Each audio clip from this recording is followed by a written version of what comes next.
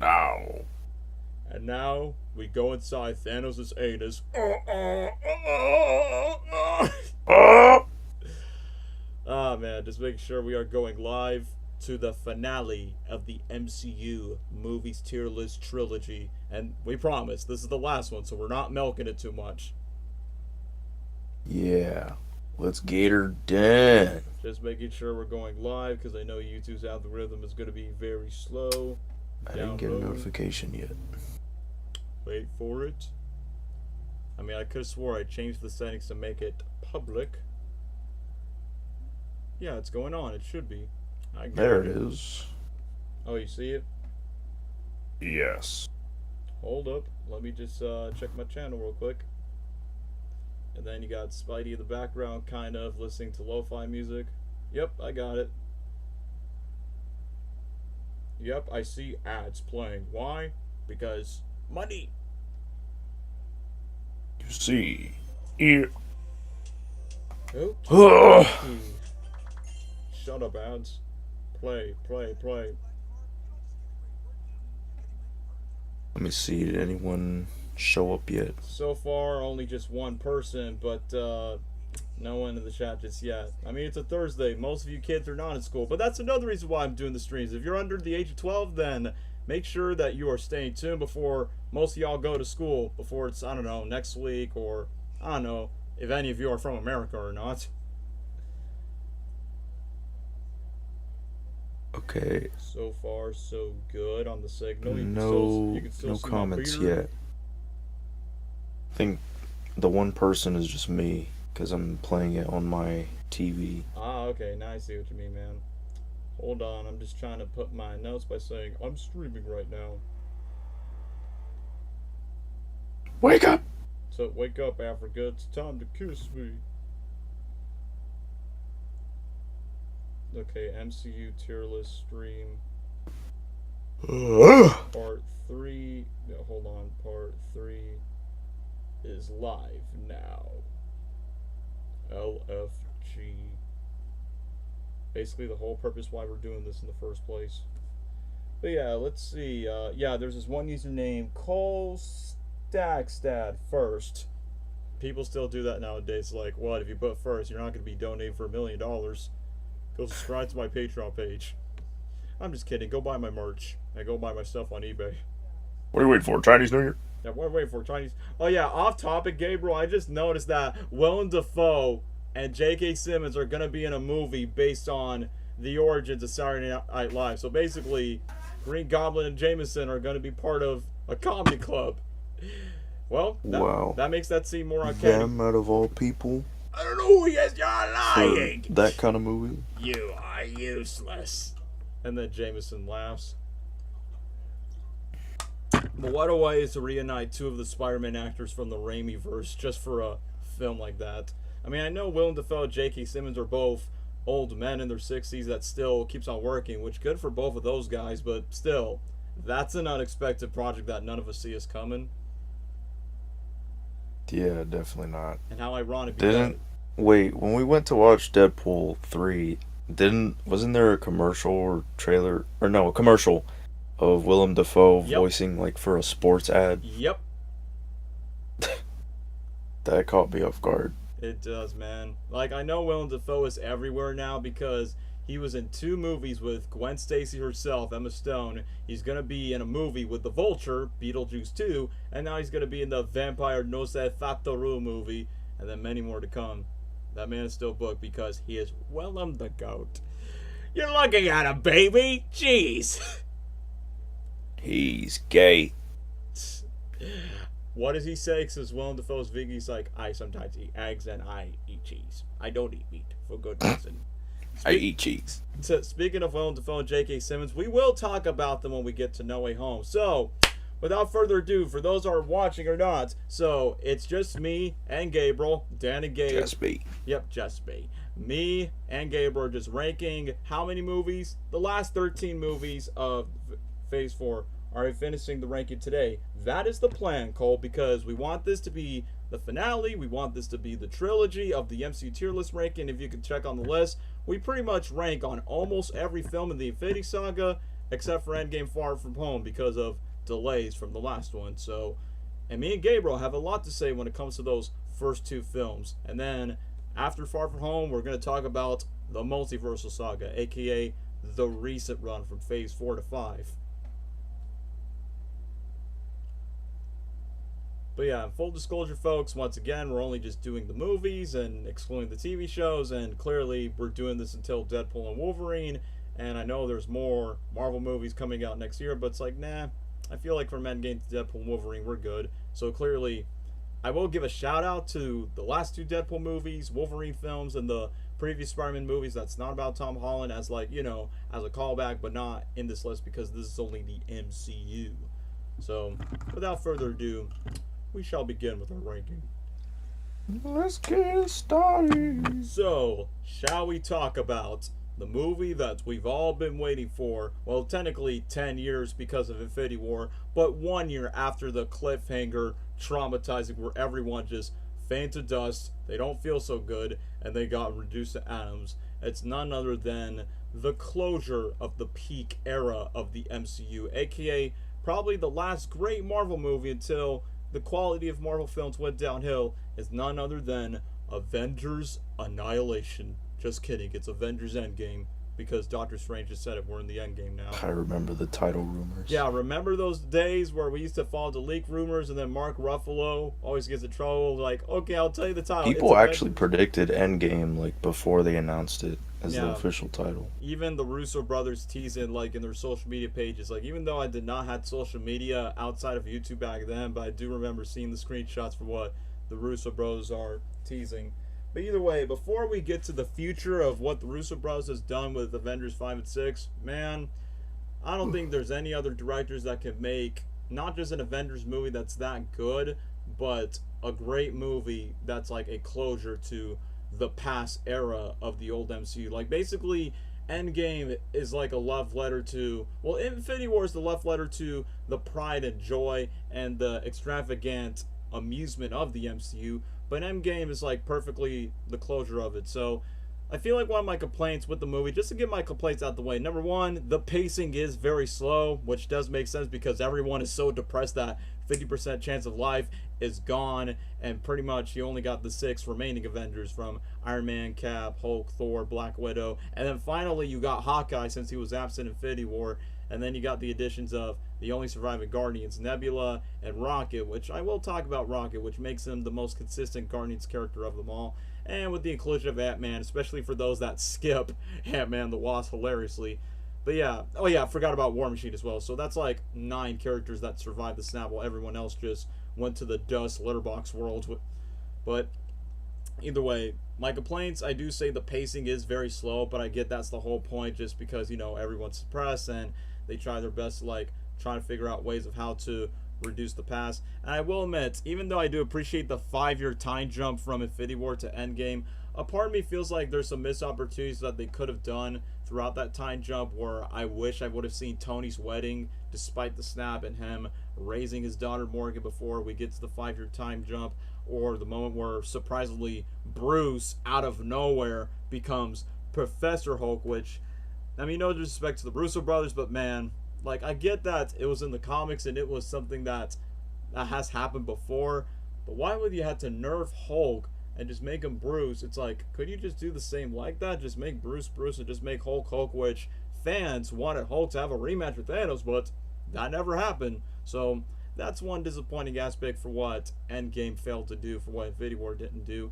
And the visual effects are pretty good, but clearly the shading's a lot more darker. It's not as vibrant and colorful like Infinity War, which is why I think Infinity War is more visually pleasing to watch. But Endgame does have some good visuals, but obviously not as bright and colorful like Infinity War or any of the previous MCU movies.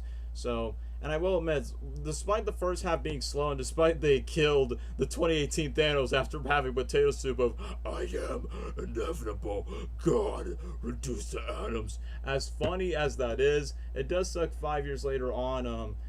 Technically, I feel like, as funny as this is for having Ant-Man be escaped by the quantum realm from a rat, so basically Remy for Ratatouille just save Ant-Man out of the quantum realm, I will admit, as funny as that was, I do feel like it's kind of lazy of having a rat just escape Ant-Man out.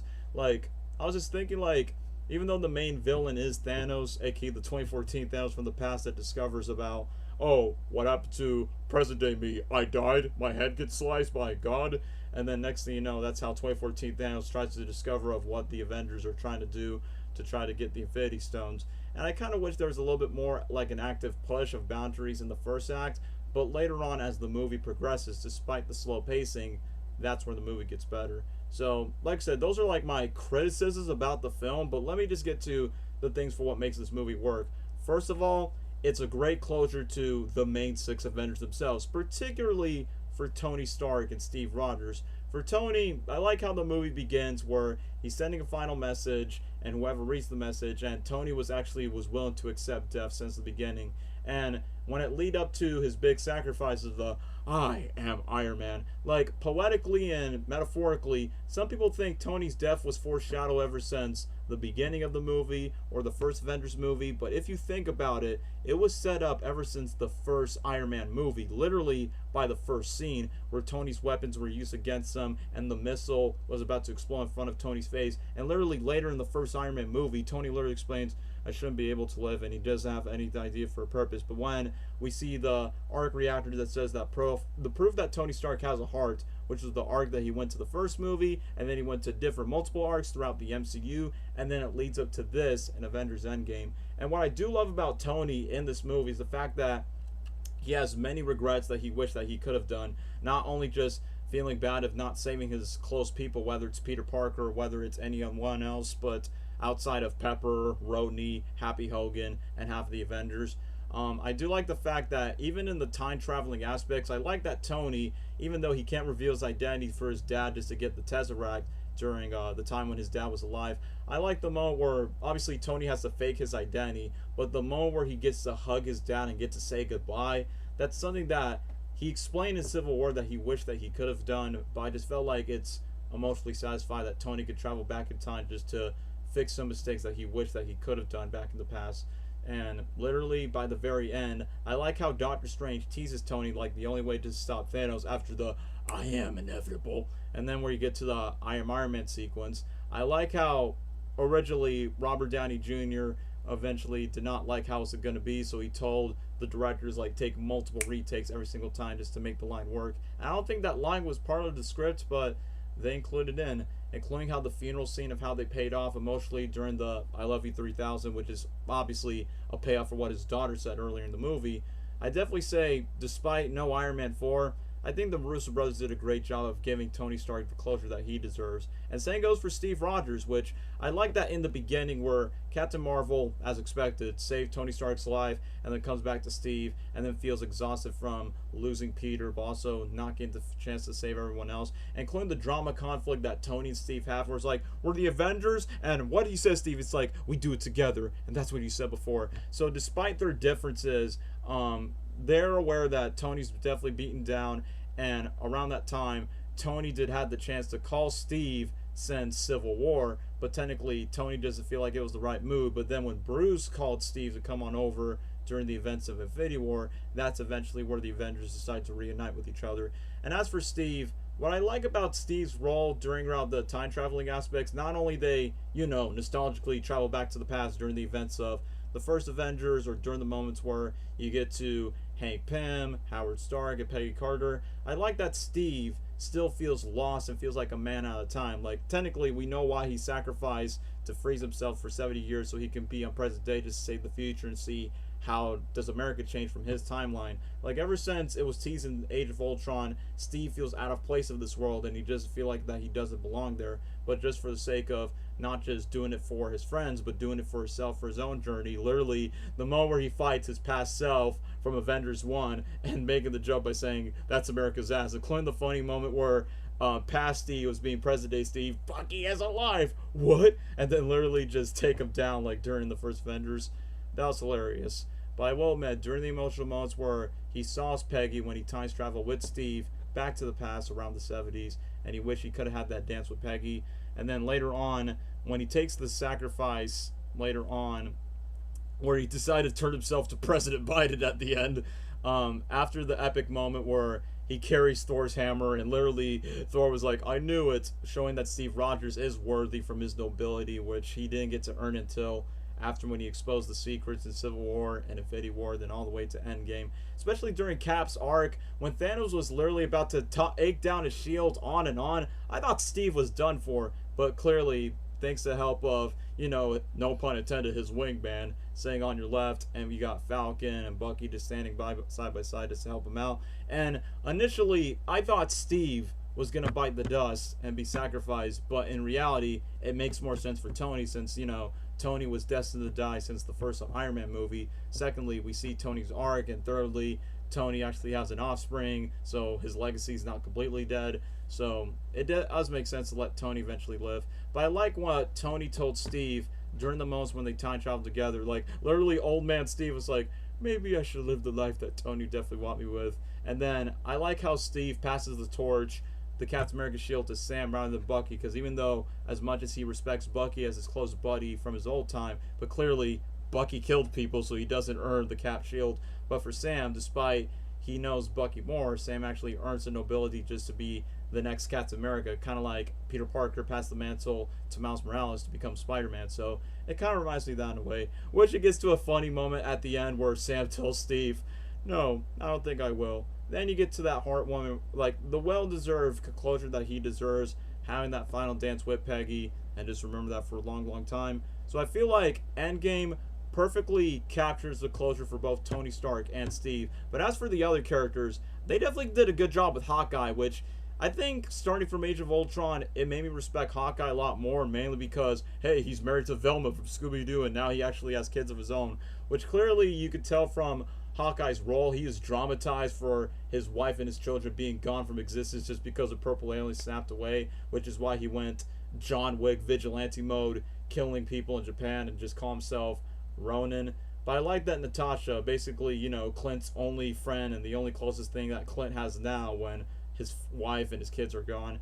I like the arc that he eventually goes, like, he has let go most of his family. And even though the saddest thing is about Black Widow, which I need to talk about her, even her closure is well done as well. Even though me and Gabriel, I remember you and I were tearing up when she passed away, even though it was expected that she made the sacrifice. And yeah, funny enough, me and Gabriel brought tissues just in case we know we were going to tear up, which we have. And Black Widow's death was definitely one of them. Because during the moment where Clint and Natasha were about to sacrifice himself during the same cliff where Thanos yeeted Gamora just to get the Soul Stone, and since Black Widow earlier in the film where Steve was talking to Nat, which clearly we didn't get to know this until Black Widow's solo movie, but technically after, I guess, her origin that wasn't revealed yet.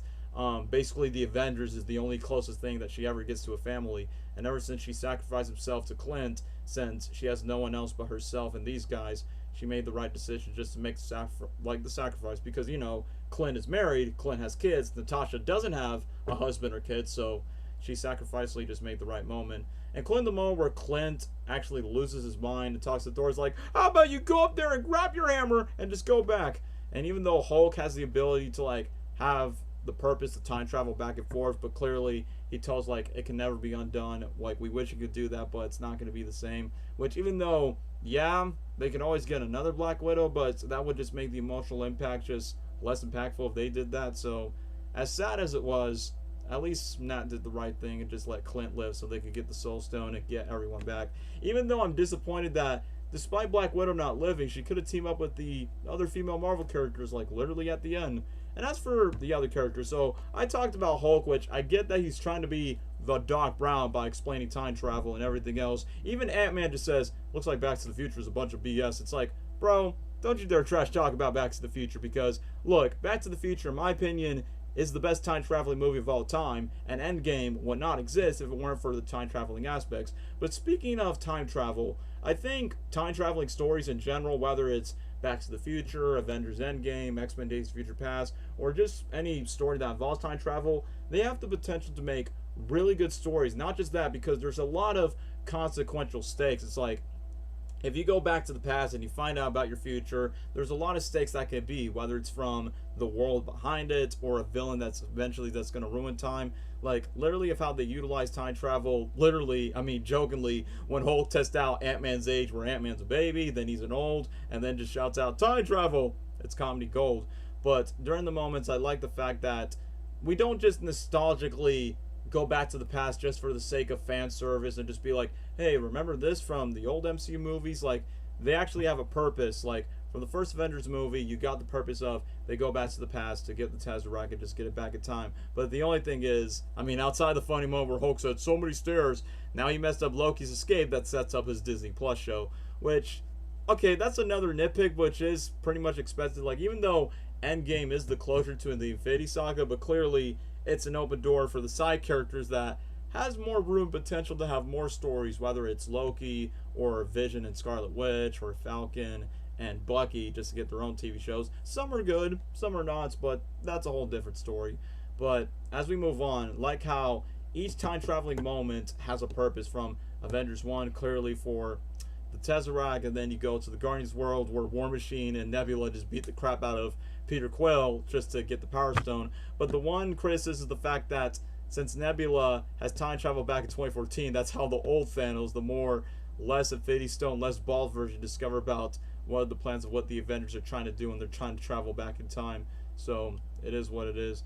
And even though Thor the Dark World is one of our least favorite MCU movies, but surprisingly Endgame makes that mid-movie more important than we realize it. And I forgot to talk about Thor, so I will say this: Thor was at his prime in Infinity War, and despite, after where he finally aimed for the head, chopped Thanos' head, and now the fact 5 years later, he's fat, he's depressed, his buddies at Korg are playing Fortnite, like they literally are stuck in 2017, like new master. Gamer, what he says, like, I will put like something up your nose, up your butt. Something like that, where he talks to I forgot what he said. New Master 69, which people make theories about it, which I think it's Sam's new friend from Falcon Winter Soldier that reveals like he was New Master 69. Either way, but I will admit, the funniest moment is when Thor was hugging Rocket, because obviously it explains, because old Asgard got blown up in Thor Ragnarok, and then Bruce and Rocket tries to find Thor, and since Valkyrie's in charge of the new Asgard, it's funny how Thor, with his chubby fat body, hugs Rocket, and the funniest line that Rocket says, it still cracks me up, where he says, "You look like melted ice cream," because of his big fat. You look like melted ice cream. That was funny. And what is funny is when Hulk mentions Thanos, like, depressingly Thor just grab his shoulder, and the music plays, don't mention that name.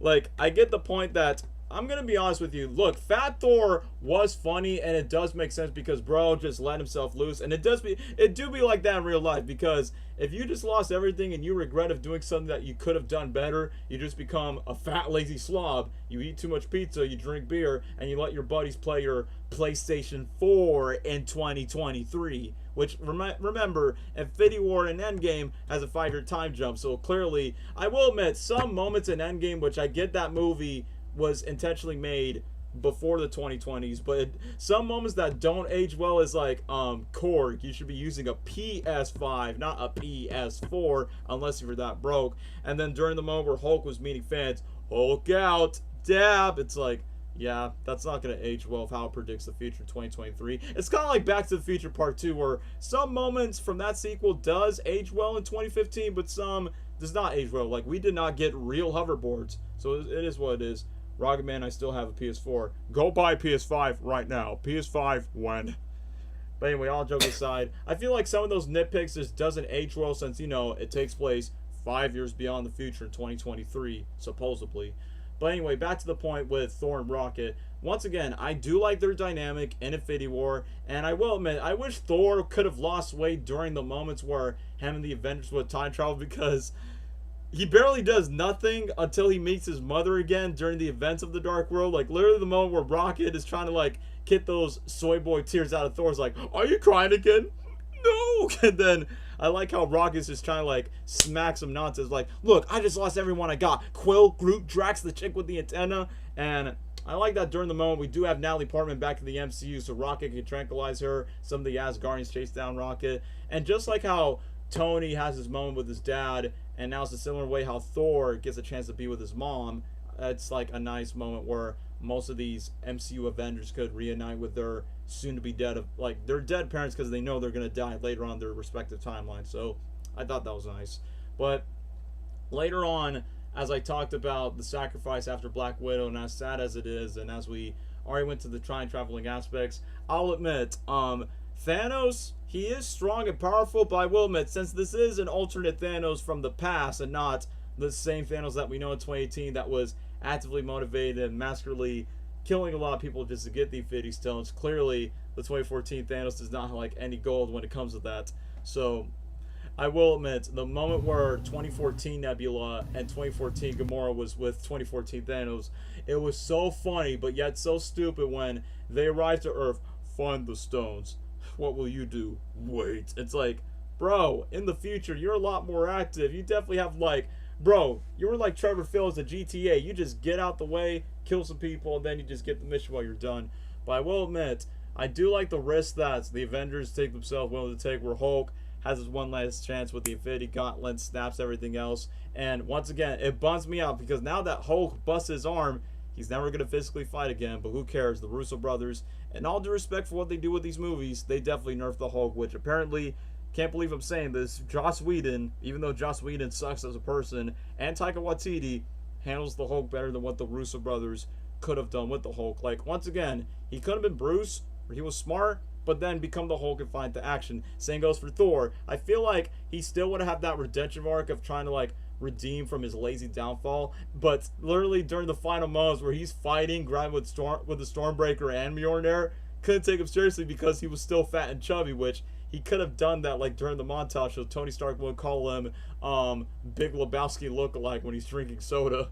But either way, the stakes in the final act, which clearly the final act of the movie is easily the best part of Avengers Endgame. Like, literally the final act makes you feel like you just watched the best movie that you've ever seen. And look, as expected, the theater experience, me and Gabriel are never going to forget it for the rest of our lives, just like how it was with Avengers Infinity War around that time. Especially for that first time viewing, man, we just lost our minds. Like, I remember on that first viewing when Clint's daughter dust away firstly, we were like 17. Like, me and Gabriel had to leave school just to watch Endgame, and I literally shout out, "Damn it, Thanos!" And some teenage girls was laughing behind my jokes. I'm like, okay, I feel free to be myself for this movie. Yay, thank you, Marvel.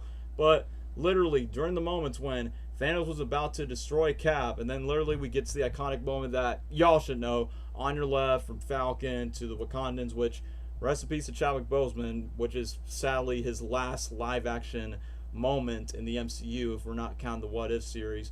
Then we got the Guardians, which clearly, I think me and Gabe would cheer the loudest, where I'm like, yeah, Spider-Man, woo! When Spidey comes back, and then you got the Wakanda people, then Ant-Man and Hulk, and all the Avengers were all lining up to each other. Like, one of the things I love about the Endgame's final act is literally when Hulk snapped everything and Hawkeye's wife was about to pick up the phone, it went to a positive range of, we did it, we saved the world, we won, and then Thanos just comes up, okay, time to die, boom.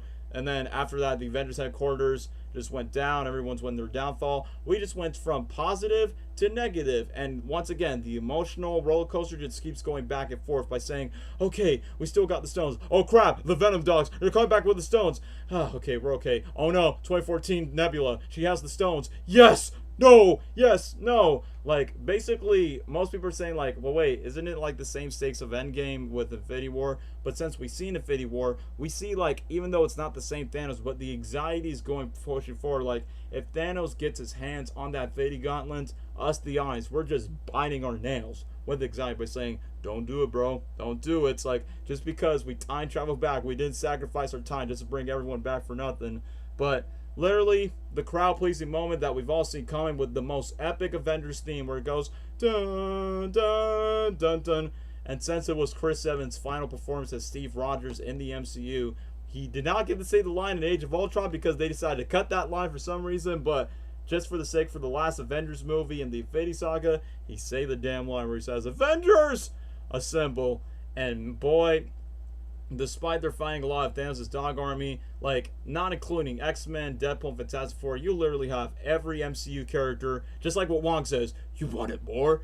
It was just epic to see all of your favorite characters fighting in the field, which, yeah, one complaint is, despite the snap Marvel characters that did not survive in Endgame, even though, yeah, they did not have that much screen time in Infinity War because clearly they were dusted away, and Endgame focuses on the 6 main core Avengers that started the Avengers Initiative since the first movie.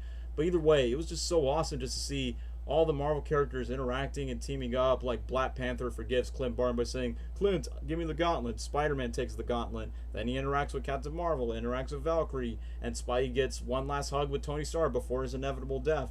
And Ant-Man and Wasp doing their best just to use their van. And Star-Lord, let's not forget, this is the first time that Star-Lord has went back to Earth in 2014, but unfortunately he has to go with the 2014 Gamora, which I like that Nebula from present day has to tell the past Gamora by saying, "Is this who I'm gonna fall in love with? It's either him or the tree." So I'm like, okay, that was kind of funny. But either way, during the moments where Scarlet Witch came in, where she could have killed Thanos around that time, where she's like, "You took everything from me. I don't even know who you are." It was so funny when she was literally about to destroy Thanos limb by limb, because you know the Thanos from Infinity War killed Vision. The funny moments where it's like, "Rain fire, but sire, our troops just do it." Like literally, it's like just do it. Every quote he says is just so meme worthy. But literally during the moment when all the Avengers were about to be taken down by all the blasters, even though, once again, Captain Marvel as a character, she sucks, but for the sake of the plot, she was necessary just to save the Avengers. But people still clap for her because clearly... Okay, the one thing I do found stupid about Captain Marvel, I don't talk about her that much. So clearly, she was set up in Avengers Endgame, and she did help the Avengers take down the Infinity War Thanos while he's making potato soup. But later on, when the Avengers are like, "Well, what do we do now?" It's like, "Sorry, I have other galaxies to protect." Even War Machine asked her in the beginning, "Where were you during the events of New York?" She's like, "Well, I got other galaxies to fix." And then after that, when we saw the Marvels, I'm like, her excuse is bullcrap. No wonder you're not really a real Avenger. But when Thanos comes around, of course, that's when you have to show up. So that's what I'm saying. Like, sure, as a character, she's needed for the plot, but for her, I don't buy Captain Marvel, if I'm going to be honest, for anyone that sims for Brie Larson. So that's all I have to say about the character. But either way, like how it perfectly sets up, which, like what I said earlier, literally from Infinity Gauntlet to Infinity Gauntlet from any other Avenger or Guardian or any other MCU character that has their hands on it. Like I said, it's like a game of hot potato or a ticking bomb before time runs out. And how ironic, because this movie is involved time travel. But I like how Strange, despite not talking to Stark as much, but literally just handing to Stark like there's only one solution. But after when he has the I am Iron Man moments, which... clearly, that's the only and final way. It's like, if Thanos wins, everyone gets dusted again. But the one thing I do find stupid about this Thanos plan, it's like, he literally tells the 3 Avengers, saying like, "Well, the stones that you find for me, create a new one." And then Steve's like, "Born out of blood." It's like, Thanos, are you saying that you need to create more offsprings just to make a whole world of your own, just to make Planet Thanos, Fitness Planet Thanos, I don't even know, like more Thanos offsprings? That's the one thing that did confuse me about this past Thanos than compared to the other Thanos. So he was kind of a dum-dum. But since he got what he deserved, since he didn't get to win, luckily Tony made the sacrifice. I like how Thanos literally sits down as he's crouching. And honestly, I thought he was about to take a shit or something. Like, it kind of reminds me of the theories where Ant-Man goes inside Thanos' butt. Like, literally, it was kind of like that when he was about to fade away. Oh. Like, I couldn't take it seriously when I saw that. But either way, hey, put some respect to Brie Larson. I'm not saying, like I said, I'm not dissing on Brie Larson as an actress. I just don't like the character Captain Marvel. That's basically my issues. Like, separate the character from the actor. That's all I'm just saying. But back to the point. So, Thanos got his poetic justice that he deserves of what's the best way to give Thanos closure? Oh yeah, make him reduce the atoms. Kind of like how they did with Jafar and Aladdin, where he gets stuck to a lamp from all the wishes. But either way, the ending of Tony Stark, I'm not gonna lie, I did cry when Tony passed away, because I'm like, dude, he was like the anchor, like basically like the guy who started your franchise in the first place. And secondly, Iron Man is my favorite Avenger in the MCU, probably my favorite MCU character in general, next to Steve, Star-Lord, Rocket, and Tom Holland's Peter, and many other MCU characters that I really love. And during the moment where Tony was actually having like his final words, his buddy shows up, Rhodey, Peter's like, "We want Mr. Stark," and then Pepper was standing next to Tony. Fry was saying heart files were going then. And I like how his final words was, "Hey Pepper," and then Pepper literally tells Tony, "You can rest now." And then we get to the beautiful closure where we got all the Avengers reuniting with their families. We got Hawkeye with his family, Scott Lang with his daughter, and sadly, the last on-screen appearance of Chadwick Boseman's T'Challa reunites with his mom and his sister in Wakanda. And then you got Tony's speech about part of the journey is the end. And then it literally just goes to this emotional flashback of this one last hologram message. And then literally just quote back for what his daughter says, I love you 3000. And what I like about the ending of during the funeral sequence is the fact that Tony's funeral music was teased literally at the very beginning of the movie when Tony was literally like on the ship shivering, soon that he's ready to die up in space before Captain Marvel saves Tony and Nebula. The music still plays during when they put the arc reactor in the water where it goes do do do do. It's like literally like having every single Avenger, Guardian, even that kid from Iron Man 3 actually showed to Tony's funeral. And man, it kind of feels like a patriotic funeral where when I was looking at the scene, I wasn't just tearing up. I literally just put my hand up by saying, Snowcat's America, but man, what a soldier, what a hero. I mean, more than that, what a legend, bro. And then literally have every single Avenger just having their moment. And we get this silly callback where Happy is bonding with Tony's daughter and literally just said, like, would you like to have a cheeseburger? And then literally just said, like, your dad likes cheeseburgers, since when Tony went to his first conference, Happy just gave him burgers from Burger King. And I remember fans were like, I never would expect the word cheeseburgers will make me cry. But either way, that was such an emotional and beautiful way just to honor the man that started your franchise, but also Tony Stark, Iron Man, and once again, Robert Downey Jr., there's no other actor that could play this role better than anyone that RDJ did. And from his arc from Iron Man 1 to Endgame, great closure. And then we got solid closures for the other characters, like we got Thor where he lets Valkyrie just be in charge of Asgard because clearly Thor's a dummy and clearly just set up Love and Thunder, which we'll talk about that later. I do like the moment where he talks to Star-Lord and they still compete with each other, like, who's in charge here? And then Star's like, it's me. Yes, of course. Of course. And then just literally loses emotion. Of course. That was funny between the banter between Quill and Thor. But like what I said before about Steve's closure, where he got the ending what he got deserved, passed the shield to Sam, got his one last final dance, and the song that they played, like, it's been a long, long time. Not just how it's fitting for how the movie ends, that's how we felt like after watching the movie. Like, it's not one of those movies that makes us feel like, oh, this was a great movie for like in recent times, but for a long, long time. Like, literally after watching this movie, which I almost forgot to mention, this was Stan Lee's last cameo in the MCU, and honestly, rest in peace that he passed away on my 17th birthday. I think his final cameo in Avengers Endgame was very smart that they did. But back to the point I'm saying, like, I feel like the MCU, or in this case this saga as a whole from phase 1 to 3, is definitely the prime days of Marvel has concluded. And sure, they could have stopped at Endgame, but clearly Marvel has other stories, sequels, and characters that they have to explore. But this was a beautiful closure to the great golden era of Marvel. And what's so great about it is the end credits, where they literally credit literally every single actor that plays these heroes and play these villains that played throughout those movies, where it goes dun dun dun dun dun dun dun dun, and then the iconic moment that everyone, including ourselves, cheering the audience, where we got the 6 main Avengers with the actors with their signatures from Jeremy Renner, Scarlett Johansson, Mark Ruffalo, Chris Hemsworth, Chris Evans, and Robert Downey Jr. It was awesome. And I love how this movie does set up a post-credit scene, but instead it's the clank that you hear from Tony Stark building his first armor in the first Iron Man movie. So, I don't know. Like, you guys can already take a guess where I'm going to rank Avengers Endgame. It is 100% an S tier. Like, I'm still going to be biased that I still prefer Infinity War, because Infinity War is more active and more up-paced, and despite the Avengers being split throughout the entire movie, while Endgame, they reunite the core characters, and some of the side characters do got their moments. Like I said, I still prefer Infinity War more, but Endgame is for sure a great MCU movie, and definitely one of the best Avengers movies, and once again, just one of the best comic book movies in general. So, Avengers Endgame, a great closure, 100% S tier for me. So, that's my ramble for Endgame. Gabriel, you take away with your POV. Endgame. Okay. I mean, this movie. Whew. can't believe we had to wait. I mean, waiting a year made sense, but two other movies that were in between, I feel like kind of made them overshadowed by Endgame.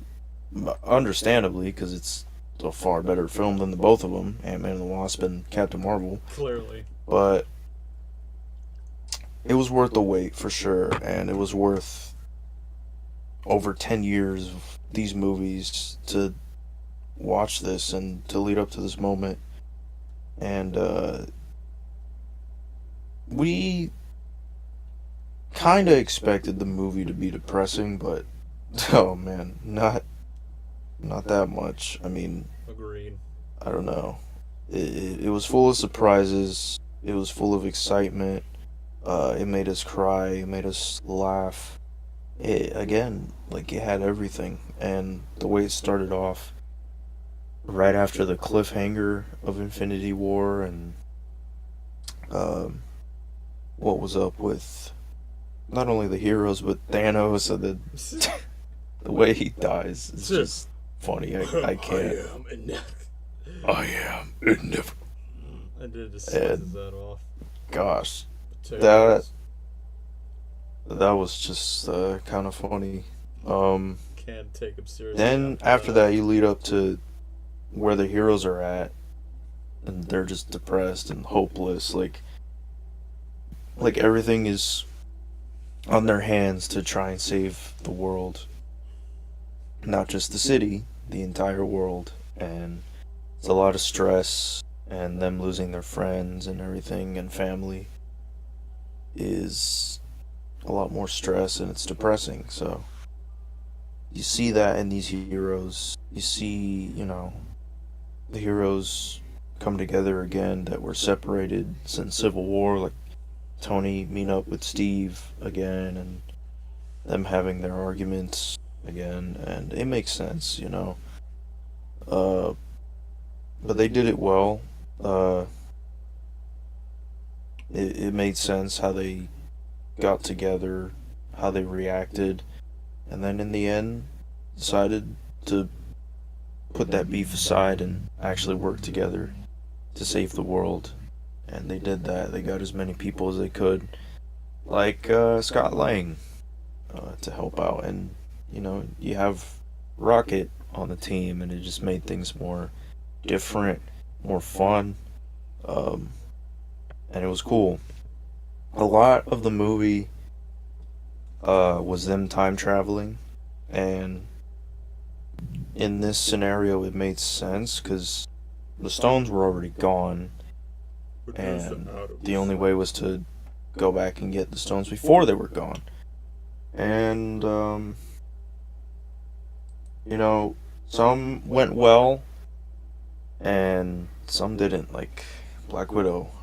That whole thing was pretty sad. It was the same with Gamora. It was unfortunate. You didn't want to see her die, but now with Black Widow, one of the main Avengers, and a character that's been here since the beginning of the MCU, it's sad she had to go out that way, but it proves how much of a hero she was, regardless of having superpowers or not.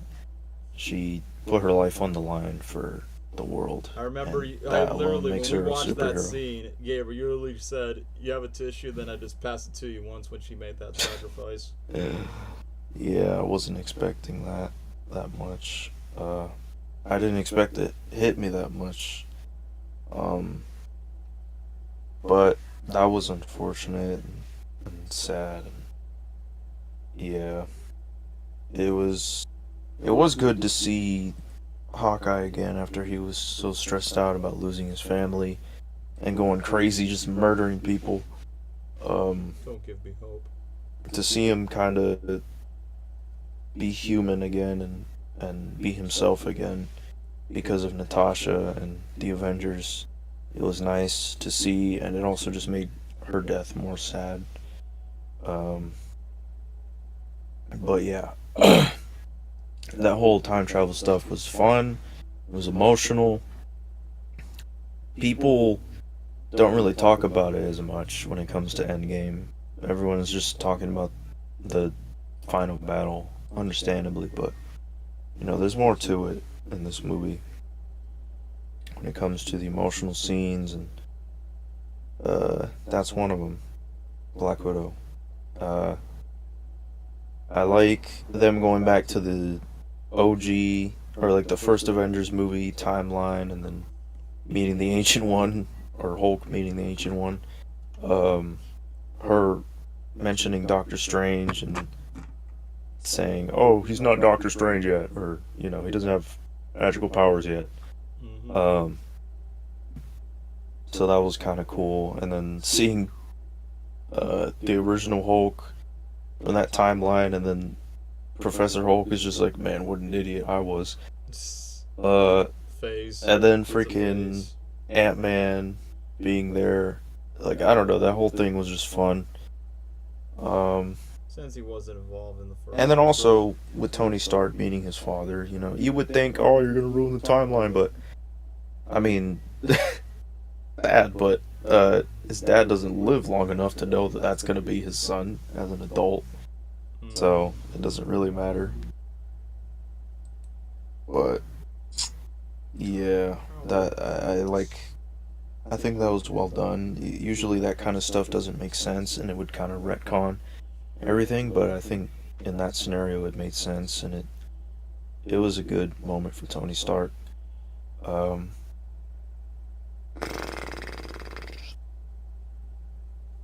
yeah, I don't know. I really like the time travel stuff, and then I like the joke that Rhodey said about Is it oh, killing, when he said to like killing baby Thanos? kill baby Thanos. That How was funny funny. is And that? then Because making the Back to the Future jokes, like, that was nice. Yeah, like speaking of killing And baby funny. Thanos, it's funny how it should have ended predicted that future where in that video they make Doctor Strange turn Thanos to a baby, and then that was like released a year before Avengers Endgame happened. So I find that prediction very uncanny. Yep. Mm-hmm. But I'm not a huge fan of the suits they wore when they time traveled. I know that was merchandise and stuff, but Yeah, I wasn't Lego too suits. into it. But the time travel thing was still pretty cool. It was fun. Then see, when I watched the trailers and all that stuff, and I saw like the final battle setting when the Avengers HQ was destroyed, I thought they were on a different planet at first, but It did look they're like just it, they're on Earth. They're at their HQ. It's just destroyed. pretty much. But I can't take the scene where Ant-Man is staring out the window and then And the then whole this place blows up. That was funny. Everyone Um, collapsed. And then Hulk doing the snap was risky, obviously, but I think that was it was a good moment for Hulk. Um, and then when they were trying to build the gauntlet and that whole montage, and then Tony scaring Rocket, that was funny.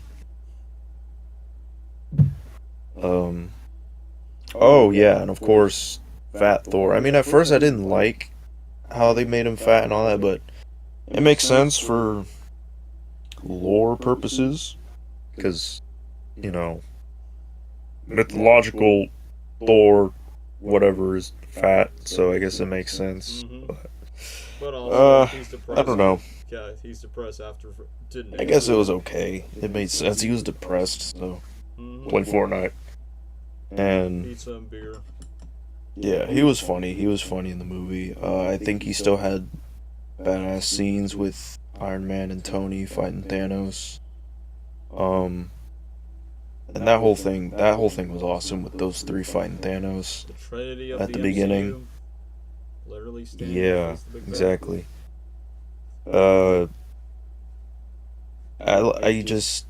I mean, there's one of the most iconic scenes in cinema history, really, was all the heroes coming back out of the portals. That final battle is just insane. So many huge actors coming together as superheroes and then fighting all together against the big bad that is Thanos. And all of that was built up for years, and we've all been waiting for that to happen, and it's right there. It just happened. So that was, I mean, that's the biggest highlight of the movie Mm-hmm. for sure, and it's more than just like a nostalgia thing or a fan service thing. Like it did make sense, um, because the whole point was to bring them all back from dying, and now they're working together to avenge the fallen and defeat Thanos, and it was awesome to see.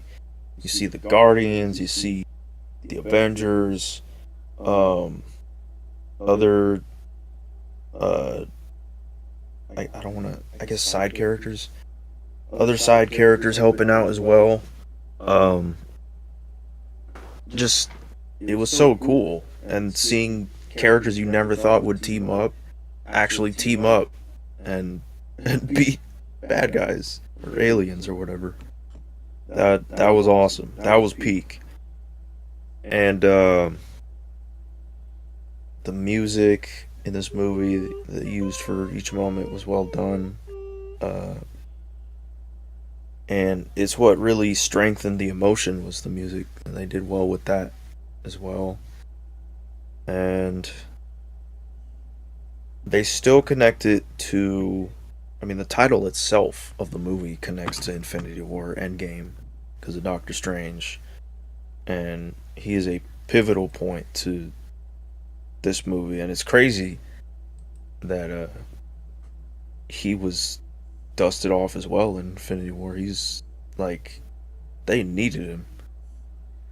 So He almost could have defeated him, Thanos. telling Tony there's only one alternative, and you're the guy to do it. You're the guy to get it done. And Tony knew what to do and wasn't afraid to do it. Didn't hesitate. And again, just like many other movies in the MCU, it shows how Tony was willing to put his life on the line for the world and for others. And like, from the first Iron Man movie, Tony truly does have a heart. Um, and that moment will forever be iconic, where he put the gauntlet on and snapped his fingers and said the line he said from the first movie, "I am Iron Man." It sounds corny, but like in that scenario, it was just peak, Poetically goated. emotional. Like what a way to go out. Um, and yeah, I mean, maybe some people thought, okay, he saved the world, yay, we can go back to normal, happy. But gotta remember, those are Infinity Stones, all of them together. Mm-hmm. That could that's not for an average human to do that. So he was gonna die. Yeah, he's If not like the Hulk Hulk. struggled with that, he almost lost an arm. Dude, Tony's done. But he knew that and still did it. Um, so when you thought everything was going well, you see Thanos fade away, which is a meme. I mean, he's a whole meme in this movie anyway. But Big giant purple thing. when it transitioned to Tony dying and everything, like that was just, I don't know how to explain it. It was just sad, you know? Just your childhood hero is right there dying. And then he finally rests forever. Well, until he got casted as Doctor Doom, but still. Yeah, in another universe in the Avengers. Yeah. It's rough. Even, I mean, I don't know. I guess the whole Doctor Doom thing kind of makes it feel a little weird, but, it is still sad to this day watching that scene. And they executed it very well. Everyone, I, I prefer the cut they went with in the movie than the deleted one where they they all started kneeling. Yeah, because I remember Mantis was just standing there and she was just so confused, and that would have just keep the context out of it. Yeah, I thought that was too much, but I'm glad they cut that out and they went with the one we have in the movie. And I'm glad they That was cut a lot that. better. Yeah, I'm also glad they cut that one scene where Tony meets a future version of Morgan, which it probably might not age well in the Oh yeah, future. So it's good they cut that out. yeah, but they did that really well. They executed that well. Mm-hmm. Just the music, the people's emotions expressed in that moment, and even like in the funeral. Um, yeah, that was just it was sad. It was beautiful. I don't know, and just how it calls back to the very beginning also makes it way more emotional. And that was the point of this movie is to end off that whole chapter. The Infinity Saga. And they couldn't have done it better. You even got Cap, who is retired. He goes back to Peggy in the past and get that dance he was supposed to since many years ago. And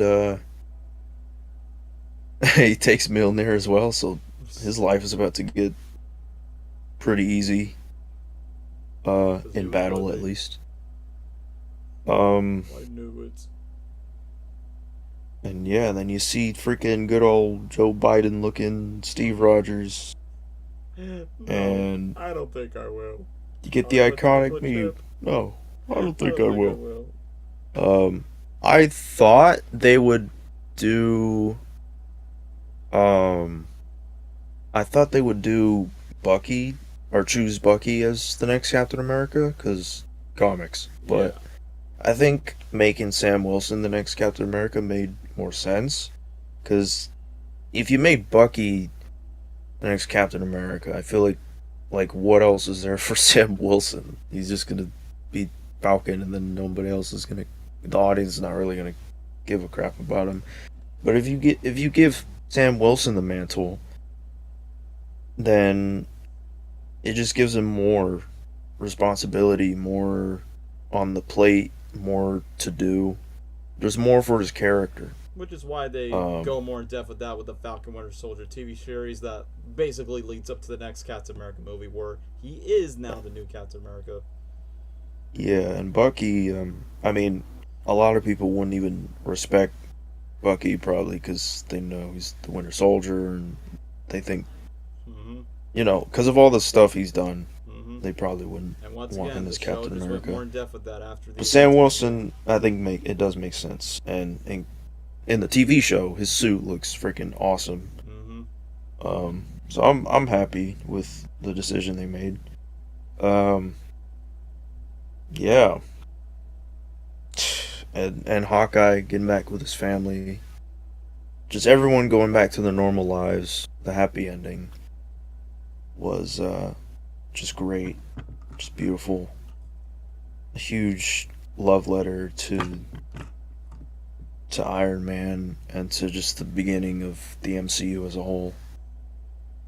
Um, yeah, that movie is just a great finale to a chapter, to an era, and to our childhood. Really, um, that's an obvious S tier for me. Mm-hmm. Clearly, it is an S tier. And let's not forget, Avengers Endgame used to be the highest grossing movie of all time, but then China's like, let's re-release Avatar, and then, yeah, Avatar, we still the best. But the one thing that's hilarious is the fact that Avatar 2 took like 13 years to make compared to what Infinity War and Endgame has, but yet Avatar The Way of Water did not outgross Endgame's records. Like, damn you, James Cameron. You just want to be your best and think you're better than Marvel. I want you to will try me, James Cameron. Will try me today. But all joking aside, I remember they tried to re-release Endgame, just like, quote unquote, beat Avatar's record, and then Avatar cheated. Like, oh, let's re-release this in theaters again so we can be number one. But in reality, it should have been Endgame, Yeah, as we want it to be. Like literally, Endgame made like 2.8 billion, so it could have made $3 billion. But however, since the Russo brothers are back directing the next two Avengers movies, and like I said, I mean clearly from the four Russo brothers Marvel movies, from Winter Soldier, Civil War, Infinity War, and Endgame, they're all S tier because those guys, they know how to make ensemble-led story movies that are not overshadowed by the action or the plot, but also with the characters themselves. So whatever they're doing with Avengers Doomsday and Avengers Secret Wars, and look, as confusing as it is for Robert Downey Jr.'s Doctor Doom, but however they're going to pull it off, I trust these guys, and who knows, maybe the next Avengers movies, maybe Secret Wars can make $3 billion, but for now, Endgame, as we speak, right now, it's the best closure to the Infinity Saga, aka the golden era of Marvel before, I guess after Endgame, some good Marvel movies and some bad ones, but clearly, Endgame without question, it's 100% S tier for us. Yeah.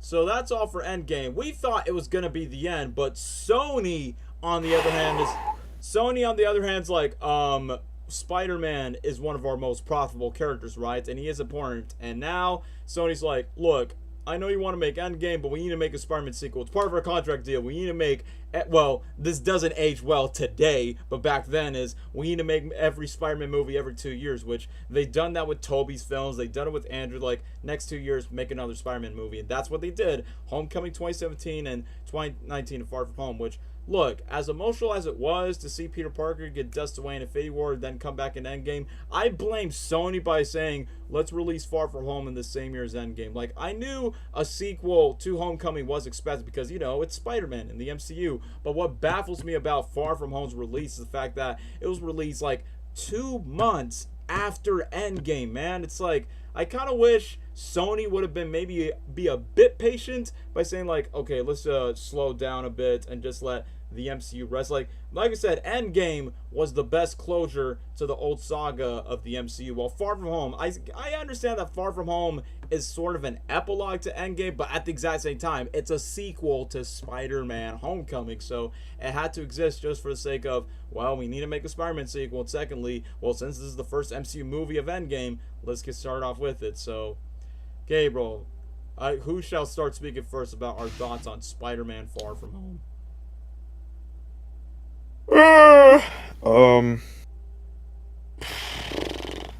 I've said so much about this movie, but I could try and speed it up because I've said so much about this movie so many times. So you want to start off Far with From your Home. thoughts on Far From Home? I mean, ironically, Yeah. as we're talking about Far From Home, I'm clearly wearing a Tom Holland Spider-Man shirt, and I'm wearing the Edith glasses because this glasses has a major plot point in the movie. So, perfect timing for this. But if you want to speak, go right ahead, Gabriel. Oh, Spider-Man Far From Home. It's our huge I mean, hot the take. trailers. Hot take. The trailers had me hyped for the movie. I was excited. You know, it took place after Endgame. It's Spider-Man. I wanted to see his future. I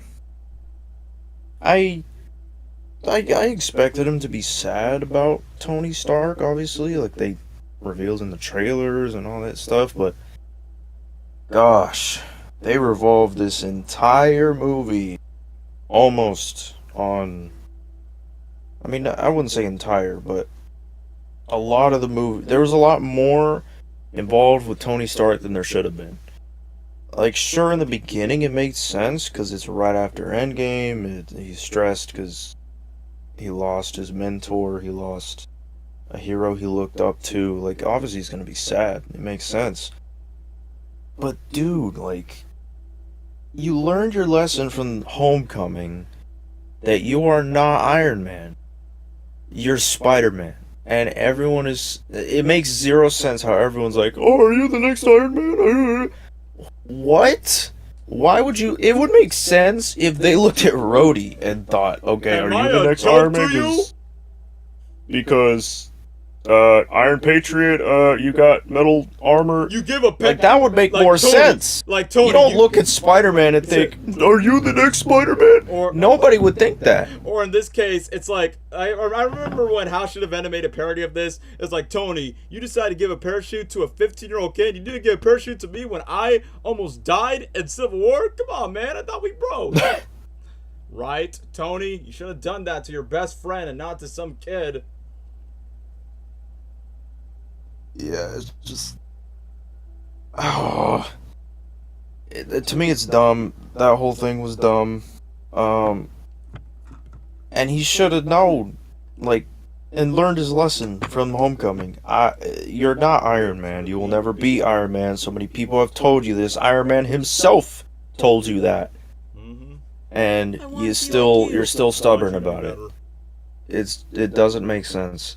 Him instantly falling in love with Michelle makes no sense when in the first movie, in all the movies prior to this one, he had zero interest in Michelle. If anything, he thought she was weird. So that was forced. That made no sense. Ned, he's the comic relief, so I get it.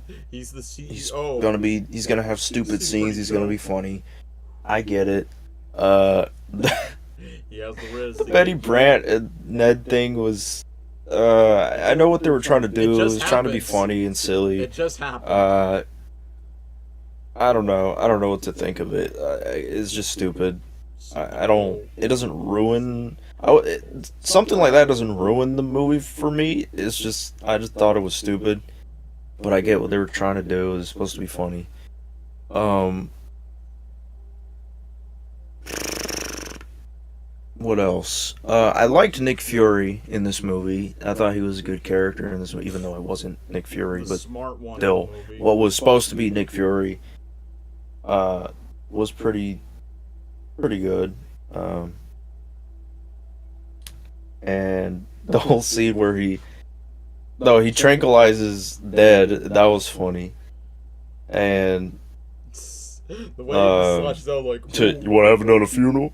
Or something like that. No, his line was when Ned's girlfriend, the teacher, interrupted him. When Nick Fury's like, "If someone steps out that door, you and I are going to attend another funeral." Which I'll admit, I did not, like for me, I did not laugh. I did not laugh at any of the jokes that the teachers or Betty are at the door. But you and me, we did not laugh until Fury made the joke by saying, "Okay, it's funny because it's true." So those guys could just shut up and stop interrupting the mission for what he's trying to tell Peter. Yeah, that was funny. Nick Fury was funny in this movie. Yeah. Probably the best. And I always did want to see Shield and Nick Fury interact with Spider-Man and team up with Spider-Man because of Ultimate Spider-Man, TV show that even though it wasn't great, but I grew up with. But also and the comic books. I wanted to see that in live action. The comics did it first, so it's good that we see that version. That too. Mhm. But I didn't read the comics when I was a kid, so. Well, I did. So then, oh man, then you have the whole thing. Peter trying to impress Michelle, and it's cringe. It's forced. It's Well, it's not Disney pointless, Channel but original movie. It made this movie feel like and ironically enough, because it's Zendaya, but it felt like a Disney Channel movie. It didn't feel like a Spider-Man movie. And I was like, what am I watching right now? I did not like it. Didn't like their whole romance bull crap in this movie. Then you've got the Hydra Man scene. I thought the Hydra Man scene was good. That was one of the good scenes in the movie. Peter's trying to take a vacation, because he's stressed out about everything that happened from Endgame, and he was dead for a while, so he needs a break. And it makes sense why he wants a break. To go to Europe. Like, sure, you probably think, oh, he's a superhero, he's Spider-Man, he can't. But you got to think in his shoes, you would want to break too after everything that went down. Yeah, because So real life sucks sometimes. it makes sense. And I think being in a different setting other than New York for a Spider-Man movie was an interesting idea. Good. And I like that. But anyway, back to the Hydra Man thing. That I thought that scene was fun. Them choosing Hydra Man was pretty cool, even though Hydra Man was treated more as like a CGI monster, like an element monster kind of thing, rather than a human turning into a giant water creature. And hilariously, literally a CGI monster in the movie. Yeah. It felt kind of like in Scooby-Doo 2, the movie. Yeah, where it's just a bunch of monsters. The molten fire monster looked exactly like the faces of those monsters from Scooby-Doo 2, like yeah, the electricity. It felt like that. They treated Hydra Man like that, which I mean, it's not the biggest deal. At least Hydra Man was in the movie. It's a villain that has never been portrayed in live action, so I thought that was kind of cool. And that scene was fun. You know, it's Peter. Even though he's not suited up, but it's Peter still swinging around and try to save his friends. Just being Spider-Man for a bit, yep. Even though he wants to just be Peter. I thought that was fun. I thought that was cool. Yeah. And then you have Mysterio come and help, and I mean, I do say I like Jake Gyllenhaal. I'm fine with the casting choice. Him playing as Mysterio, he didn't do bad at all. Good casting. And I like the character design of Mysterio in the movie. Peak design. Yeah. And I think Mysterio was good up until origin story in the MCU. Straight from the books. It's kind of forced, kind of dumb. But him coming to help was pretty cool introduction to his character. And you know, maybe casuals would be like, "Oh yeah, he's gonna help. That's cool, a superhero." But you know, everybody knew, okay, this guy's a villain. If you're a diehard Spidey fan, you're the villain. Stop playing around. You're the villain. Yeah, he's gonna change real quick. But Mysterio was pretty cool, I'd say.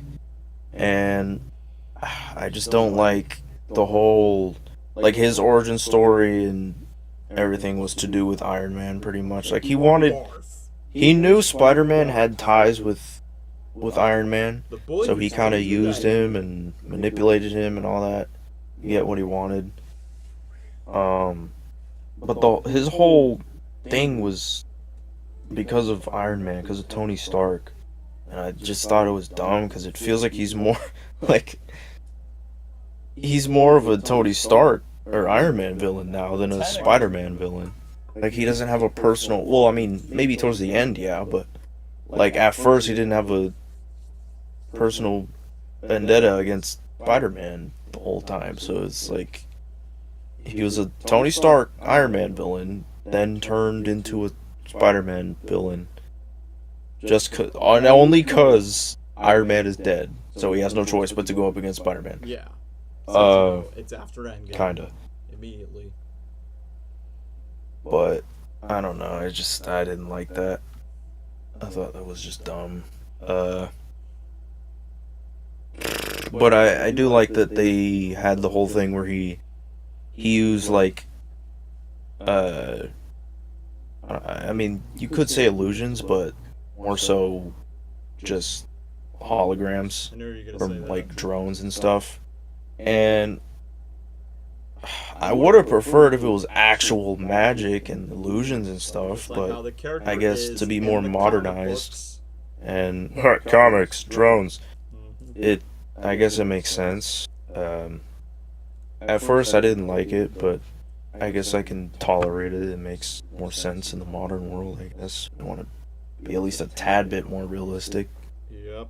But it's like I would have preferred if it was actual Mysterio with actual magic abilities fighting Spider-Man, and then uh, instead of Spider-Man fighting drones, I want to see Spider-Man fighting actual Mysterio. And it only That would have lasted for been like a few fun, seconds. Only a like few seconds. like Spider-Man Shattered Dimensions style. Like that would have been That game sick. did it better than Far From Home. Dare we say it? That game did it Yeah, better. that was a far better Mysterio. Mm-hmm. But that was just, I guess, my biggest gripe with that whole thing with the drones and Mysterio and all that. Like, I get why they did it, and it still makes sense, but it's like, this is a comic book movie. You have Mysterio, First time in that live is, action. like, he's got so much power and ability, and so many abilities with his magic and stuff, and illusions, and you chose to use drones. It's so disappointing. We never get to see Spidey go fist to fist, except for only like a few seconds in that illusion scene, and that's Yeah. about it. And then, that whole, I mean, I get it was supposed to be funny, it's supposed to be a joke. Aunt May saying, "Oh, Peter Tingle," like, the whole thing was, It was cringy. Cringe. yeah, it was cringy, but it does make sense for her character, because, you know, she doesn't understand the superhero stuff, or his abilities. It So became it makes more- sense from her It standpoint. made more But then Peter saying it, oh, you and ruined Gabriel, the what makes it moment, more you cringier? idiot. What makes it more cringier, Gabriel? The audience laugh where Peter's like, "Come on, Peter Tingle." Then audience laugh is like, Yeah, like, they knew what they were trying to do. They were just trying to make it funny, but, like, you ruined the moment. It's like, are we watching a And- sitcom or are we watching a Spider-Man movie? That's the thing I'm thinking. Yeah, like, that felt like a moment like a sitcom would play a laugh track over. Like, it wasn't funny, but they were trying to do something. And, you know, us diehard, autistic, freaking Spider-Man fans, we don't like that, man. Just say Spider-Sense. Yeah, that's how it should be. Like in the show, in the TV shows, oh, my spider sense is tingling. Or in the comics, oh, my spider sense is tingling. You had the chance to do that. And then you make him say, oh, Peter Tingle, come on, Peter Tingle. Like, what? That sounds It's dumb. inappropriate. Let's put it like that. Yeah, it's too Or my much. mind is in the gutter. It sounds stupid, that's the point. And, gosh. I will say I do like, when it comes back to the Mysterio stuff, I do really like the illusion scene. I think that's my favorite Best scene in the sequence entire of movie. Mysterio. Mysterio trying to play mind games with Spider-Man. The way it was done with transporting Peter to different places and messing with his mind. Yeah, that was cool. Tony Stark's dead, haha. MJ, yeah, she's gonna die, haha. Your Uncle Ben, he's dead. Like, stuff like that. Fall Avengers. In an illusion, from Mysterio. Like, that was, I thought it was well done. That was a good scene, I will admit. But yeah, I mean, there's probably more I'm missing. Oh, no.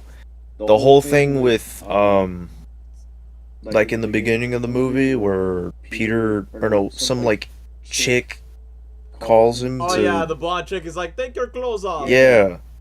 Take your clothes off, and then that whole scene.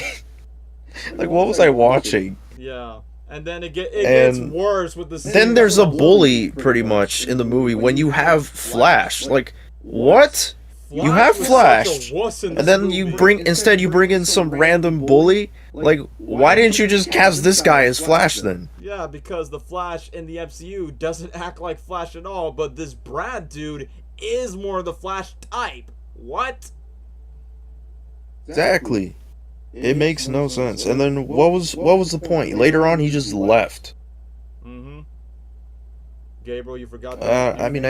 You forgot to bring up... I don't know. I guess he was just there for laughs. Gabriel, you for forgot to stupid, bring up the stupidest funny scene that moments. follows up after the scene where Brad takes the selfie to Peter, which leads to the dumbest moment of the movie. Oh, is it the bus scene? Yup.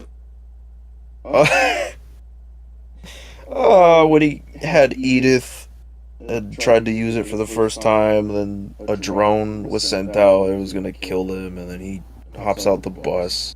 like in some slow-mo action thing, for a freaking drone. Look at the baby mountain goat. Like, oh You're man. telling me that you That's accidentally exactly why I had a problem with the drones in the movie. because of Like, this glasses we man. want to see Mysterio do Mysterio things, not play with drones, dude.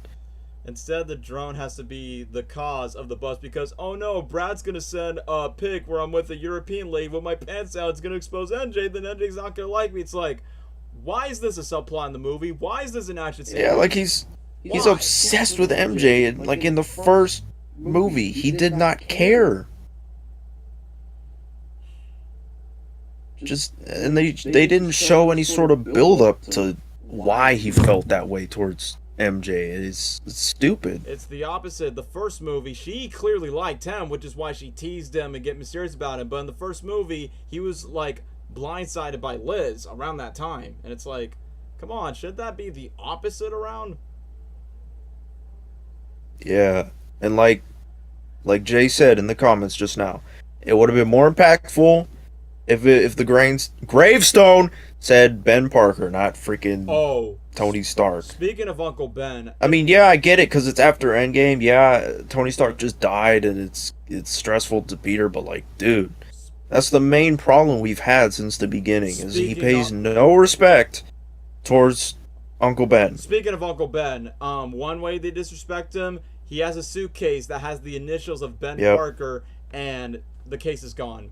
Peter could care less about what happened to that old suitcase from Uncle Ben. Yeah, and then they treat it like it's nothing. Suitcase is just it's gone. Who cares? Is Uncle Ben even prominent to Tom Holland's Peter? Am I just saying that? Come on, he's been important. Like, I know it's just a suitcase, but dude, that's like, it's like if your mom or dad died and you had a leftover like just something that your parent owned before they died.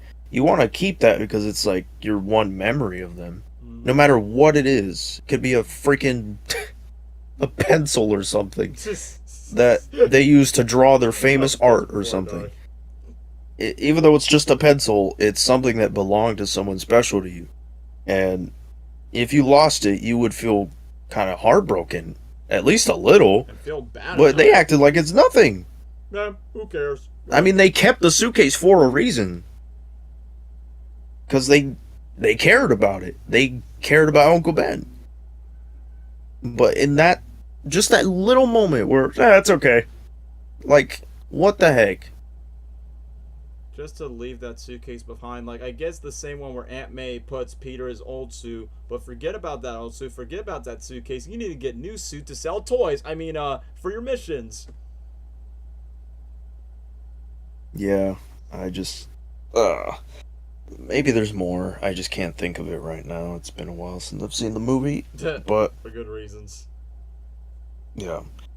I don't like the movie. If you like it, that's fine, I guess. But you can't change my mind. I don't like the movie. I've watched it several times, and I can't enjoy it. I just can't. To me, I'm not going to be too harsh. It's got some highlights, some good moments. Mm-hmm. It's a movie like I prefer not to rewatch, but like if it was playing on TV, I wouldn't mind rewatching it. I just wouldn't choose to rewatch it, if that makes sense. But either way, you find I'll at least put it. I'll be nice and I'll put it D tier. Okay, D tier's fair enough. Because I'm gonna say as Gabriel, like, sure, Far From Home is the weakest Spider-Man movie in Tom's trilogy, and probably, yes, dare I say it, more weaker than TASM 2. But however, in live action, it's the weakest movie. Yeah, but however, in MCU movies, I don't think it's the weakest that the MCU has offered, since this is the MCU. Oh yeah, no, there's worse. There's other weaker MCU movies as this. Like this one, Far From Home is tolerable because at least because even though Far From Home is not the best, but there's some moments I'm like, okay, that's cool. I like that. That's a nice touch. But like I said, it's just the little things that keeps it far away of, okay, it's not as bad as other MCU movies came along later on. So, Guess odds for Gabriel. I'm gonna put Far From Home on F for F tiers. I'm just kidding. I'm not gonna do that. I don't think the movie is that bad. Yeah, no. I don't think it's that bad, but it's definitely underwhelming. Like, since Gabriel talked about his thoughts, so here's the thing: Spider-Man Far From Home definitely have its moments. Like, there are some good small moments by saying, okay, that definitely is worthy enough to be at for a Spider-Man movie. But still, like I said before, I blame Sony for this because Marvel, well, Disney, whatever you want to say, Disney, Marvel, on the other hand, wants to keep the clutch with Endgame. And sure, it does make sense that you got your most popular superhero that's not Iron Man or Captain America. It's smart enough to start with Spider-Man to continue the future of the MCU. But technically, Far From Home is still tied to the Infinity Saga. So technically, Far From Home is the real ending of Phase 3. So obviously, this movie made $1 billion. Why? Because clearly, it's the first MCU movie post-Endgame. And secondly, it's Spider-Man. So of course, Spider-Man's going to make $1 billion. But despite the success of the movie has good. So, like what Gabriel says, from the trailers, I was hyped. The one thing that disappointed me for what Sony did, they released the trailers of Far From Home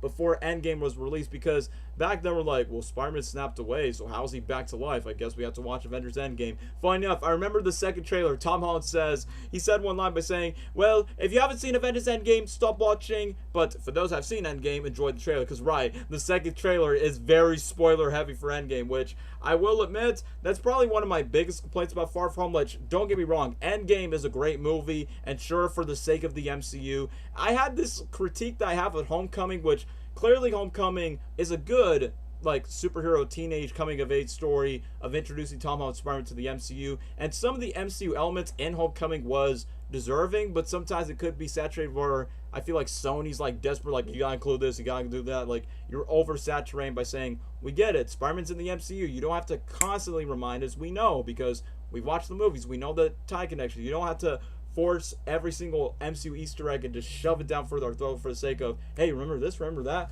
So clearly, that's why this movie, despite it is a sequel to Homecoming, but let's not forget, guys, it's a sequel to Avengers Endgame. So as a standalone sequel, it doesn't have like what Guardians Volume 2 or Captain, like, the best thing for what makes Guardians Volume 2 and Winter Soldier's S tier, because yes, they're part of the MCU, but they're sequels that feels very self-contained, where it's part of the MCU, but it's not like homework where you gotta watch this movie and this movie and this and that, where you can't appreciate the movie without the acknowledgement of the previous MCU events, which clearly Spider-Man was a part of Infinity War and Endgame. And don't get me wrong, I like Spider-Man in Infinity War and also even some parts of Avengers Endgame for whenever he's needed. But that's one thing that baffles me, like by the end of Homecoming, where he's like, I want to be your friendly neighborhood Spider-Man, and then obviously when the Avengers movies happen, well, now he has to put the Iron Spider suit. Around that time, the Iron Spider makes sense because he needs to go to space, but when he brings it back at Far From Home, it doesn't make any sense.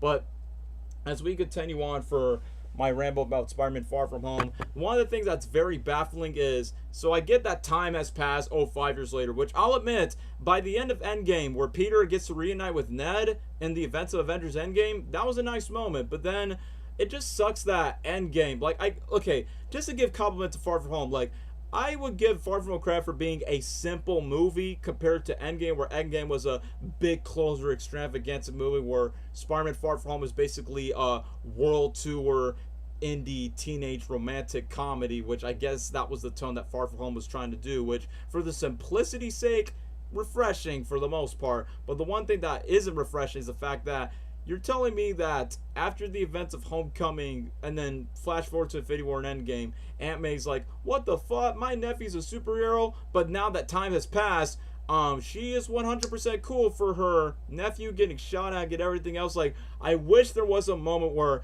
Peter and Aunt May would have had their talks by saying, look, I don't know why you kept the secret this whole time. That's why you've been leaving out, why you're not home on time, just because you put yourself in danger putting in a spider suit. So don't get me wrong, it's wholesome that she's helping her superhero son, so to speak, but there's no screen time just to develop that through. And speaking of which, the worst thing about Far From Home's opening sequence is, I mean, it was a solid opening where we got Nick Fury and Maria Hill taking down these elementals. Then we got the introduction of Jake Gyllenhaal's Mysterio, where he goes, you don't want any part of this, which once again, the trailer sold me, which by the way, I love that the trailer continues the Ramones Spider-Man tradition. 24 hours ago, I wanna be sedated. First of all, perfect song choice for the movie. Peter wants to be sedated, away from his trauma, away from his worries for what happened in Endgame, and wants to be free. Put me on a plane, hurry, hurry, hurry, before I go insane. Sorry, before I geek out to Ramon's Spider-Man connection, I just felt like, okay, I'll give Homecoming Far From Home compliments. They play Ramon songs while No Way Home didn't, so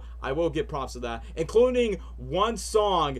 I'm surprised I predict the future before I even have social media. I'm like, when I hear the song, hey little girl, I want to be a boyfriend, I'm like, what if they play this in the next Spider-Man movie because Ramon's and maybe Peter's girlfriend? And then when they play in the movie, I'm like, holy crap, I'm a freaking wizard, bro. I predict the future. But the one thing that doesn't age well about that song, the lyrics is, hey little girl, but Zendaya is taller than Tom Holland. So that doesn't make any sense. But hey, as a Ramones fan, Spidey fan, I do appreciate, but the height, she's taller than Tom Holland. So either way, that just caught me off guard. But speaking of which, the opening sequence, I get it was a high school parody of honoring the dead Avengers of, and I will always love you. Honestly, that song would have fit better for a Deadpool movie than a Spider-Man movie. I mean, ironically, Ryan Reynolds used the exact same song when he announced that Hugh Jackman's coming back as Wolverine for Deadpool Wolverine when it was first announced. So that song made more sense for Deadpool than Spider-Man.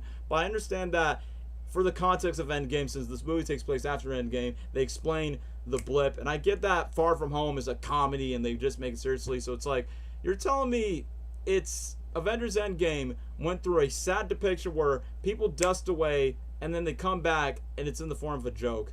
I mean, guys, I get it. It's Marvel. Don't take it seriously. But since Endgame takes it seriously while Far From Home treated as a joke, that's like comparing day and night compared to each other. It's like, well, thanks for the explanation of the blip of how people get back to life, but I don't think Endgame would have treated the same like that. So that's what baffles me. And what baffles me about Far From Home, like, I like Peter Parker's introduction in Civil War, Homecoming, and Infinity War, where he has good introduction where he gets the simple Peter Parker stuff, but it gives you the driving, motivating force for what Tom Holland's Peter does. Like in Civil War, he unexpectedly opens about himself in front of Tony Stark. And Homecoming, like, the one thing I do miss what Tom's Peter didn't get to do in his trilogy, I like that he constantly vlogs himself, once again, because bro's literally me, just like what I do as a YouTuber. But in Far From Home, we get none of that. Like, I get that they don't want to copy Tobey's movies where Tobey narrates himself, but it baffles me that our first introduction to our friendly neighborhood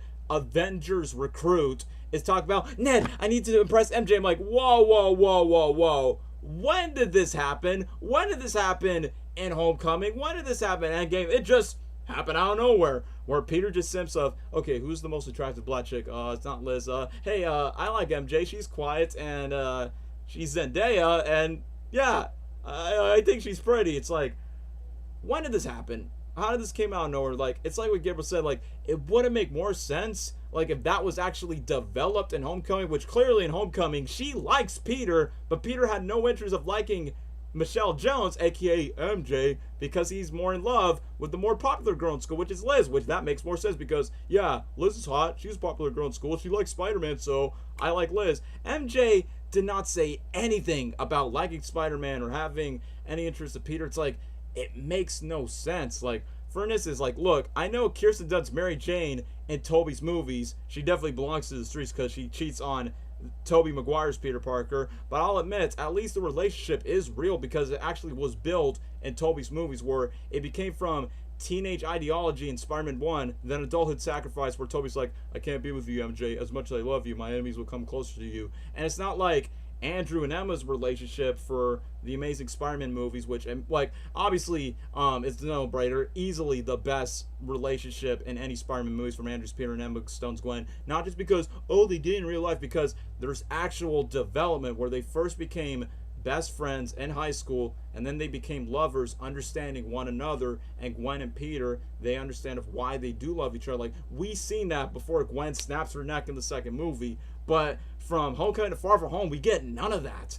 So just like Cameron, Peter's like, I need you, I need to F Zendaya, I love you so much, she's the girl from Casey Undercover. It's like, why do they have to make Peter Parker such a simp? Like, I know that Andrew's Peter is, too cool to be Peter, but at least Andrew's Peter was a player. Heck, even Tobey Maguire was a player. Like, in Spider-Man 3, when he got the symbiote, he was hooking up on Mr. Dickovich's daughter, Betty Brant, Gwen Stacy. Like, those Peter Parkers had game. Tom's Peter, I get it's the relatable, socially awkward nerd, but the way how Tom's Peter does it, it's very simpish and less of a player move, man.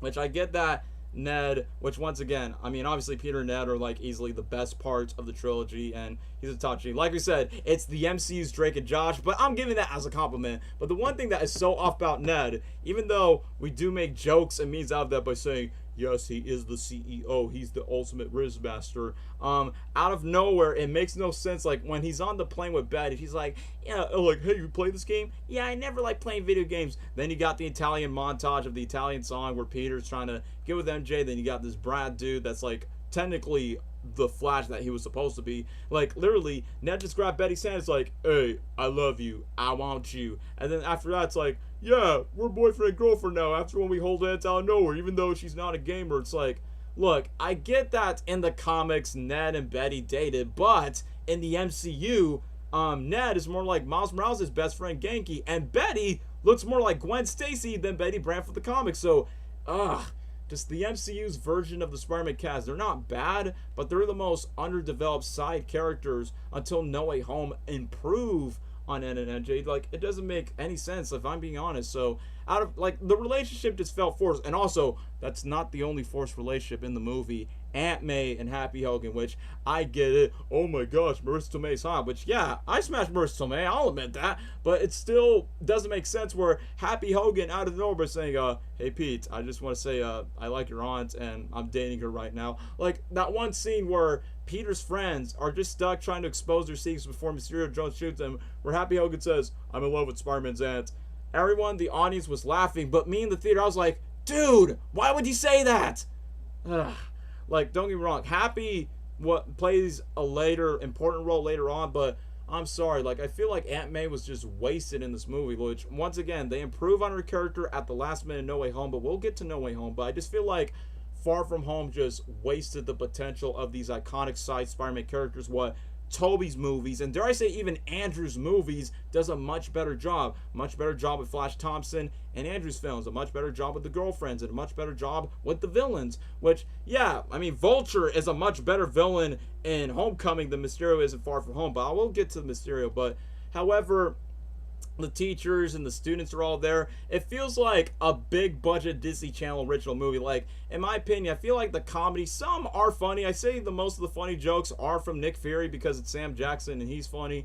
But I feel like the writing feels like it's the most sitcom written Spider-Man movie. I mean, say all you want about Spider-Man 3 and The Amazing Spider-Man 2. Those movies, whether you love Spider-Man 3 or TASM 2, they at least felt like you're watching Spider-Man movies from those moments. But for this one, you do get Spidey moments, but the first half just doesn't feel like one. Like, I get at the core it's meant to be this lighthearted teenage romantic comedy on this Disney Channel original movie, which I will give Far From Home compliments of, hey, Spider-Man goes to Europe. That has never happened before. Andrew Garfield was going to go Far From Home before his girlfriend died in TASM 2. So I will give Far From Home credit by getting Spider-Man out of New York because, I mean, like what Nick Fury says, bitch, please, you've been to space, because clearly, despite how young Tom Holland's Peter Parker is, he's been through Washington, D.C. in Homecoming, he's went to Germany Civil War, he went to space in Infinity War, and now he's going through Europe from France to Italy to England. England is my city because Tom Holland's British. But yeah, I do like the variety of settings of taking Spider-Man fish out of water to a European country, which clearly no other live-action Spider-Man movie has ever done. So that's a good thing. I would give credit to Far From Home. And once when we get to the quote-unquote elementals of the movie, which in reality it's CGI monsters created from Mysterio, where Raimi's Spider-Man, Tobey balanced the goofiness series stuff. Like, yeah, like, that's the thing. Like, back then we're like, oh, the Sam Raimi Spider-Man movies are goofy and they're just too cheesy. But at the exact same time, have you read the original Spider-Man comics. Like, it is meant to be intentionally cheesy and goofy, but at the exact same time, there's a balance of drama, which is why in Tobey's movies from Spider-Man 1 to, yes, even Spider-Man 3 was the goofiest of them all, it still have time for emotional moments when it comes to Sandman, when it comes to Harry Osborn's death in Spider-Man 3, and during Peter's moments with Aunt May. Like, that's what I'm saying. Like, even the forgiveness scene in Spider-Man 3, where Aunt May tells Peter to forgive himself, we don't get moments like that in Far From Home. So I just feel like Far From Home just feels like a sitcom just written down over. The one thing that surprised me, like, even though I like Homecoming more than Far From Home, because despite the Iron Man stuff, at least Homecoming to me at least feels like a solid Spider-Man movie. Not a great one, but a solid Spidey flick.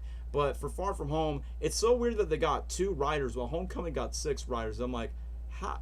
I don't know. My opinion just changed after when I decided to realize on that.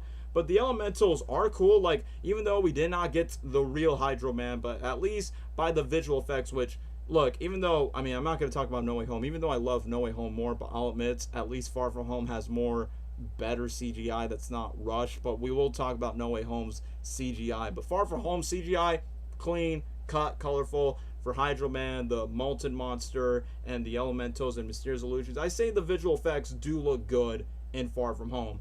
But however, I do like the introduction of Jake Gyllenhaal's Mysterio, and like we said, I'm very surprised they got this fishbowl head comic accurate to the MCU. Like, I saw concept arts where they make him more like Iron Man. It's like, nah, dude, like, give him the fishbowl, give him the eyes and everything. And what's funny about Homecoming and Far From Home, I mean, I get that Vulture, Mysterio were never, like, in the Tobey's movies or Andrew's movies. They were supposed to appear in the Amazing Spider-Man universe, but remember, that didn't happen because Sony just ruined TASM 2 of making a Sinister Six spinoff. That never happened.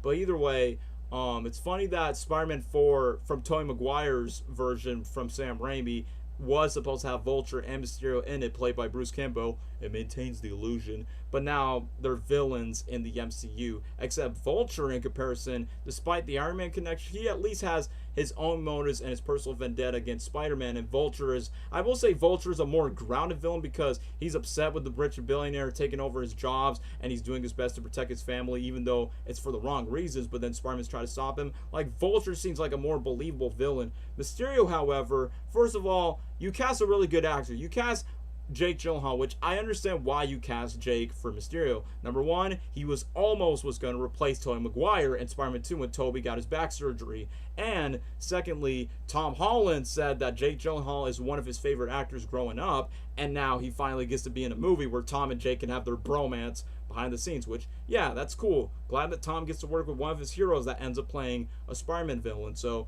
good casting, good costume design. But I will admit, the motives and the backstory just disappointed me with Mysterio. Like, once again, good actor. He has good chemistry with Tom Holland behind the scenes and even in the scenes itself.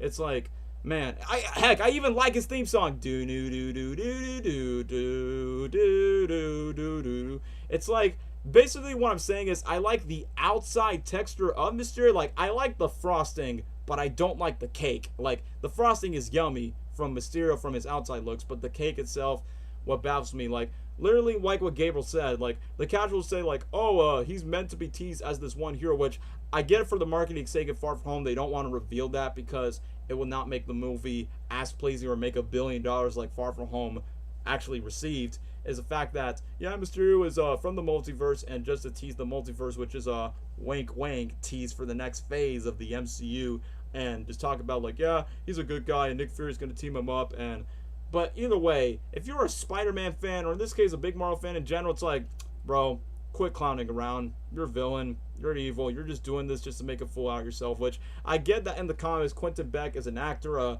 professional Hollywood's visual effects artist, but that's one of the things I just feel like that was missing about Mysterio's origin. Like, I feel like Sam Raimi was originally going to do that for his version of Spider-Man 4, but in the MCU, we're like, yeah, let's just make Mysterio like an ex-employee to Tony Stark, because why not? It's the MCU, and after the events of Avengers Endgame, we got pay respects to Tony. Which, by the way, they do give pay respects to Tony Stark a lot, and I'm not upset about that. I think it's a nice way to give a nod to Stark's passing after the events of Endgame and Tom Holland's Peter's traumatized. And I will admit this, like, for Peter Parker, it makes sense that he just wants to be Peter Parker, not be Spider-Man. But unfortunately, Spider-Man 2 did it better with Tobey, where, he has an existential crisis, a web block, and he feels like that. Like for Tobey's Peter, we see his downfall of not paying rent and being not there for Mary Jane and breaking the friendship that he had with Harry Osborn, not being there for his job, and yada yada yada. Aunt May's going broke, and that's where Peter's like, yeah, I don't want to be Spider-Man anymore. Raindrops keep falling on my head. So I feel like Far From Home is trying to do their version of that with Tom Holland. And yeah, for someone who have dusted away for a couple of years, it does make sense that he's dramatized. Well, I'm expecting Ned, Michelle, and all those people have been snapped away too in the MCU, but they're like, oh, everything's normal again. Go to European vacation. Yeah, I love you so much. Ha ha he he he. Which I'm like, for Peter, I get why he's dramatized, but can have any of the classmates or the teenagers have been dramatized by saying like, oh, couldn't breathe, man. But hey, everything's all back to normal again. So I just feel like that wasn't realistic or authentic enough from the side characters in Far From Home. But however, like what Gabriel said, the one character, which is probably the best character of the movie, is Sam Jackson's Nick Fury. I know it's not the real Nick Fury, but in a way, he was the one that acts more in character than the majority of the characters of the movie. Because, like what Gabriel said, when the teachers were interrupting the moment when Fury just tranquilized Ned, and then the one moment where the teachers keep interrupting the doors, like, what, another person step in that door, you and I are going to attend another funeral. That was funny. Like, the teachers did not make me laugh, but Fury's jokes actually did make me laugh. But I will admit, the one moment where Nick Fury was talking to Peter when they're on the boats, when they went to Italy, when he gave like Peter the Edith glasses, where Nick Fury says something straight out of Star Wars. I'm like, wait a minute. Tom Holland's Peter Parker is a huge Star Wars fan. You reference in Empire Strikes Back Civil War, Peter, does Nick Fury look familiar to you, to a certain Star Wars character? Mace Windu? I don't know. I mean, I'm not expecting him to break the fourth wall, but I think that would have been such a funny joke by saying, you remind me of that Mace Windu guy from the Star Wars prequels. Who? Who the F you just said? I thought that would be funny, but unfortunately they never did that. So either way, just to give another good things about Far From Home, like even though it was expected that Mysterio was going to be the villain, and the fact that they traveled to different areas around Europe just to have more exploration, and Peter Parker just supposedly try to connect with MJ. I do like in the Hydra Man fight, despite Peter Parker not having to soon just be like, I'm really strong and sticky, despite, Mysterio's trying to be the hero and just try to, like, see that the world sees him after when Tony Stark treated him dirty. I like how Peter could care less about the monster fight while Mysterio handles that, while Peter just focused on saving his friends. Even though it was so goofy that he hit his head on the bell, like, dude, it's like I'm watching a Looney Tunes Wile E. Coyote cartoon. So either way, I feel like some moments, like, I'll say this, like the Night Monkey suit, obviously to reference the Noir Spider-Man, number 2 to sell toys, 3 to inspire cosplayers to change different suits, but also every MCU character needs to have a new suit every single time. So either way, I will admit the Night Monkey scene does look cool at night, where Ned and Betty were on the Ferris wheel, and despite the Molten Man lava fight was visually pleasing, but when you realize the secret that Mysterio's drones is basically making a hologram at all, but I will admit, as pointless as we would have thought it would have been, it would not be completely pointless if Ned and Betty were stuck on the Ferris wheel, which, in other words, if Spider-Man doesn't play by Mysterio's rules of stopping the illusion, his friends in that Ferris wheel could have died and passed away into caskets and attend to their funerals. But the one thing that, as cool as that scene was, the one thing that just felt stupid after that is, I know Mysterio is trying to make up this lie by saying, I need to fight for my family, I need to sacrifice my life, and Peter's like, Beck, no, don't do this! The one thing that is so stupid is the fact that Peter Parker has known Quentin Beck for like, what, 2 days? And he gives him the Edith glasses, which, oh yeah, by the way, about the Edith glasses, which, yeah, this is the replica that I'm wearing right now because I just think of Tony Stark, not because of Far From Home, even then I'm the hero. The one thing that's so stupid when Fury gives Peter the glasses, and the fact that you're telling me with that European woman, take the clothes off, and then Brad's like, I'm gonna take the selfie and expose MJ, it's like, the dumbest scene of the entire movie. Peter's like, yeah, strike a drum for this Brad guy before he exposes to the girlfriend that I probably want to ask her out. And yeah, speaking of Zendaya's MJ, I don't understand why Peter finds her attractive outside of, oh my gosh, it's Zendaya.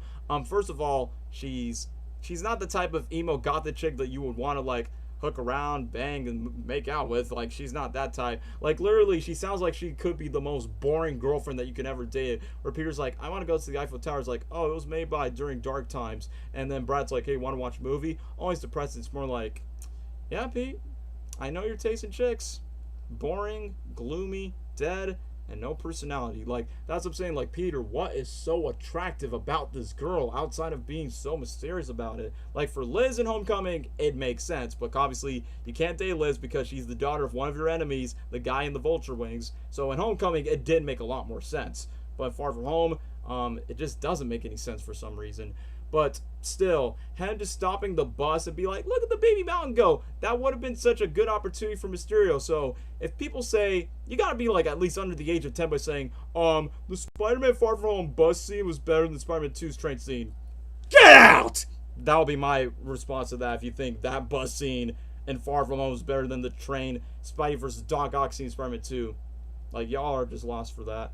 But either way, that bus scene was stupid. But back to the point about the Eve glasses. Peter only knows Quentin Beck for only 2 days. And he's like, well, I don't want to be the next Iron Man, but here, I trust you. You take your sacrifice for your life. Here, take these glasses. And I get that Peter's young. He's 6 years old. And obviously, this Peter Parker is so gullible. Even Mysterio said that as a Lucius Nick Fury by saying, you are so gullible. It's like, yeah. I mean, I get that Pete's young and he has a lot to learn. But it's like, come on, Pete. You're smarter than you think. Don't be this stupid and don't be this blind. So he's like, yeah, I trust you. Take these expensive glasses that Mrs. Stark has gave to me. And I bet Roni, aka War Machine, is like, am I a joke to you, Tony? So, I don't know. I just felt like that was stupid. And then what becomes even more stupider is the fact that Mysterio has been working with ex-Stark employees just because, oh yeah, when Tony makes these glasses named after Barf, it's like, you just made Mysterio basically an Iron Man villain, then Spider-Man. It's like, well, we hate Spider-Man because technically he's close to Iron Man. It's like, why? I mean, I get they bring back that one dude from Iron Man 1 that Obadiah said was like, Tony Stark was able to build this from a cave. It's like, man, why can't we have Mysterio like a real Spider-Man villain? Maybe Mysterio, like, I was thinking Far From Home, maybe Mysterio could do the exact same thing that he did in the movie, like, I'm a hero, I'm going to take down these multiversal monsters, and then when Spidey tries to jump in and mess up with his act, it's like, you ruined my exposure of these holograms with these act, I'm going to take you down, Spider-Man. It's like, come on, it could have been like a personal Spider-Man Mysterio conflict, and the personal thing is, Spidey never fights Mysterio hand to hand, and just because we see Jake Gyllenhaal in a mocap suit, which I think that's funny of what the MCU does, because there's a lot of actors that wears a lot of mocap suits, including Tom Holland himself, but clearly the CGI characters in the CGI suits are actually canon in this movie, despite Marvel's mostly known for that for their movies. And once again, I just wish Spidey and Mysterio would have fight, just like what Shattered Dimensions did. Shattered Dimensions did a much better job with the Mysterio character than what Far From Home did. And speaking of which, that leads off to the next scene.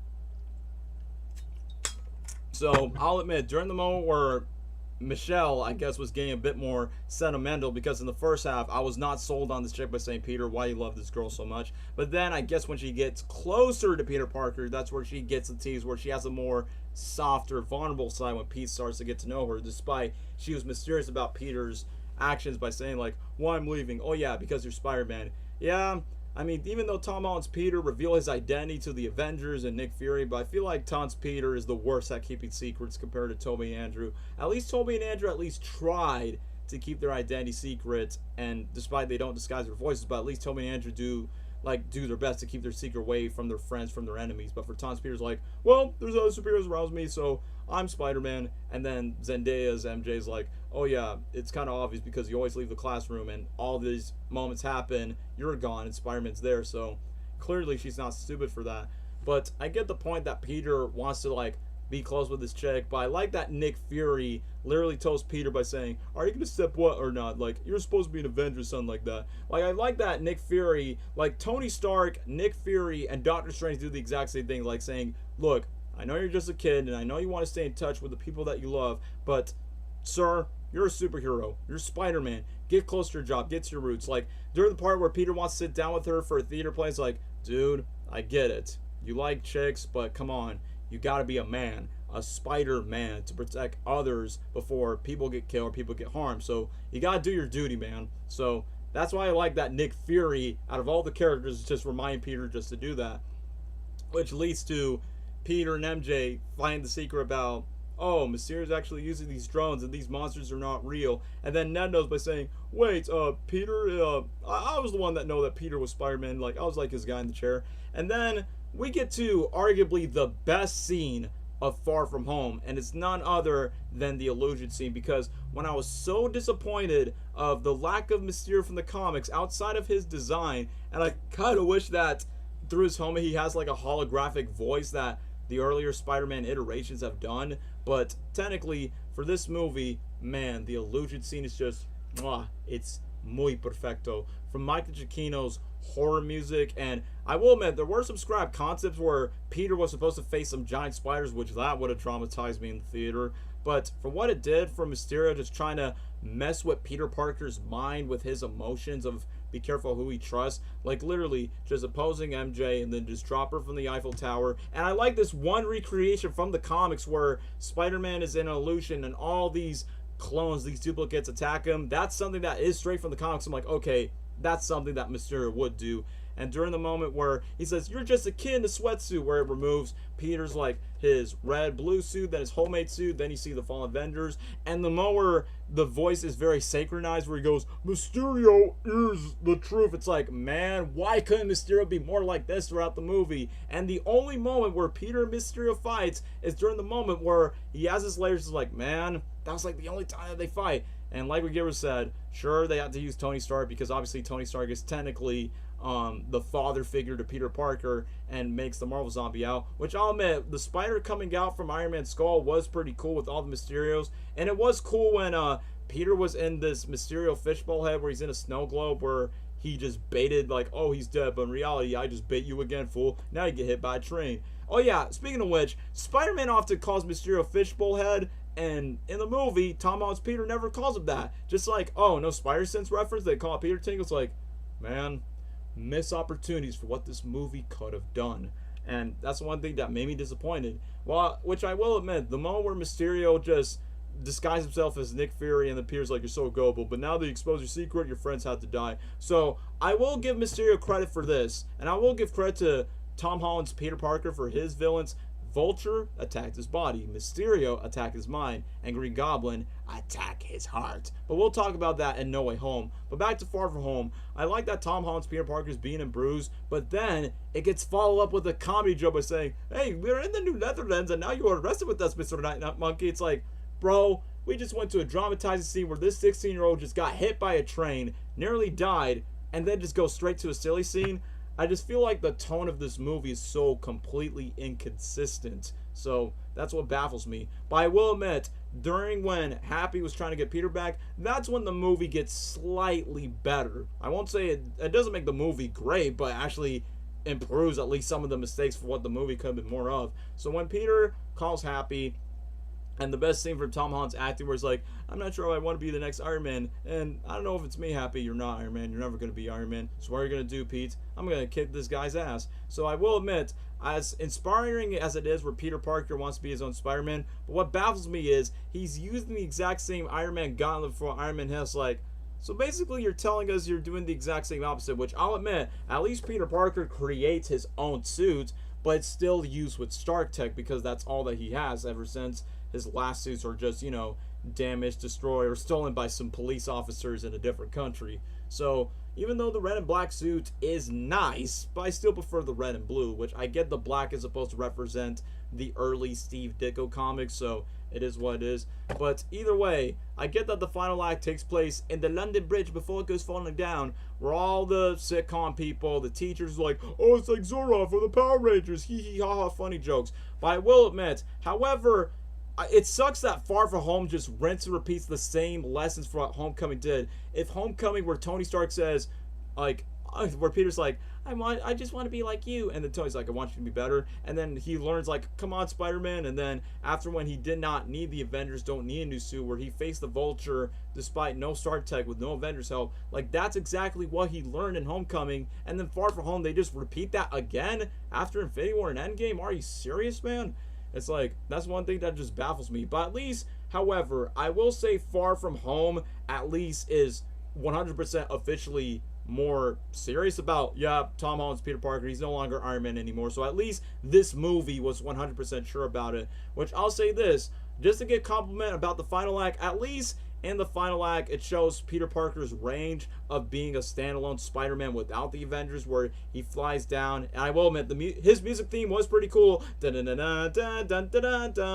himself there, taking down Mysterio's drones. And when he's fighting the drones, I like that when Peter runs out of webs, he finds other ways to stop the drones. Like, clearly he takes inspiration from the Avengers. Like, oh, let me use this sign as Captain America's shield. Let me just throw this bomb thingy, just throw it like Thor's hammer. So at least Peter is still using his brains in the final act. And even though the big scale stuff is like, oh, the illusion scene, let's just keep it under control, since, you know, Mysterio's hunting down Peter's friends and Happy Hogan as their trap, which, once again, the dumbest moment where Happy Hogan's like, I'm in love with Spider-Man's aunt, and then everyone in the audience laughs, like, bro, why should we be laughing at this?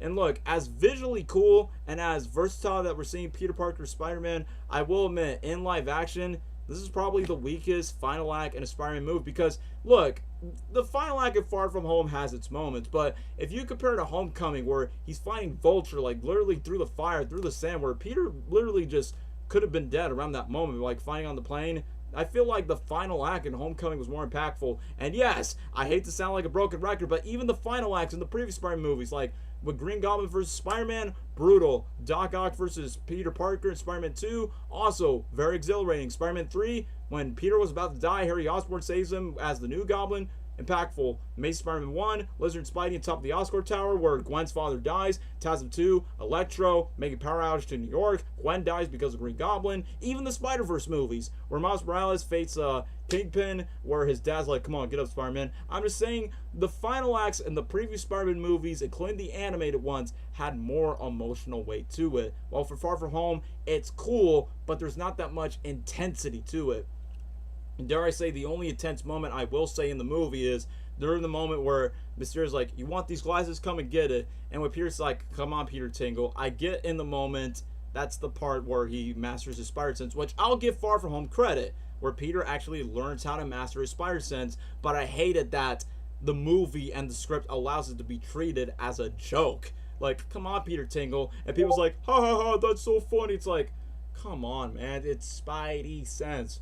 But I will admit, the moment where finally Tom Holland's Peter Parker mature himself, where he doesn't want to be full of mysterious tricks, like during the moment where he grabs the bull and he's like, you can't trick me anymore, it's like, finally, the boy has finally grown up, actually grow a big pair of pants, and have cojones to know of what's the truth and what's the lie. But either way, even though I'm glad that Tom Holland's Peter has finally got growth in himself, literally at the last minute, I wish it was present in Homecoming till now, where Far From Home just rinse repeat the same arc again. I will admit, it sucks that Mysterio had to die for one movie. It's like, man, you wasted a good actor, an iconic villain, and he's just meant for one movie. Even though Mysterio in the comics is meant to be a setup for the Sinister Six. And honestly, this might be a hot take, I wish he would have stayed alive for No Way Home as the final villain, which I will talk about No Way Home later in the stream. But I will admit, the one line that Mysterio said before he dies, he's like, you see, Peter, people think to believe, and the next thing you know, they'll believe in anything. It's kind of like a funny, like, wink wink way by saying people will listen to internet rumors nowadays. They'll believe anything. Oh, the Sonic Movie 3 trailer is coming out tomorrow. They'll believe anything. So either way, that was like a nice line that foreshadows No Way Home by saying, yeah, because Mysterio and his henchmen had one final middle finger blow to expose Peter Parker's identity in No Way Home. But either way, at least Peter actually learned his lesson by saying, hey bro, you need to ditch the Stark glasses, ditch the Iron Man stuff, and be Spider-Man for once. That's how you should have been the whole time, bro.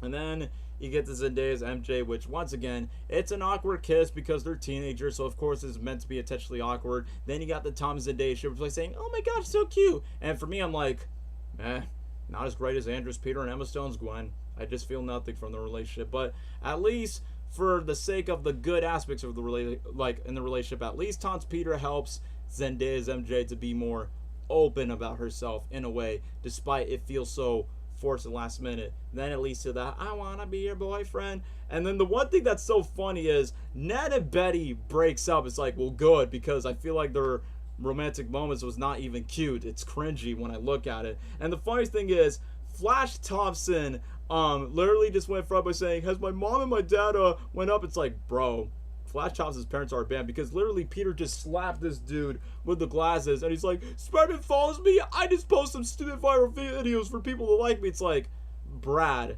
that dude that was hitting up on MJ, that dude should have been more as Flash Thompson. Until then, oh yeah, I got exposed for, I don't know what you guys are talking about. Peter Parker has done some nasty stuff for some European web. It's like, but why would you do that, Brad? It's like, why could that dude be the Flash? Well, the actual Flash is such a beta wimp. He got punched in the balls when he's trying to take like a selfie. Yeah, I like Spider-Man. Oh yeah, Peter Parker sucks, so that makes me still a bully. Like I said, worst Flash Thompson ever.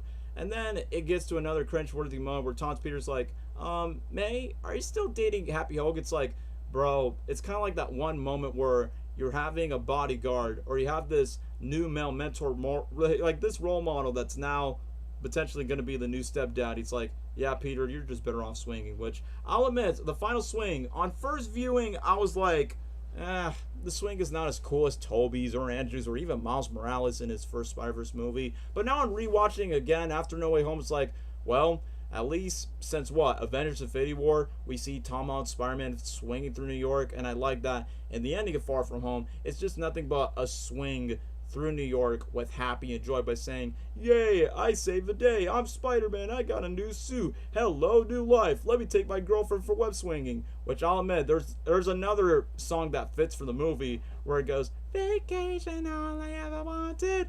Once again, I predicted that song would be in the movie, and I did not have social media around that time. I was like, no way. They put that song in the movie, which, in a way, it fits the vibe, because Peter's going on vacation along with his friends, a week without you, but I forgetting about Tony Stark, and then, literally, the end credits just like a silly vacation montage. So, I do like the song choice, I do like the credits, but however, despite how much negative crap I get to Far From Home, that mid-credit scene gives us a promising future to look forward to in No Way Home, which No Way Home we might talk about later. But that mid-credit scene where we got the return of J.K. Simmons, J. Jonah Jameson, looking bald, where he's like, yeah, I trust my barber in the MCU, I'm bald! So I'm glad that the MCU brought back the irreplaceable J.K. Simmons as J. Jonah Jameson, that no other actor could play as him, and literally just talks like in a very Alex Jones podcast where he's like, Mysterio is the greatest superhero of all time. Now here's the real blockbuster. Brace yourself. Here's the real message. And then, unfortunately, before Mysterio died, that's where he exposed everything, like Spider-Man's real name is Tom Holland. I'm just kidding, it's Peter Parker. And then that's where he gets to the iconic, just like Homecoming, repeat the exact same joke, what the fuck, and then they just censor it and then they just cut it over. So I'm like, man, despite how much I wasn't too satisfied with Far From Home, even though the final act slightly fixed some things, despite some jokes and despite some things that it lacks compared to Spider-Man movies, at least that mid-credit scene sets a promising third Spider-Man movie that, no surprise, that was 100% better than Far From Home. But either way, Far From Home, I would say it's much like Iron Man 3 in a way where I'm just, even though Iron Man 3 is a much better movie than Far From Home, but in a way, it's so missed potential with so disappointing plot twists and opportunities, especially with the villain.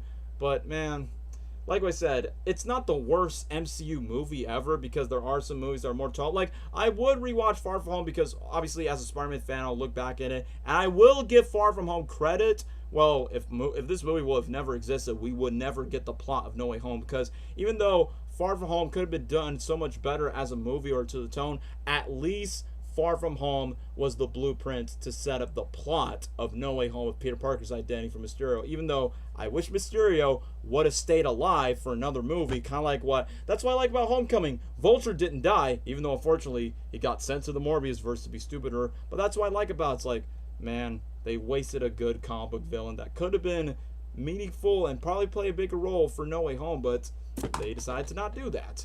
So unfortunately, rest in peace to Mysterio for a one shortage movie for being an Iron Man villain. So anyway, I feel like I ramble about this movie way too much because obviously I'm a diehard Spider-Man fan. So I would have put it as a C, but since Ant-Man and the Wasp, even though it's not a great movie, but there's not a lot that I can complain about despite the forgettable stuff, I know people are not going to like this, but I do say I do like Far From Home more than Captain Marvel and Thor Dark World, and I'm sorry guys, For any Far From Home fans, it's a D tier. Like, it's not the worst, it's not bad, but I'm just disappointed with it. So, there were some cool moments, like the songs, some of the Spidey moments in the final act. The Mysterio Lucian scene was great, and the European setting was refreshing, and Nick Fury was the standout character that wasn't just funny, but was logical in the movie. But everything else, man, it's just your Disney Channel original movie where Spider-Man goes to Europe, only on Disney Channel. So yeah, D tier for me for Far From Home.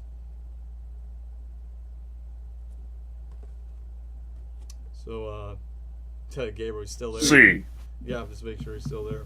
So now that we are, wow, that took 2 hours of talk about Endgame Far From Home. This is why I want to do a separate stream, because me and Gabriel have a lot to say when it comes to the finale of the Infinity Saga.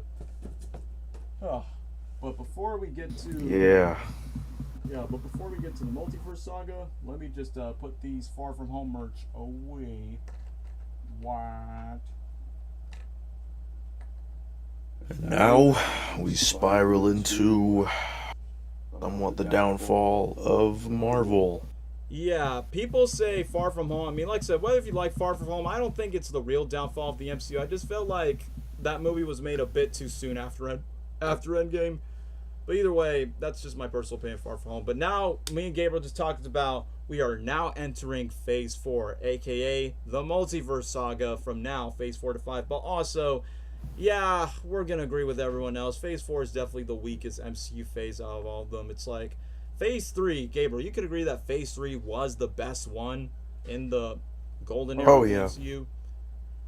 For sure. That's why Part 2, we just talk about the peaks of Phase 3. But now we enter Phase 4 with Black Widow. So, before I get to my review, man, ever since Iron Man 2 and the first Avengers movie, we've been clamming for a Black Widow solo movie. But yet, as we're grateful that she finally got it, it's sad that Captain Marvel got her own movie, then arguably the best female Marvel character in the MCU got her movie later after Captain Marvel. And now we got a Black Widow movie that should have existed in the Phase 3 era rather than the Phase 4 era after Endgame, but it is what it is.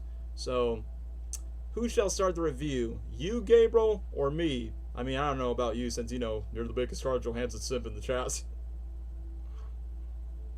I'll take it from here. Yeah, because for me, I need a break, because I ramble a lot about Far From Home, like the good and the bad. But yeah, so take away with your Black Widow review. Black Widow. I was intrigued by this movie. I'd never really... Well, I mean, I was interested in the idea of her having her own movie, because, I mean, I think Scarlett Johansson has that lead power to be a big... She has a big name to be a lead in her own movie. She's had several before the Black Widow movie, so I thought, yeah, a Black Widow movie could be possible. I was interested because it was it was to do with the past. It was like, I mean, her past when she was young as a kid and all that, but also, kind of in between Infinity War and Endgame. Or no, before Infinity War. And I thought that was interesting. And I love the way it started off. I think that intro is very underrated. I actually really like that intro in the beginning of the movie. And it kind of set the tone for what the movie was going to be. At least we thought. And it was looking good in the beginning of the movie. I'd say the first 20 minutes of the movie, something like that, were pretty good. But then later, I think it just everything felt kind of disconnected. Stuff wasn't making sense. And, like a long time ago, since the first Avengers film, we want to know what happened in Budapest. True. But they didn't directly... They kind of hinted it, teased it, but not really directly showed exactly what happened, I guess. Because of that one building explosion or whatever, and then she let that happen, and Hmm. it traumatizes her till that till Because the that future was, for the rest. It traumatized her for the rest of her life. and unfortunately, that Um, little girl was mini Taskmaster before she was the Taskmaster yeah, for some reason. which was really dumb, Hmm. really stupid. Probably the worst thing out of the movie that they've decided to do. Um, I do like obviously showing more of her family, her roots, how she became. I mean, they also teased it in Age of Ultron, but like just how she became the way she is and where she started, and like I said, her family, like Elena, um, her parents, and what's the actor's name who plays um, the dad? What about the dad? Who's the what's the actor's name? Oh, David Harbour. Yeah. Yeah, who plays He the Red was Guardian. great. He was funny. Uh, I can't wait to see him again in Thunderbolts. He was a good character. Thought he was fun. Um, the mom was okay. Uh, and then Yelena. I think she's cool. I think she's also cool. She's pretty hot And too. yeah. Um, I like the sisterly uh, dynamic and their chemistry in this movie. It's realistic. They they argue with each other, they tease each other, and then Probably the saving grace of in the the end movie. they love each other. Probably, in my opinion, No the matter what. saving grace of the movie to me. Oh yeah, for sure. Sure there was CGI problems like that one Don't do scene, like it! no, don't. Boom. And then that was just gosh, that looked weird. Um, I like Black Widow's new suit, the white one. Oh yeah, she looks. I also like the one at the end that she uses. I think that's her best suit.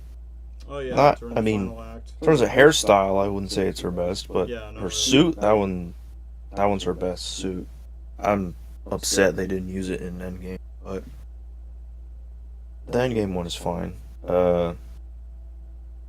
But that Which was a is good look. I like surprising. the white suit. Um, and then that whole scene with her in the helicopter and Yelena's talking about like giving birth or something like Yeah, and that. how they talk about the Black Widow program, they remove the reproductive organs, and then Yeah, how David like they Harbour's can't Red get Guardian was pregnant being and all disgusted that. by, which I'll admit the Yeah, same by saying, "Whoa, I don't need to know that, girl. Just keep on flying the helicopter and let's get out of here." yeah, that was funny. Um, just I think they're those guys like those actors and the family like they all had great chemistry, and I think it really built more of the emotion behind Black Widow's death and how Yelena handled her death, and even in the show Hawkeye, how she handled and felt uh, about Black Widow's death or Natasha's death, Mm-hmm. And how and how she Hawkeye, wanted vengeance and the fact that she fought because she Hawkeye, thought it was Hawkeye's fault. and then when Hawkeye did the whistling callback, that's when she knows that Hawkeye's not the enemy. Yeah, I know we're not talking about Hawkeye, but that moment was, I think, one of the best in that show, and I think Hawkeye is an underrated show. And it's important just Um, because it ties Connect to Black Widow herself, yeah, and obviously she's close to exactly. Hawkeye, so it does make sense. But back to Black Widow, I think the whole thing with Natasha and Yelena, they did pretty well, and the family. And the action sequences, not bad. Um, not the worst I've seen. Uh, I feel like we've seen better in like the Avengers films with Winter Black Widow. Soldier. That too. Uh, but I mean, in this one, it was decent. I think they did better with the emotional side of it rather than the action side of it, which is kind of funny considering it's A Marvel an movie. MCU Yeah, I was movie. gonna say it's a Marvel movie. Um, which is but interesting. I think they still did good.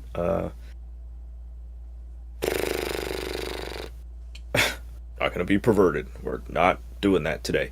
Kind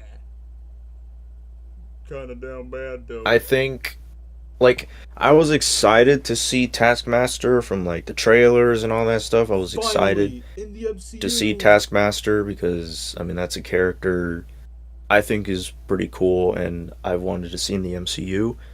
Um, I've always wanted to see Spider-Man fight Taskmaster in live action, Yeah, but just like never mind. take Um, that back. I think the introduction to Taskmaster, like when Natasha was in the car and then freaking Taskmaster tries to blow her up or something, and they're about to fight. I think it was a cool introduction. Um, and then well, I don't remember the guy's name, but the guy that basically Hmm. raised The- Taskmaster or Yeah, the because girl. basically that's her daughter. Harvey Weinstein. I mean, I don't know, some British, Russian guy, fat, pervy dude. I don't know what his name was. Yeah, yeah, he was. I don't know. Not. He was kind of lame. I thought the whole scene where they're talking to each other or whatever, and then Black Widow like hits her nose or something, Mm-hmm. and her nose is bleeding. I don't know. And then the guy reveals, oh yeah, that little girl you killed, she's not dead. She's right here behind that mask. Mm-hmm. Uh, Explosion. it's just horrible. Like, it's so How could a little girl? stupid. How could a little girl survive that, man? Exactly. It's so stupid. Oh man, they they ruined Taskmaster, dude. Should have kept that mask on. He should have never said that. Mm-hmm. It would have been okay, maybe. But that ruined it. Um, the final battle where like her and Taskmaster are fighting and like falling from the sky or whatever. I mean, it looks sick in the trailer, but when you get the context of it, I guess I don't It's know, not ridiculous. as cool. It wasn't bad, I guess. It was kind of. I mean, it's like almost a lot of action scenes. It's like you turn off your brain, you look at people punching each other and all this action, and it's like, oh yeah, that's pretty cool. Yeah, typical And then you CG move on fancy with your final day. act for a Marvel movie. It was all right. Um, but again, I think the strongest point of this movie was Natasha and Yelena and Natasha's family, how they handled Natasha's death, and just their chemistry and the emotional side of things when it comes to their family. I think that was the main strong point of this movie. Uh, Everything else was just pretty disappointing, Mm-hmm. pretty mid. Uh, I don't hate the movie at all, really. I think it's just mid overall. It's not great, but it's not Marvel's worst. I mean, it's one of Marvel's worst, but it's not Marvel's definitive worst movie they've done. So Um, you would put this on D tier too? I think, yeah, I'd put it D tier. I mean, I would, man, yeah, D tier. I was gonna say, like, what makes you go to a C compared to Iron Man 3 and Ant-Man the Wasp? No, I wasn't gonna put it higher. I was thinking if I preferred Far From Home or Black Widow, Good question. because Ask that they're yourself. both. Like, if you had to rewatch the two, would it rather be Far From Home to tick you off, or be disappointed with Oh Black Widow? man, I mean, the ease. if it weren't for the Taskmaster bullcrap, I would 100% say Black Widow. Um, it's just whenever I watch Far From Home, I can't help but cringe, and I that's not. I don't want to watch a movie and cringe. Well, at With least Black Widow, it's more like it's just disappointing. I mean, they're both disappointing, but with Black Widow, it's like they had something, but then they dropped the ball. Mm-hmm. That's what both movies had. And how ironic, these two were like the first post-Endgame movies, and they didn't, got the ball right. I think it's not by a long shot. It's not by a long shot. I would say I would slightly prefer watching Black Widow because I just Far From Home just is embarrassing of a movie. Well, personally for me, I would rather watch Far From Home. Personally for me, because even though I talk crap about it, but at least there's like small little things like, okay, I would do it because of the illusion scene. All right, that song was cool. The visual effects were nice, and that final moment where Spidey's like, can't trip me anymore. Like small moments like that is like, okay, I'd rather watch Far From Home. Because for Black Widow, I mean, like I said, it's not a bad movie, but I could see myself falling asleep for Black Widow. So at least for Far From Home, at least I could stay awake, still get pissed like an angry, nerdy fanboy. So I guess I'll just choose Far From Home. Okay, I'm reading some other ones. My dog's named after the sister, named after Elena. Interesting. David Harbour carried. W. David Harbour carried the movie. Yeah, for this, despite he doesn't have that much scenes compared to Florence. For the Pugh. humor, yeah, Yeah, for sure. for the scenes that He's the got, funniest in the definitely for movie. sure. Taskmaster should have stayed male. Well, in the comics, yeah, but in the MCU, no. Scarlet Yeah, I mean, it's not even just that it's a female. It's more that like who they chose. Like a the little twist. girl that was supposed to be dead and should have died, but Mhm. instead is Taskmaster. It makes no sense. It doesn't. Scarlett Johansson's still sexy, but look, sex appeal aside, that's not enough to carry a movie, Cameron. Just say that. It's all about the plot, it's about the story, it's Yeah. about the twist. We're not here for porn. We're Yeah. here for a good But, movie. but we'll admit, Scarlett Johansson's hot, Florence Pugh is hot, but that's not enough to carry a good movie. They're great actresses. Mhm. They did well Mm-hmm. for their acting. It's just the plot itself that like they had something. It was going well in the beginning, and then later on they dropped the ball. The worst thing about Black Widow is just the timing, which I get COVID was a big deal, and obviously they delayed That this too. movie multiple times. And when Bob Chapek, the former Disney boss, is like, yeah, let's put it on Premium Plus for $30, and since Black Widow was not in theaters, Shang-Chi actually ended up in theaters, which inspired Sony to push Venom 2 to be released in theaters sooner. That's why during around that time, Scarlett Johansson is pissed with Disney after when they treated the movie just like that for the premium access. So No Tower of Terror movie. yeah, so I'm like, yeah, you know what? I don't blame ScarJo for suing Disney, but I understand that. Look, whether if you like the movie or not, obviously it's treating the movie's potential for what it could have been released in theaters.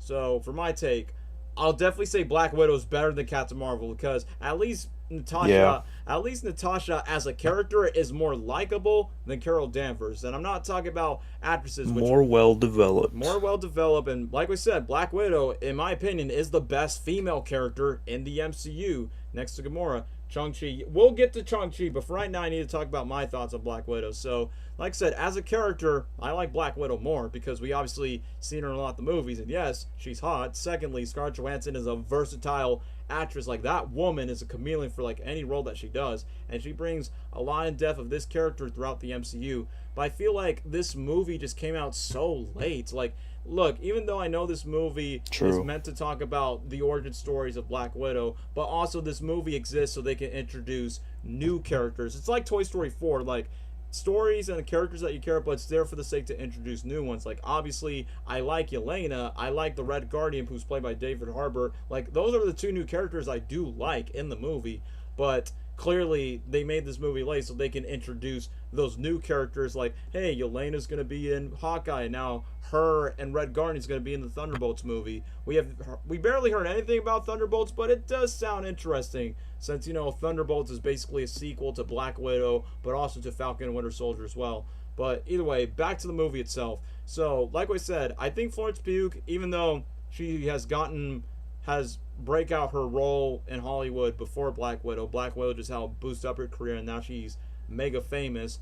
But I will say this: she does a really good job. Like honestly, it's really cool that Florence Pugh did like commitment to the accent, kind of like when Chadwick Boseman speak African throughout the entire time on set, even when he's not playing character. Even though Chadwick is American, Florence did the same thing. Like Florence is a Brit, but she speaks Russian throughout, even behind the scenes, just to like still stay in touch with the character. So I respect the commitment, whether it's a method act or not. So, like Gabriel said, like Natasha and Yelena's sisterhood, I definitely say that's honestly the best part about this movie. From the flashback sequence during the times where Yelena tells a little bit more in-depth retrospect stuff with Natasha about the stories about the Black Widows that Natasha may remember or forgot. And I know the first half of the movie does become promising where Natasha and Yelena were programmed, kind of like the Winter Soldiers, but replace the Winter Soldiers with Black Widows being programmed, being kidnapped, and now just being trained as these super soldiers. Like, it does get political at times in a very Russian perspective rather than an American's perspective. Like, in Soviet Russia, MCU, yet. But outside of that, they do like I think this is the first no. Captain Marvel played Nirvana's "Come As You Are," but Defenders did it better, and Black Widow did their own slow version of "Entertain As You Are Now." It smells like a Teen Spirit's like, I know it's a female-led movie, but I'm like, man, I kind of wish it was the OG version, even though it will not make sense for the tone of the movie. So the action scenes, I mean, like I said, it's not as great for what the Russo brothers have done with Winter Soldier and Civil War, but it's decent. I mean, I get the biggest selling point is Taskmaster with his tank, but I feel like the worst thing about Taskmaster's entrance is the suit looks good, even though the mask looks like it's straight out of a Power Rangers villain. But either way, it's so weird that Taskmaster is very shameless of being in the tank, using the powers, and I feel like the Taskmaster doesn't do much of taking an undercover entrance. Like, when Bucky Barnes was the Winter Soldier in Captain America the Winter Soldier, he doesn't come around with a Hydra logo and just be running all around just doing his mission. Like, it takes a slow build. Like, even when Bucky is trying to keep undercover in Civil War, he does reveal his metal arm when he's walking in the streets because Bucky's on the run in both Civil War, but also after the events of Winter Soldier. But for Taskmaster is cool by suit design, but the villain is such a walking NPC. Like, I will admit, the scenes that Taskmaster was fighting Black Widow on the bridge when Black Widow runs out generated from her trailer, I thought that was cool. But either way, like what Gabriel said, the plot twist, man, like, it happens to be a small old chick where Black Widow blows up that same girl who happens to be the Taskmaster in Budapest. And what's funny is the actress who plays Taskmaster is a real European Russian actress, but she is mute to not speak at all, which honestly, that's what killed the movie, when this fat, Peter-looking boss that happens to be the quote-unquote responsible for that small chick to be the Taskmaster thought it was stupid. Even when Black Widow was trying to beat him down, he's like, yeah, your powers are very immune. It's like, the villain plot twist, I'm just not buying it, so I just think, like, it's not personally for me. Like, even though, I'll say this, like, even though David Harbour's Red Guardian totally carries the movie from his jokes, from his humor, and even though, like we said, they still got to reference the Avengers here and there, but it's not as much where they oversaturate it. It's still a self-contained to a Black Widow story, and I guess the moment where Yelena is wearing the vest that's given to Black Widow, and then sets up Infinity War where she got disguised, which I almost forgot. Natasha surprisingly has a friend, and I forgot what his name was, but I guess he was helpful through like Nat's journey until she went to the Quinjet just to be with the Avengers and set up Infinity War. That just caught me off guard. I think lastly when she left at the end of the movie, she's like, oh, thanks for being a good friend. And I'm like, Clint Barton's right there, girl, and he's gonna be disappointed if he ever says that.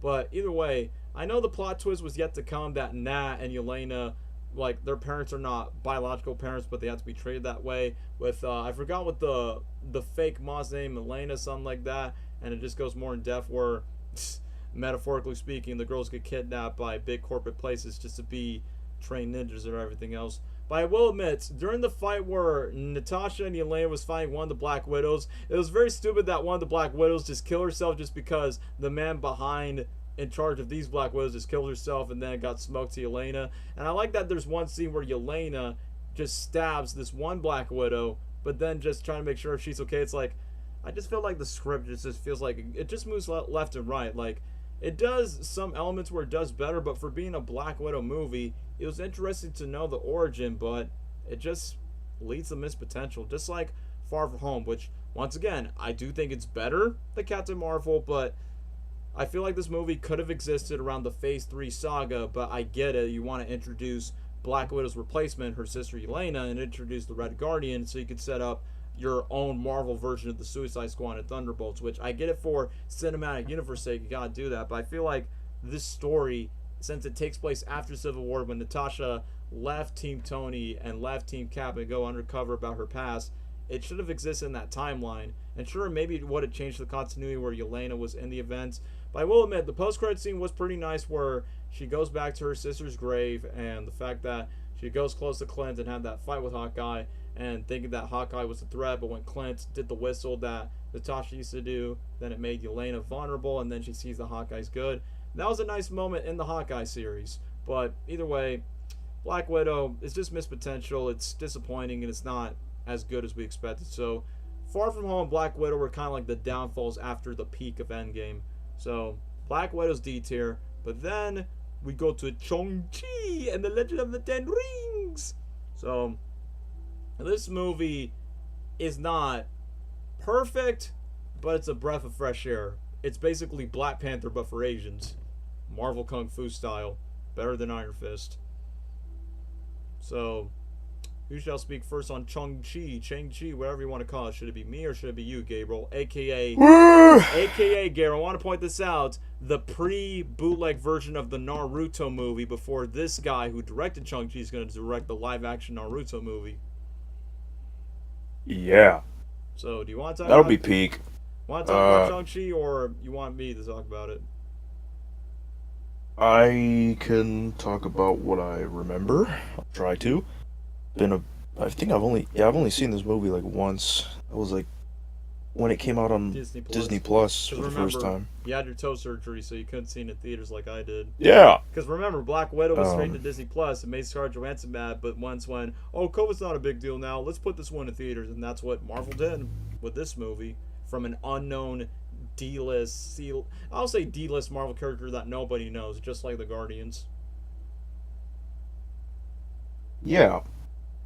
So you can go But, Shang-Chi is actually, like, when we were witnessing pretty mid movies from Marvel, Shang-Chi came in and saved the day temporarily.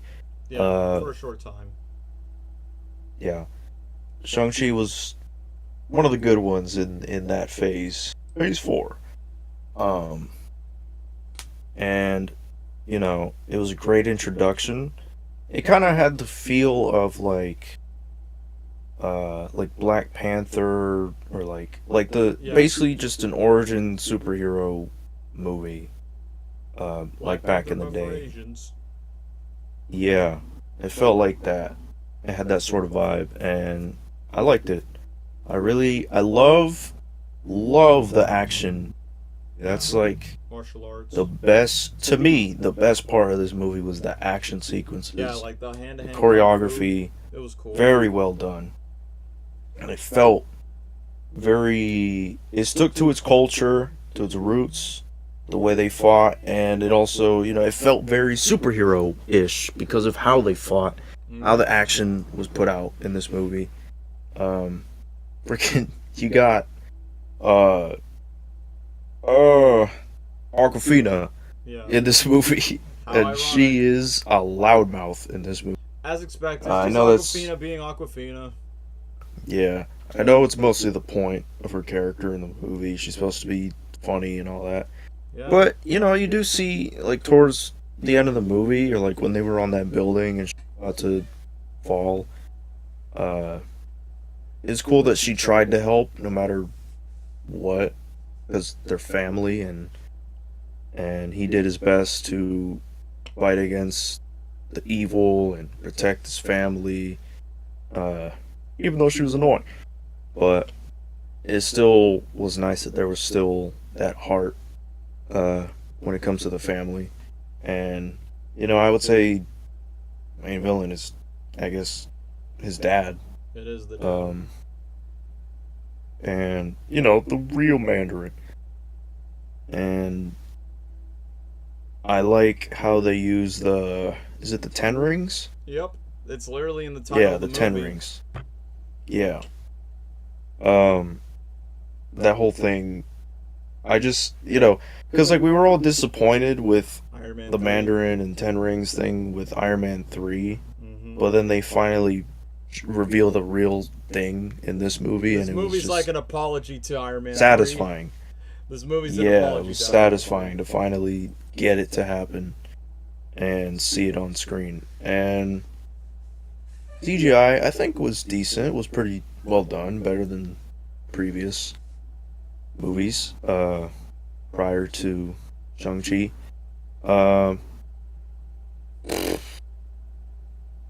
and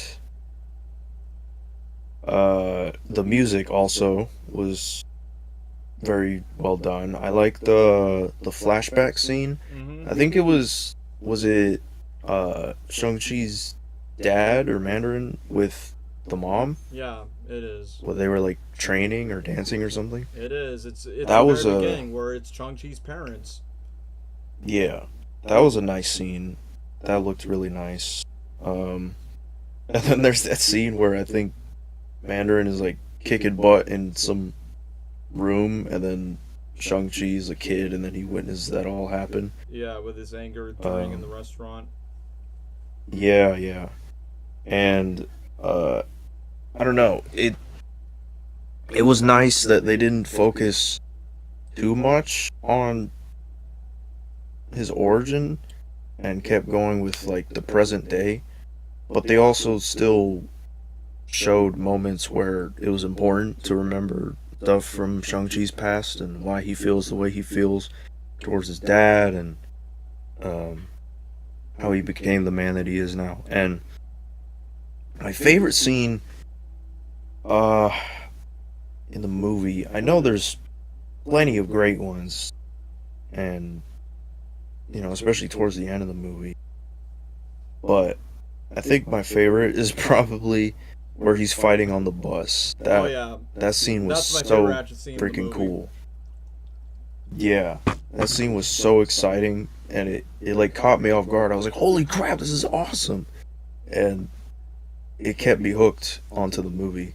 They take a Uh, balance on the filmmaking aspects. I like they took a balance of make it practical. Like you could tell there's some shots that are filmed in a studio, and then you could tell there's some shots that they actually filmed this in the city. So that's why I think they had the perfect balance when not just from the filmmaking, but from how the action scenes are shot. So I'm like, okay, that's a cool way how they filmed the bus scene when I saw it. yeah, the way they filmed it and the the stunts and everything he was doing, it was just so freaking cool. I thought that was the best scene in the And movie. then randomly, you got that Um, same dude from Spider-Man: Homecoming, that same guy that says, "All right, Spider-Man, do a flip." He's on the bus, oh yeah, recording Chang-Chi. Well, he's everywhere.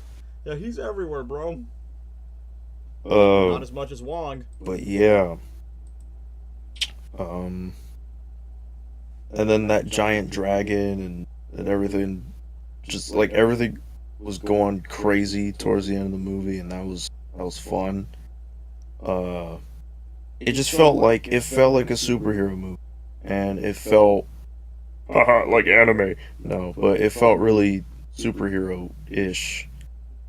Compared to we just got Black Widow, and that one was a bit more grounded compared to now. Shang-Chi is like crazy. Yeah, it's Like there's so much happening, so much action, and the emotional stuff was well done.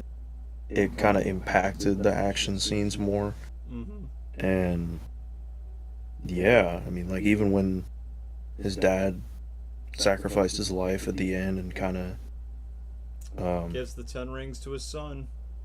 yeah, kind of as a way to like apologize, ask for forgiveness, and it was a nice scene. That's another one of the highlights or best scenes of the movie.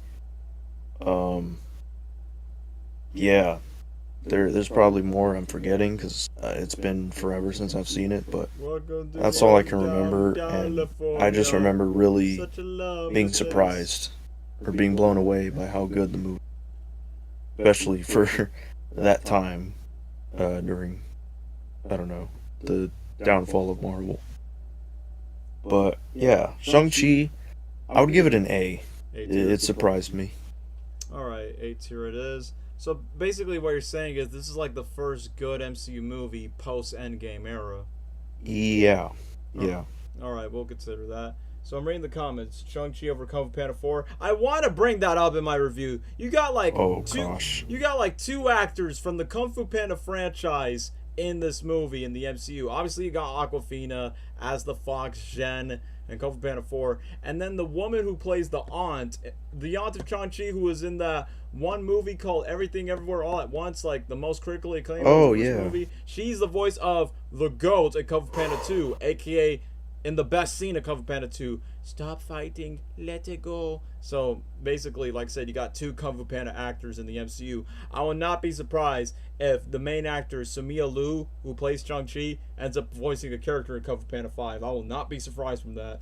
Heck, speaking Oh of the yeah. topics of Aquafina, I remember during the press tour of Kung Fu Panda 4, she got asked if there's any updates for Shang-Chi 2, and there's nothing. Which, I'm going to bring that up, is like, you introduced this new character to the MCU, but baffling like no proper sequel, even though you just introduced a brand new character. Obviously, just like what Black Panther did to represent the black community, you got Shang-Chi representing the Asian community so they could see themselves in a Marvel movie. So, good for cultural representation. So, my review on Shang-Chi, pretty much just like Black Panther in a way. Like, it caught me by surprise by saying, like, huh, I have never heard this character. I probably would have heard this character maybe from one comic book for Spider-Man or something, but it is what it is. But anyway, for the actor Samuel Liu, you could tell this dude is a huge Marvel fan. Like, literally, he talks about his stories, how he dressed up for Spider-Man at his parties, and when he was prepping up for the MCU, he listened to the Avengers theme. So you could tell that this dude is like a huge Marvel fan, and he's just happy just to be a part of the moment, even though sadly he's only been in one movie, unless, I don't know, he's back in like the new Avengers movie, which I'm guessing that's what the post-credit scenes are teasing up. But look, despite the superficial MCU stuff where you got the cameos, you got Wong, you got Abomination that's comic accurate, you got the post-credit scene of Bruce Banner, Captain Marvel, and you got Simu Liu, Aquafina, and Wong jamming out to California, such a lovely place, the Hotel California song, which my uncle played that song all the way when we were leaving by the theater. So, and yeah, another superficial stuff about this movie. I'm just pointing out my criticisms with the movie real quick. It does go to the cliche evil dad that you've already seen in the MCU before, and clearly Guardians 2 is one prime example. But at least for this movie, it makes you want to care about these two, like this banter between father and son. It actually makes you want to care to like not see these two fight and actually get along with each other.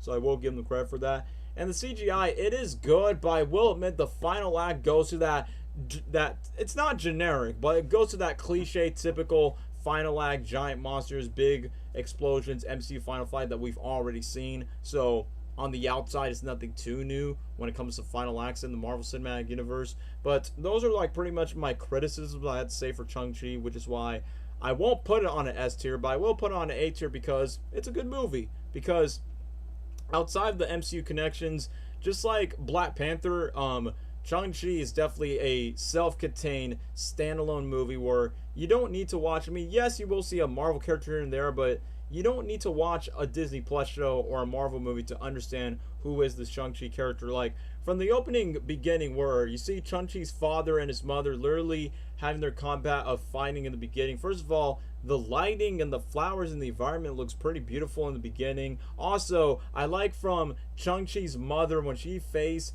like the dad, literally, like when I rewatched the movie again, like Shang-Chi's literally mimicking his mom's moves for what he's done to the dad. And even in the final battle, it made the father vulnerable around that time just because I'm like, crap, he's learning the best from his mother when she was alive. So I thought that was a pretty nice poetic moment for Shang-Chi. And I like that Shang-Chi, like, he's no Peter Parker, but I like that he's an everyday dude where him and Aquafina, which I know it's confusing, which, like I said, I know Aquafina's just playing herself, but, you know, at least somewhat has an arc of trying to have a purpose rather than just goofing off with the car and goofing off with Shang-Chi. Like, clearly, Aquafina's character, Katie, wants to, you know, enjoy life, pretty much with driving a car, singing karaoke, singing Old Town Road for some reason, and lives with the grandmother. And I like how the grandmother speaks in Chinese by saying, "Are you two gonna bang or something?" It's like, okay, I get it. It's not like a, you mean you could be boyfriend and girlfriend, but I get it. It's a platonic bond, not a romantic bond. There's a difference with that. So that's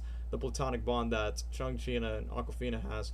But I will admit, later on in the movie, it's pretty interesting of how they introduce the sister. Like, first, I think the flashbacks are emotionally striking of how Shang-Chi learned martial arts from his dad. I mean, the one of my complaints about the flashback scenes, one of them got interrupted in the middle when Shang-Chi and Aquafina were on a plane just for a flight attendant to talk about beef, which, once again, it's the typical Marvel formula by saying emotional scene, it's hitting through the feels, and then we gotta bring a joke in, it's the Marvel comedy hour. So I'm like, that's one nitpick I have for that one scene, the flashback. but the majority of them are pretty great. And just like what Gabriel said, like Iron Man 3 sets up the Mandarin, the Ten Rings. We were just disappointed that it was just thrown out the way as a one-off joke. But I like that in Shang-Chi. It just pay respect for what Iron Man 3 just failed on. Like, they bring back Trevor Slattery, which, yeah, like what this Rocket Man user said, Ben Kingsley carried. He was more humorous, but that's what happens. Like, people did not take him seriously as the Mandarin, and his only friend is like some sort of a chicken butt looking Pokemon creature. And funny enough, he tags along with Shang-Chi, Awkwafina, and Shang-Chi's sister. Which, speaking of the sister, I like the fact that she used to try to be closer with her brother, but during the fight arena, aka the same fight where Wong and Abomination were fighting, clearly she doesn't connect with her brother the same way of how she sees him, because clearly when he left to America, he abandoned the sister, which is why she doesn't know him. So that's why she felt like the family bond was dead once when he left and once when the family left each other. So that's why it was complicated for her to connect with her brother throughout the road to journey, even with Trevor Slattery being the comic relief. So as we continue on, I will say this, like, even though there are some cool action sequences, but I definitely agree with Gabriel, the bus scene is definitely my favorite scene, because one, I like that it goes grounded stake, the cinematography of how the way it was shot, well, yes, side by side in a big studio as expected, but also of how the way the bus actually was filmed on behind the scenes, literally down the streets where the bus was about to crash. That was cool filmmaking when it comes to those scenes, including the scene where it does remind me of one of the Rush Hour movies, for those that watched those Jackie Chan and Chris Tucker movies, which I don't remember which one it was. Maybe it was in Rush Hour 2, I believe, where Jackie Chan and Chris Tucker were on these bamboos and they're trying to fight all these guys, and literally I'm watching the MCU version of that bamboo like hanging onto something scene, but it's the MCU version of that,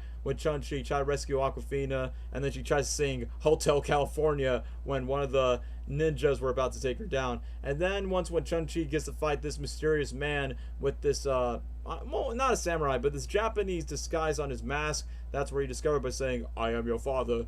And that's where the father gets more in depth about he's the original Mandarin, and obviously he's the one that holds the Ten Rings, and gets more in depth with that. But I like how throughout the conflicts, throughout the flashbacks, where Chong sees more of the dark side of his father, and even though in the final act where Chong brings Katie and the sister and Trevor off to the place where his aunt is, who's played by the woman who voiced the Go in Kung Fu Panda 2, which once again, ironic that you got Kung Fu Panda actors in this Asian-led MCU movie, which it does make sense. Now make Jack Black make a cameo, put him in the movie.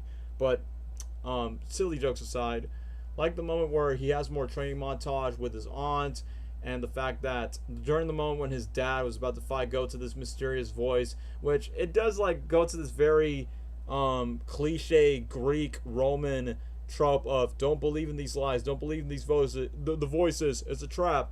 And that's where he gets to this cool sequence where Chong was fighting his dad literally when everyone else is fighting in the main base, but once when they get to the hole, they realize that it's not the key to their mother. But once when the dad has the final moment just to grant forgiveness for Chong with the Ten Rings, it shows character growth in Chong, but also the change of heart of the dad before he sacrificed himself. And then that's where Chong faced the dragons, which once again, even though the final act is your typical final Marvel act, but one thing that does stand out in that final act is when Chong is teaming up with the sister, and when the sister was about to be taken away by the other dragon-looking creature, the sister accepted Chong's forgiveness, and both brother and sister team up together. And even though Awkwafina somewhat has an arc where originally she just wanted to enjoy life, but now she actually used a crossbow and arrow just to take down one dragon literally by the face. I'm like, so basically she decided to take Hawkeye school. And even though it's crazy that some San Francisco Asian American chick has to take down that one dragon with one bow and arrow, but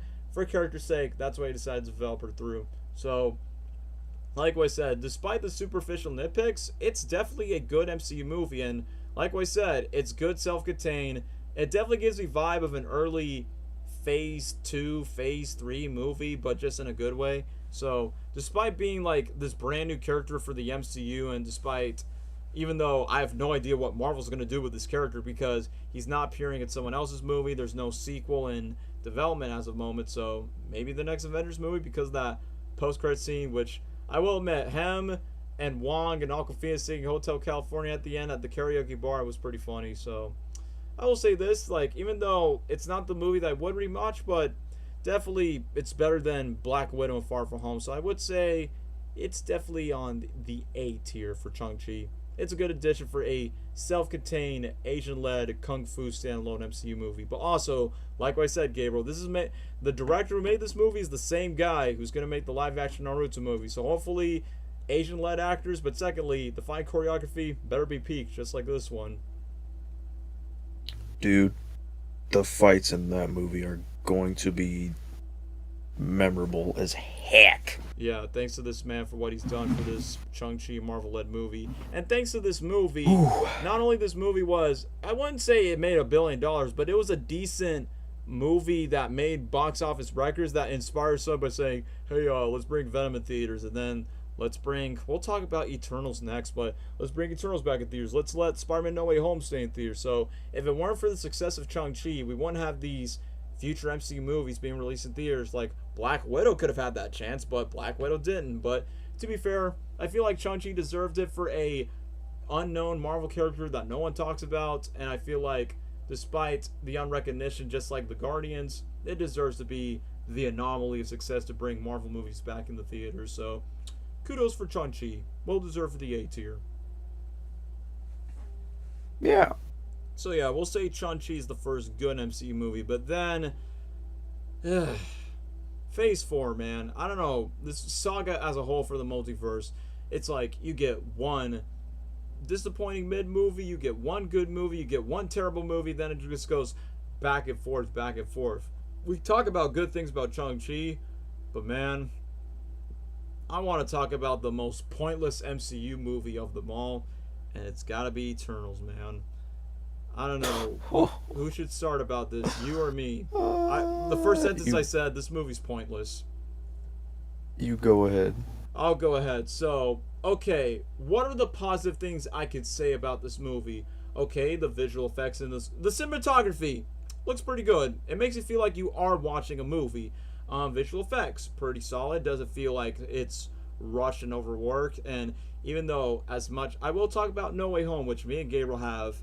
We probably might ramble for an hour when we talk about Spider-Man No Way Home, but I will admit, Eternals has much more cleaner CGI than No Way Home, even though No Way Home's the much better movie.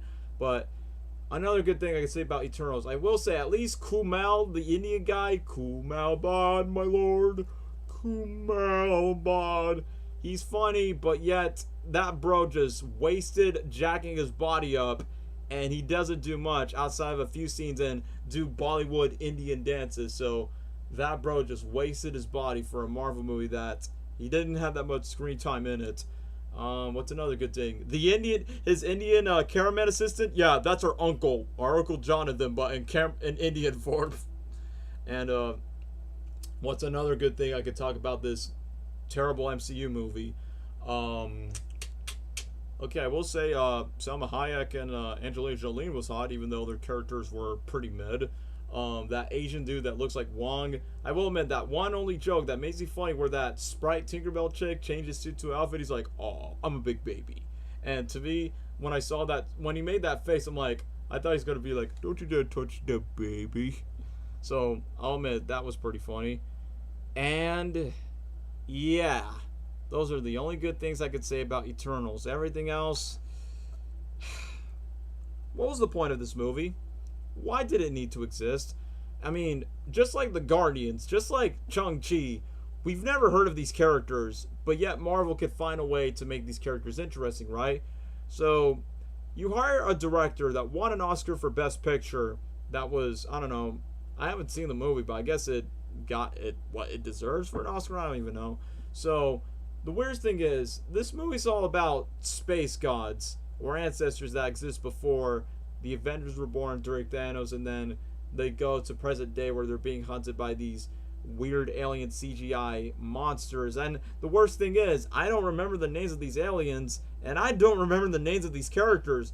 Like, I think Salma Hayek's name is Ajax, Angelina Jolie is Athena, this Asian chick is, what's her name, Cersei? And then you got MCU Homelander, aka Marvel Superman, but technically I'm just going to call him Homelander because, look, he's not as bloody or as likable as Homelander and the boys, but yeah, he's a menacing, evil Superman archetype that just kills people, but at the exact same time, do the things for the wrong reasons. Then you got this one kid, I think her name was Sprite Cranberry. She was annoying. She was bratty. I don't find her likable at all outside of being, oh, she's basically like the Tinkerbell type of the MCU. And Kumail, as funny as he was, he's in it. What's that one actor's name? Barry Keoghan. I forgot what his power was, and clearly he's in an awful MCU movie, but he's in the DC as the Joker in Matt Reeves' Batman, but I don't remember his character. And then you got this one chick, which I don't remember her name. She's deaf, but she can run fast like the Flash.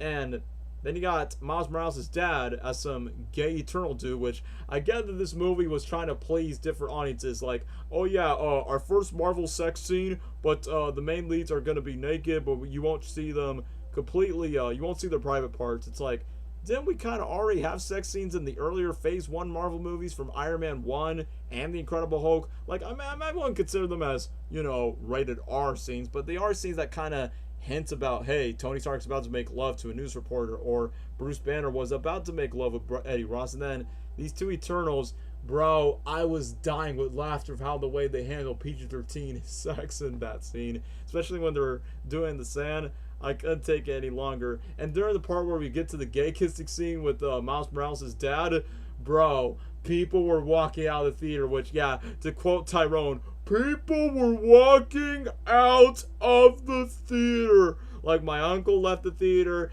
and just to make this joke, ghetto as hooligan teenagers, they were like minorities. They left the theater just because they thought the movie was so cringy and so dumb. And honestly, I wouldn't blame them, but they're like, well, it's a Marvel movie, there's nothing else we could watch, so let's go watch this movie instead.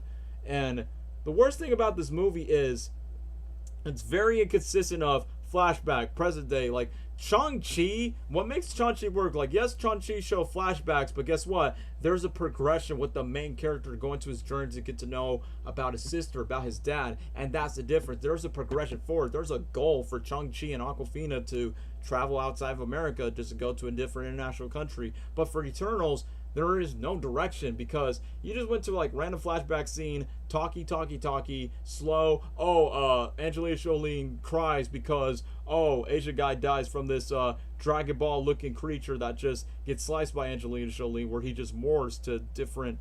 I don't know what's the point of these alien creatures. Like, it's dumb. And what's even more dumb is they're being chased by these alien creatures, and then flashback after flashback. Oh, Salma Hayek's dead. I wonder how we figured that out. Oh yeah, Marvel Homelander just pushed her off a cliff, and then she gets drained off by the powers. And then you got this guy from Game of Thrones that's in love with the main Eternal, and then she talks to this giant celestial god that talks about, oh yeah, you guys are not real. You're just part of the program. It's like, this movie is just so confusing. And what's baffling is this movie makes a lot of DC references. Like, hey, look, it's Superman. Oh, he's basically like the Alfred to your Batman. And they literally have powers like the Justice League. So I feel like the director of this movie rather makes a DC movie than a Marvel movie. And the worst thing is, this is the first Marvel movie that got a rotten score on Rotten Tomatoes. And secondly, it's not the one MCU movie that flopped harder than the Marvels, but it definitely got it flopped as it deserves to be.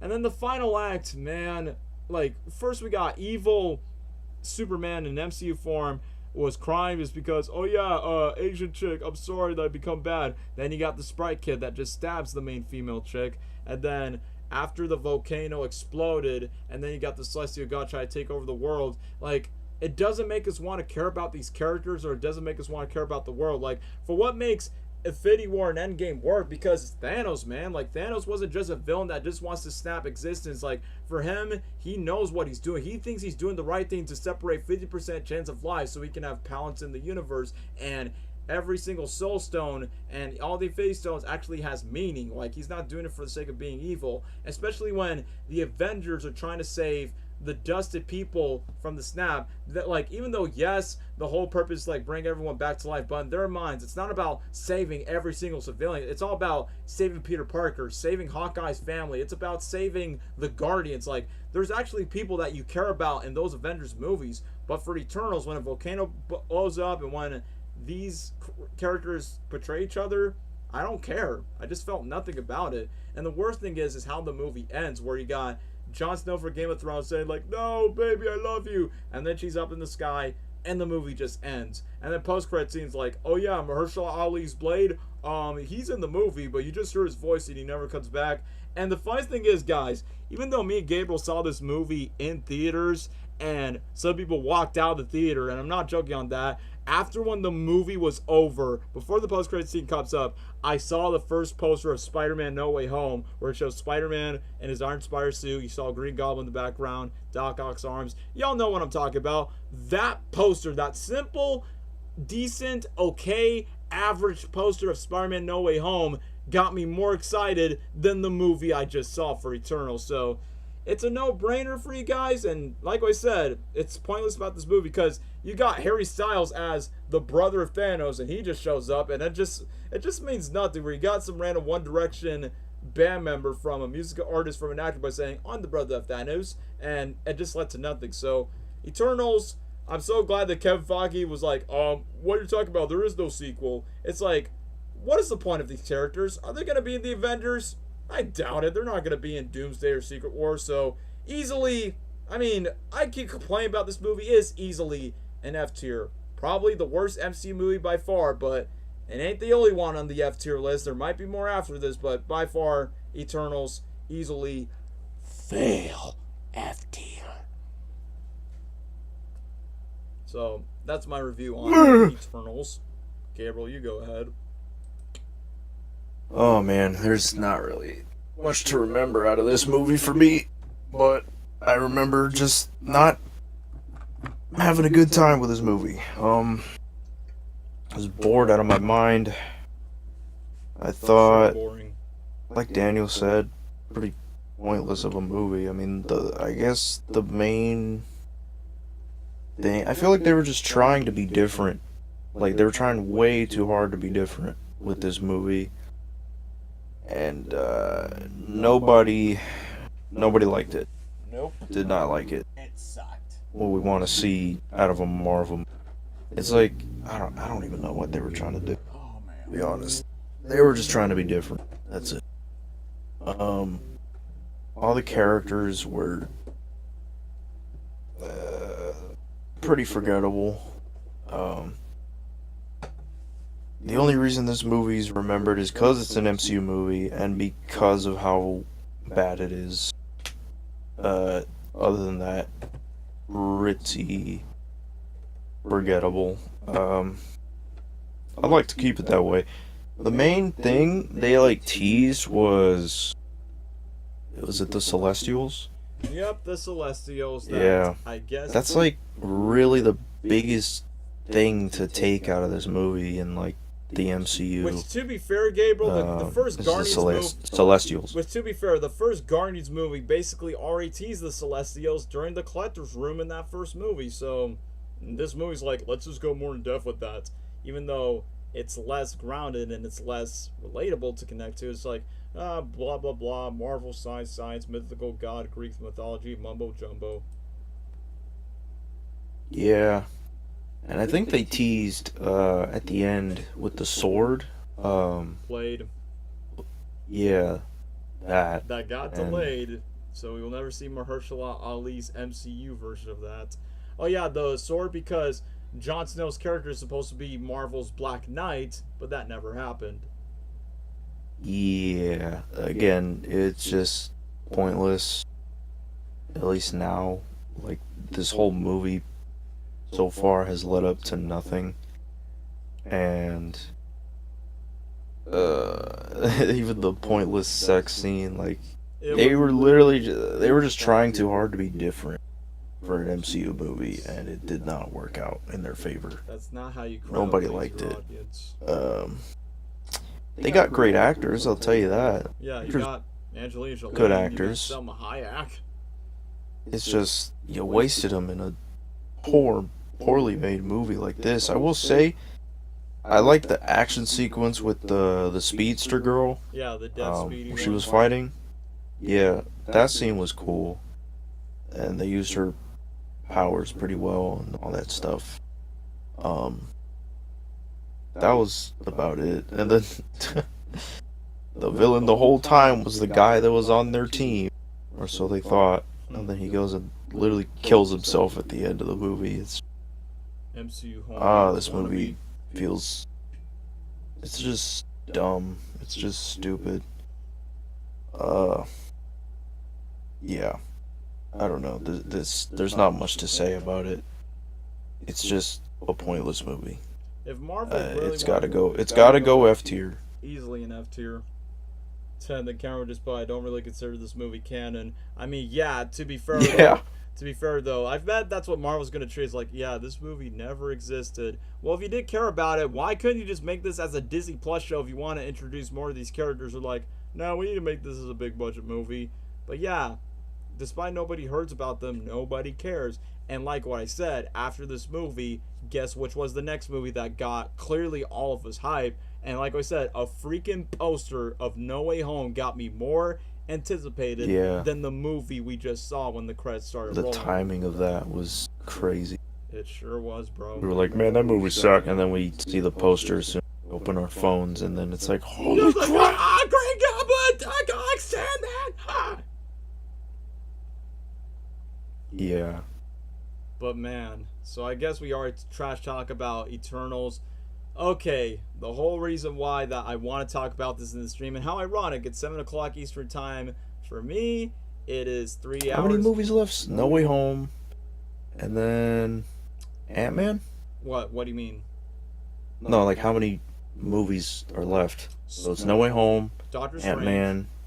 Oh, I forgot about that. Gabriel, you gotta remember. Oh, you're right, because you're right, the trailer. Remember, Spider-Man, and Doctor Strange. Doctor Strange and the Multiverse of Madness, Thor: Love and Thunder, Black Panther: Wakanda Forever. That Wakanda Forever is the Holy end. crap, those movies. Wakanda Forever is the end of Phase 4, and then Phase 5 is Quantumania, then Guardians 3, then the Marvels, and then finishing off with Deadpool and Wolverine. So in reality, how many movies we got left from No Way Home to Deadpool Wolverine? How ironic.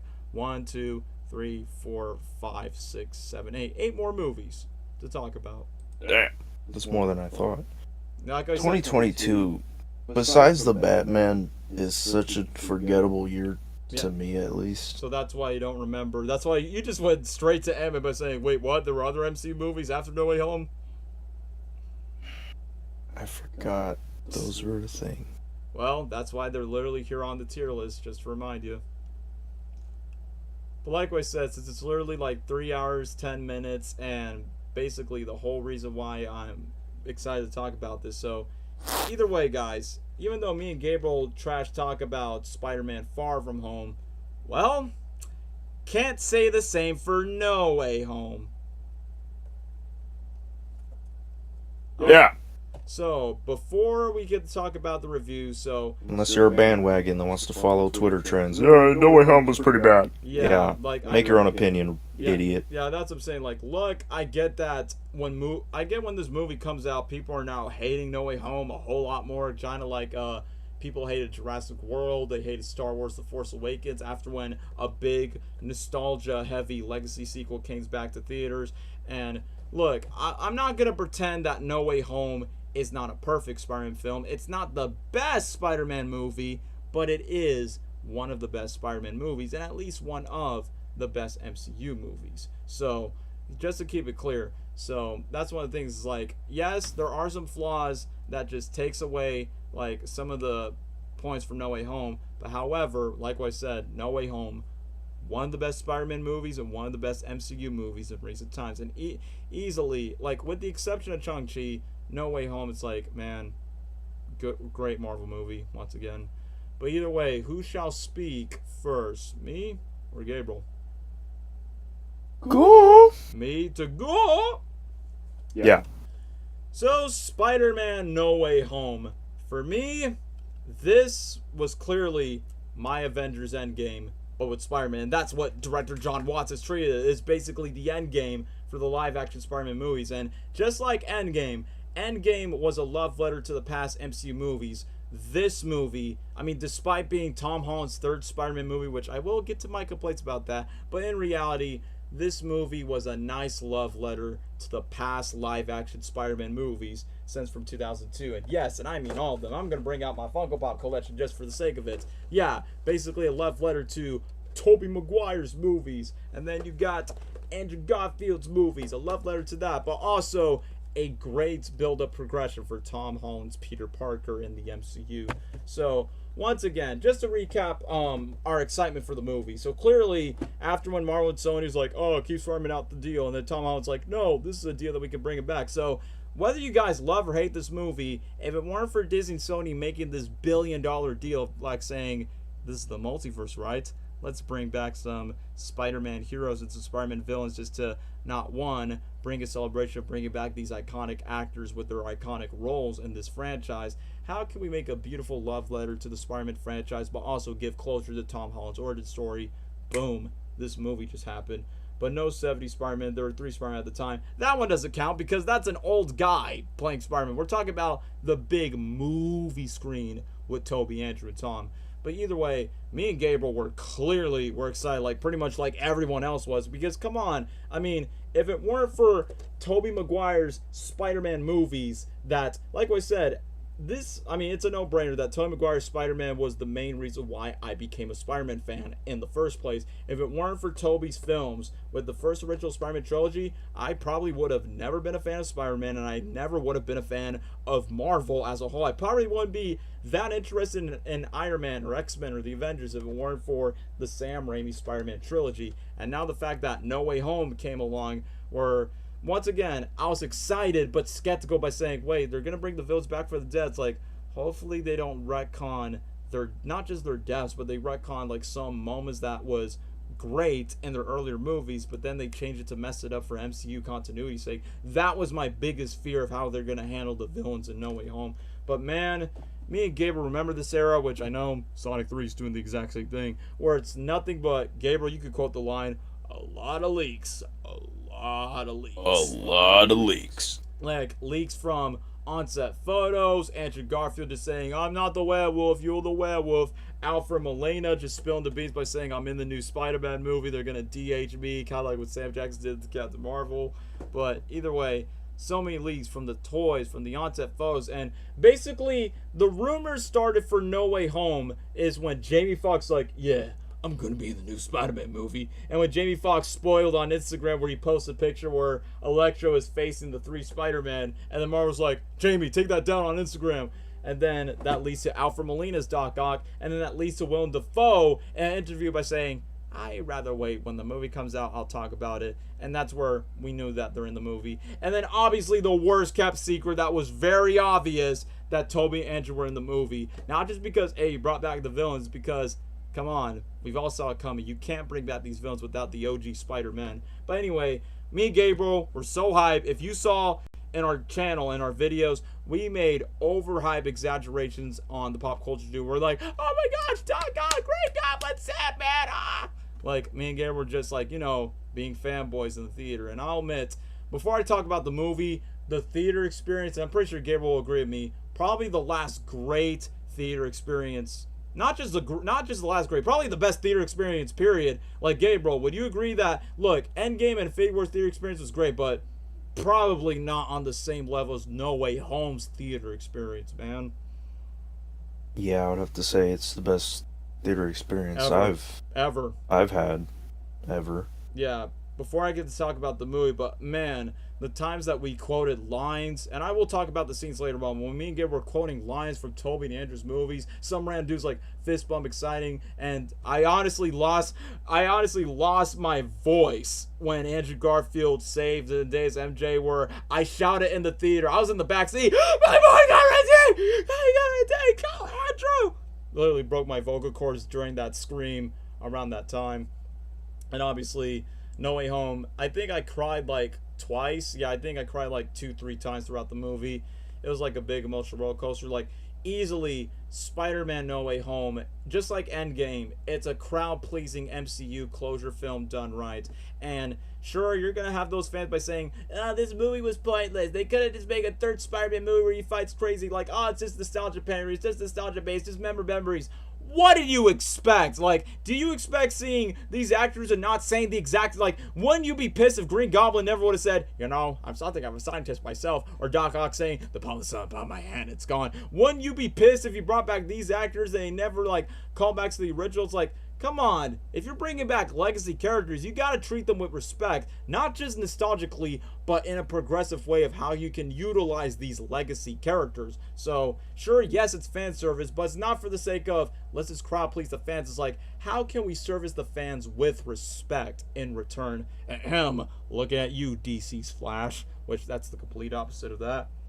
But anyway, let's talk about the movie, because I already talked about the experience. So, Spider-Man No Way Home, easily, in my personal opinion, the best Spider-Man film and Tom Holland's trilogy. Like, this is Tom Holland's best Spider-Man film, which, yeah, to give my personal ranking of the other Spider-Man movies, Andrew Garfield's best Spider-Man movie is his first one, The Amazing Spider-Man. Tobey Maguire's best Spider-Man film is his second film, Spider-Man 2. And Tom Holland's best Spider-Man film is his third film, No Way Home. Why? Because I feel like No Way Home, and all due respect for John Watts, I feel like No Way Home I won't say everything. Like, for the first half, it repeats the same tropes from Homecoming, Far From Home's tone and jokes and all that. But after that first act, where, once again, I feel like the first act's tone is more in vein of Homecoming, Far From Home, because, you know, it's the third Tom Holland Spider-Man-led movie. But literally, around that time, I literally thought of, this is basically like what most Marvel fans would say, most Spidey fans, like, yeah, this movie definitely fixed Tom Holland's Spider-Man.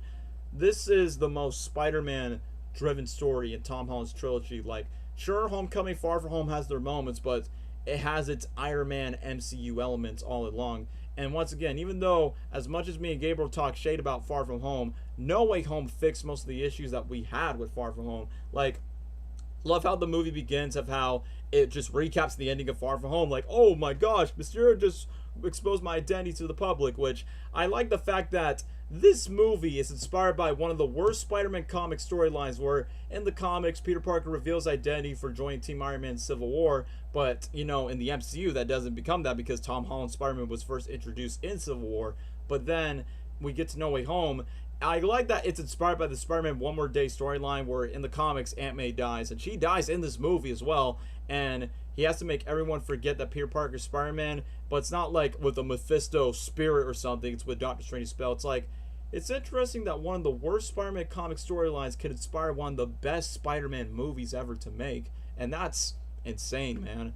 But even though the tone, where, like I said, even though I like that this is the first live-action Spider-Man movie that dealt with Peter Parker's identity exposed to the public, because, you know, in Spider-Man 2, where Tobey's Peter was unmasked in the train sequence, and then the kids, who were played by Tobey Maguire's Mask, like, we found something, we won't tell anyone, Spider-Man, it's good to have you back. Sure, people will be civil in 2004, but in 2021, oh my gosh, you're Spider-Man? Let me just take selfies with you. People are less disrespectful in a way. So, I will admit, as much as I do love this movie, the visual effects, very wonky. Like, look, I give respect to the visual effects, which, honestly, it's Marvel's fault for, like, let's just rush this movie because of COVID, which, obviously, this was the first Spider-Man movie being filmed during COVID, so you can tell that the visual effects doesn't hold up until one thing that you just noticed, that it is pretty wonky when Tom Holland's Peter Parker was wet swinging with MJ, or the part where Doc Ock's arms doesn't look as cool as it looks to be in Spider-Man 2, where Spider-Man 2 had balance of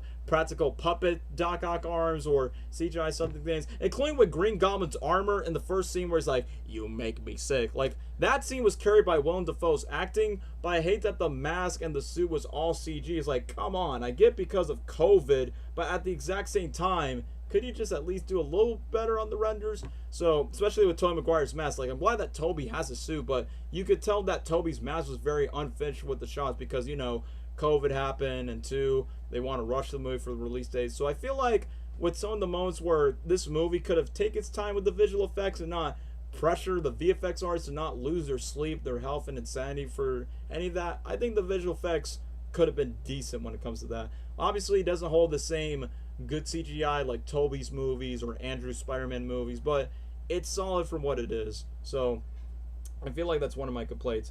How do you feel about the original Green Goblin suit from the original movie? I liked it. I'm actually one of those people that actually likes the Power Ranger suit. I'm honestly sad and disappointed that he didn't get to use the Green Goblin armor from, well, he did use the same suit, but the same helmet, because in the concept art, the Goblin helmet was going to be used in Green Goblin's glider, just to be a reference to the comic books, which I will give the No Way Home crew credit to, there were some concept arts where Willem Dafoe's Norman Osborn was going to wear the Iron Man armor and use a Mysterio drone, which, man, that would have made a lot of us pissed. But it's like, you know what? This is Green Goblin from the Raimi Spider-Man universe, and you want to pay respectful for what Goblin looks like from that movie, but at the exact same time, update and upgrade their MCU mods. Like, for an instance, I'm going to grab a Green Goblin and, oh, there he goes, Andrew Garfield. He definitely not snapped his neck. So hold on, I'm just grabbing my Funko Pops just to get like a visual reference. I will say this, for the villains glow ups, I would say out of all of them, Jamie Foxx's Electro has the glow up of them all, which, don't get me wrong, I do like him being blue in the Amazing Spider-Man 2, but just like what Jamie Foxx says, it feels more comfortable, it feels more like today, modern, because obviously Jamie doesn't have to put makeup all of a sudden, and obviously it's a homage to his classic yellow comic book form. Like, even when Jamie Foxx was involved in Spider-Man No Way Home, he was like, yeah, I'm not going to be blue this time. So then Jamie doesn't have to do much makeup. I feel like he had the best glow up out of all of them just because Jamie's more comfortable and it's more practical, so I think that's cool. The second glow up of them all is, even though I still prefer the Goblin helmet, because obviously, for nostalgia's sake, I grew up with that Goblin helmet, and I will talk about Green Goblin of why he carried this movie, man. I'm going to talk about Willem the Goat himself. But his suit, I like the fact that it's a combination of old Raimi suits, but trying to make the purple, like, color scheme just to be reminiscent to the classic Green Goblin, like, comic book form, which I get that in the original Spider-Man movie and No Way Home, I get it was very difficult to translate that suit, that green and purple outfit into live action, which I do feel like they can't find a way just to either like make a mask or suit out of that. But I feel like for No Way Home, they did the closest thing and just what John Watts wanted for Willem Dafoe to do. Like, as much as I love the iconic mask, I understand why he decided to not wear a mask, so we could see Willem Dafoe's range whenever he goes creepy and scary and just goes like showing how he's basically the Marvel's Joker to Spider-Man, so we can see more of his range with his facial features. So Goblin had a glow up. And then speaking of Doc Ock's glow up, I like that his hair is messy, even though his arms look pretty much the same like Spider-Man 2, but I like that his hair is trying to like be closer to the comic book Doc Ock around that time. So I feel like that was like a nice, decent add touch to it. And I like that his outfit's more green because I know it was more brown. Because I remember in the concept art they try to make Alfred Molina's Doc Ock more comic accurate, but it'll be way too like distasteful just to make basically like if you make an MCU Doc Ock, then maybe. But remember, this is Doc Ock from the Raimi verse, so you gotta pay. Like, that's why I like of how they treat the villains. Like, you gotta pay respects for what these villains look like in the original movies, but try to update them a bit so you could be faithful to the comic book, like the comic book looks of these villains, but keep it like a good balance with it.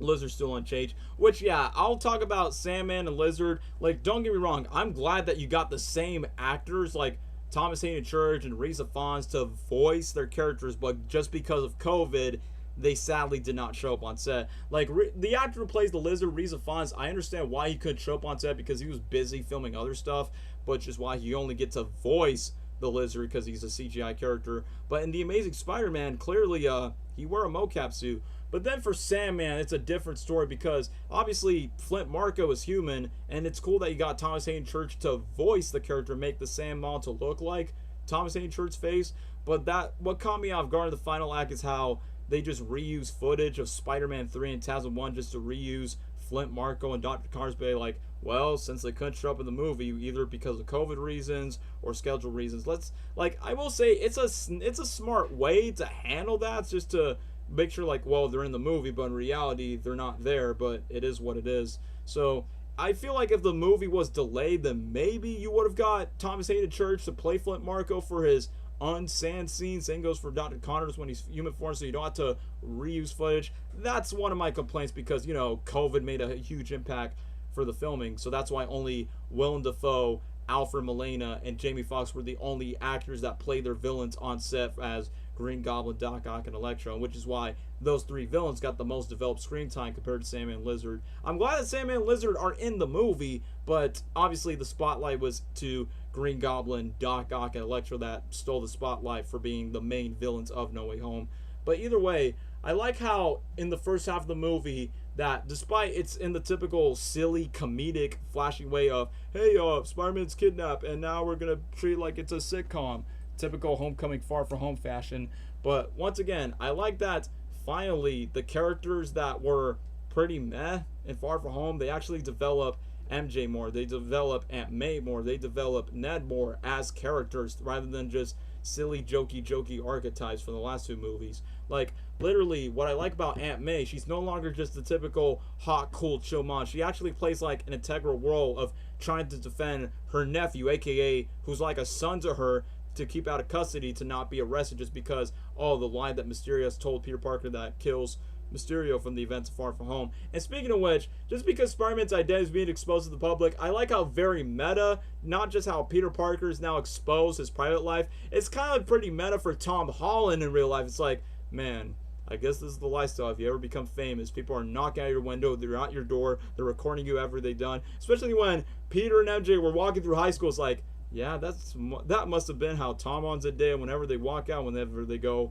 on public dates. So it is what it is. But I do like the moment where Peter, Ned, and Michelle are just up with the diner, kind of like when Kirsten Dunst's Mary Jane works at a diner and Zendaya's version of that character works in a bakery, and they wish that they want to go to MIT, just go to college together, but since they're both tied and connect to Spider-Man, that's what it is when it comes to that.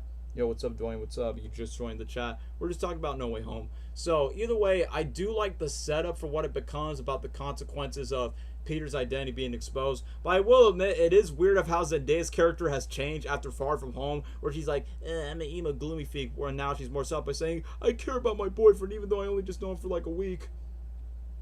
So, it is what it is. Hold on, guys, give me a second.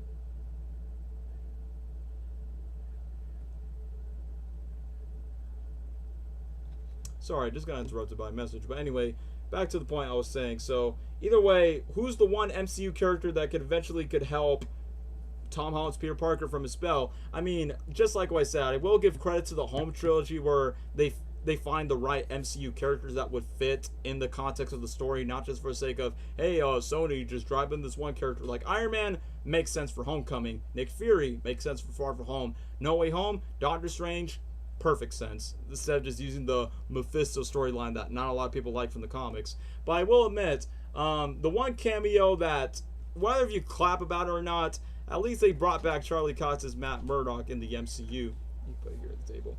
Thank you very much.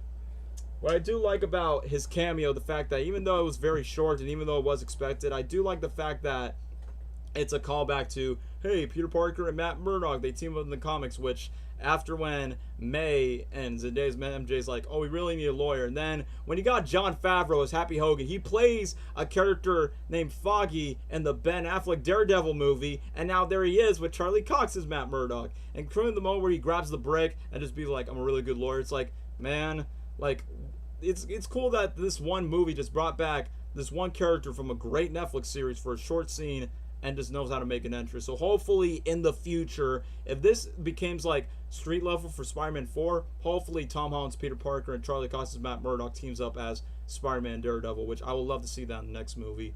Which I will admit, during the moments where Peter Parker is entering Doctor Strange's sanctum, which, as expected, obviously they work with each other in Infinity War, Steven, that's where I'll allow it. And then when they cast a spell, I could tell Peter Parker still, the worst thing about Tom Holland's Peter, you could tell bro hasn't changed, where he's like, wait, if we're gonna make everyone forget, then what about MJ? What about my best friend Ned? What about Aunt May's like, Peter, have you thought about this before Doctor Strange make the spell? And now look what you've done. You make all these villains come over. I mean, I get it. That's the whole point of Tom Holland's Peter, which I get it. If that was never the case, then we will never get the movie. We will never get the multiversal variants. But however, I will say this. It does a good job with the main characters, but it is confusing. Like, wait a minute. So I'm guessing for Tom Holland's Peter Parker, where he says, like, everyone knows that Spider-Man could still be around. We only got 2 live-action Spider-Man, like Tobey Maguire and Andrew Garfield, but also we got only 5 of the Spider-Man villains in the movie, but yet no James Franco, Harry Osborn, probably for controversial reasons that we're not going to talk about the actor. No Dane DeHaan's Harry Osborn, no Paul Giamatti's Rhino, so it's like, basically, in other words, they're like, let's just focus on the main villains, which I do like, especially when they got Sandman from Spider-Man 3 and Electro from TASM 2. I like the fact they're like, yeah, let's ignore Harry Osborn in Spider-Man 3. Let's ignore Edward Brock Jr., the human-sized Venom from Spider-Man 3, which they just, like, ignored the side villains from Spider-Man 3 and TASM 2 and just focus on Sandman's the real villain, Electro's the real main villain.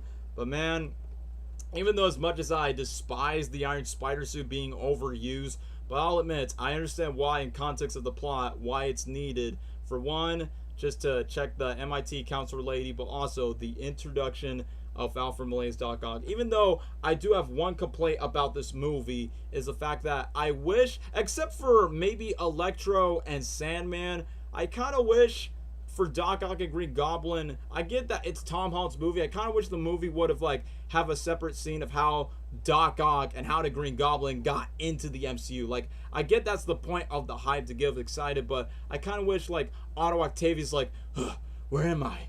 Peter Parker's Spider-Man. He's the one that's trying to destroy the power of the sun upon my hand. And then Green Goblin should be the same. It's like, where am I? I must destroy the Spider-Man. Like, I kind of wish we would have get to the villain's POV first before we get to the introduction, but I understand that would have, like, destroyed the hype of it. But however, speaking of Doc Ock, when I first heard that he's coming back, I'm like, Micah Giacchino, you better play that Doc Ock theme that Danny Elfman did so perfectly in No Way Home. And literally when he pops up, na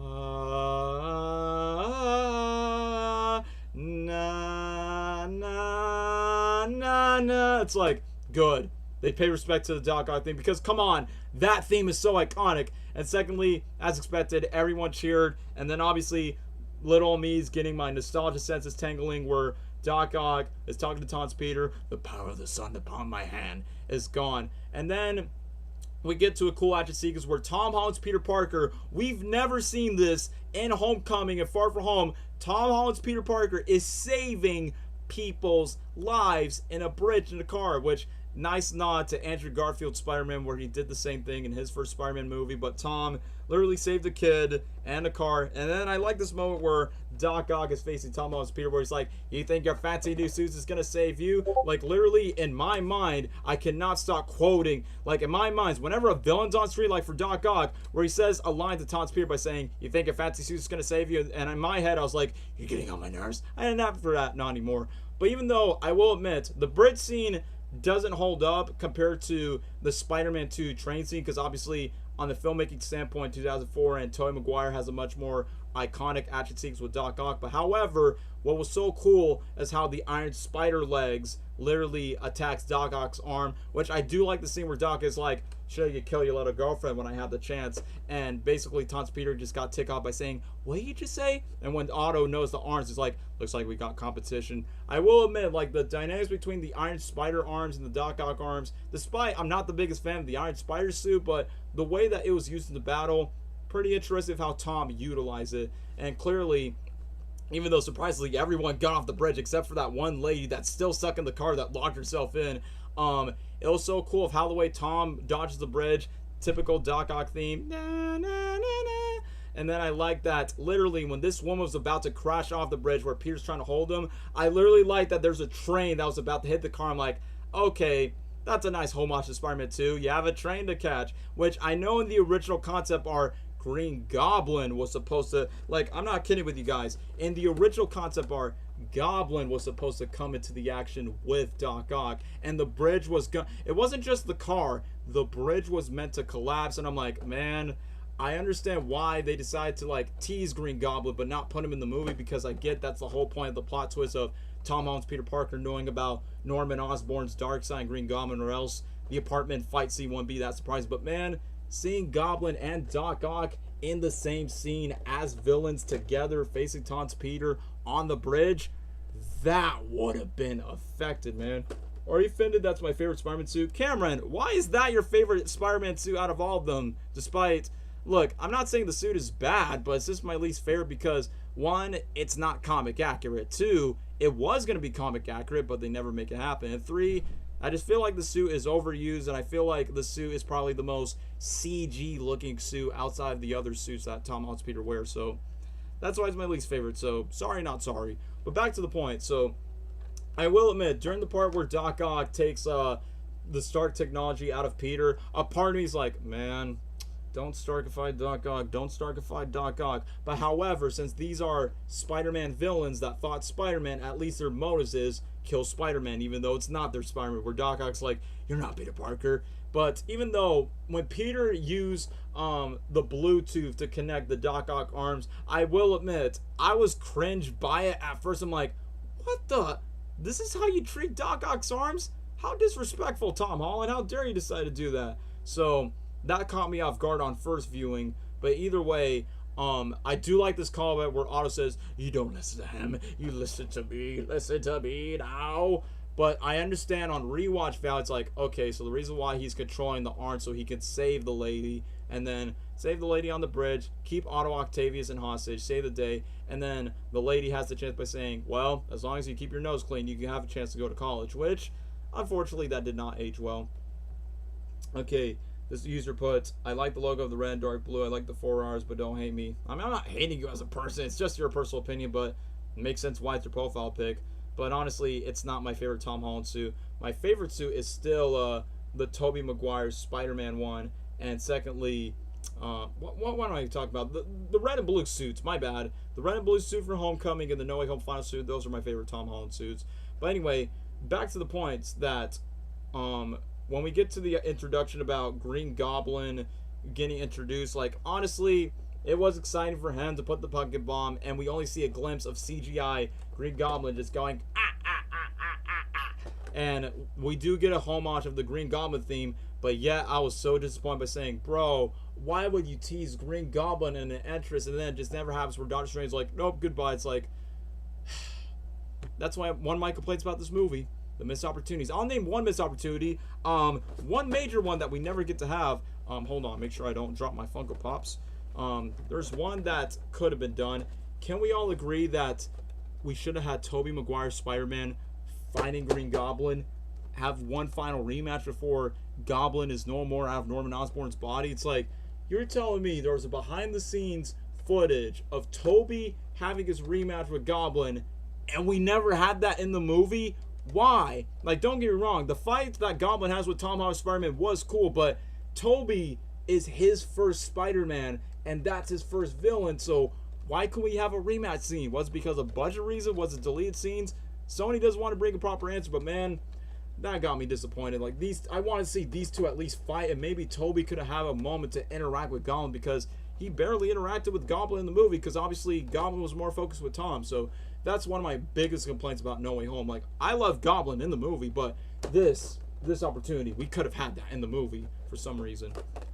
But however, about the Lizard, so even though I've already said what I had to say about Sandman, like, sure, the actors could have returned, but Lizard, even though he's definitely the most pointless villain just to be appeared of, but however, he's not entirely pointless if you think about it. Sure, he doesn't have that much in-depth or strong purpose just like the other villains, but at least Lizard, despite getting in touch with Electro, which I do like the scene where he's like, speaking of which, you get a come over or a makeover. Would I give you a real makeover? Let me guess, to a lizard? Exactly. So I like that later in the movie, the Lizard just tells Tom Holland's Peter, trust me, Peter, whenever you try to save someone, there are always consequences, which I'm like, right, because that's what Andrew Garfield's Peter Parker tried to do with him, of trying to get his father's equation to grow a lizard hand, but until then, he becomes a miniature version of Godzilla taking over New York City. So I like that homage, and then that's where it pays off to, I told you there will be consequences, and that's what he warns to Tom Holland's Peter Parker. But either way, it does make sense to kidnap not kidnap, but cage the villains in Doctor Strange's sanctum and literally just try to keep them in cage. But I will admit, some of the cheesy moments is when Doc Ock, you know, the typical MCU name of, what's your name, Dr. Otto Octavius? Ha, funny, because your name sounds silly like an octopus. But the acting where Alfred Molina is told, like, during the part where he's like, Norman Osborn, he was a brilliant scientist, but he was greedy. But when he takes Alfred off, like, his delivery where he goes, we are tired of your questions, boy, because now you're all fighting in the dark to fight a ghost. It's like, there's no other actor that can bring this role better than Alfred Molina's Doc Ock. And same goes for Willem Dafoe's Green Goblin. Like, sure, would have liked to see new actors, but come on. Like, you can't compare for what Willem Dafoe and Alfred Molina has done to those iconic Spider-Man villains from the first two Spider-Man movies. And I will admit, when we get to Electro's introduction, even though the black and gold suit, I think that's the name, I don't remember the name. I get that suit was meant to be the Doctor Strange version of the Spider-Man suit, and it's a tease of the Inside Out suit for what Homecoming tease. And even though this is the only scene of how we discover how did Electro enter the MCU from, after TASM 2, he blows up like a battery, and then he enters the MCU with Leo electricity. And even though, once again, they play Doc Ock's theme, they play Green Goblin's theme, are they going to play Electro's theme? It's like, bro, like, it was so cool to see him in blue, and they play his theme song, and it only lasts for like 3 seconds. Like, man, you know how fire that Electro theme is. Why have to play it so short? And even though it was cool that Sandman was cool with Tom Holland's Peter, even though it's not his Peter, as cool as it was for Sandman trying to stop Electro, it was so short, man. Like, it was cool to see, but why make it so quick and easy? Like, I think during the visual effects reel, like, the scene was meant to be intentionally longer, and Sandman was meant to be like a giant Sandman to take down Electro. That would have been nice. But however, it does remind me of a level in the Spider-Man Shattered Dimensions video game where Peter wears a black suit and he faces Electro in a power line force area. So that's a nice homage. Which I will admit, even though I'm glad to see Jamie Foxx back, but clearly Jamie Foxx is just being Jamie Foxx. Like, he is a completely different character than who he was as Max Dillon in TASM 2, where he was very nerdy and obviously he talks himself. So I'll say this, even though it's just Jamie Foxx being Jamie Foxx, but at least character-wise, he's a lot better than what he was in TASM 2. Even though I did like Electro in TASM 2, despite how cheesy and goofy his dialogue is. Now it's time for me to light my candles. Which I thought he was going to have that voice, but since he's back to Jamie Foxx, which I will admit, in terms of comedy, I think Jamie definitely has the funniest lines. Like standing around like I am butt-ass naked, and then Sam is like, I am. Or during the moment where Max and Flint are talking about their moments of, I fell to a bend to electric eels.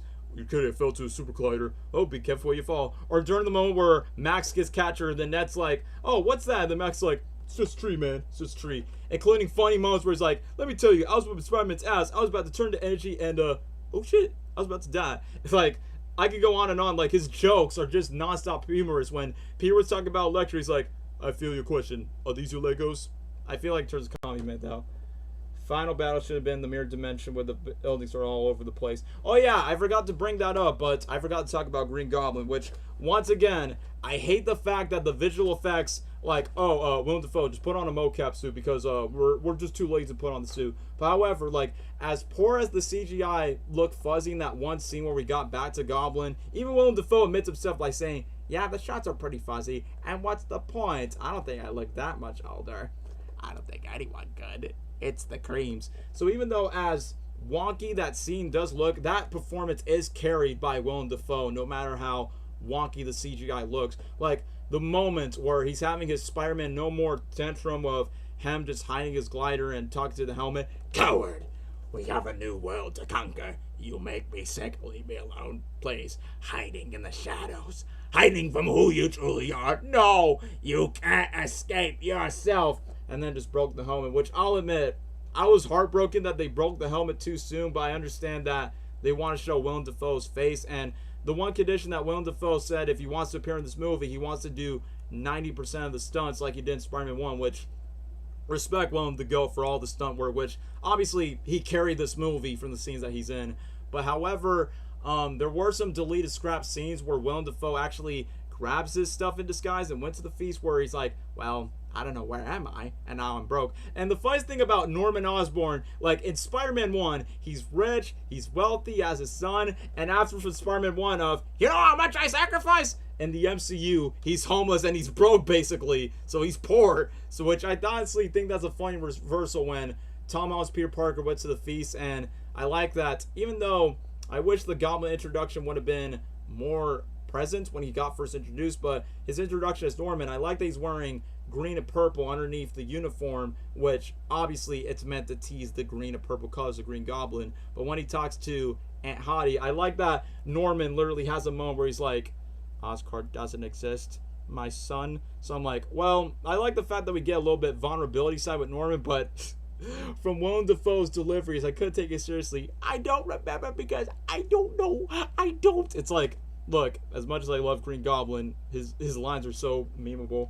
Wish they painted his face green and wore a purple hat or something. Yeah, I mean, I'll admit, it's like, I understand that they want to show Willem Dafoe's face, and it would be cool if his face is, like, mutated to be green. You don't have to overpaint his face to where he can't emote, but at least like a goblin mutation by the neck or something that makes him the Green Goblin. But in a way, I mean, the concept arts, I mean, it's better than Green Goblin wearing an Iron Man armor or putting like weird elf ears or something, which I forgot about. That was a joke where Peter Parker's like, there's like a green elf on the glider, which obviously No Way Home was released during Christmas, but I feel like that was a nice inside joke in the Spider-Man 1 video game where Tobey Maguire voiced Spider-Man and Green Goblin Willem Dafoe voiced Goblin. Tobey called him a green elf on a glider. Is like, okay, that's kind of like a nice wink innuendo joke that I did catch.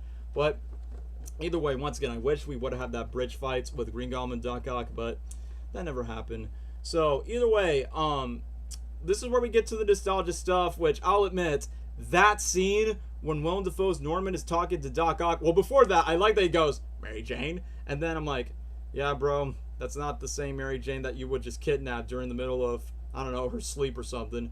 But man, my childhood fantasy has come true because I've always wanted to see this in the Raimi movies outside the bloopers.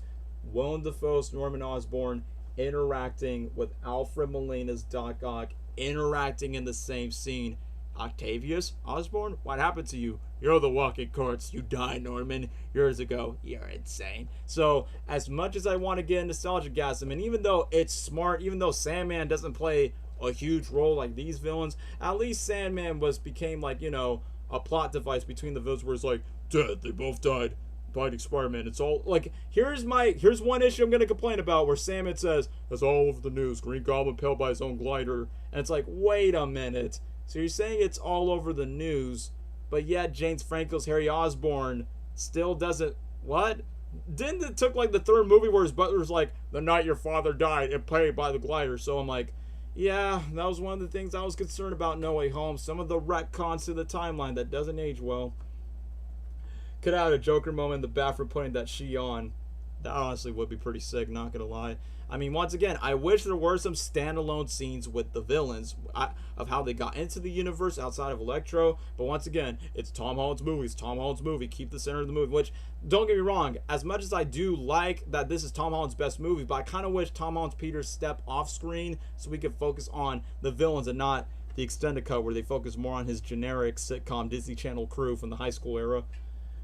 Wish he would have wore his mask for a small second when he appeared in the last fight, but loses it when Tom puts the glide back. Exactly! I was thinking about that. Like, I wish that he would have that helmet on, which I know in the concept art the helmet was on the glider just to be a reference to the comics, but it is what it is. Once again, just like, you could have just done Toby versus Green Goblin, but you decided not to do that. So, Doc Ock was going to be in the original movie, but scrap. Oh, you're talking about, like, what? Spider-Man 1? I don't know what you're talking about. But anyway, I'll have to continue on. So, either way, after when the villains explain that they die, which obviously Goblin, Doc Ock, and Electro dies, which Lizard's like, Max, do I die? No, he just got arrested by some random creepy man in the shadows. But I will admit, the one thing that felt so in character for what Peter Parker has done, Tom Holland's Peter, where Strange is like, Peter, it's their fates, they all need to die. But the one thing that No Way Home kind of lacks for what Across Spider-Verse did better was, I think Across Spider-Verse does a much better job on the multiversal canon events, like what happens when someone dies or when they get sent back to their universe. But for No Way Home, they just verbally say like, oh, I gotta bring back to the universe, and they die. But I'm like, but wait, if Tom Holland's Peter find his way just to change their alternative endings, it's like, I will get to this, it's like, so they don't die if they get redeemed, but don't they die the last time from their other Spider-Man movies? Like, once again, Across Spider-Verse does a much better job on that aspect, but for No Way Home, I just feel like, well, just leave it to the thoughts of your imagination.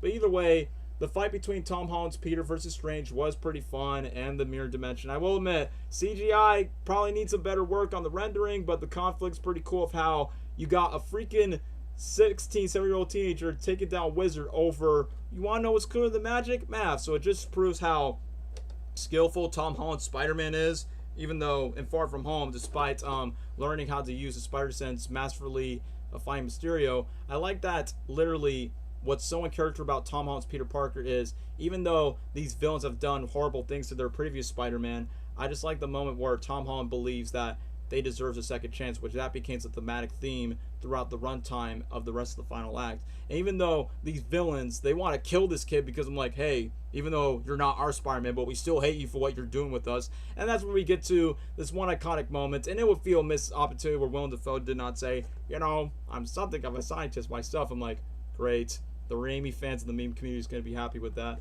But I will admit, there's one moment which, once again, as much as I'm glad to see Goblin, Doc Ock, Sandman, and Electro together, once again, my biggest complaint about No Way Home, there could have been room for at least one more villain. And originally, guess what, guys? Vulture, Michael Keaton's Adrian Toomes, was supposed to be in the movie. But guess what? Instead of bringing the villains inside the apartment, Peter was going to bring Goblin, Doc Ock, and Electro into Adrian Toomes' home, which, sure, it would be a downgrade of the action scene in the apartment, but I'm like, bringing Vulture in this movie would have made a lot more sense. Like, if you don't want to bring Mysterio back from the dead, like, even though Mysterio would have been a much better sixth villain, but if you want to bring one of Tom's villains and be the sixth villain to help out the villains out, then we would have got a true, proper Sinister Six movie. But we got the multiversal Ferocious Five. That's one of my complaints. It's like, sure, the five villains are the nostalgia villains, whether it's Toby and Andrew, but it's like, the sixth villain could have been one of Tom's villains, whether it's Vulture, since he's still alive, before he goes to freaking Morbius, or I don't know. I mean, as funny as it would be to see Harry Osborn from Spider-Man 3 as the new Goblin saying, Dad, you're an evil Green Goblin? The taste, strawberries, whatever. But obviously, they don't want to bring James Franco back. They don't want to bring back Topher Grace's Venom because they thought his Venom was stupid. Paul Giamatti's Rhino would not be taken seriously, especially taking that giant Rhino next to an apartment building. And I guess Dane DeHaan's Green Goblin's like, no, that Goblin sucks. Willem Dafoe's better, which, that's fair. But I'm just saying, it could have been one of Tom's villains. Or heck, or even Tom Hardy's Venom, but it wouldn't make sense because Tom Hardy's Venom never fought Spider-Man, but Vulture has, so he could have been the sixth villain. But whatever, it is what it is. But either way, I do like the moment where Otto and Norman, like, Otto still doesn't trust Peter about curing these villains. Like, what are you going to do? Just put us in a burrito microwave? And when Norman says, I could go for a burrito. Fun fact, guys, I eat a frozen burrito from a microwave before I saw the movie. And when Norman says, I could go for a burrito, I was dying with laughter in the theater. It's like, man, that just aged well with my real life.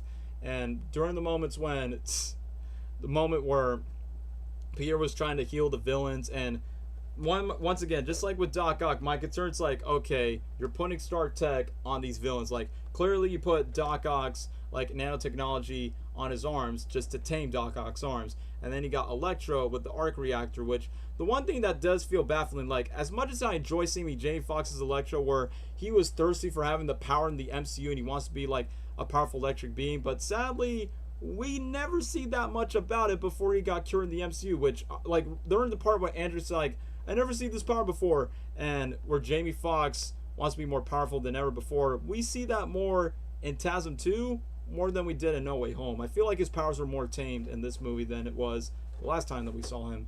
But either way, during the moment where taunts Peter cures Doc Ock, which, to be fair, I did kind of wish Doc Ock would have been evil maybe a little longer for the final act, but you know what? Out of all the villains, it makes a lot of sense to cure Doc Ock, because once when taunts Peter understand that the chip explodes out of Otto's neck after Spider-Man 2 and the arms are more in control, that's where he finds the cure. And then that's where you get to Willem Dafoe's Norman Osborn by saying, remarkable, if you want to commute to another universe. It's kind of remind me of like the, I've been like a father to you, be a son to me. Like, literally, you could tell by Willem Dafoe's teeth, when it's normal, it's clean white teeth as Norman Osborn. But once when he's the Goblin, you got the Willem Dafoe gap teeth just to make it look creepier.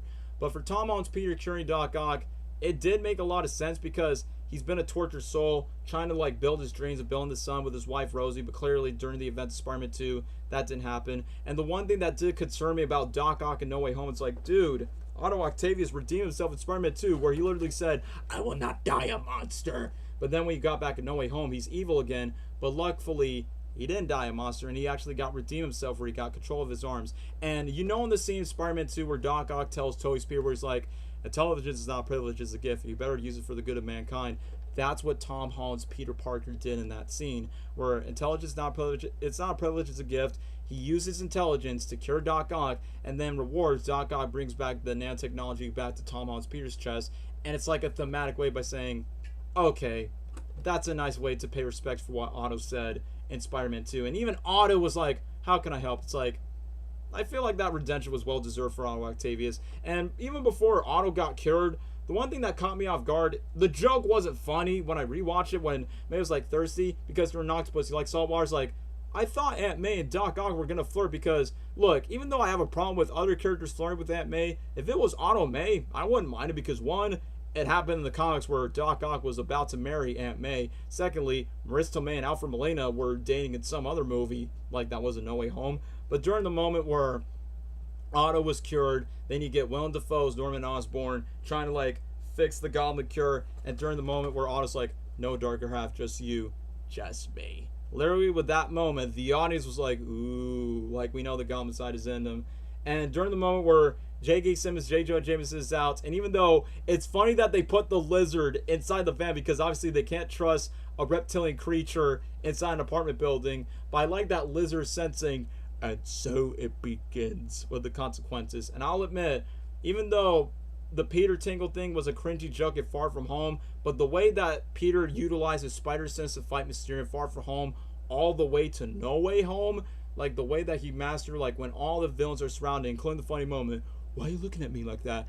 Peter's sense is like, who is truly evil, who's still behind it? But then when we get to the reveal of Willem Dafoe's Green Goblin, and the fact that he's giving his similar monologue speech, kind of like with Spider-Man 1, like struggling to have everything you want while the world tries to make you choose. It gives me like that similar vibe for what Goblin tells Tobey Maguire's Peter Parker of the, join me, imagine what we can accomplish together. We are who we choose to be, now choose. And I will admit, one scene that did crack me up is when he talks about Aunt May. I saw how she tracked her, finding her holy moral mission. I thought Goblin was going to get frisky with May for a second, but I'll admit, the apartment building scene, consequences, stakes after stakes, man. Like after when Electro shocked Doc Ock, I liked you better before. Felt bad for Otto because he got cured and he's on the loose. And then all the villains escape. And then when Electro and Sandman got out, this is where we get to one of the best hand-to-hand combat scenes since Captain America: The Winter Soldier, where we see Willem Dafoe's Norman Osborn finding Tom Holland's Peter Parker in the apartment building, and I like the reference where he does the PS4 video game move, and then when Norman beats the crap out of Peter of the strong enough to have it all, too weak to take it, it was very intense when Tom was beating the crap out of Norman, and he's embracing his inner Joker and just going, ah, ah, ah, ah, ah, and then literally just smashed Tom on the ground. It's like, bro, like I literally got the same running shivers running down my spine, because in the first Spider-Man movie, Goblin scared me when I was a kid, and he brought that same creep factor that he did 20 years ago, and he just brought his A game. Like literally during the moment where Tom was out the building and then Jameson caught him, then Lizard's like, I'll tell you, I'll be consequences, bro. When Goblin take down taunts Peter down floor after floor, this was me in the theater. I was like, jaw dropping, eyes popping, and then literally choking Peter. And when Aunt May was actually taking the guts to cure a Goblin, but the serum wasn't completed, and that's where Goblin's like, it didn't work, Norman was right, he got from you that pathetic sickness. And then when the glider comes in, I'm like, oh, I see how this is gonna go. Just like how Goblin dies, gonna do the same for me. You tried to fix me, now I'm gonna fix you. Godspeed, Spider-Man. And man, during that moment when Aunt May got stabbed, and then Willem Dafoe puts on that iconic purple hoodie, which I do like that in the movie, where when Goblin takes down Tom Holland's Peter Parker all the way to the apartment buildings, and it shows his Goblin suit, and then just goes, no good deed goes unpunished, you can thank me later. And then throwing the ball at Tom Holland's Peter, it's like, this is giving me throwbacks to Spider-Man 1, where Goblin tries to kill Aunt May from Tobey Maguire's world and do the same. Like, literally, in that first Spider-Man movie, tell me how! The heart, Osborn! First, we attack his heart! And what did Goblin do? Attack the heart of Tom Holland's Peter Parker, of his Aunt May, his moral compass, which, once again, Vulture attacked his body, Mysterio attacked his mind, Goblin attacked his heart. Which, yeah, even though it's a Green Goblin from the different universe, but hey, from the first Spider-Man movie to No Way Home, this is why, like, not just Willem Dafoe's performance, this is why Green Goblin is probably, still is, my favorite Spider-Man villain of all time, because bro is literally the Joker to Spider-Man, because, like, in the comics, he killed Gwen Stacy, he dramatized Mary Jane, influenced Harry Osborn just to become the Goblin one and own, and almost killing Peter Parker multiple times. It's like, Green Goblin's a menace, man. So, excuse me, I'm choking. I'll be back after this commercial break. The Goblin Seer's taking over me. Oh, man. Oh, excuse me, fellas. Aquafina. Woo! Sorry, my bad.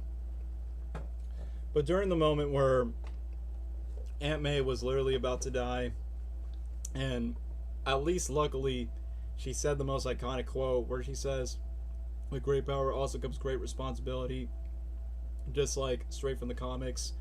And when she died, I'm not gonna lie, I felt bad for Tom Holland's Peter Parker, mainly because it's sad to see, even though Aunt May was treated as an object throughout these movies, it did suck that she had to pass away so soon. I will admit, Tom Holland's acting in that scene, it sold me, man, where he's like, May, what are you doing? May, come back, please. Somebody please help me. And it's like, it gives me callbacks of Andrew Garfield. Someone call an ambulance. Or Toby, I'm here, Uncle Ben.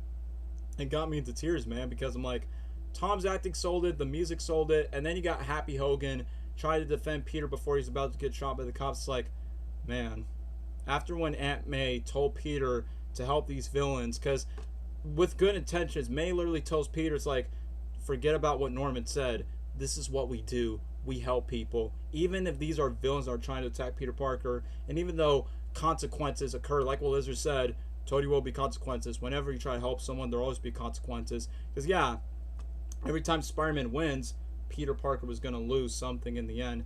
And now, I feel like throughout the trilogy, Tom Holland's Peter Parker, like outside of losing Tony Stark, he finally understands what it truly means to be Spider-Man. It's not the spider bite, it's not the powers, it's not about saving the heroes. Just like Across Spider-Verse went more in depth about the canon event and losing to someone as part of being Spider-Man, and you can't save everyone.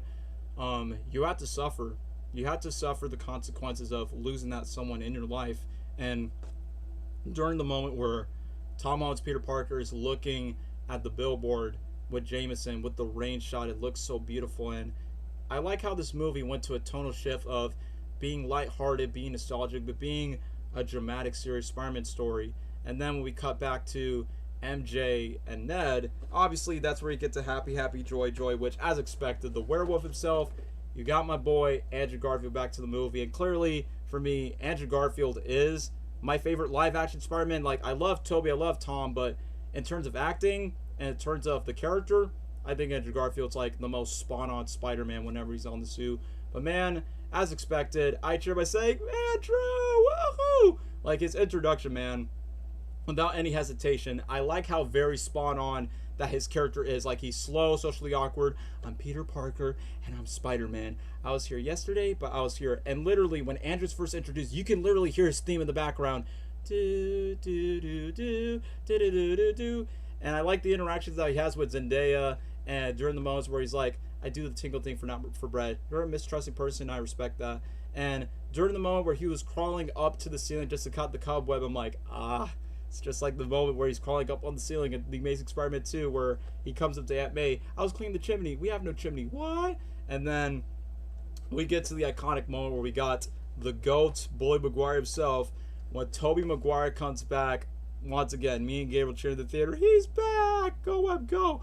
But the one thing I love about Andrew and Tobey's introduction into the movie, I like that when Andrew first appeared, he's wearing his full Spider-Man suit, which indicates that Andrew Garfield, like, he didn't completely abandon his Peter Parker life, but he is full-time Spider-Man, full-time through, and takes his Peter Parker life aside. But for Tobey Maguire's Peter Parker, he is wearing average everyday clothes, but he has a Spider suit underneath, which indicates after the events of TASM 2, Andrew Garfield becomes full-fledged Spider-Man, while Tobey Maguire, we've seen it in his movies, he balanced when it's time to be the Spider and he balanced when it's time to be the man. And we see that through Tobey's trilogy, especially in the second one. And during the moment where Tobey and Andrew were having a web off, I like that was a nice nod to a canceled movie where Tobey and Andrew were supposed to fight and meet each other in a canceled Tobey versus Andrew movie. But literally the moment where Tobey and Andrew webs each other's wrists, like Gabriel said, still got the moves, a quote from Tobey said in Spider-Man 3, and I said a quote from Andrew in TASM 2 in the theater where I said, it's just the wrist, it's on the wrist, buddy. And I will admit, Ned's grandma, she definitely rides of me and Gabriel's grandmother, where she's basically just saying different languages, and she's like, I'm going to bed. She kind of rides of when our grandmother's kind of like the same thing. But I will admit, the scene where Toby and Andrew, the one thing I love about Toby and Andrew's introduction, they're not just here just be like, we're gonna help you in the final battle. We're just here for the cameo. Like, no, Toby and Andrews came at the right time. They're here to help Tom Holland's Peter Parker to overcome his pain, overcome his trauma, and like what Andrew said, don't become like them, to go to that darker path. And I love this homage where Toby and Andrew plays good supporting roles for Tom's story, where Toby and Andrew talks about how did they deal with it. Toby said he's on the Chrysler building after Uncle Ben's death. Andrew's like Empire State to vent off after losing Gwen. And for Tom, where's his hiding spot? Up on the roof at Midtown High, where he wished he was probably when he was next to Zendaya's MJ. And this was the emotional scene that got me into tears. After when Zendaya's Michelle and Ned were hugging Tom's Peter emotionally as the music's going, and then when Toby and Andrew were coming over, and Tom's Peter, I like that he said this callback from Civil War where he's like, no, she didn't die for nothing. If they died, if they do something bad, they happen because of you. It's like, a great callback to Civil War. Like, literally, that's the tragedy of Tom Holland's Peter Parker, for all the mistakes that he's done from the MCU, from Homecoming to No Way Home. The bad things will happen. They happen because of you. So I like that homage. But when Toby and Andrew, when Andrew talks about Gwen, in my head I was visualizing Gwen's death, Andrew's loss, and I was tearing up, bro. Why? Because Andrew, he's so great when it comes to acting, where he talks about when Gwen died and he tries to be the friendly neighborhood Spider-Man, but when he hints about, I got rageful, I got bitter, and I just don't want you to end up like me. And to me, I'm like, bro, not trying to get personal in my life, but I can relate to those issues with you. And also, I know what Andrew meant, because if you look in The Amazing Spider-Man 1, he got bitter after when Uncle Ben dies. He becomes more vengeful.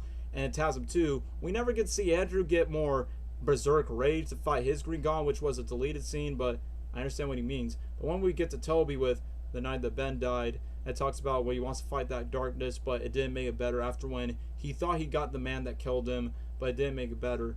And then we get to this emotional moment where Tom is so crippled that he could think of Maze in his head. And the moment where I was bawling in tears in the theater, where both Tom and Toby finish this iconic line, with great power comes great responsibility. And I'm like, these three heroes, my boys, man, Toby, Andrew, and Tom, for all amazing actors that brought the same love and passion for this iconic superhero Spider-Man. These three characters, these three Peter Parkers, helped me through my depression, through my downfalls in my life, and Toby, Andrew, and Tom inspired me to keep on going. And that's what these two Peter Parkers have done to Tom. And he's like, maybe she didn't die for nothing, Peter. And when they get back to Midtown High, you can hear Toby's theme, dun-dun-dun-dun-dun. And I like when Andrew puts on his lab coat, a homage to his dad. I like what Toby tells Tom. I think we can find a cure for Dr. Osborn. I've been thinking about it for a long time. Gotta cure all of them, right? I like how Tom is hesitant by saying, but that's the same guy that killed my aunt. Are you sure you want to kill all of them? It's like, this is what we do. We help people. Like, one, it's a homage for what Aunt May tells Tom Holland's Peter, but also, that's what being Spider-Man is. No matter what the consequences are, no matter the risk, no matter the near-death situation, it's what Spider-Man does. And I love the dynamic between the trio. Like, honestly, and Andrew said it later in the movie, I always wanted brothers, like, it feels like a brotherly dynamic. Old, middle, and young. Like, Toby, he's humble, but he's wise and chill. Andrew Garfield, he's the middle child. He doesn't get as much love as the older and young brother. He still has a lot of room potential, learn how to love, but he's definitely stuck in the middle. And then for Tom Holland, clearly, he's the young one that is still trying to learn for what his two older brothers can learn from it. So that's what I love about their trio dynamic. But I will admit, some scenes that caught me off guard where Ned's like, you have a best friend too? And Toby's like, he died in my arms. After we tried to kill him, he's like, yeah, Harry did try to kill you, but in reality, he died in his arms after when he tried to sacrifice for your life, Pete. But honestly, like I said, I guess trying to throw shade at James Franco. But my favorite scene that has Tom on Zendaya, when Zendaya, which for once MJ was actually being a decent character. I'm not saying she's great like Gwen Stacy, but clearly she shows a vulnerable side to Tom Holland's Peter. And I like that she says, I'm not going anywhere, I'm staying here. I'm like, okay, you actually are being a good girlfriend to Pete. And I like the moment where Tom and Zendaya were having their heads to each other. And I like that Andrew in the background was literally just being not just emotional, but it's like, man, I know how that feels with Emma's Gwen. It's like, bro, I feel you, man. And I like that Toby steps in by saying, you have someone, and Andrew's like, nah, I don't have time for Peter Parker stuff. And Toby, like I said, as humble as he is, just like in his earlier movies where he's like, I won't give up. And he actually gives hope for Andrew's Peter to get optimistic about maybe Andrew can find his MJ in the future. But I like that Ned interrupts the three Peter Parkers where he's like, Peter, yeah, I didn't notice they were doing the pointing meme at first. I'm like, oh, they did the pointing meme. And I wish they did this joke in Infinity War with Peter Quill and Peter Parker, but I'm like, you know what? The three Peters is pretty funny. But during the moment where Andrew tells Toby's Peter by saying, are you going to fight in a youth pastor looking outfit? But when Toby shows his Spidey outfit, I'm like, that's nice. Kind of like when he takes off his suit, Superman style, swing by. But the moment where, I will say this, Andrew makes me cry the most, but in terms of comedy, Toby makes me laugh the most. Because during the moment where he has the iconic go web swing where he's like, you can't do that, can you? And in character, Andrew's like, how on earth is like that? And then after when Tom tells a quote from what Zendaya says, expect disappointment, it's like, no, we're going to kick some ass. Cure some ass. And then Ned's like, cure that ass. But once when Jameson talks to Tom's Peter about the exposure of the Statue of Liberty, like literally, Tom's Peter's trying to tell Jameson, like, it's the theme about second chances, which that's the theme of the movie as a whole, not just on the villains, but the three main Spider-Man. Whatever mistake, whatever opportunity that they didn't get to save or rescue in their universe or in their earlier times of their moments of being Spider-Man, this whole final act is all about the themes of second chances, and it plays off beautifully for every single character. And I mean every single character in the movie has their redemption arc just to have their second chances. But I will admit, during the moment where Andrew and Toby are talking about their past and the nostalgic moment where Toby's like, my back, it's all stiff from the swinging. Obviously a reference to my back, but also a reference of how Toby break his back during the set of Spider-Man 2. And when Andrew and Toby has their talk, and Toby talks about his existential crisis, and when the Toby, Andrew, Tom talks about their villains, Toby talks about Venom, Tom talks about Thanos, Andrew talks about Rhino, talks about he's lame. And I like the meta self-commentary where Toby's like, can we remind of that lame part? You are amazing. It's like, it's kind of like saying the OG Spider-Man, Tobey Maguire saying like, hey, whether if you like the Amazing Spider-Man movies or not, Andrew Garfield is an amazing Spider-Man, and he got the damn respect he deserves. What I love about what the three Spider-Man has done, you got the three villains. You got Electro, you got Sandman, you got Lizard. And I like that they pair up different villains where Toby never faced the Lizard, but there he goes. He's fighting the Lizard. Then you got Andrew having his reunion with Electro, my old friend Spider-Man. And Andrew's like, I'm trying to save you, Max. And it kind of gives me nostalgic flashbacks of, stay with me, Max. The difference on Toby's suit is the fact that the Max and Black Lens or Web are more thinner. Yeah, they all have their distinct moments with the suits. But the one thing that disappoints me about Sandman, I'm glad that he's in the final act, but his last lines when he grabs Tom, he's like, where's the box, Peter? Flint, we can rescue everyone. I don't care. That's literally his last lines. And during the moment where Sandman was doing the undescribed moment, they could have had the opportunity to play Sandman's theme because it's so iconic, Spider-Man 3. But once when we got the three Spider-Man literally teaming up, I like that despite the retcons where Andrew's like, I don't know how to work as a team. Me either. It's like, I get Toby and Andrew met that they never met or team up with any other superheroes in their universe, but I'm like, Toby, Harry saved your life and is gone with serum in Spider-Man 3. Andrew, Gwen saved your life when you're about to be shot by Electro. So you have got help by Toby, your best friend, Andrew, your girlfriend, but I get the point. Tom Holland exists in a world where the Avengers exist. The Avengers, that's great. What is that? Which I thought that scene was pretty funny when Toby was like, what is that? And then goes on Boy Maguire by saying, how is this helping? But I like the fact that Tom Holland helps instruct Toby and Andrew, and I like that they give each other nicknames, Peter 1, Peter 2, Peter 3, and I like how Andrew Garfield improvised this line out of nowhere where he's like, I love you guys. I'm like, bro, it's pulling me the heartstrings, man. That's too wholesome. And then Toby and Tom, they don't say I love you. They just say, thanks, bro. And then, man, the iconic moment in the theater where I had a huge nerdgasm in the audience and me and Gabriel were cheering loudly where you got these three iconic Spider-Men swinging with each other, cheering and shouting, doing their iconic poses. Dun, dun, dun, dun, dun, dun. I love that Toby first lands, Andrew lands second, and Toby... And no, Tom was the last one that lands in final place. And I like how they land and their signature poses from their respective movies. I'm like, oh, that's so awesome. And then when they face Electro, Sandman, and Lizard, in my mind, it's like, this movie is real. This movie is real. This movie is real. I'm not watching a fan-made fake YouTube trailer that a fan has posted on YouTube. It's like, I can't believe this movie's real. It's like, man, I was 20 years old with this franchise, and I grew up with this franchise for 20 years of my life when Spider-Man came out in 2002, and now here we are. 3 Spider-Man taking down Sandman, Electro. I do like the reunion that Lizard's like, hey, Dr. Connors. Hello, Peter. And then after that, Tobey gets to cure Sandman, which I'll admit, the CGI in the mask does feel off, but it makes sense for Sandman to take down Tobey. And like I said, despite my disappointment of reusing Thomas Hayden Church for Spider-Man 3's footage because, you know, COVID, the actor couldn't show up on set. But I will like the moment where Tobey's being vulnerable to Flint by saying, it's okay, Flint, we'll keep you home. And it makes sense why Flint was not human because he was full-on sand form. But then when he got cured, he's human again, despite the Spider-Man 3 footage. But then, just like what Jamie Foxx teased on Instagram, you got the 3 Spider-Man villains, where you got the 3 Spider-Man face Electro. But the one line that caught me off guard where Andrew says, I never seen him this powerful. It's like, bro, he was a lot more powerful in The Amazing Spider-Man 2 than he was in No Way Home. But however, the 3 Spider-Man taking down Electro was pretty awesome, including when Electro shocks Andrew in the same pose of, ah! And I like that each single Spider-Man faced the Lizard. Andrew faced him, Tobey faced him, then Tom faced the Lizard when he was chasing Ned and MJ, and Tom was trying to stop the Lizard. Doc, this isn't you. And I will admit, the moment that was so chilling is when Electro was shocking Andrew, and then when Doc Ock's arm grabs Tobey Andrew, the chills, man.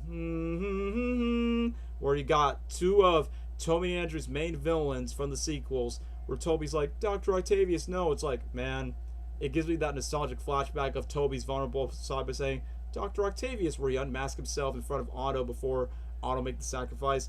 And Otto, just like a Stitch, just depowers Electro and just be like, there you go, Butterfingers. And I'm like, man, I mean, it's cool that Max got cured, but it's like, man, Electro did not use his ultimate potential. And then when they cured Dr. Connors, same footage from TASM 1, Doctor Strange is back. But I will admit, I do like the moments where Andrew had his moment with Max, where he's like, you were never nobody. And I was getting a little teary. It's like, yeah, when he told this guy, like, this nerd, this dork, like he was somebody. And they played the TASM 1 theme. Which, don't get me wrong, the TASM 2 music's good, but I feel like the TASM 1 music is more heroic. And I was going to cry when Max was having a nice moment with Andrew's Peter, but he's like, I thought you were going to be black. Which clearly, it's a reference to Miles Morales. But either way, it was a nice moment. Tobey versus Lizard was a good reference to, yeah, exactly. That's what I was thinking. It's like, the closest thing that we could get for Tobey Maguire facing the Lizard was in No Way Home. If you're not counting the Spider-Man 3 video game, which I was thinking about that, which I'm like, well, at least Tobey Spider-Man, he at least fought a Lizard.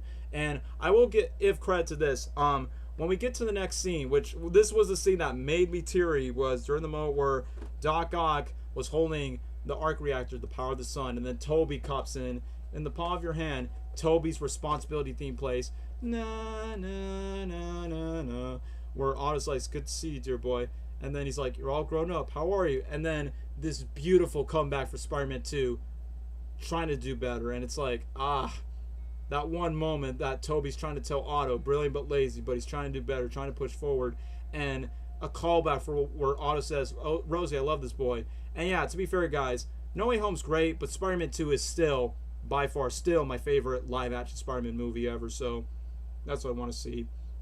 And even though, as much as I appreciate Tobey's heartwarming moment with Otto Octavius, and once again, Tobey never gets a face Green Goblin, but on the bright side, at least Andrew Garfield faced both his villains. He fought the Lizard, he fought Electro, so big W for Andrew Garfield for facing both his villains from his universe. But during the moment where Tom was telling Strange by saying, there are me's from other universe, you got the iconic, can the Spider-Man come out to play? I was wondering, like, as cool as Goblin pops in, what was Green Goblin doing the entire time? Like, in behind the scenes, Goblin was actually having an active role in the final act. And heck, there was one concept art where the 3 Spider-Man face the Green Goblin together. It's like, man, why did they cut that off? Don't get me wrong, the final battle with Tom and Goblin was cool, but it's like, man, the missed opportunity that you could have done, not just Tobey having a rematch with Goblin, but the 3 Spider-Man facing Goblin, we could have had that, man. But I will admit, the awesome moment when the bombs explode and Zendaya's MJ's falling, Tom rescues him, Goblin laughs, takes away. Hey, your time to die, Spider-Man. The one twist that we all expect coming was when Andrew Garfield saves Zendaya's MJ. And like I said, in the theater, I was shouting, my boy got redeemed, go Andrew! Andrew Garfield got the second chance that he deserved. He didn't get to save Gwen Stacy the last time when a goblin drops a love interest, so he gets to save Tom Holland's Peter Parker's girlfriend. And during the moment where he's crying, getting sentimental, it's like, yeah, Andrew, Gwen will be proud. She'll be proud of you for that. So once we get to the final act, this is where I'll say this: when Tom Holland teased him and Willem Dafoe has a hand-to-hand combat that's pretty brutal, I'm like, please, it doesn't need to be as great as Spider-Man 1, but make the final battle like Spider-Man 1 meets Captain America Civil War's final battle, where it's brutal, it's dark, it's hand-to-hand, and the conflict is personal. And even though I prefer the Spider-Man 1 fight with Tobey versus Goblin, they delivered on this final act where Tom Peters, his rage against Goblin, poor Peter, too weak to send me home to die. No, I just want to kill you, attaboy. During the moments where Goblin has one of his spears to take down Tom's Peter, and during the moments where Tom was beating the crap out of Goblin, the music, the intensity was going raw and hard, including the moment where Tobey and Andrew are looking at each other, seeing Tom's rage. It's like, yeah, because we know, for Tobey and Andrew, we know how it's like when Tobey's Peter beat the crap out of Goblin Spider-Man 1 after the we're gonna have a hell of a time. And when Andrew's Peter was beating the crap out of Harry Osborn's Goblin, we know how these Peter felt when they face a Goblin of their own.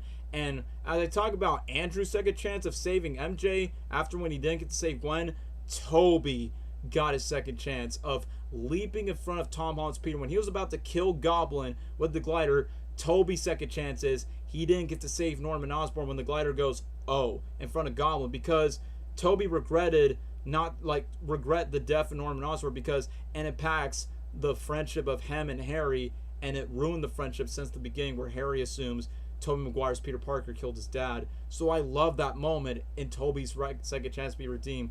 He doesn't say a word. He just looks at Tom. Like, even without words, I could say, this is not what we do, kid. I've been there before. I know what it's like. The power feels good. But just let it go. It's not going to make you better. May does not want you to go through this darkness. And even though Tobey could have used his Spider Sense, but during the moment where Tobey got stabbed by Goblin, I was like, no, don't Han Solo him. Don't Han Solo him for Force Awakens. Heck, a kid was about to cry in the theater when Tobey got stabbed. I'm like, no, don't do this.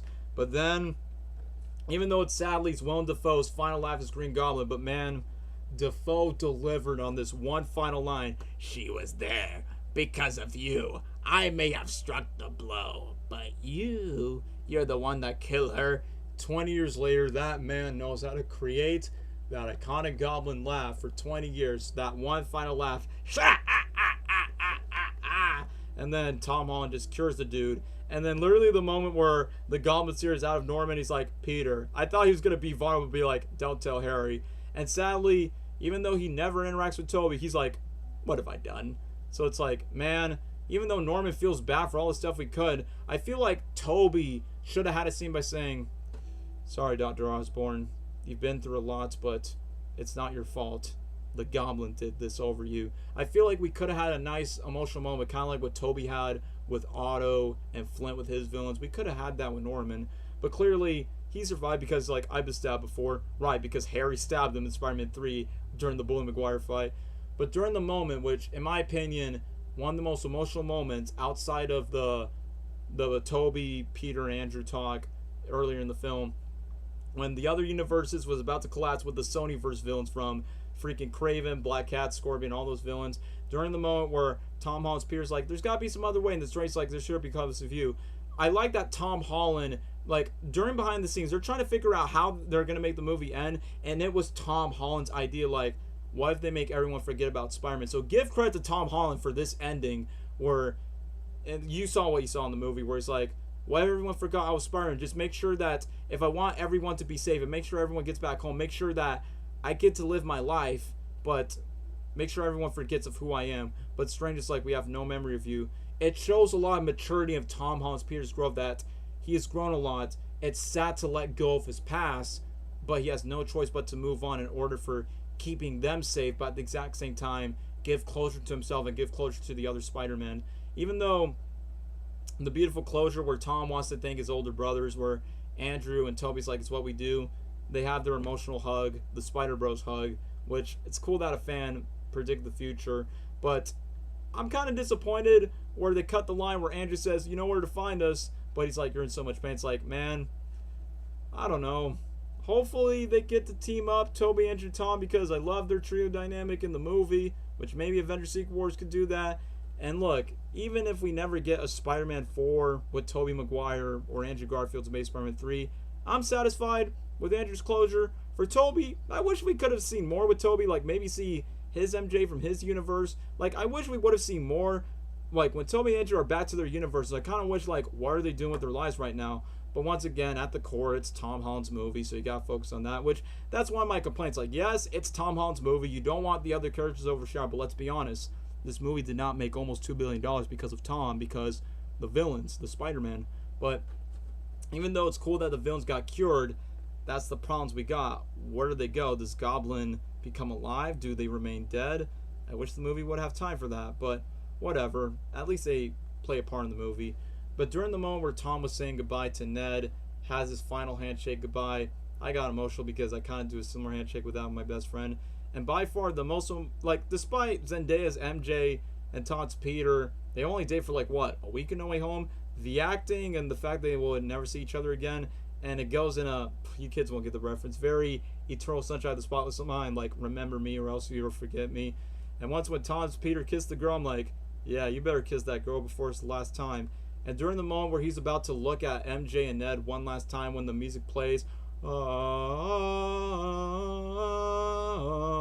in my head, and like when that music plays, I was thinking of Tom's journey, like his best moments from the MCU, from Civil War, Homecoming, Infinity War, Endgame, Far From Home, all its way to No Way Home. Then boom, everyone forgot who Peter Parker is. And the ending, like, even though, if I'm gonna ignore Tobey and Andrew, like, the ending for Tom Holland's Peter Parker is perfect, man. Like, zero complaints. Like, Zendaya's MJ doesn't remember him, neither does Ned, and Tom's Peter was about to say that she loves her. It's like the music and the vulnerability from Tom's Peter, where he's like, oh, you probably must have that accident. And then when Tom quotes something that this MJ doesn't know, because clearly she doesn't remember who Peter Parker is, well, I never expect disappointment or anything. And then Tom notices the bruise on MJ's head, and I like that. She's like, anything else? And then Pete's like, no, I guess I'll see you around. And I like that, even though Zendaya's MJ doesn't remember Peter, but I like that she paused for a second by saying, wait, do I know this guy?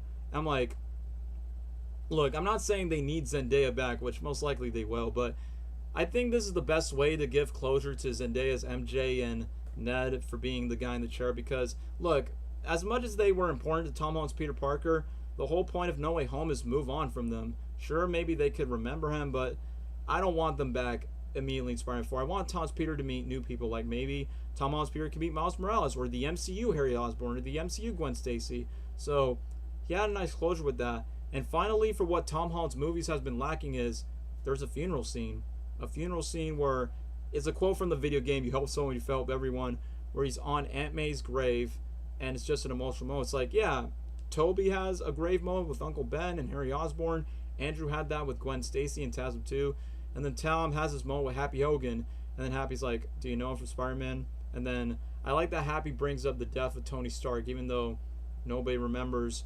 Like, people, like, the thing is, they remember Spider-Man was a part of those battles, but they don't know who's the identity of Spider-Man, which that was the memory spell. And like that Happy talks about the loss, and then after that, they're never forgotten. And then Tom's Peter have his goodbye with Happy. And then the ending, man. The ending is just perfect. Like, just like Tobey Maguire's Spider-Man, he's broke, he's poor, pay rent for the apartment. Like, the landlord's like, oh, rent is due for every first day of the month. Where he's in an old, crusty apartment, celebrating Christmas by himself. No Aunt May, no Happy Hogan, no Ned, no MJ, no Iron Man, no Strange. Nobody to call, nobody to rely on. He's, like, we literally see the growth from being Spider-Boy to Spider-Man. Literally getting his GED so he can graduate high school, bringing the memories of freaking Lego Palpatine to remember Ned, and the best thing about it is he made his homemade suit. No Stark Tech. Inspiration from Toby and Andrew Sue, and it's 100% red and blue.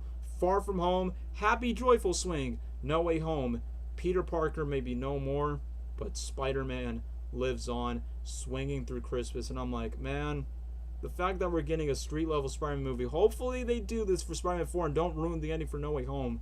But that ending is just a beautiful way to end Tom Holland's origin story. And then I get to my other complaints. Don't get me wrong, 3 is a magic number is a good song, but the one song they could have played, because they play Blitzkrieg Bop, a Ramon song in Homecoming. I Want to Be Sedated and I Want to Be Your Boyfriend in Far From Home. I wish we would have had that. The one song they should have played is Spider-Man, Spider-Man, does whatever a spider can, spins a web. It's like, they should have played that song. They should have played the Ramones cover. It would make sense. You got 3 Spider-Man, it's a celebration of the Spider-Man franchise, and they didn't do it. But however, 3 is a magic number. Good song, but the Ramones Spider-Man song could have been better. Then you got post-credit scene, blah, blah, blah. Venom sets up Venom 3, Doctor Strange 2. Post-credit scenes don't matter much. So the point is, No Way Home. It definitely have its issues from its flaws, its missed opportunities and retcons, but I would be lying to myself by saying I did not have any nostalgic joy, emotional attachment, and dare I say, the ending of No Way Home inspired my personal life of me like enjoying my past, enjoying my good memories, and be willing to be tough and man enough to say goodbye to my past, even if I'm gonna lose sacrifice. And that's what the ending, like, it means something to me. It means a lot to me. That's what the ending has done for me. So, without further ado, I'm not saying it's the best Spider-Man movie, because I still prefer Spider-Man 2 and Spider-Man 1, and I won't say it's not the best MCU movie ever. However, I will say this, it is 100% definitely, without question, an S tier on the ranking. Best movie and Tom Holland's Spider-Man home trilogy, and one of the best MCU movies in recent times. So yeah, before I lose my vocal cords, that's all I had to say about No Way Home.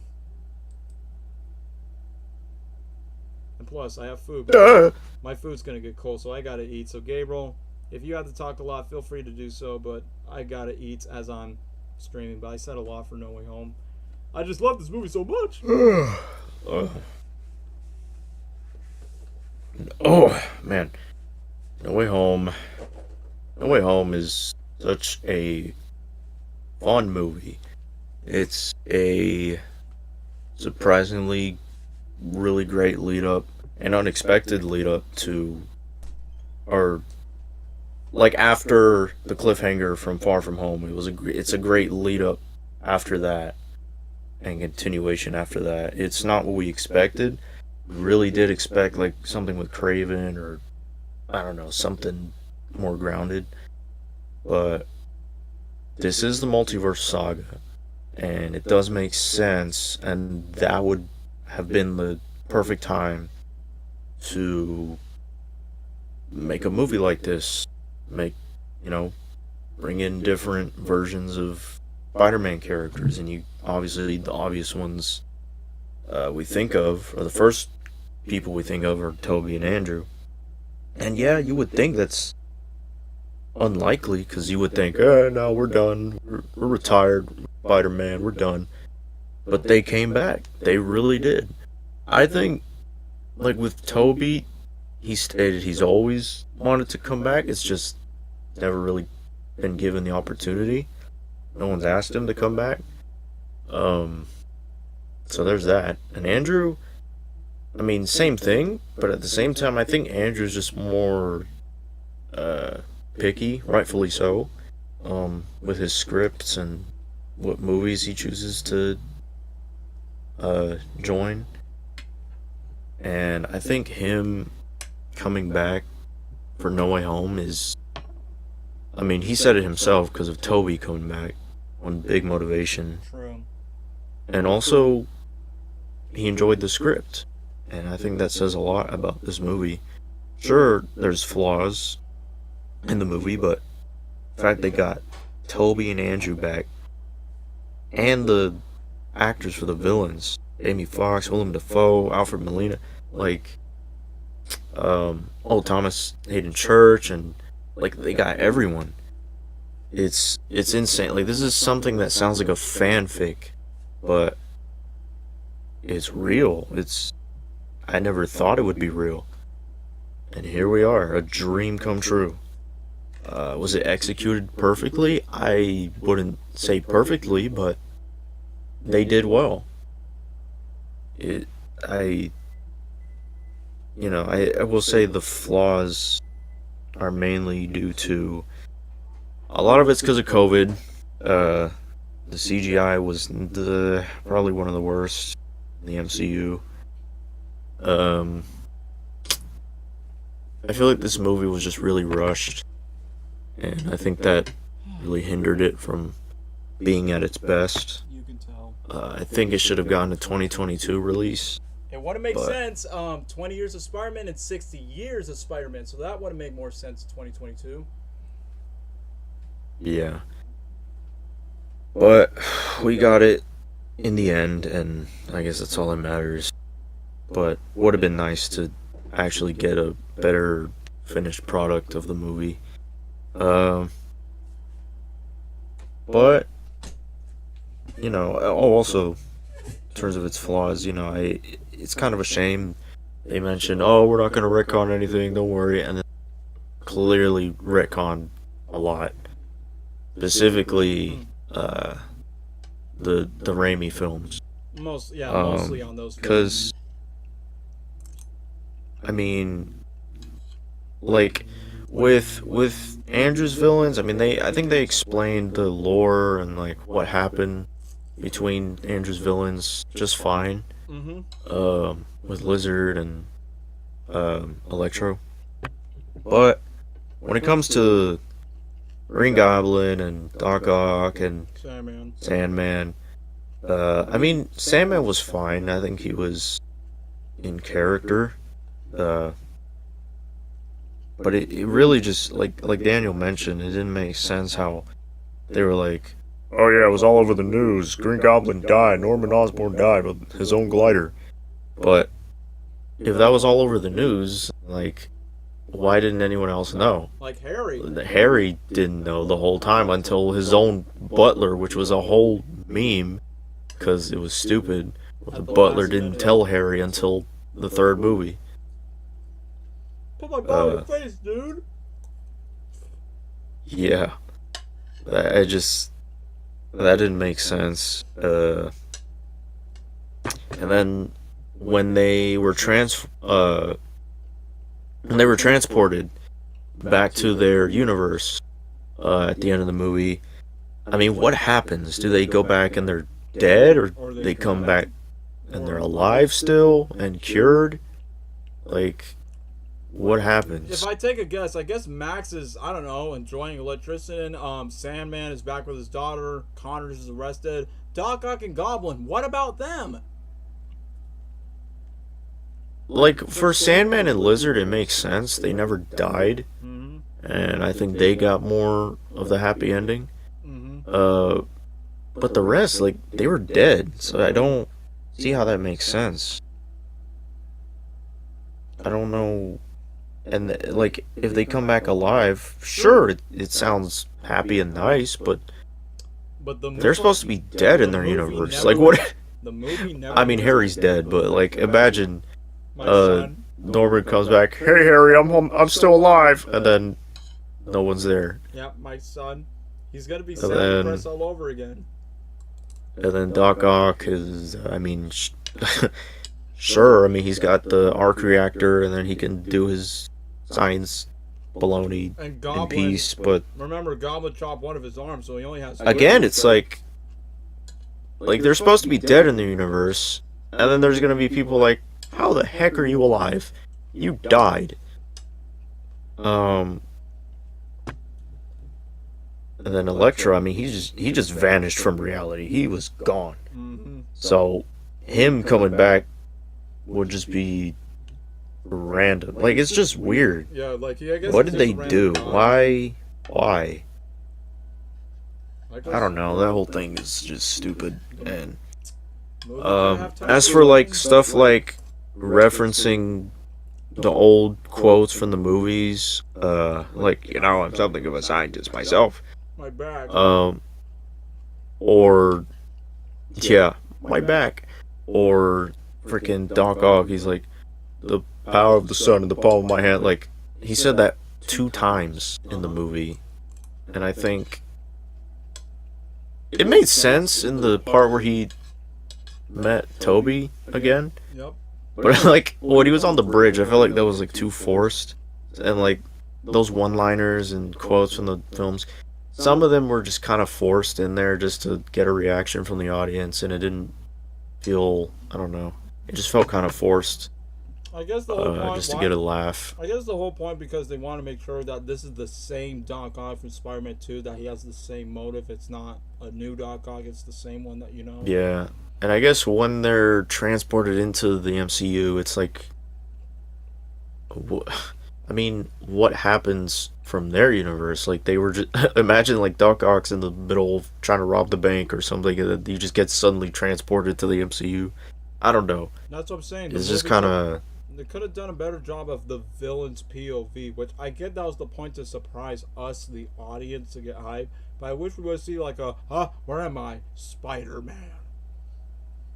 Yeah, that's what I'm saying. Like, they rushed the movie too much, and this could have been... I would have been fine if this was like a 3-hour movie, dude. I don't care. Like, they should have just taken it slow, taken their time with this movie. Yeah, despite being and 2.5 not hours, rush into it because, hey, we gotta get this out for big money, and because spoilers and the OGs are coming back. This is gonna make $1 million. Yeah, and the fact that this movie's 2.5 hours long and it's the longest Spider-Man film, you're right. I mean, we could have had those longer movies. We're not counting the extended cut, because the extended cut is pointless, but the scenes that we wish that we would have wanted to see.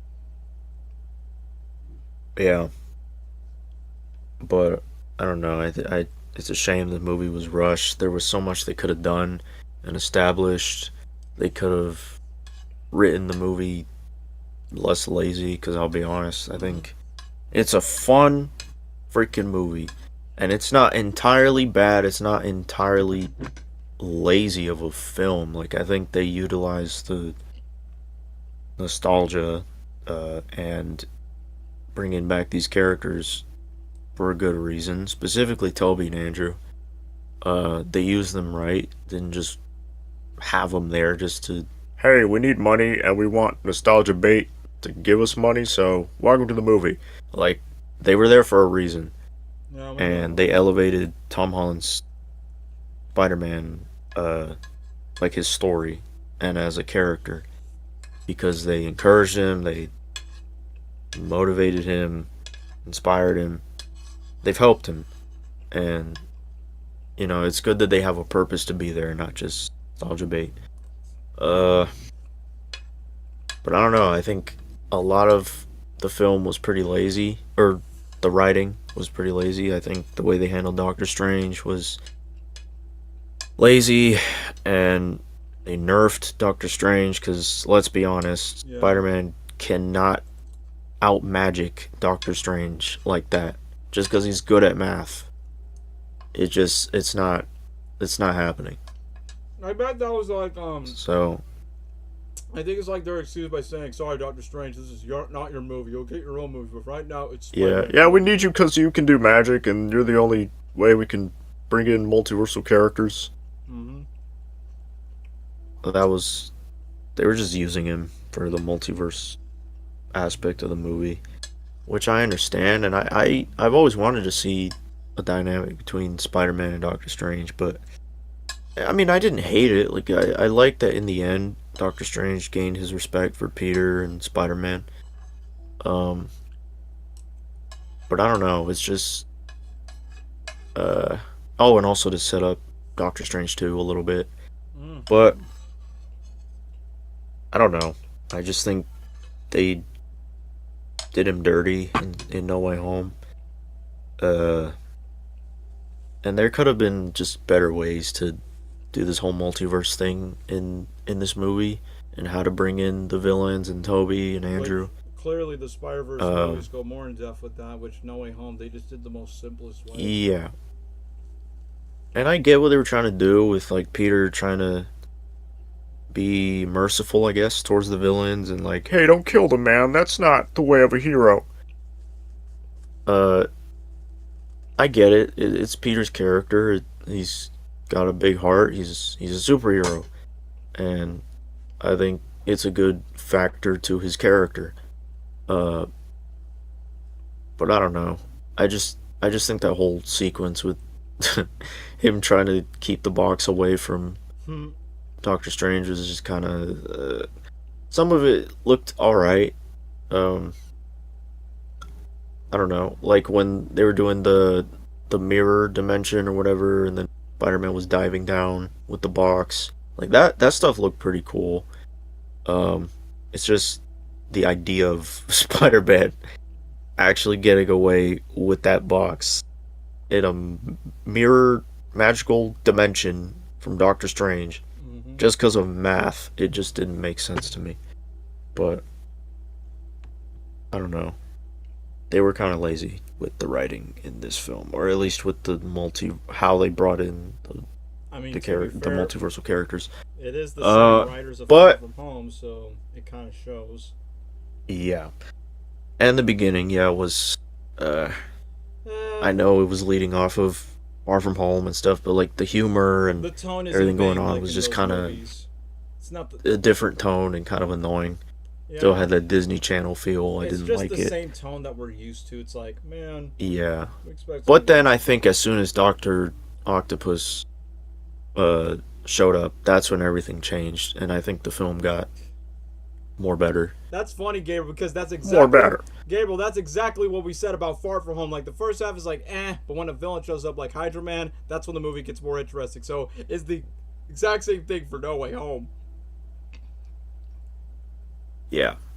Uh, but Doc Ock, his appearance, I will admit, was really cool. Him showing up on the bridge, random. It was pretty random, but still really cool. Uh, Cool entrance though. and then them playing the Doc Ock theme from Spider-Man 2, that was perfect. Hmm. They nailed that, and it just brings you back. Even that whole fight.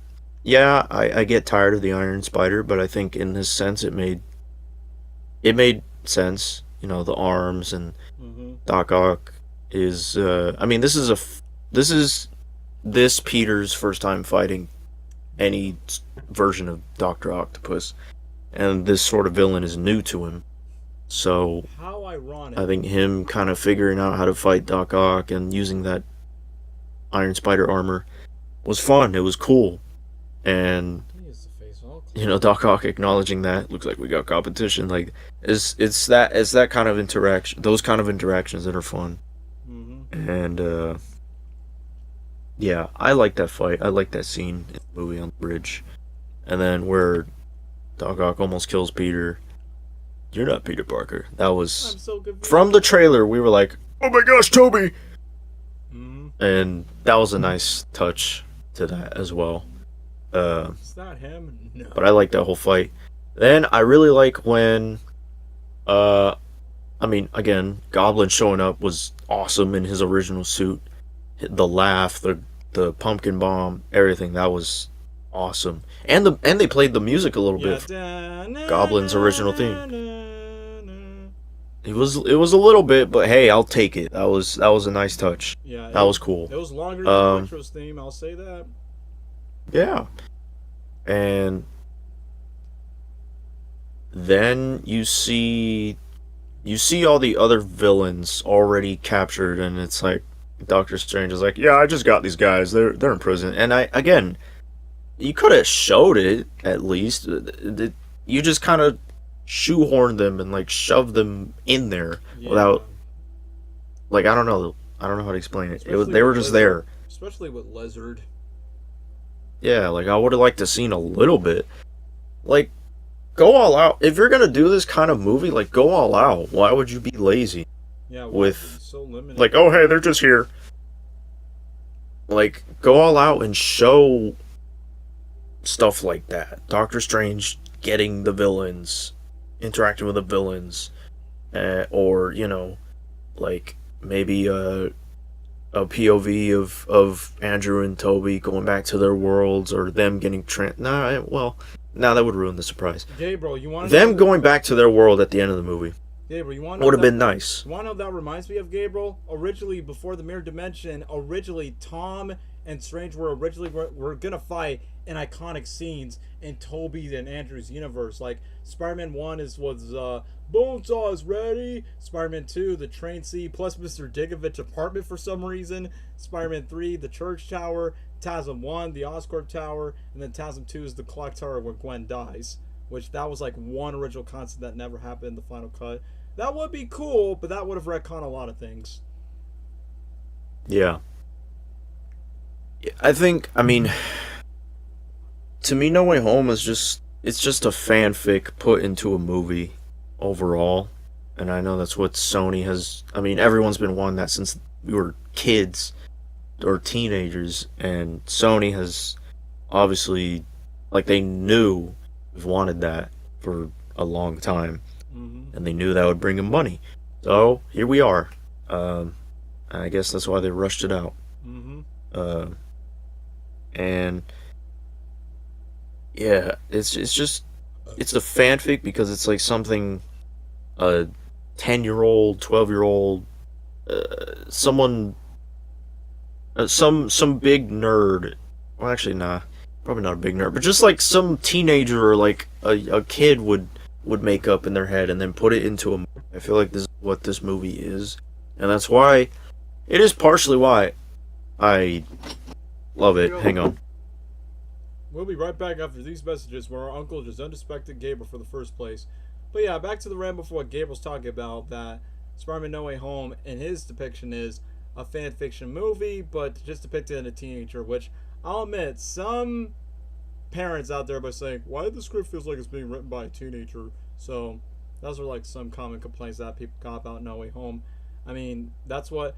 But to be fair, I think Deadpool and Wolverine kind of went to like similar issues where I'm like, man, you could have done this, you could have done that, and trying to match that up all to this one movie. But yeah, as we're talking about No Way Home, I know we got the rest of Phase 4 and Phase 5 to talk about. We got 1, 2, 3, 4, 5, 6, 7. Crap. 7 movies left to talk about, whether we like them or not. Since we started this stream from... Okay, yeah. I'm back. Go ahead, Gabriel. Continue what you have to say. Yeah, it just feels like a kid or a teenager kind of came up with this idea and then put it into a movie. Sure, it's probably more well structured than a kid would probably do, but like just the idea of it feels like fan service and nostalgia bait and all this, and it is that, but there are also really great touches they put to it, like when Aunt May died, and I mean, they didn't have to kill her off, but I think it made sense with where they were going with Peter's story, like the whole thing of forgetting that Peter exists. I think it would have made more sense to have Aunt May out of the story. Killing her off would have been the better way to go, even though it's sad, but also to give a reason to why why Green Goblin is the main villain to this Peter Parker, in this movie, at least. And the motivation for the two Peters to motivate Tom's Peter to escape from his trauma, too. Yeah. And, you know, even though it was kind of, again, another one of those forced shoehorn things, but it was a nice touch where Aunt May says the iconic line, with great power comes great responsibility. It would have been nice to have that since the beginning of his freaking story in the MCU, but his whole trilogy, here we are, at least we have it. Because his whole trilogy is his origin story the entire time. Yep. So the whole time not mentioning Uncle Ben, they go and put that in. Like, that's weird because Tobey... Yeah, gee, I wonder who said that, Aunt May. I wonder who told you that. The one thing that feels so weird, because when Tobey and Andrew's like, Uncle Ben said day he died, Tom had no comment on it's like, what about your Uncle Ben, Tom? What about him? Are you that close? No? Okay. Yeah. But that whole scene, back to the prison thing where the villains were trapped. I thought it was nice. I liked the music that played. I liked the villains' interactions. It was very fun and something we've wanted to see for forever. and Fantasy. we never thought we would, but here we are. And it was just fun seeing these actors and villains and everybody interacting for the first time. Well, some of them. Yeah. Like when Norman showed up, Octavius, like stuff like that was just, it was fun. Childhood It was fantasy fun to see. coming true. So I like that kind of stuff. As the inner child in me and as a nerd, it was fun to see that. Uh, then in the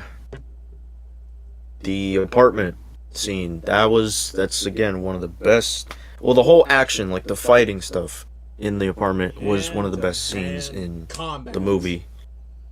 Yeah, like the stunt doubles and whoever was in charge of all the stunts and choreography did really well. It was something that Tom's Peter last fighting movie- off pretty much everybody. It was something Electro almost, I mean, he freaking threw Doc Ock out the window, and then Sandman is just gone. And Yeah, I'm out. it's mostly Goblin and Peter, and a little bit of Lizard, Yeah. because he's like, finally, we get some violence, man. And it was just so cool. Like, you see Goblin beating down Peter, and then freaking Peter tries to escape, and then Lizard comes out and throws him back. Like, them teaming up like that on Peter is just, you never thought you'd see it, but it was freaking sick. Very intense. And then you have J.K. Simmons, Now I got you. J. Jonah Jameson there, like, oh yeah, get a shot of that. And it's like everything is going on all at once, all these characters and actors, and it's like, it's so cool. And the music playing was really well. I also like how they stuck to the personality of Doc Ock, how he transitions to his regular self, and he's this nice guy. And they stuck to both sides of Doc Ock in this movie, and they stayed true to that from Spider-Man 2. I really like that. Thankfully, they did not retcon that, which I'm glad. I mean, pretty much, I would say everyone except Electro. Jamie Foxx's Electro is very different from, not just in looks, but like his personality is very different from TASM 2. Yeah, different from Because nerdy, dorky I guy. feel like in TASM 2 he just felt more like insecure and like, I want attention, love me. But in this movie he's just like, yeah, I'm awesome, dude. I'm Jamie Foxx, man. I've got powers. I'm Electro. I'm sick. Yo, Pierre, wanna come out here? Hey, yo, Pierre, wanna come out? Yeah, but I feel like in this movie it was more Jamie Foxx than it was the, Yeah. Electro from like TASM 2. It didn't feel like the same person. But in a way, like, he played Electro still very well. Like, he had the cocky personality that Electro always has. And he did that really well. And also his suit and his powers with the yellow lightning, like, super cool. I think Electro was cool in this movie. Agreed. All the villains, I would say, were very, very cool, very well done. Besides the retconning stuff, but, like their personalities, the actors did just as good as they did since their debut as the characters. Willem Dafoe, obviously, just kills it. He is perfect. He's the Green Goblin. Yeah, no one can do it better. He than does him. he does well in both Norman and Green Goblin. He does No well one can with do it switching better those than him. personalities, and it's like, that's peak acting, man. What a great actor. Very versatile. Gave us the chills with his spine-chilling laugh. Just like us Just- in our childhood days. He's too goated.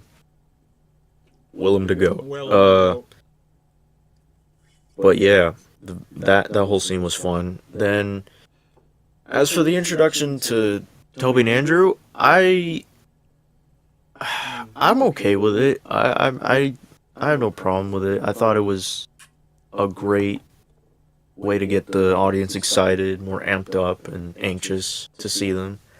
Um, and the way they did it was silly. It was, I mean, yeah, they could have been a little more emotional and like taking it a little more seriously, but like, I think the way they did it was just fun, and that was the direction they went for, with the humor and Michelle throwing bread at Andrew, like stuff like that. And then Andrew and Toby seeing each other for the first time, and they web each other. Pause. Oh. Like, I don't know. It was a fun introduction and so surreal. To see just the both of them on screen already, interacting with each other. These are two legends we've seen since we were freaking babies, since we were kids. Say our childhood heroes are up on screen together. So that was insane, and I like the homage, just a little bit of homages to like their personalities and their characters from the original films, like when they're talking about where their comfort base is, like what building they chill at or whatever, like little homages like that is another nice touch they added to the movie. These characters, uh, and then talking about their relationships with their friends, their girlfriends, and stuff like that, and then using that to elevate the Tom Holland's Peter, uh, now that he's like struggling after Aunt May's death, and he caused the multiversal problem, and he's stressed out, just out of his mind. And they have it because And Andrew and Toby go and help him out, and again, like I mentioned, they actually have a purpose to be in the film and elevate the movie and Tom's character. So I love that, and love that they played Toby and Andrew's original theme, even for a little bit. It was, I mean, that almost got me in tears. It was beautiful. Um, the fight could have been better. It was too much of a CGI fest, and everything didn't really feel natural. It was okay. The whole Statue of Liberty fight stuff was okay. It was mostly their interactions with the villains again that made it super awesome. Um, and them interacting with like Toby interacting with the lizard, and Andrew somewhat interacting with Doc Ock. Just stuff like that was super cool, super fun. Um, and then of course the swing they did, all three of them together. That's like that's the peak of my life when I witnessed that in theaters. That's one of the best moments in cinema. I don't care. Best thing in Spider-Man media ever. Um, that scene alone belongs in a museum. Them posted up on the Statue of Liberty together. That needs to be in a museum. That was just peak. I don't care. Um, yeah. The movie it has its ups and downs. But regardless of the flaws that I've mentioned before, love this movie. It's so rewatchable, so fun. It's made me laugh, it's made me cry, it's made me happy as heck. That movie is like the highlight of 2021 for me. The ending was emotional. It touched me. Pause. Because of, I don't know, just what I felt during that year, and that ending just kind of resonated with me, and I really felt for Peter and his new story, being alone, starting all over pretty much. it was a great ending. Sad, but actually a good ending. Um, and I know people may not like the final swing part, surprisingly. And I think the final swings in Andrew and Toby's movies are far better, but I think that final swing moment was very powerful for Tom. And I like the music. I like Tom Holland's theme personally. And sure, we all like the original Spider-Man theme. Would have been better if they played that when all three of them were swinging, but Right? I don't mind Tom Holland's theme. I know it's his movie. But his final swing was a powerful moment for his character, and I like that scene. I really do. I rewatch it sometimes because I'm autistic, and I like that part. Um, Relatable. He's yeah. telling me. Overall, the movie's super fun, regardless of its issues. I mean, that's what we're here to watch a movie for anyway, especially a comic book movie. I mean, we're here to have fun and have a laugh and be entertained. It doesn't have to be freaking Oppenheimer, peak level writing, whatever, Interstellar, whatever you want. It's a comic book movie. We're here to have fun. And that's what it was. It was a fun movie. Um, yeah. It's a struggle. I feel like giving it S tier is a bit too much praise, but I don't want to put it like I think it's better than Homecoming. I think it's dang. I think it's better than the first Thor. Oh man. This one's tough. This one's tough. For your ranking. Like if I were to put it somewhere between S and A, I would put it there, but I don't know. Just gotta choose before I change the setting, or for now I just put it on S tier behind Winter Soldier as like in the back, because obviously as a film, Winter Soldier and Iron Man are stronger movies. But then A tier, just to remind you, A tier is Black Panther, Captain America 1, Thor, Spider-Man Homecoming, and Shang-Chi. I guess I can manage with S tier because it's in my top 10 for MCU movies. It's not top 5, I'll tell you that. Alright. But it is top 10. So you definitely want to stick it with the S tier? Yeah, we'll keep it there. Yeah. I know it sounds like we're giving it too much praise, but I just feel like it's the best what we can keep. I just think it's better than or I personally enjoy it more than the movies in A tier. Yeah.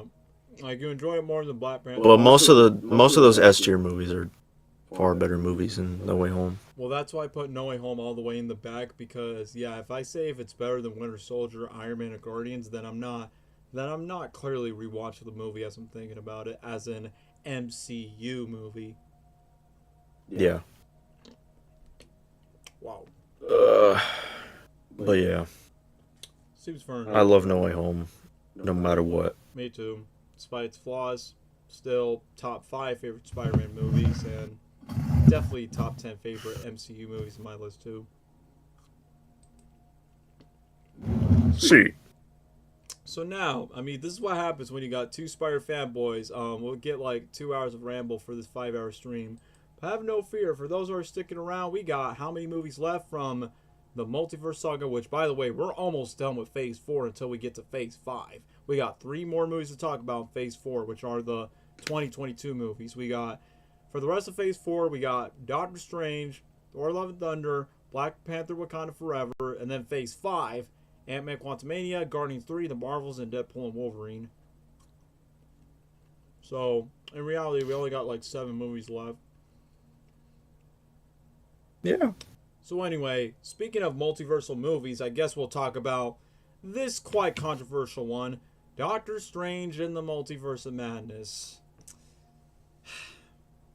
Look, I love Sam Raimi as a director. I've met the dude in real life. I give him compliments that I love his Spider-Man trilogy. I love his inspirational work as a filmmaker, from him dropping out of school and obviously his career breakout for making a lot of horror movies, especially horror short films, the Evil Dead franchise, and then clearly the Spider-Man trilogy. So even though they didn't bring back the original director from the first Doctor Strange movie, and clearly they want to introduce like their first Marvel horror movie, and that's why they got Sam Raimi, because he has his experience with superhero movies like the original Spider-Man trilogy, but also horror stuff from his horror movie background. Which, yeah, for the record, even though Goblin, Doc Ock, and Tobey Maguire were a part of Sam Raimi's trilogy, but Sam does love No Way Home, so at least he give No Way Home a compliment, even though it's a John Watts film.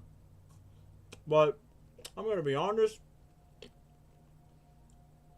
and I'm not being biased just because I'm a Spider-Man fan, I still think Spider-Man No Way Home is a much better movie than Doctor Strange 2. Here's the thing. It's not the worst, the one the MCU has offered. I'll give a couple of compliments. Number one, as always, Benedict Cumberbatch does a really good job for playing Doctor Strange into the role. Like, he's really good. I will say the visual effects in the first half of the movie were pretty cool with that gigantic squeak creature that takes down New York. Pretty cool. Also, what's also pretty cool, a lot of the Raimi eye shot tricks, what he does in his horror movies, for what he does in his Spider-Man trilogy, from eye angle shot to zoom in shot to all this and all that to make it look very comic booky. And I will say Danny Elfman scored, because remember, Danny Elfman helped compose Tobey Maguire's Spider-Man theme. Danny Elfman returned to make the music for Doctor Strange to make it very spooky, which, to be fair, Danny Elfman is no stranger to making spooky music, because obviously he has worked closely with Tim Burton with all of Tim Burton's movies, so it makes a lot of sense. But sorry, folks, I'm eating a popsicle because my voice got dry after talking about No Way Home, so that's why I'm eating popsicle, because I need more liquid. I don't think it's as good as the first Doctor Strange movie, and here's the reason why. Number one, sure, the Doctor Strange movie is decent, but definitely the first movie definitely knows his identity as the Doctor Strange movie. But I feel like the biggest problem with Multiverse of Madness is these two big things. Number one, the title doesn't live up. Like, it is madness, but it definitely loses the opportunity on the multiversal aspect of, you know, the title and the Multiverse of Madness. And the funniest thing is, Doctor Strange and this new chick, America Chavez, who originally was supposed to be in No Way Home to bring Tobey and Andrew back, but due to schedule conflicts, that's why they delayed Doctor Strange 2 just to do the reshoots for the quote-unquote cameos of the movie. And honestly, about Multiverse of Madness, like, the worst thing is Strange and Chavez traveled through the multiverse for only one scene. Like, literally that whole sequence where they go to, like, some paint world, drone world, whatever that is like, it kind of sucks that they travel to the multiverse, and in reality, they only went to one universe. And the only universe that they actually ever been to is just the universe that they been to. It kind of feels like it's an alternative timeline that takes place in the future in a way. So I feel like it just doesn't live up to his title. And as for the cameos, I mean, surprisingly, we got a fan casting that actually became real. John Krasinski as Dr. Reed Richards, a.k.a. Mr. Fantastic, and bro did not shave off the beard, kind of like me, where I don't, you know, shave off the beard. I mean, don't get me wrong, it's pretty cool that he's in the movie and a fan cast happened. Then you got Black Bolt from the Humans, you got sexy Haley Atwell playing Captain Carter for those that watch What If, I guess. And then, unexpectedly, you got Patrick Stewart, who reprised his role as Charles Xavier, a.k.a. Professor X from the X-Men. Like, heck, even Danny Elfman did his own spin on the X-Men theme song. But I'll admit, as cool as you got the iconic Patrick Stewart to play this role, I'm disappointed because you're telling me you brought this actor back from Logan, which, spoilers for Logan, I know that's not an MCU movie, but it's a Fox movie that gives closure to Wolverine, which we will talk more about that when we get to Deadpool Wolverine. I know his character, Professor X, dies from the evil Wolverine clone in Logan, and then Doctor Strange 2, he gets nerfed again by Scarlet Witch, which I know became a meme where she snaps the bro's neck and he's dead, which I know that's not the same Professor X from the Fox universe because he's already dead in the Logan verse. So you're telling me that this Professor X just died immediately after that? And the one thing I did find stupid with the multiversal cameos is like, you're telling me John Krasinski's Mr. Fantastic has a wife and kids, and Scarlet Witch is asking about it? It's like, yes. It's like, why would you tell her that? And Black Bolt's going to annihilate you. Why would you tell Black Bolt that? And then the Scarlet Witch just kills them, and now, boom, you're dead. You won't get to see your wife and kids because now you change yourself into blue spaghetti. And Captain Carter, she got sliced. Like, I could do this all day, governor. And even Haley Atwell was disappointed of how her character was treated in Doctor Strange 2, even though, oh, it's not the same version for What If. It's like, bro, but it's the live action counterpart of that. And then you got Monica Rambeau's mom that was in the movie, and then she freaking dies. It's like, what was the point of those cameos outside of like, well, it's a multiverse movie, let's just drop them in? Like, this is the type of way, like, Spider-Man No Way Home, in comparison, actually, they treat their supporting roles, like Tommy and Andrew, like an integral part of the story, while you got, because like I said, I could tell Sam Raimi's doing his best to make a Doctor Strange sequel, but since, once again, this is an MCU movie, you gotta have that cameo, you gotta have this, you gotta have that. Like, it's like Kevin Feige's telling his Marvel cooks, you need to have this mandate, you need to have this mandate, where Doctor Strange 2 doesn't stand itself as a Doctor Strange sequel on its own. And the worst thing about Doctor Strange 2 is the fact that there's even one flashback scene, like, oh yeah, our Strange just died just because he didn't kill Thanos. That felt so forced because, you know, let's connect this for MCU continuity's sake. And around that time, before Deadpool and Wolverine treats the Fox characters with more respect for the most part, it sucks that Mr. Fantastic, he turns into blue spaghetti, Professor X gets snapped on the neck hilariously by Scarlet Witch, and I'm like, is this what Disney does after when they bought the rights to Fox to treat their X-Men Fantastic Four characters? But outside of the cameos have been misleading, they're not just there just to be like a fan clap, a clickbaiting fan service moment compared to No Way Home, where they actually have personal roles to build the main character up.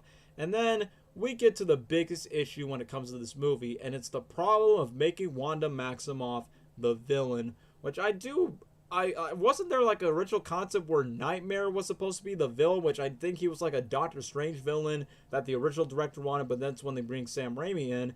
And since they made WandaVision, aka the first Disney Plus Marvel show that came to be, which obviously the Wanda Simps on Twitter thirst for Scarlett Johansson, Scarlet Witch, Elizabeth Olsen. Like, don't get me wrong, she's cute, but she ain't cute when she eventually starts acting like a psychopathic murderer. Like, the worst thing about this movie is it's not really a sequel to Doctor Strange, and heck, even though Doctor Strange does reference Spider-Man in front of America Chavez, but out of nowhere, it's basically a direct sequel to WandaVision. Like, if you're a Marvel fan, of course, good for you for doing your Marvel homework, for watching WandaVision. But for general moviegoers, like KSI, who's a big YouTuber, was like, I just get punished for not watching WandaVision, so I'm watching Doctor Strange. Like, why is Wanda bad now? Who are these kids now? And it links confusion to the audience. I'm like, wait, what? Wasn't Scarlet Witch trying to be good, killing Thanos in Avengers Endgame? Did I miss something? Sorry, you have to subscribe to Mickey Mouse Plus in order to get the DLC content to understand the story. So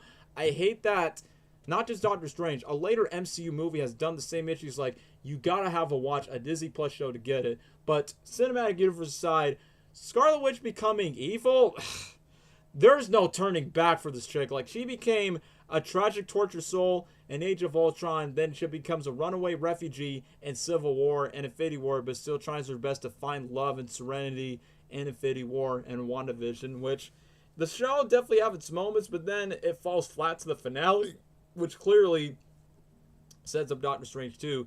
But Scarlet Witch is just a yo-yo villain. Like, for an instance, when she confronted Doctor Strange and Wong to, not the sake of the Sectorum, but literally the training place where Strange learned how to be a sorcerer, she literally kills all the sorcerers in an evil horror way. And the worst thing is, after when she confronted to get Strange and America Chavez, and the reason why she wants Chavez because it's a way to get to her boys. I want to be my boys. I'm a mommy. Remember Doctor Strange Multiverse Madness is MOM, mom. This movie came out on Mother's Day weekend. Happy Mother's Day, where you have an evil mom that wants to kill people. So I feel like this movie is sending a bad message to all moms out there, despite the release date. And also, when Scarlet Witch basically killed the majority of those sorcerers, and then she acts chill just to spot exposition about her boys with Strange and America Chavez, and then they escape. It's like, girl, you just killed people, and then you act chill with it, and then after that, you just let them go. It's like, huh? And then it gets even more baffling where he kills the multiversal variants of these Avengers, these superheroes, whatever they are, and then after that's like, I'm just going to take America Chavez and take all the soul and power and everything else. And yeah, I mean, I'm not trying to be spiritual, but obviously it goes very satanic at the very end where you got Demon Strange, and then the demons trying to take over Scarlet Witch in a way with Zombie Strange. Because I get it, it's another Doctor Strange that dies. So that's why I see why this movie's trying to get some stakes, but I'm like, Why should I get attached to this Strange if that Strange is going to be dead? Why should I get attached to this Wanda if she dies because she made the ultimate sacrifices to be with her boys or something like that? Why should I care about Professor X and all these other multiversal variants? Because, right, it's not the main definitive one. There's always another multiverse. The possibilities are endless. But I will admit, the one good thing I do like about Multiverse of Madness outside of Danny Elfman's music, and I guess try to be different to make this movie scary and spooky, which obviously, if I have kids, I do not recommend them to watch this movie. But I do like the one where Strange is talking to her like the alternative version of his girlfriend is like, I love you in every universe. No matter who you are, you're still the same girl to me, despite you're getting married with some other guy. Where I get that the message of the movie where Strange is trying his best to be happy and let go of his chick despite she's in love with someone else. I get it's kind of similar like Spider-Man 2, what Sam Raimi's trying to approach and then try to do that with Doctor Strange. But apparently, thanks to America Chavez, which, by the way, the one thing that caught me off guard, her lesbian moms got zooted away just because she was scared of a freaking bee. Ah, bee, no, my moms! And then after that, that's her tragic origin story. It's like, bro, that is hilarious of how the way they introduce this quote-unquote new character that's integral to the multiverse. And speaking of which, I do like Bruce Campbell's cameo where he's like selling pizzas and then basically the mid-credit scene, the punching stops from Doctor Strange's spell, and he's like, it's over. And it's like, I get it, a reference to Evil Dead where Bruce Campbell chainsaw his arms. And clearly, since he is a close friend with Sam Raimi for both Evil Dead and his cameos in Tobey Maguire's Spider-Man trilogy, that's why I was just thinking, groovy. So, his cameo was fun. But then the ending just feels so forced where Strange is happy with his life. He lets go of Christine. And then out of nowhere, his third eye just opens after the same evil Strange that he just kills. Like things just got out of hand. And then next thing you know, the worst thing is, it leads to a random post-credit scene by saying, hey, you caused an execution or something. And it shows this actress who plays this popular Doctor Strange character. It's like, come on, let's talk to the multiverse. I'm like, what's the point of that mid-credit scene if he doesn't have the third eye? And then he jumps in to go to a portal. It's like, what does that mean? Doctor Strange 3 or Avengers? Like, typical old MCU. Try to, like, not make a good closure and just set up, like, what's the next big Marvel event? But the worst thing is, I mean, outside of Spider-Man No Way Home, the MCU's Phase 4 is just directionless, man. Like, Shang-Chi was a good movie. No Way Home was a great fan service love letter to the Spider-Man movies. But what is the multiversal saga trying to set up? Like, Secret Wars is obvious, but still, Infinity Saga actually has a goal. It has a plan. They make solo movies that are self-contained. They make movies that are ensemble-led that would tease to Thanos. It doesn't make any sense. So, honestly, if I had to rank Doctor Strange 2, it's easily around the D tier. So, obviously, I would rather watch Spider-Man Far From Home and Captain Marvel. No. I would never say that. Far From Home and Black Widow more. But I will say Doctor Strange is more interesting, pleasing than Captain Marvel or Thor the Dark World. So I would say Doctor Strange Multiverse of Madness is a D tier for me. It's disappointing, man. Like, I like Sam Raimi, but some of the directions that the filmmaker, like, they did the same issue with Spider-Man 3. Sam Raimi wanted to make Spider-Man 3 his vision, but then produced, like, let's screw this up. Let's put Venom in it. And then Marvel's like, no, we got to put this cameo in. No, we got to do this and doing that. It's like, just let the man cook. You hired him in the first place for that. So, that's all I have to say. It's a D tier. I'm very disappointed with Multiverse of Madness. Doesn't live up to its name. Yeah! Multiverse of Madness. Mid. I'm just gonna rush through these movies until we get to Guardians 3. Yeah, true. Doctor Strange 2 was disappointing. Not what we expected when we heard Multiverse of Madness. It was a madness, but not entirely multiversal. Sure, not that there wasn't anything multiversal at all. It's just the multiversal stuff was disappointing. They disrespected the characters that cameoed because of Scarlet Witch, just to make her look stronger. And she is strong, but like, you didn't have to kill every single one of them. Then you got a fan casting for Mr. Fantastic, who I was on board with, and then you go and make him dumb and get himself killed and his whole team. So again, they disrespected those cameos. Was disappointed with that. Didn't really like the whole Demon Strange thing. I think I do like the evil counterpart of Doctor Strange, where he meets, or where regular Doctor Strange meets the evil counterpart, and then they do the piano scene. Like, that scene was cool, I'll admit. The cinematography of this film, really well done. Shout out Sam Raimi. The score, also really well done. I like the costume designs of, well, maybe not Mr. Fantastic's that much, but everyone else, I like their costume designs. The settings and everything, the colors, set the tone for what the movie was trying to be, kind of like a horror kind of movie. But they really let us down with the whole multiverse thing. And yeah, I don't know. I don't know what else to say about it. It just, It's bad. And Scarlet Witch being the villain, at least for that long, like for just that one movie, and I mean, I guess that's why she killed everyone, and like just to make her look all powerful and evil and yada yada, because she's just in this one movie and then killed off at the end, which I don't know. To me, it was kind of disappointing. I wanted to see more from Scarlet Witch. She could have Like, been I don't with know, the maybe X-Men. like she was just eventually like changing, you know, like she was realizing, oh wow, I'm kind of an idiot for doing this. I need to be a better example to my kids. And instead she kills herself. Funny. I don't know. It's just disappointing overall. I'll agree with D tier. That's where it deserves. It's hard to say, but it's true. I don't think anyone agrees with us in the chat, but it is what it is when it comes to Doctor Strange 2. But now, we thought the MCU could get any more worse, but no. I think we've encountered something that is extremely worse for sure. And it's none other than Thor Love and Thunder, man. You want me to speak about it, or you want to go about Thor Love and Thunder? I can go about it pretty quick. For Love and Thunder. Thor Love and Thunder. I was so hyped for this movie because of the trailers, and Chris Hemsworth is back as Thor. Well, you know, back to normal Thor, not Fat Thor.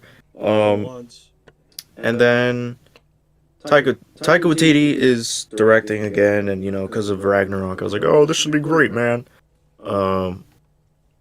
And then all the Guardians are teaming up, well, at least a little bit, with Thor, and I was hyped for that. I was excited. Jane Foster's back, and now she's finally her version of Thor. And, you know, Natalie Portman got ripped, which was, you know, props to her. Probably more than Padme in Star Wars. And, yeah, for sure. And just seeing that dynamic, that duo for this movie, I was excited to see that. But this movie was a complete joke. This whole film is a joke. Like, Taika Waititi had to be high while making this. There's just no way. He just made everything a joke. Even Jane dying was turned into a joke. Cancer is a joke. Laugh at it. Ha ha. Ha ha. Ah, she's dying of cancer. That's hilarious.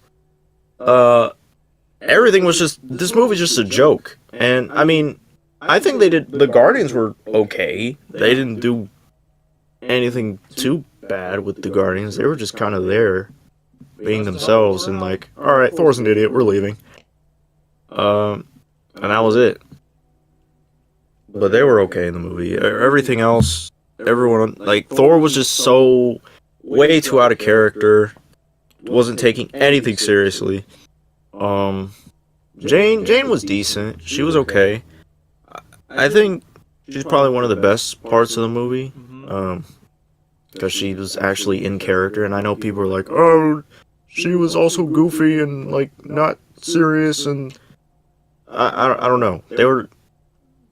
They were just complaining about how she acted, but to be fair, in the comics, she's not as like serious as Thor is. She's like kind of a little bit jokey or sarcastic. So that's how she is, and I think they did Jane's character fine. But Thor and everyone else, like, they just, what the heck? What were they thinking? What were they doing? Oh, just joking about every little thing, and then the back tattoo thing on Thor, which is probably not even gonna be there anymore in the future movies. Because Loki's dead. Stuff like that, it just makes no sense. Stuff out of a cartoon. A big budget Saturday morning Looney Tunes cartoon.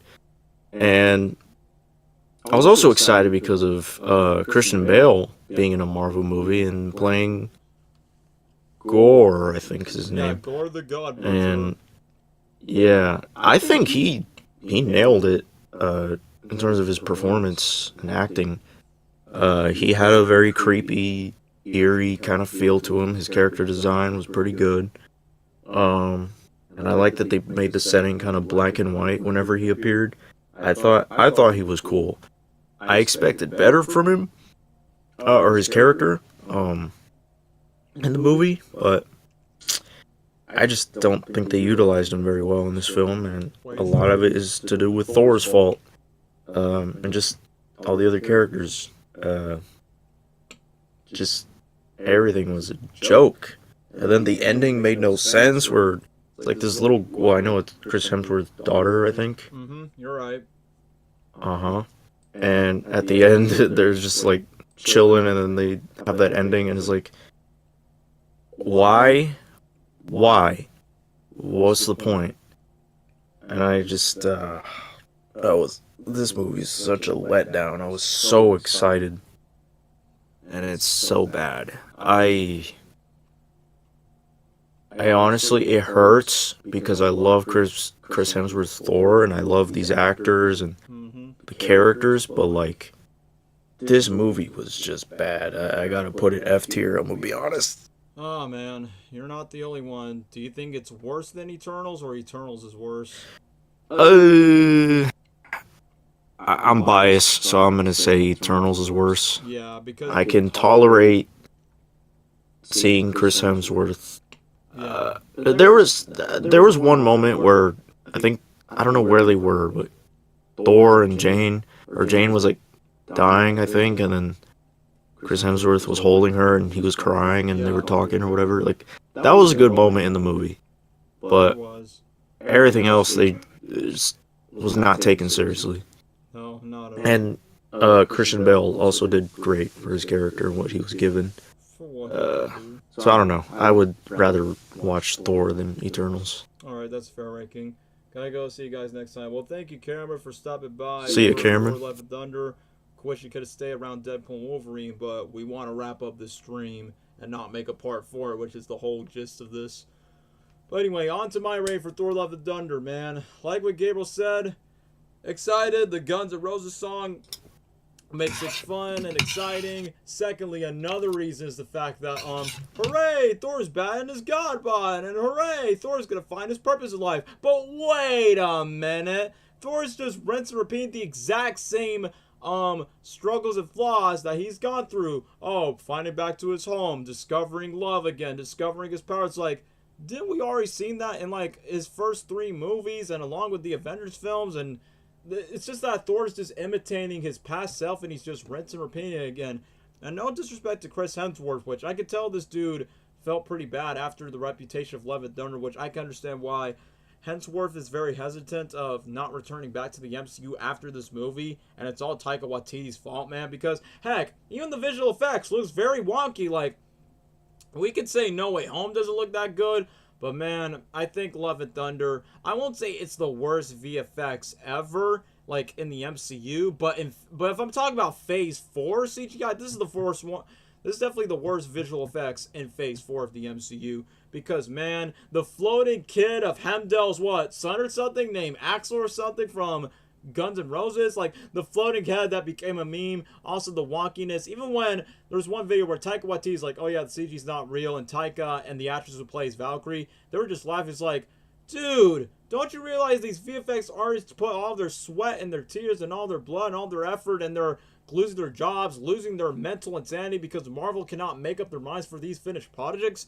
And Love and Thunder is no exception to that. Like, Thor Love and Thunder is like Marvel's Batman and Robin. Like, if Thor Ragnarok was Batman Forever, this is definitely the Batman and Robin of the MCU. And even though, yes, this kind of makes me want to forgive the Dark World, because don't get me wrong, the Dark World is boring and forgettable, but it doesn't disrespect the Thor mythology, or at least the idea of Thor. You know what I mean? But at least it doesn't completely disrespect it. But then here we got Love and Thunder, man. It's like what Gabriel said, the Guardians are handled decently, but obviously they didn't need to be part of a big role. It's like, hey, they were with Thor with the Avengers, and just stick around with the Guardians before the holiday special of Volume 3. And honestly, I'm kind of glad that James Gunn was not involved in it. Well, first of all, I'm glad that James Gunn came back for Guardians 3, because, man, if Taika Waititi would direct a Guardians movie, Guardians Volume 3 will be a completely different movie if it wasn't directed by James Gunn, you know what I mean?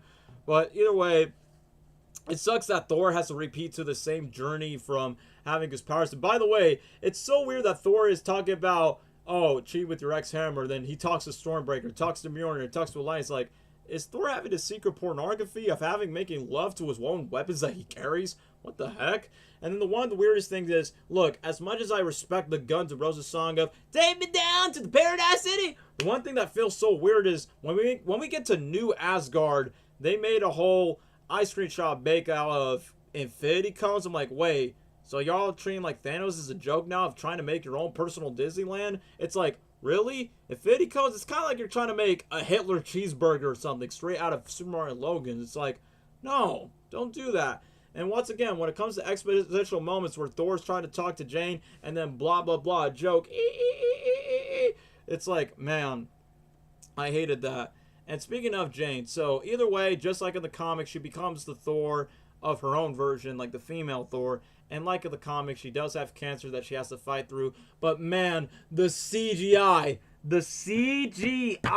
on her helmet and on Chris Hemsworth's face, why? Like, I tried my best, like, it looks awful. Get away from me. Get away from me. It's like, you can tell it's easily noticeable, and it looks so ugly on Chris Hemsworth and Jane Foster. It's like, bro, like, why can't we go back to OG helmets? Like, if you look back to the first Thor movie, that's a real helmet that Thor puts on. But no, let's just VFX it up, because we have an addiction over CGI of every single Marvel character that we just put in. Like, we're the Power Rangers. Like, bro, it's not fair, man. Like, it really sucks. But that's not all, folks. Like, literally, Christian Bale is a great actor, man. Patrick Bateman, American Psycho, playing Batman, The Dark Knights, swear to me. It's like, cool, you cast a great actor in the MCU, and sure, you cast him as a good villain, and for what he can do, he is best for what he's given, but man, they sometimes even treat his villain as a joke where I can't even take the villain seriously. Like during the moment where he's about to kill Thor because his origin story, oh, my daughter just died. This god was supposed to protect me, but now I call the sword. Now all gods will die for being selfish, greedy, and did not save mine. So, interesting motive for Gore. But the weirdest thing is when he's about to kill Thor, he becomes silly and jokey where he's like, and you know this is going to hurt. And then Thor's like, pain, boom, you're already dead. So you're telling me that Gore has a tragic origin story where he lost his one and only daughter that's dead, and then he kidnaps a bunch of kids, but he doesn't often like adopt them or kill them. He just torment and tortures them like he's a high school bully. Only like he just scares them with a kid and just be like, such an interesting story.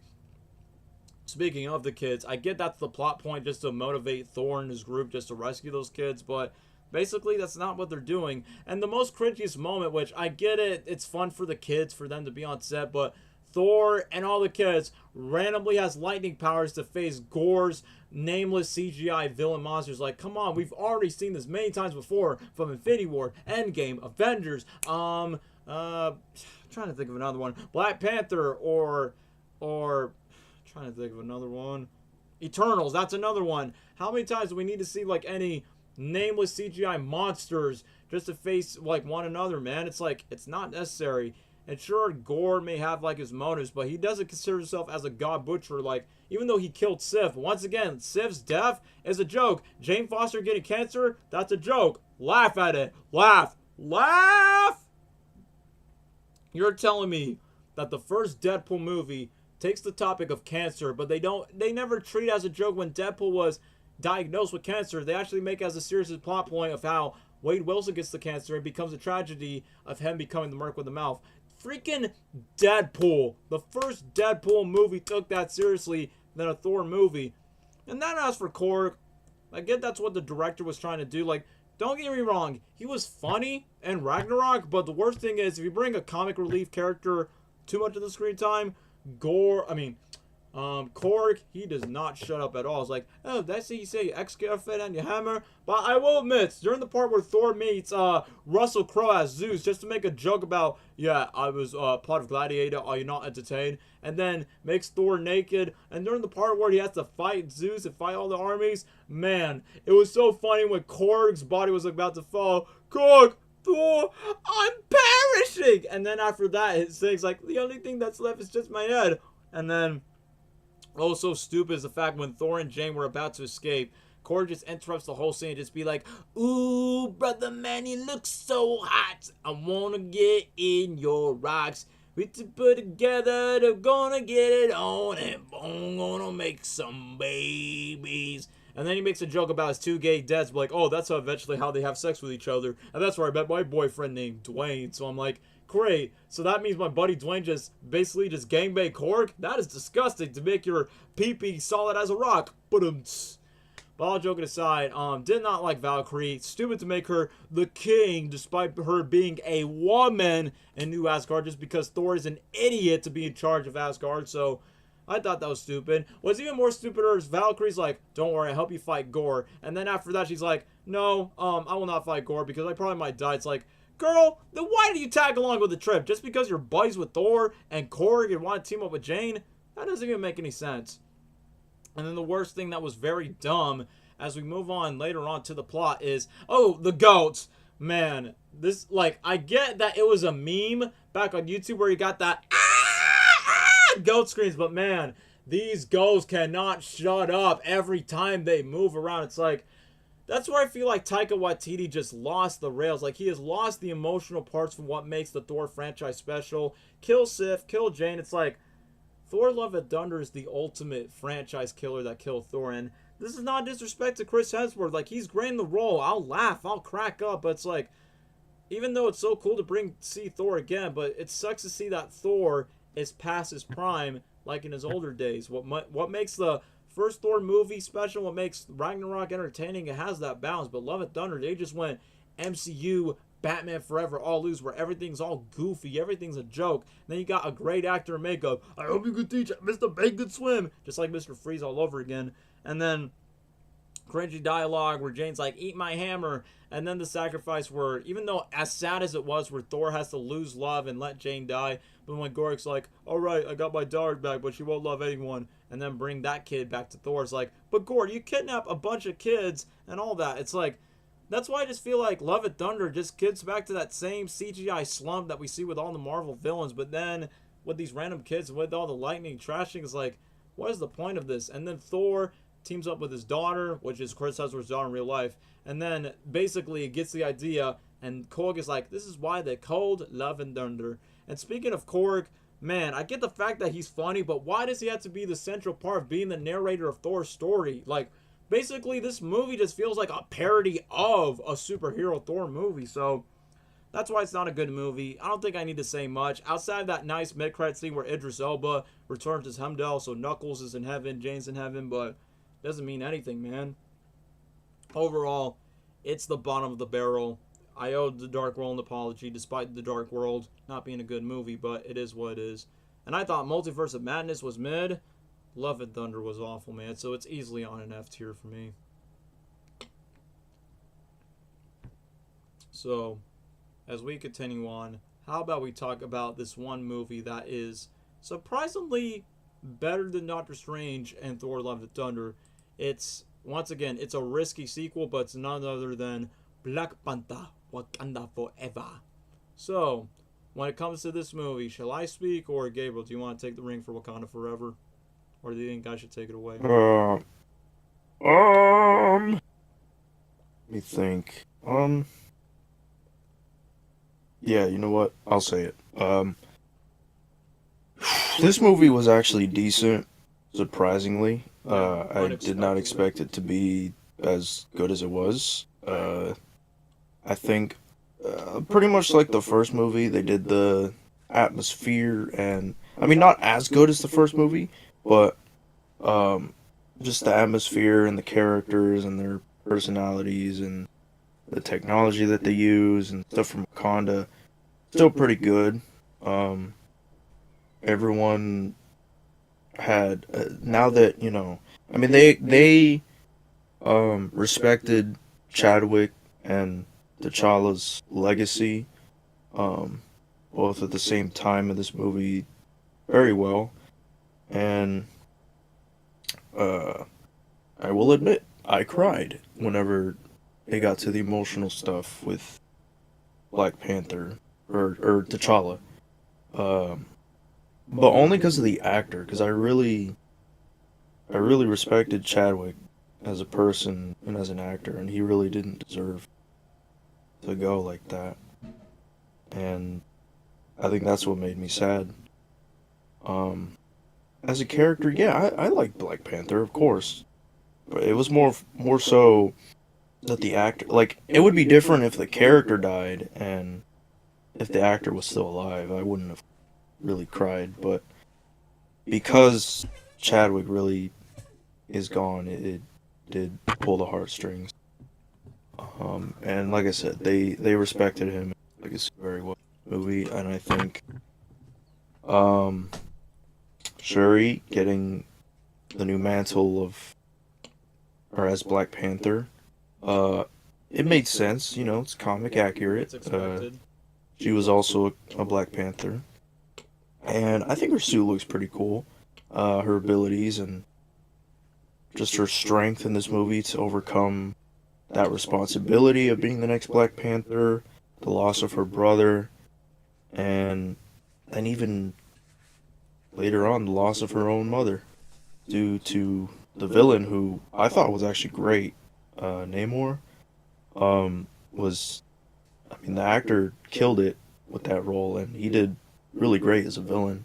I'd say he's underrated to be honest in the Yeah, MCU. nobody really talks about him after this movie. Not as much as Killmonger, Yeah, which is he understanding. he was a the heck he was a good villain, um, and yeah, I think the music was really good. The action scenes were pretty decent. Were pretty good. I especially like the ending where Namor dies, and he's fighting Shuri, and then like Shuri gets stabbed, and then like she still keeps fighting and stuff. Like that whole scene was cool. Um, and about the mom dying, sort of like No Way Home with Aunt May. Like it elevated the story. It made you feel for Shuri. It made it more personal with this new villain, and uh, it was really well done and sad. And I mean it's not a movie that really made me more so. It was just more emotional. Yep. Um, and about the legacy of Black Panther, and yeah, it surprised me. Um, I would put it I'd put it A tier. Actually, no. I changed my mind. Changed my mind. I'd put it B tier. B tier for Wakanda Forever? Yeah, Yeah, honestly, for me, I probably would put it on B because I don't want to give it that much praise compared to the first it's one. not as good as the first movie to me, but it is pretty decent. It is pretty good. Yeah, it's a solid entry. Well, I will say this: like after Doctor Strange, Multiverse of Madness, and Thor, Hates and Crap Thunder, it's like at least Wakanda Forever at least is a movie that actually sticks to the core. Which, once again, my opinion on the movie. This movie was such a huge risk because, dude, you're making a sequel without your main lead star. In my mind, it's like it's not gonna be the same without Chadwick Boseman. So why you guys are making this movie without him? Which, even though as expected, this movie does a good job just to honor the legacy, despite Chadwick Boseman's short run in the MCU from Civil War, Black Panther, Infinity War, and Endgame. Despite Chadwick did not live that long, I like how this movie pays respects to not just Chadwick but the character T'Challa. Like, it makes sense. Like, the actor passed away, so it makes sense to kill off the main character off screen. So in a way, so it's not like you're disrespecting, like recasting the role just to pay respects to Chadwick, but also the character T'Challa as well. So I like how the movie opens up with grief, and the mom is now bringing vibranium to the world. Which I'll admit, my biggest complaints about this movie is, number one, even though yes, it's a sequel to the first original Black Panther without T'Challa, but at the exact same time, it tries so hard to, like, some elements is like, well, we gotta set this Disney Plus show with Riri Williams as Ironheart, which I'll admit, she was annoying. I did not like her at all, which I get that she's supposed to be like an American wacky sidekick to have Iron Man powers, which, by the way, I did not like the suit at all. Like, I thought the suit was poorly rendered CGI, and 3, I don't think the character was that interesting or that fun, but I get that she's basically like a character MacGuffin to be from the plot. So the water people, I think they're called the Talakokin. I'm just going to call them Marvel's Avatar. So the Marvel art aquatic Avatar people has to kidnap her just because she has the resources for their people. So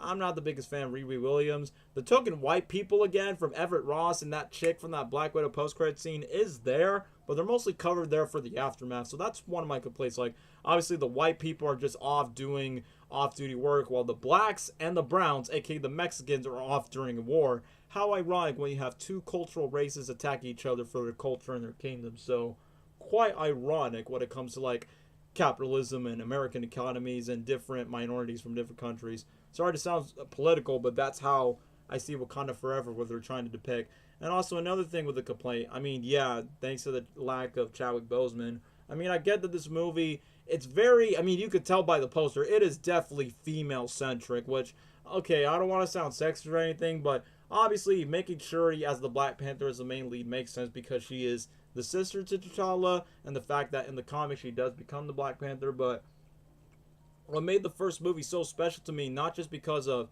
Chadwick Boseman, because the first movie, like, once again, I consider Black Panther as Marvel's Lion King, where it pays respect between the bond between father and son, when T'Challa goes back to his father, also paying off legacy and royalty to your family name. And that's what I love about the first movie. The second movie, absent fathers and absent men, and I'm not trying to sound sexist, but the male characters in this movie, like M'Baku, he's funny, but they're mostly betrayed by idiots. And the only cool male character in the movie was Namor, aka Namor, which, once again, he is a cool villain, but that bro cannot shut up about his mother. It's like, I'm not saying this movie's anti-father or anti-men. I'm not saying that, but I'm just saying the lack of fatherhood and the lack of good men, that's not the villain. I just find that disrespectful in a way, which, once again, I felt like that's what this sequel lacks from the first movie. So, all the complaints aside, once again, it does a good job of paying tribute to Chadwick Boseman's Batman. I mean, why say Batman? Black Panther, my bad, mistakenly.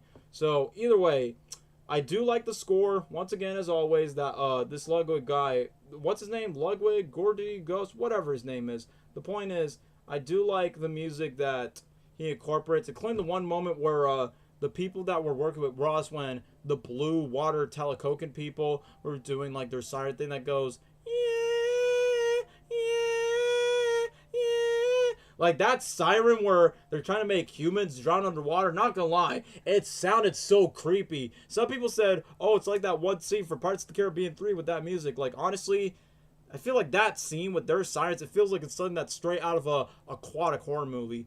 And honestly, the arrival of Namor, it was pretty interesting. When this one woman was trying to escape from the helicopter, but then Namor uses his powers to track him down. Dude, that was dark and that was deep. And I will admit, during the part where Namor was about to be in his throne, dun, dun, dun, dun, it's like, not gonna lie, his theme song does sound pretty menacing when he's trying to speak in Spanish with his other people. But Gabriel, you probably might get this reference. This kind of reminds me of one angry Mexican fan that says this: for what I saw this right now is a disservice to men, a disservice to Mexican, a disservice to comic fans, a disservice to fans of cinema, and all for you white people out there, this is an insult to you. You probably remember that reviewer, Gabriel. It was hilarious. I do remember that. It was just one Mexican guy that just hated how Mexicans, but also all the male role models were disrespected in Wakanda Forever. Which, once again, I'm not saying it's anti-father, but the lack of good male representation outside of M'Baku, but he's just a side funny character. But That's one thing that I felt like Wakanda Forever just lacks that from the first movie. And yeah, just like the first movie, the visual effects in the final act, why does it look so wonky? And why did they have to put a CGI shell over Okoye? Which, speaking of which, Okoye definitely has some cool scenes, like during the bridge where she's trying to rescue Shuri, but then when they kidnapped Shuri, she felt like she lost a job, and then Shuri's mother, the queen, the actress does a good job acting. He's like, and my entire family is gone. Have I not forgiven everything? And then just escort Okea out. But ever since she escorted Okea out being part of the team leader for the Dora Milaje, clearly there's no one in Wakanda to protect. No Black Panther. No someone in charge. And that's where I think like the coolest scene in the movies when the Mexican Talacoya people brings Wakanda into war, where they flood the entire streets of Wakanda. And the worst thing is what Namor did to Shuri is the last person that's a part of her family, her mom, and her mom drowned, she died, and it brings like, it's sad just to see that Shuri just literally just lost everyone from her father, her brother, and now her mother, and now she has no one else left just to carry the family legacy, except for Nakia, since Nakia actually made babies with T'Challa until we get to the very end, and during the moment where Shuri actually got her Black Panther like outfit, most of the people around the Wakanda tribe is like very skeptical about it. But I like the fact, like, despite the sloppy CGI fight from the Wakandans versus Talakogan and freaking Ironheart, which once again I did not like Ironheart in the movie, but I understand just to set up for a Disney Plus show that most likely will never happen.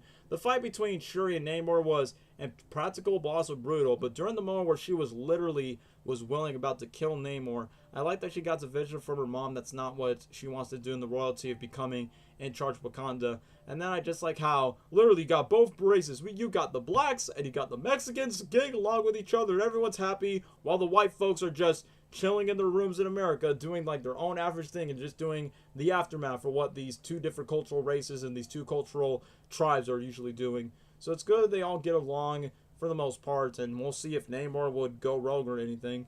But either way, the ending is pretty emotional, man. Like, the movie did not give me cry, but I will admit, it is very heartfelt that Shuri definitely has a moment and reflects the loss of her brother. And then, after that, T'Challa's wife, Nakia, eventually introduces this young boy, and he did talk to T'Challa's mother, like, early in the film, and turns out that T'Challa, the original Black Panther, has a son, and what's his name? Name after his father, T'Challa. I mean, the worst thing is he doesn't have any male role models to look up to, which that's one thing that sucks because for women can raise boys, but men would have to raise young men. So clearly she has to look like, I bet that young T'Challa Jr. has to learn the best from, I guess, Shuri and Nakia and all the people in Wakanda, but I was like, if there's like a good male role model that would have done, maybe that would have been the case, which, funny enough, Wakanda Forever was going to be T'Challa teaching Junior, his son, to become the Black Panther. So if Chadwick Boseman was alive, and Chadwick signed for 5 movies, and I bet his last movie would have been Wakanda Forever if he would have stayed alive, if they would have known that his stage 4 cancer would have been like hitting very soon. But the point is, it would have been such like a nice Lion King type of way where father teaches son to be the protege. I mean, obviously, if Chadwick was alive, I think the movie would have been 10 times better and much more meaningful. But despite for the things for what the sequel lacks, the movie still has the heart, still has the integrity of a Black Panther movie, despite some things that just lacks from the first movie. But it's a solid sequel. I definitely say it's fine for what it is. So, in retrospect, I definitely say it's B tier. It is far better than Thor: Love and Thunder and Doctor Strange 2. So by a mile, it is better than those two movies. And that's where Phase 4 finally ends. The worst MCU era, but speaking of Wakanda Forever, where should I put it behind on? After Doctor Strange, or before Doctor Strange, or after Ant-Man, or after Age of Ultron, or Thor Ragnarok? Where should I place Wakanda Forever in the B tier list?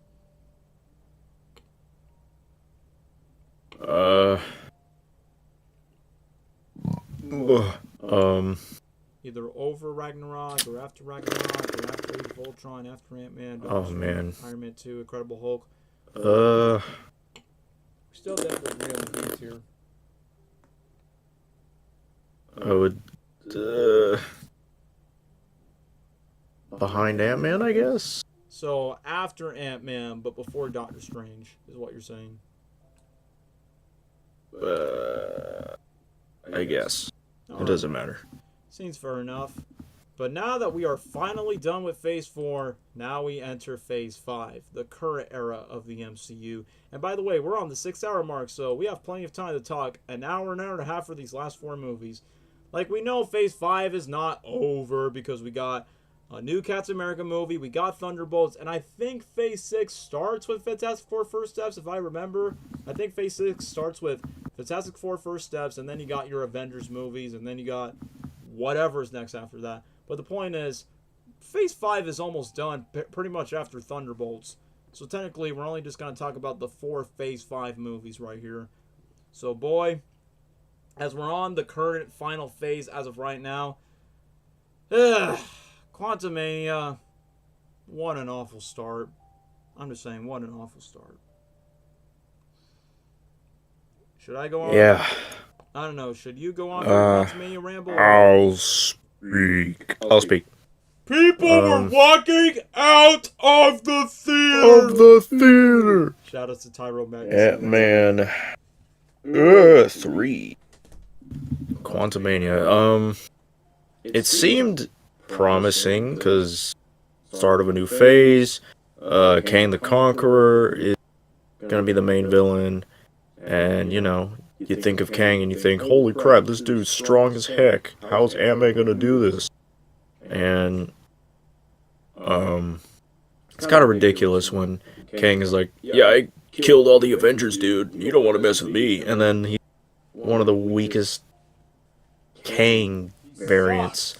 I mean, that says a lot. Like, sure, I guess, you know, saying that means there's just a whole bunch of really strong Kang variants. But it just didn't seem believable. CGI was terrible. MODOK is not always a character you take seriously, but they made him worse than he is in general. Like, he was, oh man, complete joke in this movie. It looked terrible. Oh man, he's just a meme. But I mean, Kang was okay. Just again, not believable as like the big bad or not this variant at least. Bro got killed by ants pretty much. Giant ants. Which is hilarious. And what's the daughter's name? Cassie? I knew it. Okay. Cassie. I know it's because it's a different actress, but like the direction they went with her was like that didn't really feel like the same person we saw in the first Ant-Man movie and They messed up her character bad. Endgame, all that stuff. Like, it just feels like a completely different character. Like, it's like if Scott had a second daughter or something, or a long-lost daughter. She was so bratty. She was, like, I don't know. She acted like she knew everything. She was so stuck up. And, I don't know. It just didn't feel like the same character that we saw years ago. Like, she was so wholesome and nice. Sure, she was a little girl, I get it, but even in Endgame, she seemed like more modest, more caring, polite. Even the actress who played Cassie in Endgame is a more modest chick than the new actress in Quantumania. Yeah, and then this one, she just seems like a complete brat. So stuck up, I don't know. It's just different. She feels different. Wasp, she was alright. Kind of the same in pretty much all the movies, like Ant-Man and the Wasp and everything. She was just alright. Then you have Hank Pym, who, I don't know. He, again, kind of the same as just the other movies, just a supporting role, just being himself, and he was just okay, I guess. You could tell. I mean, it just kind of looks like the actor's just kind of tired of playing that role. That's why the actor says he wants his character to die in this movie or even in Ant-Man 4, but they're like, no, we're keeping your character. Yeah, this is a Harrison Ford thing all over again. Mm-hmm. Uh, but yeah, I don't know. The characters were just okay. Scott Lang was himself, and I mean, I think the final battle where he's fighting Kang by himself was all right. It showed more courage from Scott Lang, and uh, just the same as the first movie, you know. Except this time he's trying to protect the world and the multiverse, and the idea of it was pretty good on paper, but I guess the way it was executed was just kind of mid and okay considering the rest of the movie. The rest of the movie, like I said, is a CGI fest. It feels like Spy Kids movie. It, Shark Boy, I don't know. girl. And then that whole scene where Scott Lang's Ant-Man was like trying to lift up something, and then it was a whole bunch of clones of Ant-Man. Yep. Like, I mean, I don't know. I'm sure it was intended to be silly, but I don't know. It's just I didn't really see the point of what they were trying to do with this movie besides introduce more of Kang. This movie, it's not the worst MCU movie I've seen. It definitely is pretty mid though. I'd say it's just no, actually, it's like Ant-Man and the Wasp to me is not. It's kind of boring. It's not very rewatchable for me. And I would say this one is it's a little bit worse than Ant-Man 2. It's not worse by that much because they're both kind of lame movies to me. But I would put Ant-Man 3 at D tier Really? at least. D tier? Yeah. For me, Yeah. it's F tier. I'm sorry. This movie is horrible. I don't think there's any redeeming quality. Like, for me, personally, it's an F, man. Like, I would... The movies I bought D tier list, it's that bad. Because I'm going to go with my thing. It's like, number one, this is easily the worst Ant-Man movie. And the reason why it is, it doesn't feel like you're watching an Ant-Man movie. I feel like this movie was a desperate move that Marvel's like, oh, we need to make an MCU movie. We need to set up Kang. What's the best Marvel character we could use? Let's just include Ant-Man. Ant-Man's profitable. Ant-Man's an Avenger. Let's just put him into the movie. Like, you can literally, like, the plot can stay the same, and you can change any other character. Like, just put Iron Man to the movie and just name it Iron Man Quantumania, and it doesn't, like, change anything. Like, the first Ant-Man movie, and yes, I'm talking about the first one because the first one is the only good Ant-Man movie where it shows the possibilities of what does it mean, what it means to be a tiny hero, how we see the introspective of a tiny little Iron Man knockoff, and just face them through microscopic levels. And secondly, at least the first Ant-Man movie definitely knows the identity for what makes Ant-Man Ant-Man. Like in the first movie, he's a thief, he's a criminal, he's a struggling dad, and he's doing his best just to do what is best for himself and try to learn to overcome that. Ant-Man 2, it was just like, you know, typical low superhero stuff. And then Quantumania, I feel like Scott Lang has lost his identity of what makes him unique out of the other MCU characters. Oh, he's funny. Oh, he's rich now. You mean like Tony Stark? And also funny and an ordinary guy like Peter Quill, like Peter Parker? It's like Scott Lang is not like pretty much different, distinct by saying, hey, it's the guy that shrinks. It's the guy that's pretty giant. So it doesn't make Ant-Man just a qualified character. Like, heck, even one moment where Kang wants Ant-Man to steal something, but then it goes to like a different quantum area. Once again, you can literally replace that with any other MCU character and it doesn't change the story. So Quantumania is just, it's a desperate giant cash grab just to set up the quote-unquote big bad villain that doesn't age well. And as I'm reading the comics, the name's Rocket Raccoon over, my name is Darren and I'm not a dick. That's what I mean, man. The writing of the movie. Like, I get that this movie is written by the guys who wrote Rick and Morty, which it makes sense. Why I think there's like so much weird alien stuff because, it's one of the writers from Rick and Morty. Let's wubba-dub-dub just put the script with Rick and Morty elements into the movie.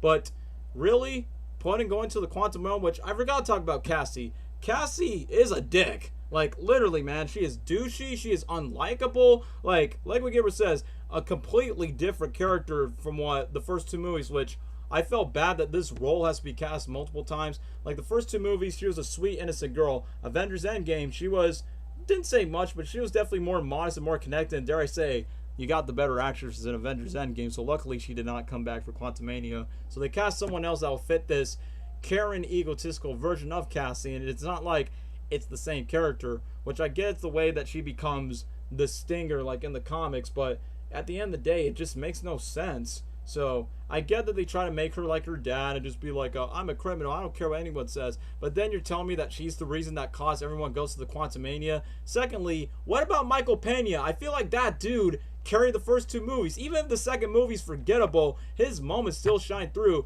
And Michael Pena and Scott Lang's buddies, forget about those guys. We need to set up a big Avengers movie for this, and let's bring Ant-Man and his characters to this giant CGI wormhole. Goodbye, Yellow Brick Road, and put Elton John just to market the movie. And it's like, why do we care about these alien creatures, including the ones with holes? Like, why do we care about saving these innocent people that are not human life? Like I said, for Infinity War, we cared about Thanos of trying to stop the Infinity Gauntlet because, bro, 50% chance of life. The Avengers, life is in danger because of New York. Civil War, personal conflict between one another. The conflict in Quantumania is just so non-existent, man.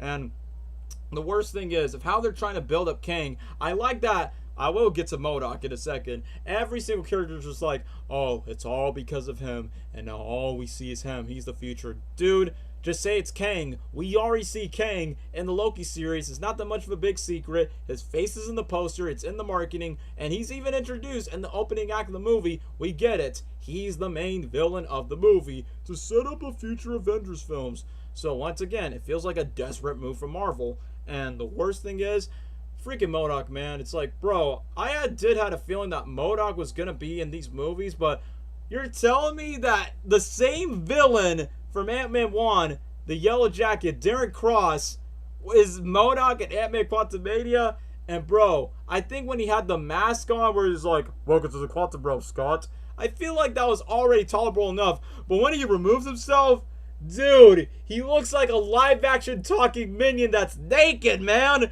And the worst thing is, you're telling me VFX artists waste their hours and they wasted their health for CGIing MODOK's butt just to put Kang come over? And bro, his dialogue, like I get MODOK is not meant to be a serious character, but the fact that it's Darren, aka the Yellow Jacket, as MODOK, bro, his dialogue, man, where it's like there's only MODOK and all he see is him. And then what's another thing? I'm not a dick. It's like, man, why is he included in the movie? I guess it's one way to introduce MODOK into live action. No wonder that dude is a walking meme. He should have like take a mud bath with Shrek and during the set of Shrek Forever After. But man, that's such a stupid plot twist. Like the freaking Avengers video game did a much better job with MODOK, man. Heck, even the Lego video game does.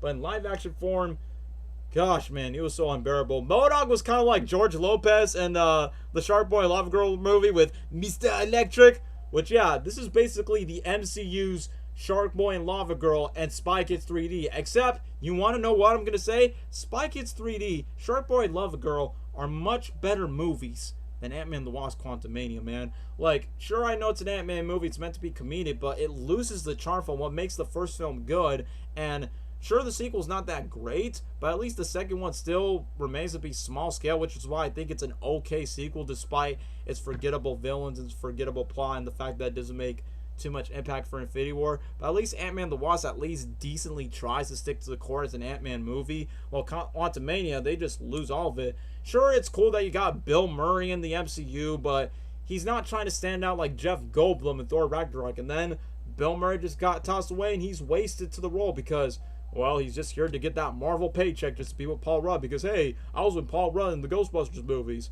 And then Wasp, she's pretty much the same as she is, except she got some more comic accurate haircut. And it sucks, like, after this movie, she retired acting completely. Well, one, because of controversial reasons. Two, after Quantumania's, like, poor reception, she decided to leave the franchise and leave Marvel. Same goes for Michael Douglas, who plays Hank Pym. He wanted to be out of this franchise. He wanted his character to die. Like, you could tell that bro's phoning it in. He does want to be a part of this franchise. He's like, oh, for the next movie, they better kill me off.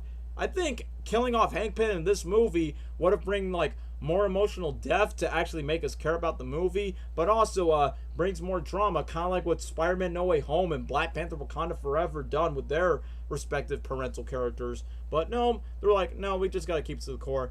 And yeah, speaking of Janet Van Dyne, yeah, basically Hank's wife. You're telling me she got frisky with Bill Murray, got frisky with these broccoli-looking aliens? Jeez, that woman has horny problems. Like, she for the streets, she there for the sales.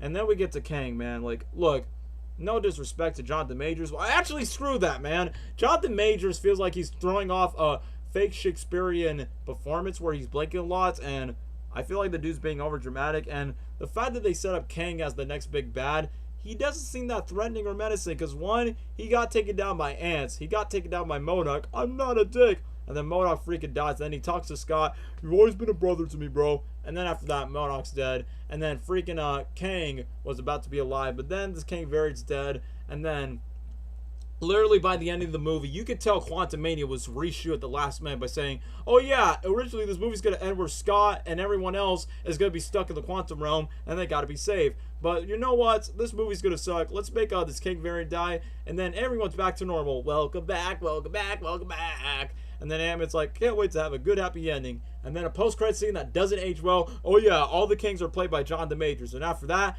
boom, Jonathan Majors' ass got fired. Boom, ass got canceled for being abusive to his girlfriend. Boom, this movie critically flawed, but also financial flop. And like what Tyrone says, people were walking out the theater.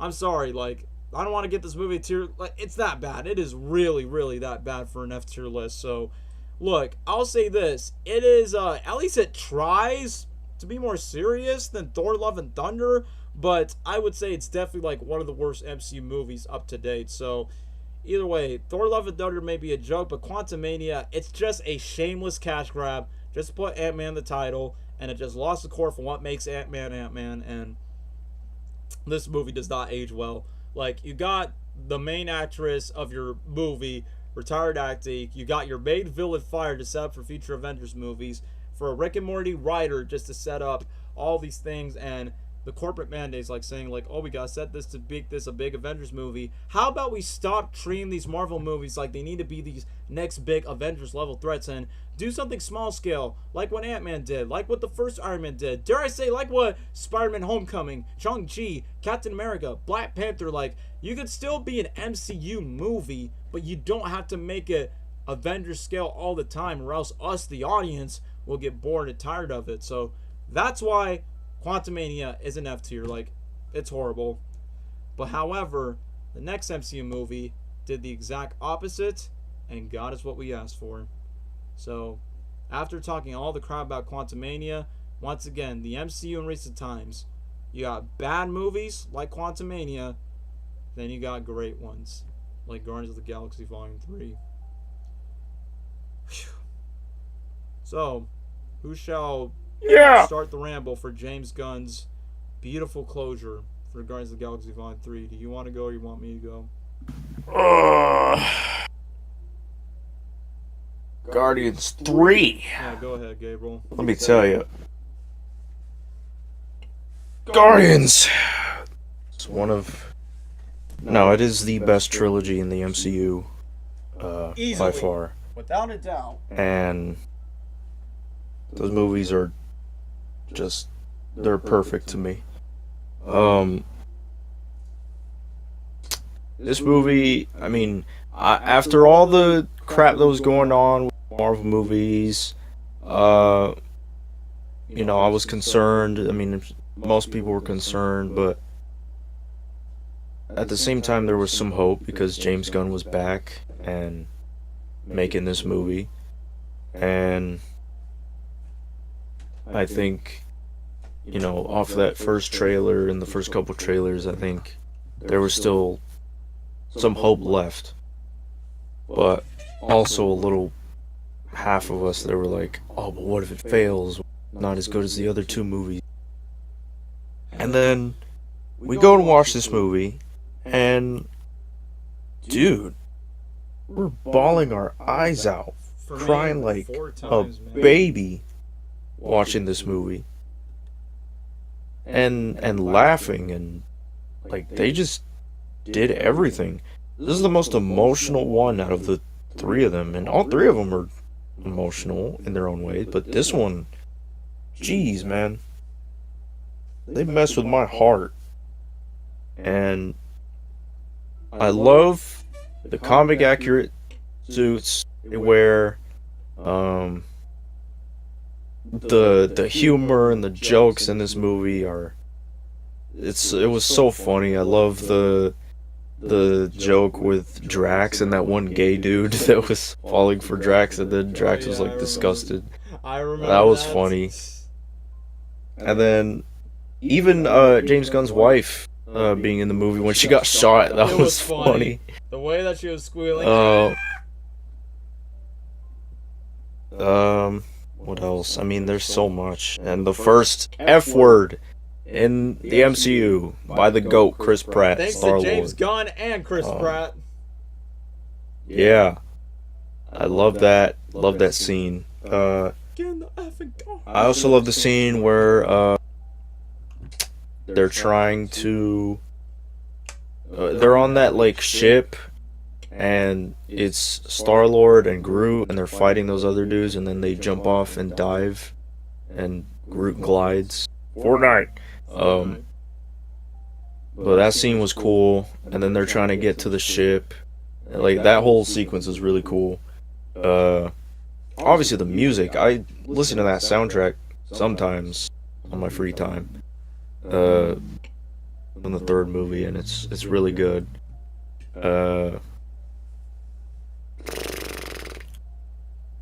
And you see, I like how they handled the relationship with Gamora and Star-Lord, and like, even though you knew that this Gamora from Endgame was a different one and more bitter, and basically before she met the Guardians. Yep. So she doesn't trust the Guardians as she did in the past, or as much as the other variant of Gamora did. And it was cool to see how Star-Lord handled it, how Gamora handled it, and there was still that little hint of trust between them, but then in the end, Won't they? you gotta let her go. I like that she says, "I bet we were fun." It's like, damn. Yeah. Damn. And then he was like, you wouldn't believe, or something like that. And I like how they handled that. They did it just right. And Adam Warlock was, I know they pretty much dumbed him down compared to the comics and stuff, but Yeah. I thought he was fun. He was a fun character, and he is young, so naive and stupid and doesn't know what he's doing. And I think it was already dramatic off the start, where he almost kills Rocket, and the whole time they're trying to save him from dying. And even that, to go back to the beginning, where they played Creep from Radiohead with Rocket, that was, man, again, emotional off the start of the movie. It was great. What an amazing intro. But yeah, Adam Warlock, again, I know they dumbed him down, but I think they did it fine. I think it made sense because of how young he is, and he was cool. And then you have the meme where he's flying down. Let me go. Funny enough, that song was in the Guardians Telltale video game, and what do you know? It's in the third movie. Crazy on you. Crazy on you. Yeah. No pun intended. I love that. That was fun. That stupid little alien dog that he kept. Don't be rash. Oh yeah, I remember that. I don't know. The humor was great in this movie. The emotional stuff.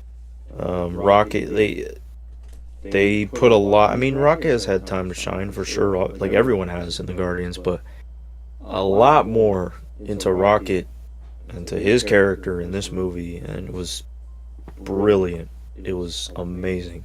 The fact that we cried and really felt for a freaking talking raccoon like that, just goes to show the talent between Bradley Cooper and his voice acting and acting in general, and James Gunn with his writing and how he makes these develops these characters, even though they're freaking a bunch of weirdos. What a bunch of a-holes.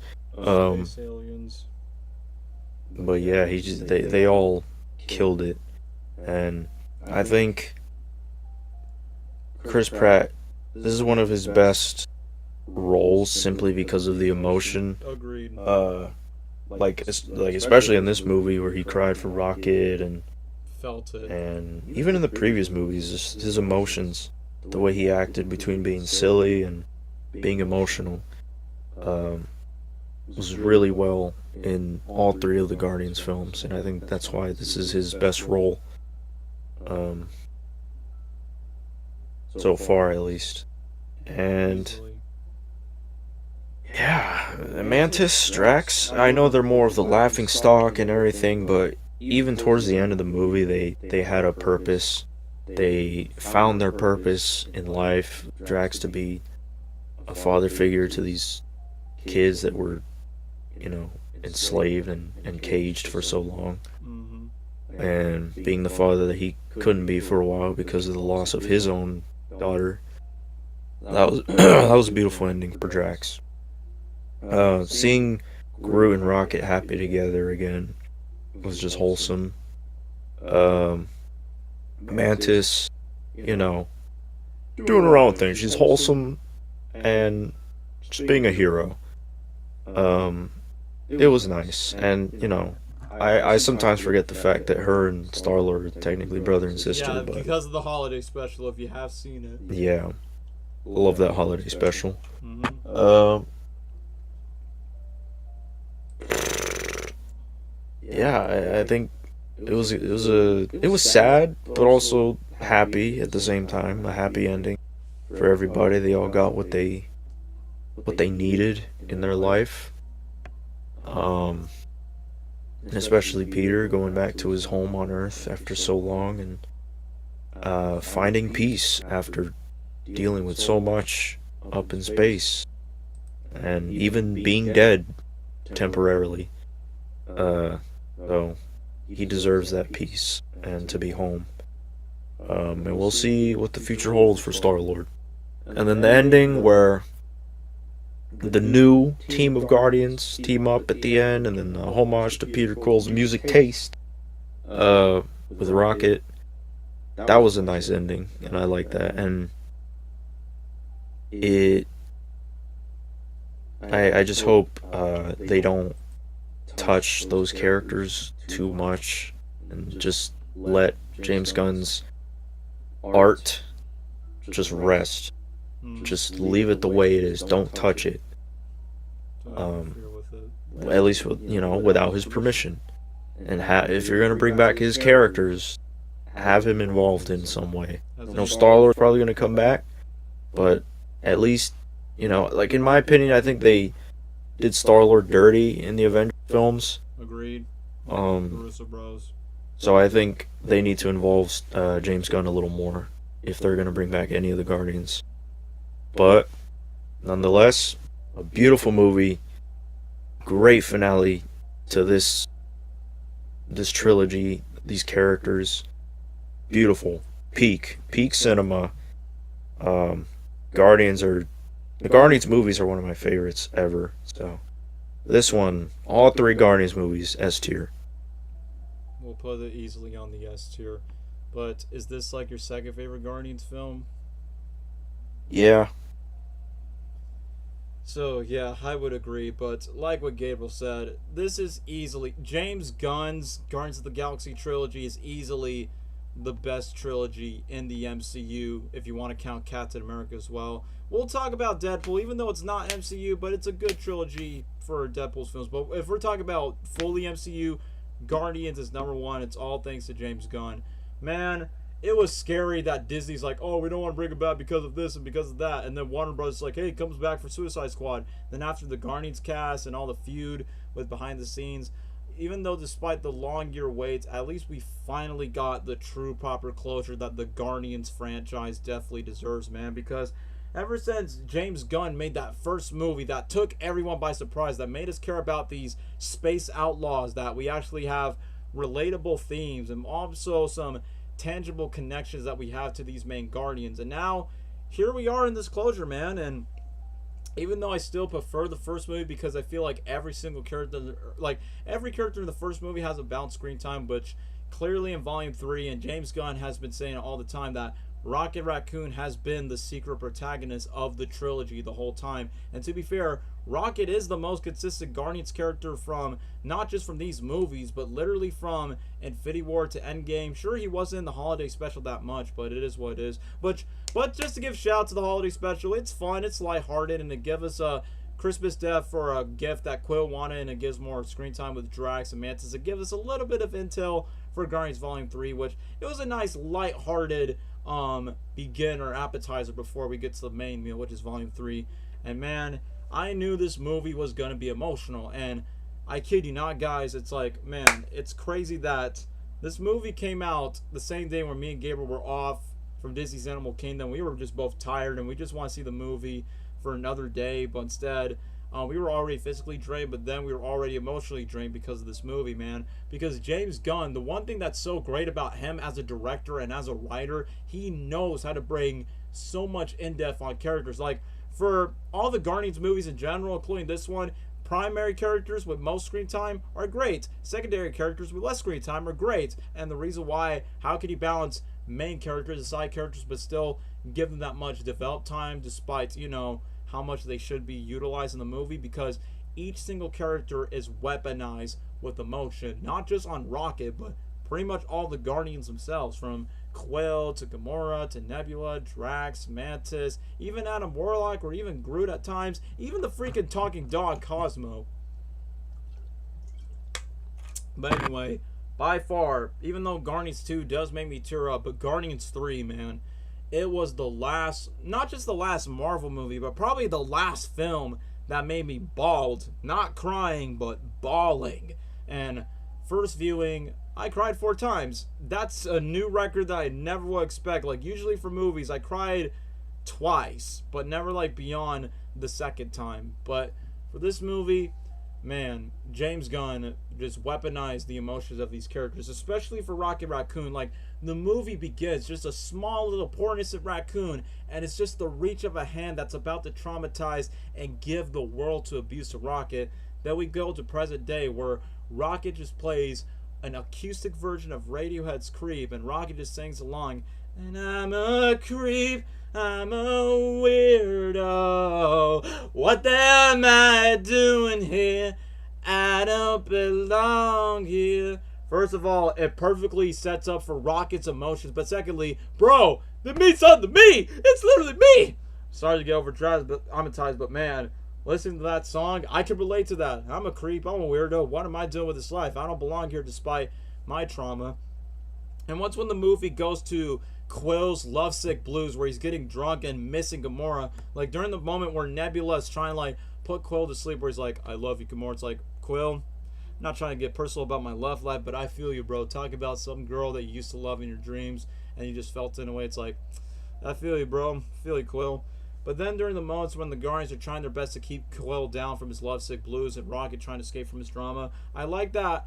Before we get to Adam Warlock, I like that we get to see Rocket taking off his clothes and we see the back of his pain as a symbolism of what he's been gone through during his origin story. And then we get to Adam Warlock, which, yeah, funny enough, they play Crazy on You when he's assigned to take down Rocket. But here's the thing. Even though Adam Warlock could have been like some generic henchman that's just doing it for the sake of the villain's job, but the reason why Adam Warlock's trying to take down Rocket Raccoon, because from the last movie in Guardians Volume 2, his mother Aisha is sent to take down Rocket. Why? Because they're under control by the High Evolutionary, and if they don't get the job done, Adam Warlock could get crushed, or Adam Warlock's mom could get killed by the High Evolutionary. So it's a triangle deal for what the villains are trying to do, from the main villain and even the side villains of the movie. So then it proves how Adam Warlock was pretty strong, and I guess it was like James Gunn's first attempt for his Superman archetype before he's now directing his next Superman movie, which, by the way, after this movie, I'm excited for that Superman movie that James Gunn's going to make. It's going to be peak. But back to the point, to get back to Guardians, I like how Nebula has developed a lot throughout, not just in Guardians 2, but even in Avengers Endgame, where she's definitely like a team player with the Guardians, even though she still struggles of trying to get connected with the other Guardians. Like when she connects with Quill by saying like, you don't have a crush on me or anything, and then she tries to like make sure Quill doesn't get to the emotions. She's like, knock it off. Where obviously Nebula is trying to keep her insecurities. But during the moment where Adam Warlock was killing Rocket, and when Mantis and Quill, heck, even Groot tried to take down Adam Warlock, the anxiety and the pressure is just going in by saying, no, don't kill Rocket, don't kill Rocket. And the one thing I like about what James Gunn does, he brings so much intensity, and not just Rocket. What if one of these other Guardians do end up dying in this movie? And the teases of the pressure of the adrenaline just really shows when Drax gets shot, Nebula spits blood, Quill's about to get blown up into pieces. I'm like, no, don't kill them. You're gonna break me even more. So James Gunn knows how to bring like the intensity stakes that just makes them so personal when it comes to the core of these characters, man. And the one thing is, I forgot, shouts to this one underrated character that's played by James Gunn's brother, Kraglin. His arc isn't as big as the major characters, but I do like the small arc that he goes from, where he has Yondu's mohawk and try to master the arrow. When he tries to take down Adam Warlock, he fails at it, but then he gets jealous when Cosmo, the talking space Cosmo dog, use telekinesis to rotate rocks for their dog. And since Kraglin feels shameful and jealous, that's where he decides to say the B word. You're a bad dog, just to make the dog feel bad for herself. And then later on, throughout the moments, throughout that small mini arc, and then later on when most of these robot cyborgs that the High Evolutionary takes over to the main base of the Guardians, I like how Kraglin finally uses like his motivation to pay respects to Yondu, aka Mary Poppins, where he sees a flashback, use your heart, boy, where he finally utilizes like the less confidence and actually gain more of that confidence to be one with the arrows and use the whistle and take down most of these robo ones. And when Cosmo used the telekinesis to take down one cyborg, that's where Kraglin was like calling Cosmo from bad dog, she's a good dog, and then take down, and it was a wholesome moment where Cosmo forgives Kraglin. I feel like mini arcs just like that, and that's what's so cool. Not just for James Gunn purposely let his brother get screen time and get more depth for his brother's small little role, but small little moments like that's pretty nice of how much James Gunn cares about these characters, no matter if it's related to his family or his wife playing some other random chick where Gamora just shot her in the leg, which I thought that was hilarious, not gonna lie. Every single character has a purpose. Obviously, it's not meant to be big or extravagant like the Avengers, but Guardians 3, every single Guardian, every single character, big or small, matters to the story. And speaking of Rocket, man, even though it was expected that Rocket was going to be out cold and the Guardians are trying to do their best to meet Rocket's creator, and secondly, trying the best their way to make Rocket alive. And man, when we get to the flashback scenes, not only baby Rocket was adorable, but just how the way the High Evolutionary is trying to be this evil corporate business lord wannabe, that thing's like, yeah, you could be out in the great outdoors, but you could be one, but for now, you're my test lab subject. I need you for my lab experiments where I Pokemon my living creatures and make them into disgusting humanized human-animal hybrids. And then after that, when he puts Rocket and just abuse him and just take all the fur and everything else, and then just like in the comics, Rocket meets Lila, which is basically Rocket's real best friend, the love interest. And yes, funny enough, she is voiced by Hawkeye's wife, aka Velma from live action Scooby-Doo, because obviously her and James Gunn work in the Scooby-Doo movies, where she voices Lila. And then we got Teef and we got Floor with all these lab subjects that were abused and lost all their animal lives. I like that Rocket's just scared, and as painful as it is, his first words that he said is hurts.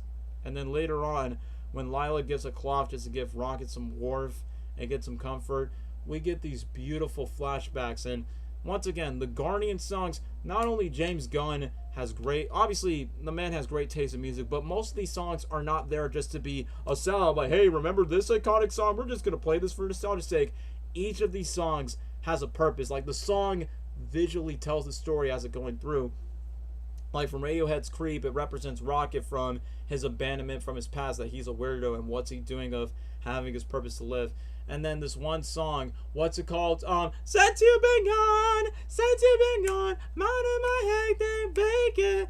Literally when Rocket, like in the past, was having fun with Floor, Teefs, and Lila, and during the emotional moment where she's having a good time, where she's like, I'm so glad to have friends, Like, I was smiling just because I'm seeing Rocket's good memories, but then my smile disappeared when Lila said it's good to have friends, because deep down in my mind, it's like, right, because they're not going to live that long. And secondly, that hit me personally because not only that flashback gives me nostalgia by saying, man, reminds me of the time I used to have good friends back in my childhood days, but now I know it's not going to last forever. So that already hit me for that one simple flashback scene with that one song.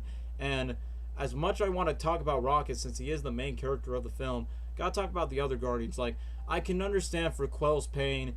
I like the joke where Drax and Mantis talks about by saying, like, what's wrong about being 50 years old? And then, what's the purpose of being 50? And then Quill's like, I'm not 50. And then, I like the contrast where Drax is desperate to be Quill's best friend, and Mantis is so tired of being ignored. Like, Drax just ghosts Mantis of eating the last snacks or something.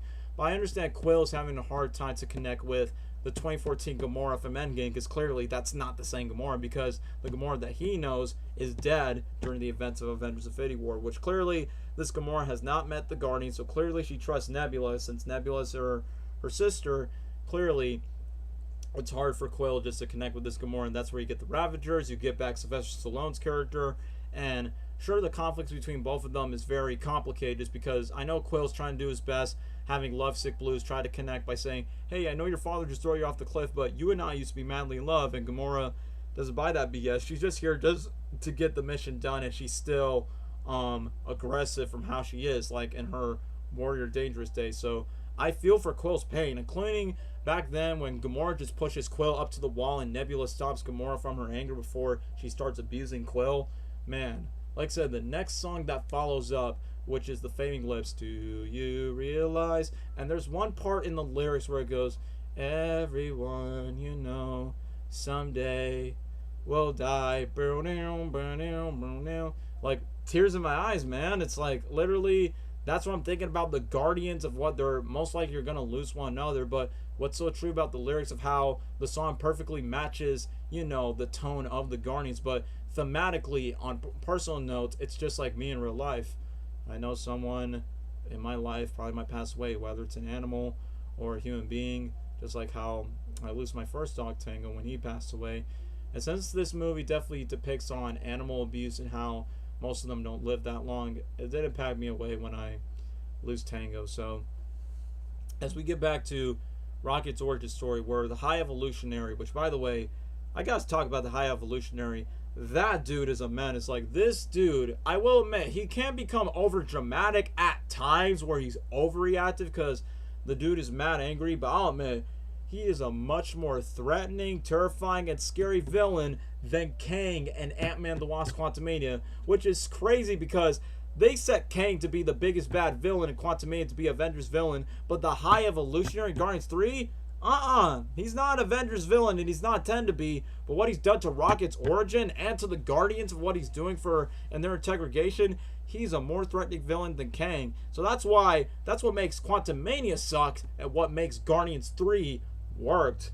Like, during the moment where he makes the lies that Rocket is not going to be escaping, he's going to be killing his friends for one another, I swear, man, like, during the moment where, before we get to the other flashbacks and we get to present day where Quill and Gamora are trying to get with this pink-haired chick, which is Ratcatcher from the Suicide Squad, try to get the intel just to cure Rocket Raccoon as soon as he wakes up. Man, it gets more crazier when they go to the Zootopia-looking Animal Planet place where they interact with these animal-human hybrids where they speak a different language. I like that Drax remains to be Drax. He hits a dodgeball to one of the kids, and they all thought the Guardians are innocent. And I like that Groot just turns itself into a kaiju giant tree where he's growing his roots just to scare them.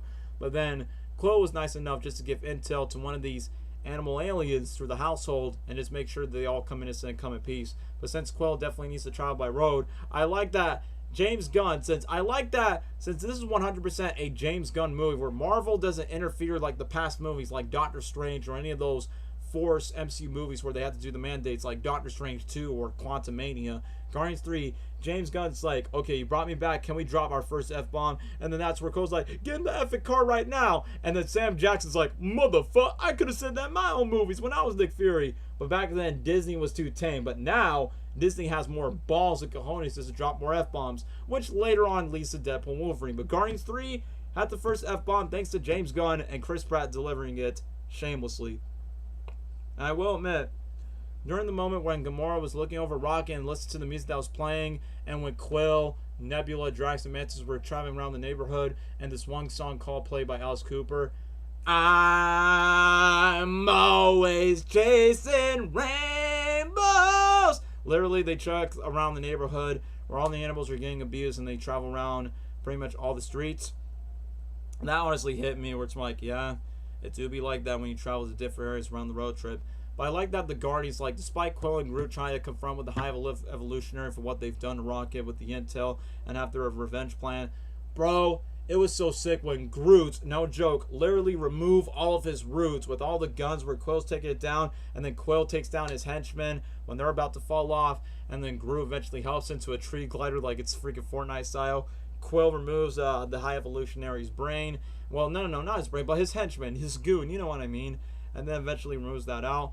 And then sad news is Adam Warlock's trying to save his mom, then the mom explodes, and then Warlock just basically lost his parental figure.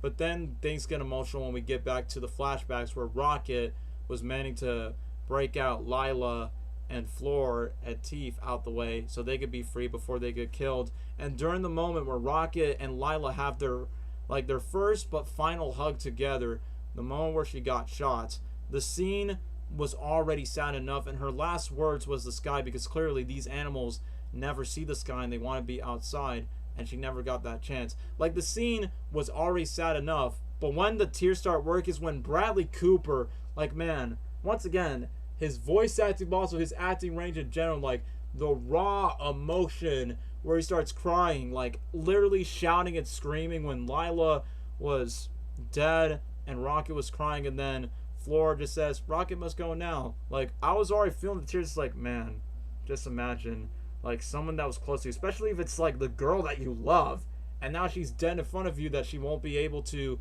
go with the future along with you. And then, like I said, High Evolutionary, the ass hat that he is, just mocking and mimicking Rocket. Like, you know what? Rocket had the right to tear apart that bastard's face and flesh and skin all of a sudden, but too late. He killed his other friends. And when Rocket has to be an outsider running away from the trauma that killed his friends, and then he's off alone and then just be on his own, like, it got very depressing, man. I mean, the one complaint about Rocket's origin, I wish James Gunn would have found a way of how Rocket met Groot, which I know the cartoon has done it, which it's not produced by James Gunn, but even the comics, but I kind of wish we would have seen how did Rocket end up meeting Groot before, you know, the events of Guardians 1. But that tragic origin story definitely builds up a lot of emotion when Rocket's about to die. And literally, this is going to get personal for me. When I was watching this movie with my dad, I was tearing up next to my dad a lot more worse. Like, this scene already teared me up. I started bawling again when I saw this scene with my dad where Rocket was about to go to the afterlife, most likely heaven, and he was about to lose life. Quill is raging with so much raw emotion with Chris Pratt. When Rocket is apologizing to Lila, he feels like that she has let her down, and he did everything. And I like that she's telling Rocket by saying, I know you want to be with us, but they need you. You need to get back to them, my raccoon. And when Rocket got back, it's like, I don't want to get too personal with the story, guys, but it reminds me when my dad was in a coma. He told me the story that he almost was going to die.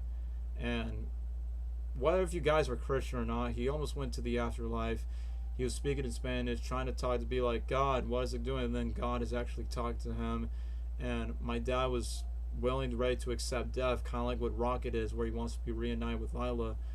But God tells my dad that you have a son. He's not old yet. He's not ready to be a man. And I was like 6 or 7 years old when that happened. And my dad's soul was back to his body. So when Rocket was alive, that's why I just told my dad, I could have lost you, man, at a young age.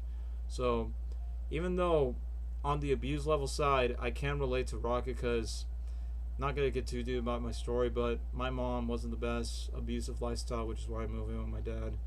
And going for what Rocket has gone through, it kind of hits close to home for what I've gone through. Same goes of how Rocket and the other animals reminds me when my old dog Tango was abused. Like, the movie just made me a lot of sad thematic things that made me just think about my own personal life, and it continues on. So that moment when Rocket just got back to life, thankfully, and the Guardians are just relief, it definitely gives me hits too close to home of how I feel with when I've had my dad luckily alive just to live, where he almost got near-death experiences. So he loved the movie. He loved the character of Rocket, including the moment where, I will admit, the reason what makes Rocket Raccoon such a great MCU character, like the fact like later in the movie, after when Drax, Nebula, and Mantis are in the ship trying to rescue all these enslaved children that the High Evolutionary is using as lab test subjects, and the fact that they're scared of Nebula, and the fact that Drax becomes silly and goofy and tries to get along with them. I like how Drax jokes about by saying like, how come you never know you know their language? And then they're like, well, how come you never ask about it? But it was such a heartfelt moment where Drax is just being like, the silly fun dad that he wishes that he could have had the more time with his daughter, but he has with all these kids that were being enslaved.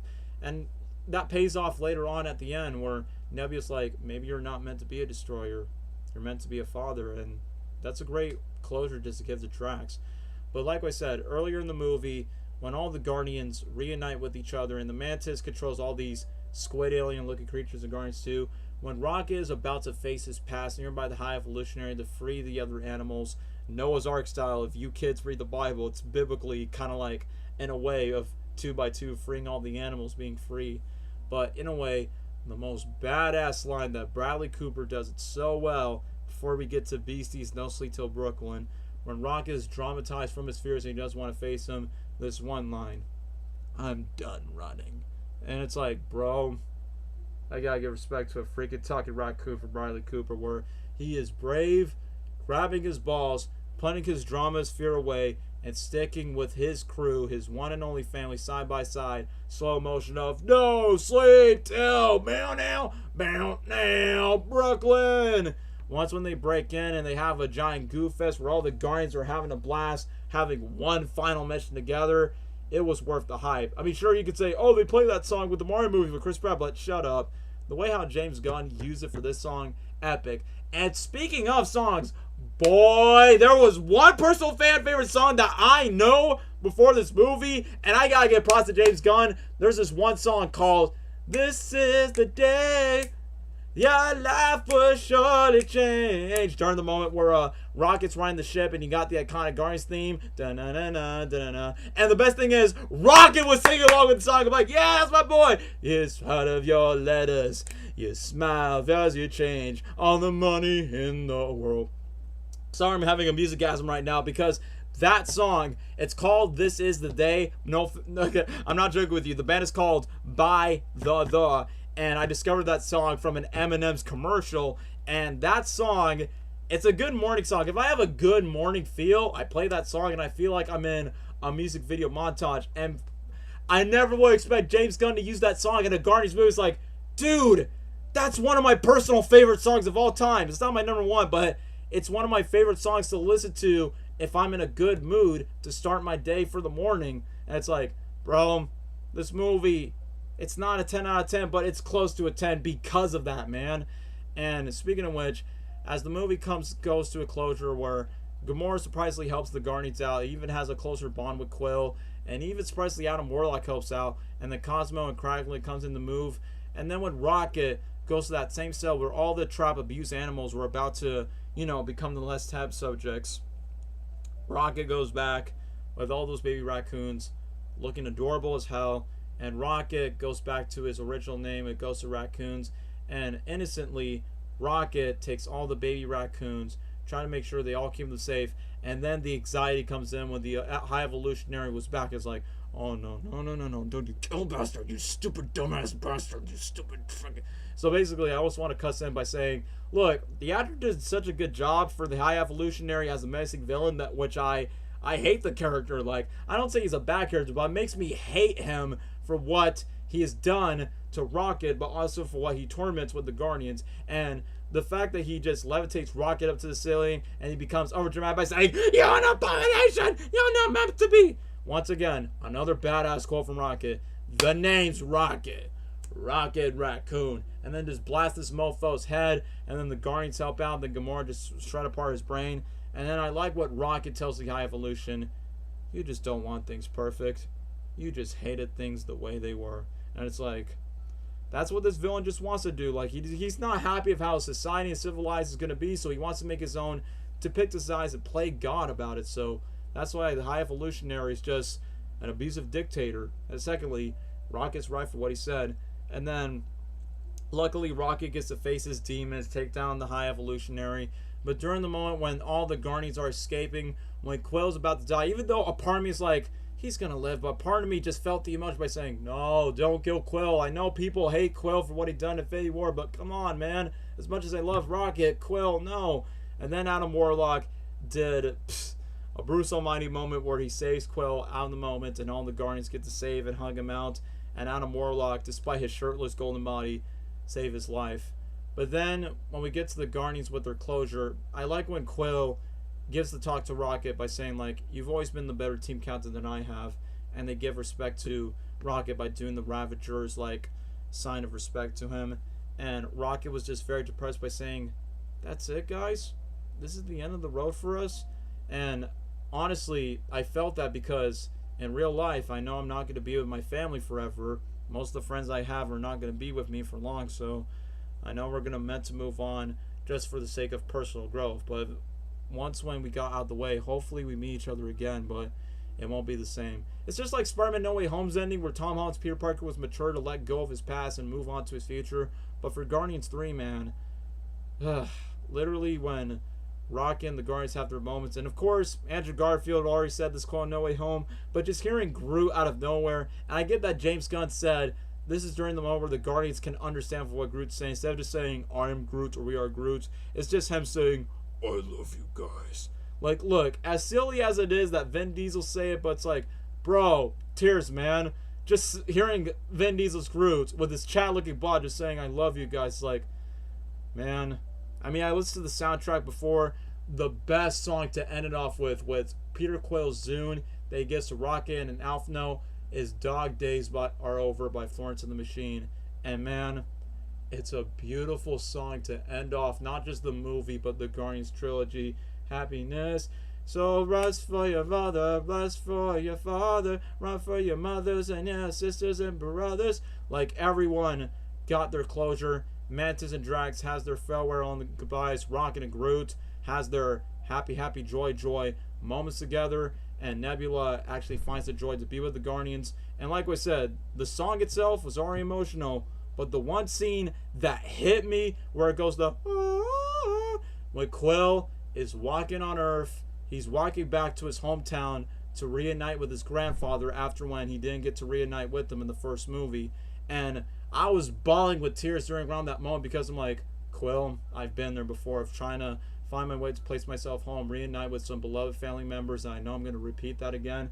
It's like, the ending, man. The ending for the closure for the Guardians, not only it's well-deserved for the characters, but it just hits close to home, which is why, just like No Way Home's ending, Guardians 3's ending gives me more inspiration. Just like Toy Story 3, it's okay to let go. It's okay to grow up. It's okay to move on. It's okay to say goodbye to your past so you can reunite with the old, but at the exact same time, you got to grow on your own path. You got to go to your own journey. You got to go to your individual direction, not just for yourself, but just to have personal growth to yourself, which that's what life is all about. You have your memories, you bonded with them, you argued, you barked, you laughed, you cried. You have so many memories, whether it's your family or your friends, even if they don't last long, even if they don't live or make it out to die. At the exact same time, you have your closure, you're celebrating your days, you conclude your arc, you conclude this chapter, and you say hello to an open one. And that's what the thematic things that I felt for Guardians 3 for how it ends. And perfectly, it ends with all the Guardians and all the people just howling with joy.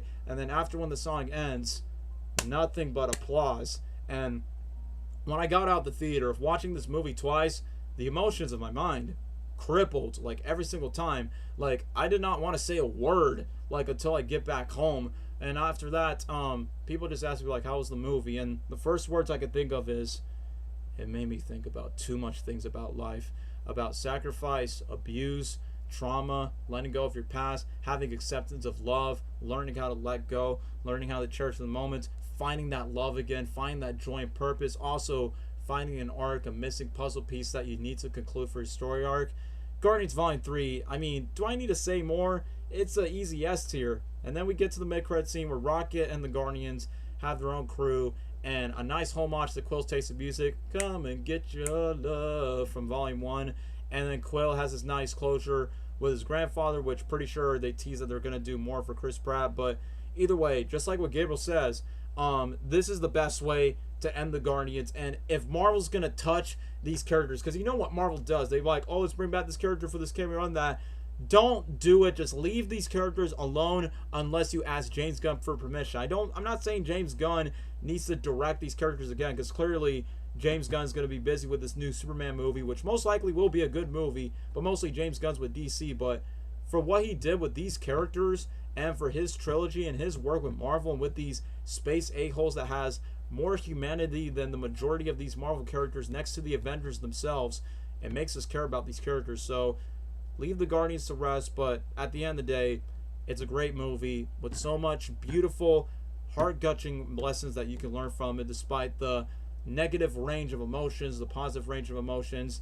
It definitely deserves itself to be a great closure to the Guardians trilogy, but also a great MCU movie. But the reason why it's a great Marvel movie is because you let James Gunn share his pain, share everything of his vulnerability through these characters, and it's played beautifully with it. And the best thing about the Guardians trilogy is you can just watch the movies for what they are. Sure, you can watch Infinity War and Endgame, but it feels like a complete story that doesn't feel like requirement viewing for any of the other Marvel movies. So Guardians 3 is a masterpiece that leaves the other movies before that into shame, where they look like nothing but just brainless brain rot movies. But this one, true masterpiece. And as always, like the first two movies, soundtrack slaps, including, I like that the final song is a Bruce Springsteen song that goes, Badlands, you gotta live it every day. Which, once again, thematically, a great song about you just gotta live and cherish life. No matter how the dark and Badlands come through it, you just gotta fight through it, man. And it goes to that beautiful end credits where you see the main Guardians cast literally at the end. It's like, it's a perfect movie, man. Does it have flaws? Yeah, it definitely has, for sure. Does it lack some of the screen time from the first movie? For sure. But however, it's the last Marvel movie that made me cry. It was the last movie that made me cry in general. It deserves itself as the S tier, and it's easily the best movie in Phase 5, and probably one of the best Marvel movies in recent years. So, easily, Guardians Volume 3, S tier 100%.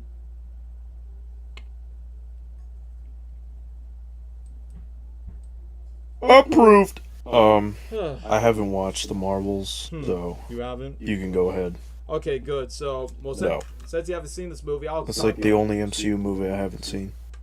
Well, good reason, because you don't have to see it. So let me just get to my quick ramble of Marvels. So you hear me and Gabriel rambling about the praise that we give to Guardians 3. Once again, this modern era for Marvel, there's good Marvel movies, there's great Marvel movies, and there's bad ones. So the Marvels, it's not the worst MCU movie ever, but it is definitely one of the most worst ones. Why? The Marvels is everything wrong with modern MCU. Like, the worst thing about the Marvels is, it's connected to 3 Disney Plus shows. It's a sequel to WandaVision. It's a sequel to Miss Marvel. It's a sequel to Secret Invasion. It's a sequel to Captain Marvel. Who gives a crap about that? We're not here to enjoy a movie just to do harm by saying, oh, I need to watch this, I need to watch that.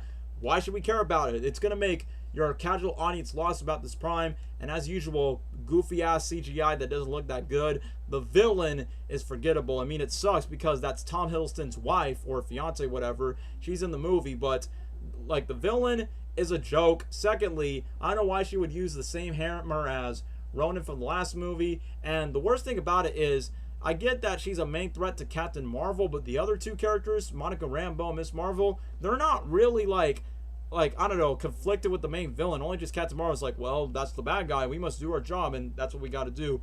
And then the dumbest thing about this villain is the fact that she's been thirsting for over the power with. The only good thing I could say about the Marvels is at least they try to do a creative concept with each of the 3 characters. Like, whenever they swap power, they swap location, which makes variety of wacky situations. But still, like, one thing that sucks about it is just, it's not really that entertaining. Like I said, this is not a disrespect to Brie Larson, but I just really don't like the character of Captain Marvel. Wasn't a fan of her of this movie, not in Endgame, and not even in this one. So if they want to do something with the character, I could care less. So since this movie was the most lowest grossing Marvel movie that flopped, and it's well deserved, because I could tell Marvel was desperate of trying to make this movie by saying, hey, look, it's that one Avenger that fight Thanos, and let's bring back the Infinity Saga, just bring nostalgia. It's like, it doesn't matter. Like, I think the only character that honestly carried the movie is the actress who played Miss Marvel. Like, even though, yes, we got that Avengers fangirl of how she's introduced in the TV show, and we already got an Avengers fangirl from Haley Steinfeld's character Kate Bishop in Hawkeye series, but it just doesn't make sense. And speaking of which, the Marvels have like other cameos, and they're just there for the sake of cameos. Like you got Valkyrie from Thor: Love and Thunder to take the scrolls to a safe place, and that's about it. Then you got Kate Bishop in a post-credit scene, and then you got Beast, the same actor who played Beast from X-Men, not Days of Future Past, X-Men 3: The Last Stand. And it's like, what is the point of that, Marvel? It's like, first of all, you hilariously kill off your main character that wants the power so badly, and then when you use Mrs. Marvel's wristbands, she explodes and freaking dies. What a great villain. Great introduction. Haha, what a neat story.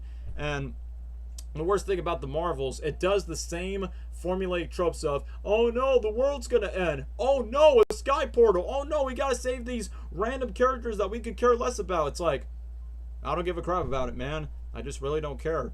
And the worst thing about this movie is the fact that how it ends after when the villain dies, the Monica Rambeau, like the Black Miss Marvel chick, whatever her name is, got sent to a different dimension, got reunited with her mom, and then she meets Beast from the X-Men movies, and now boom, what does this mean for the multiverse saga? Just because you add an X-Men character from a different franchise, that doesn't save your movie. Like, you can't do these old gimmicks anymore. Like, this movie's just doing old gimmicks by the mandates, even though Miss Marvel is a Captain Marvel fangirl, but her introduction is just so random. It's like, oh, I'm a fangirl, and then after that, look at that, the power's changing. Change back to Captain Marvel? Bruh. And then for Nick Fury, man, I understand that Nick Fury's here because he's connected to Captain Marvel, but it's so weird that he's been dramatized in Secret Invasion, even though Secret Invasion is a crappy show, which it's honestly one of the worst Disney Plus shows ever. And the fact that in the Marvels, he's a lot more joyful and goofy, campy. And for those that likes cats, you got more 10 times cats of aliens scooping up everything. And I guess because of Goose, but they're just milking the characters so hard. And then the most random moment of the movie is where you got Captain Marvel singing in this planet where people just sing and dance as they communicate, just for the excuse of letting Brie Larson sing in the song. And it's like, this movie's just the perfect example for what is everything wrong with modern movies, with the modern filmmaking of Marvel. Like, the mandates of this TV show and this TV show and this movie they have to connect with this cinematic universe exception of, oh, let's bring in these random characters that people have not paid attention to for not watching the shows. Let's bring in a generic villain that has a bland, cliche, generic plot, and then let's kill off this villain just because she doesn't serve a purpose anymore. Oh, let's just set up this one Marvel character that doesn't make serve a purpose. Like, the movie, it's just a waste of your time. I mean, if you like these characters, good for you. And if you like these female leads, then consider yourself a fanboy, fool. But just kidding.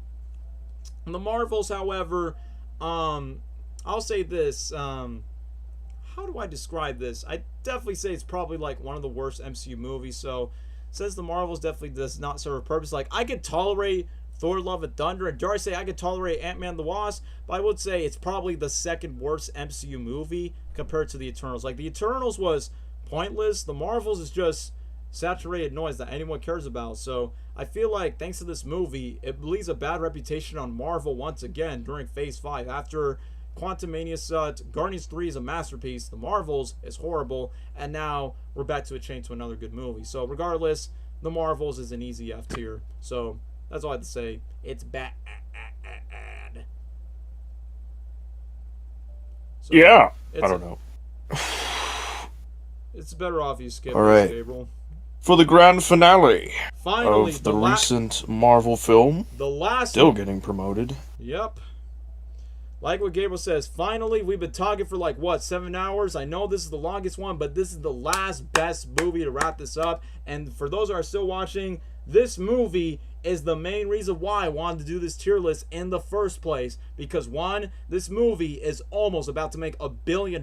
Who knows? It might make $1 billion this weekend. I'm going to bet your bottom dollar. Deadpool Wolverine. Number one, I mean, I know most of people don't care about my full-length videos because, you know, never had real fans that subscribe to my content. But technically, made a 37 ramble about Deadpool and Wolverine. And here it is. We finally got Deadpool and Wolverine, played by Ryan Reynolds and Hugh Jackman, in the MCU, produced by Disney, full-on rated R. And before I get to Gabriel's ramble, once again, the modern MCU cycle. You got good MCU movies, bad MCU movies, then you got great ones. But without further ado, for the grand finale, for the 34th and final MCU movie, despite being connected to the Fox Marvel movies, we brought ourselves Deadpool and Wolverine.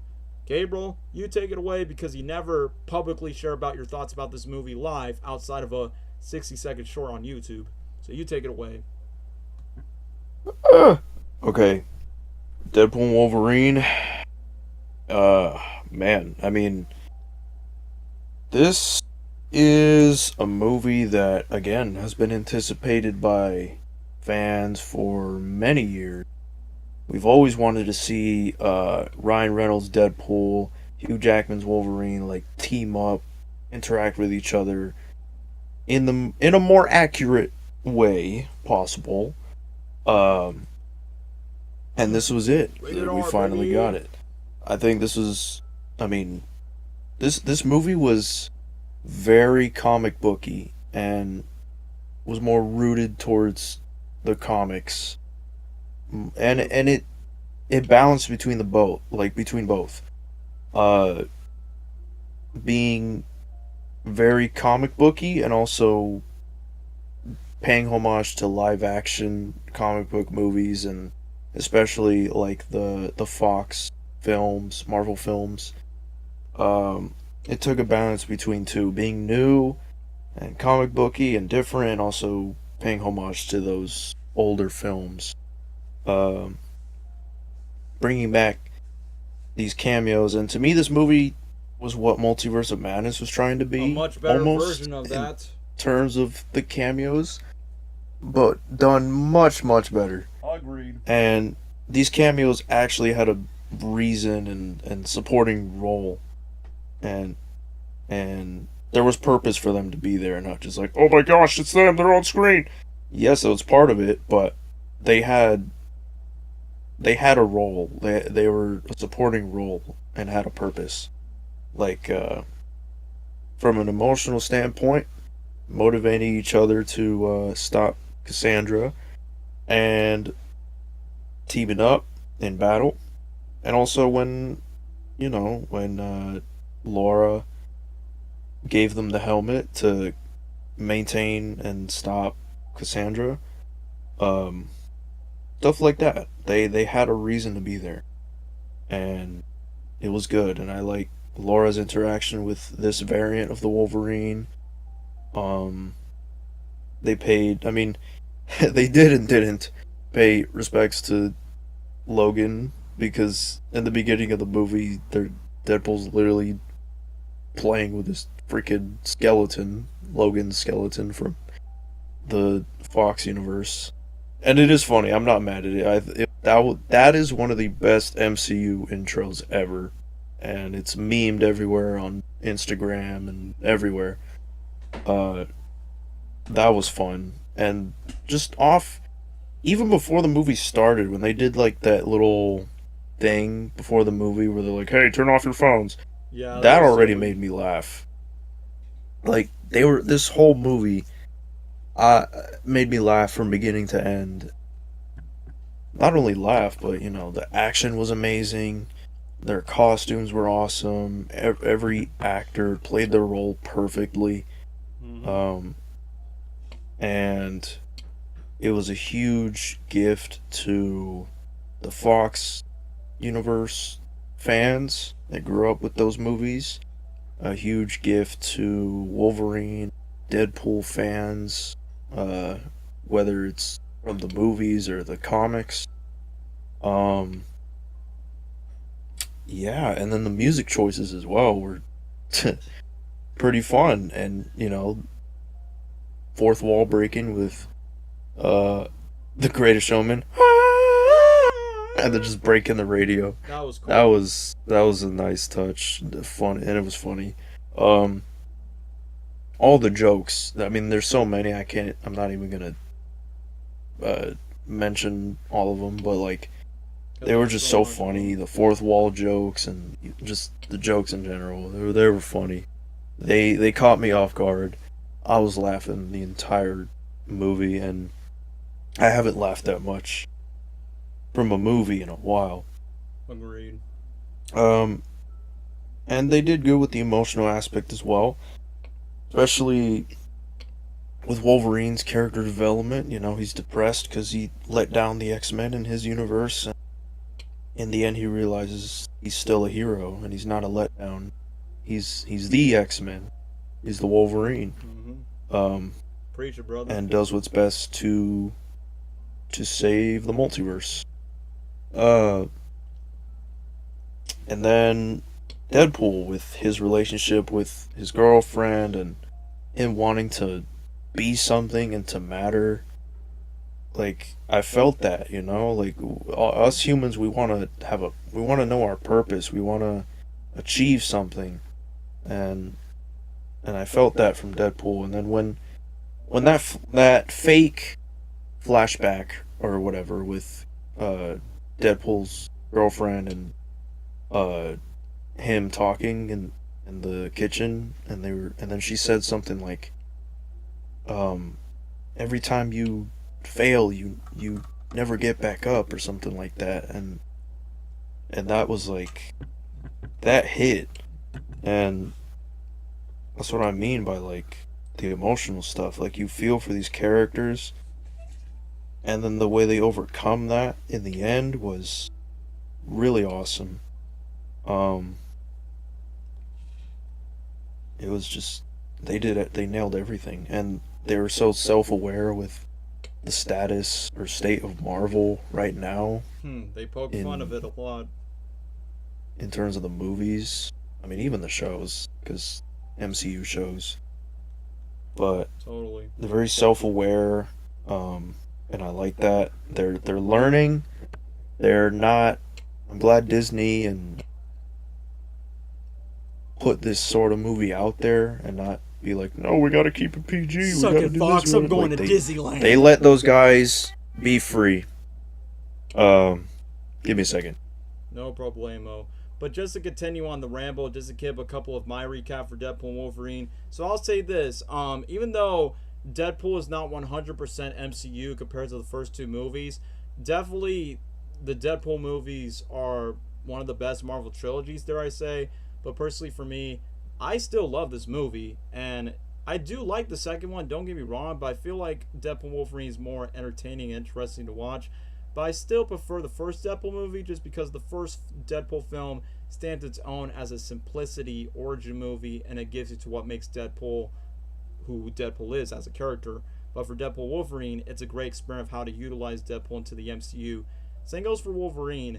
Even though it's not my favorite Wolverine movie, my favorite is still Logan to this day. But however, it's one of the more enjoyable Wolverine-centric stories, especially since the MCU gets to the sandbox of how to make the Wolverine and Deadpool themselves, how to utilize these characters into the MCU. Of not just trying to, like, pay respects to the comics, but how can you make these two R-rated X-Men characters, the Merc with the mouth, and you got this Bobcat, this jungle animal, just more in depth with the characters. And I feel like that's one of the things that was quite concerning. It's not about let's Disney-fy these brutal, rough characters and just trying to make them lethal and angry. It's like, how can we stay true and respectful to their characters without messing up the canon for what makes it before?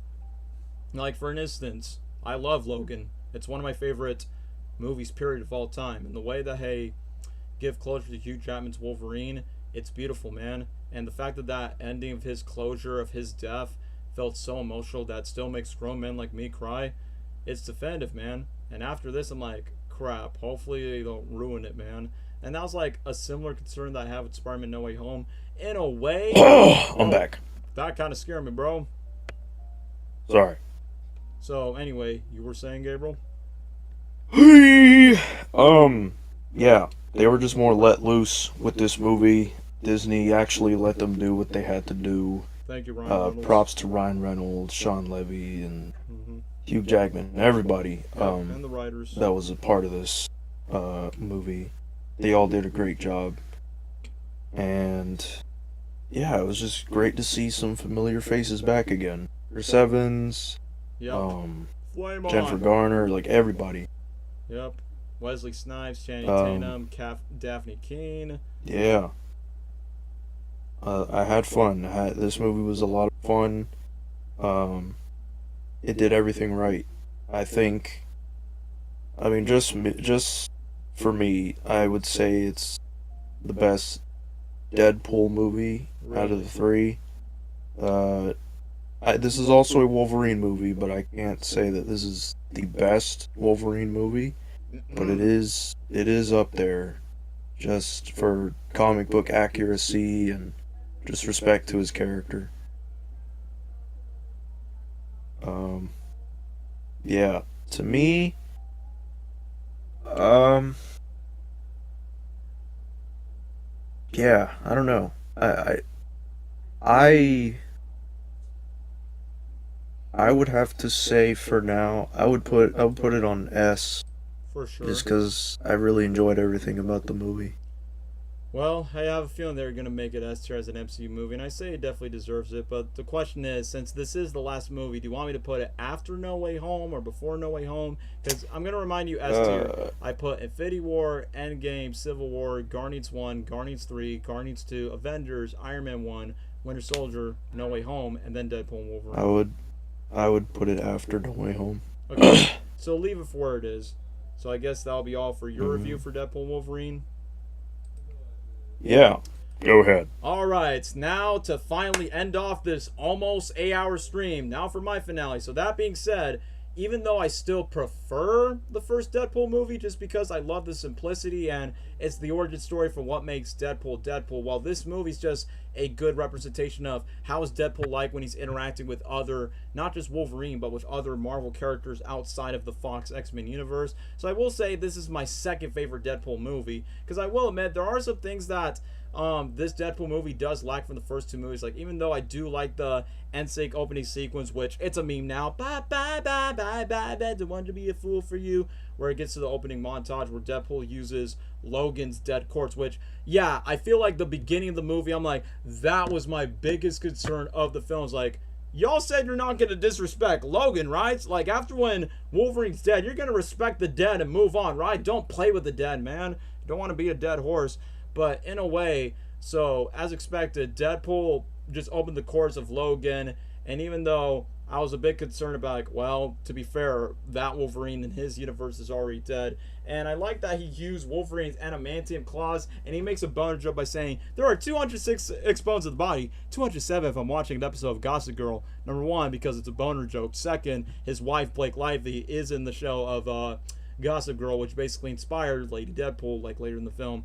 But literally, just like what the first Deadpool movie has done, I like how Sean Levy pays respect for what makes a Deadpool movie work. And interesting choice of having Sean Levy as a director, which I get that he has worked closely with Ryan Reynolds in the movie Free Guy and The Adam Project that features familiar actors that show up in this movie. Same goes of how Sean Levy worked with Hugh Jackman in the movie Real Steel. He cameoed in the third Night Museum movie since Sean Levy directed the Night Museum trilogy. So clearly that man has directed plenty of PG-13 movies, but he's never made a big grand rated R movie. And I'm glad that Disney, thanks to Ryan Reynolds, because the one thing I will give Ryan Reynolds credit, like, sure, as always, he's amazing as Deadpool. There's no one else that could play Deadpool better than Ryan. Same goes for the legendary Hugh Jackman playing Wolverine for the past 24 years. Like, thanks to Ryan Reynolds from his acting, his writing, his producing, but also as a businessman for selling his alcoholic drinks and Mint Mobile. Ryan Reynolds is a powerhouse, so gotta give respect to the dude. So, as we move on to Deadpool and Wolverine, for what I like about it is the fact that how Sean Levy pays respects to what makes the original Deadpool movie so special. So obviously from the swearing, the breaking the fourth wall humor, but one thing I also do like is the fact that we go back to the flashbacks where, I mean, obviously Anna's joke goes inside Deadpool's butt, where we go to the flashbacks where basically, because remember the events from time traveling from Deadpool 2, he goes to the Avengers Initiative and thinking that he could be hired to become an Avenger so he can oppress his girlfriends and make sure that he ain't broke. But later on, Happy Hogan hilariously tells that you're not qualified for the Avengers Initiative because, first of all, you're foul mouthed, you're dirty, we can't take you seriously, bro. And the one thing that's pretty hilarious is the fact that no people want to justify you. And I like how Wade Wilson is looking over the Iron Man stuff, and there's this one joke where he's like, "Where's the big man?" And then he's like, "Oh, he's not available for that." And then he breaks the fourth wall by saying, "For cameos," and then he's like, "Nah, for meetings." And then the one joke that caught me off guard, because, you know, it's Deadpool, is the fact that he makes, like, those Hulk hands jokes, and he's like, "How about you smash your bait with them?" Which basically is a masturbation joke with those Hulk toys, which makes the spoilers out of context. So when it comes to the comedy, this is by far the funniest movie in the MCU to date. And even though I love the Guardians movies, like, I'll say this for the last big MCU movies, like, No Way Home is the most nostalgic movie, Guardians of the Galaxy Volume 3 is the most emotional one, Deadpool and Wolverine is definitely by far the most funniest one out of the recent MCU movies that just came out later on. But as we continue on, I like how Wade Wilson just retires the Deadpool mantle and he feels like that he's ready to move on. He's working as, with his terrible wig that's kind of like a Trump looking wig, he's working as a car salesman in a car dealership, trying to sell a Honda to a family next to Peter, which obviously he's trying to keep his profanity tame because obviously he doesn't have kids and he's an R-rated character. And even though it is nice that we see the majority of the side characters from the last two Deadpool movies, minus Cable, Domino, and Russell, which were major characters of Deadpool 2. I mean, that's probably one of my complaints about Deadpool and Wolverine, which Spider-Man No Way Home did the same thing. Ant-Man the Wasp Quantumania did the same thing, where they pushed the sideline of the side characters from the last two movies so they can focus on the main new characters, but also for the rest of the plot, which I do believe that Guardians Volume 3, Captain America Civil War, and Avengers Infinity War, those third movies installments, do a much better job with that balance. While Deadpool and Wolverine, obviously it's like, well, you've seen the first two movies, here they are now, and later on they're just a plot MacGuffin. But then when we get to the TVA, I like the fact that for continuity reasons of how the TVA gets introduced, you don't need to watch the Loki series. I mean, yes, there will be Easter eggs and references here and there, but when it comes to like how they explain it in the movie, the Loki series doesn't feel like it's required watching. I mean, even though personally for me, I'm not the biggest fan of the series, but I do like Owen Wilson being a part of it. You can't take it. Funny enough, I kind of wish Owen Wilson was in the movie, but I get that his closure was completed in Loki season 2 after going out for some apple pie at McDonald's. Wow. So, all joking aside, the best thing about Deadpool and Wolverine, even though it's an MCU movie, and sure it is 100% a love letter to the Fox Marvel movies, just like how No Way Home was a love letter to the past Spider-Man movies.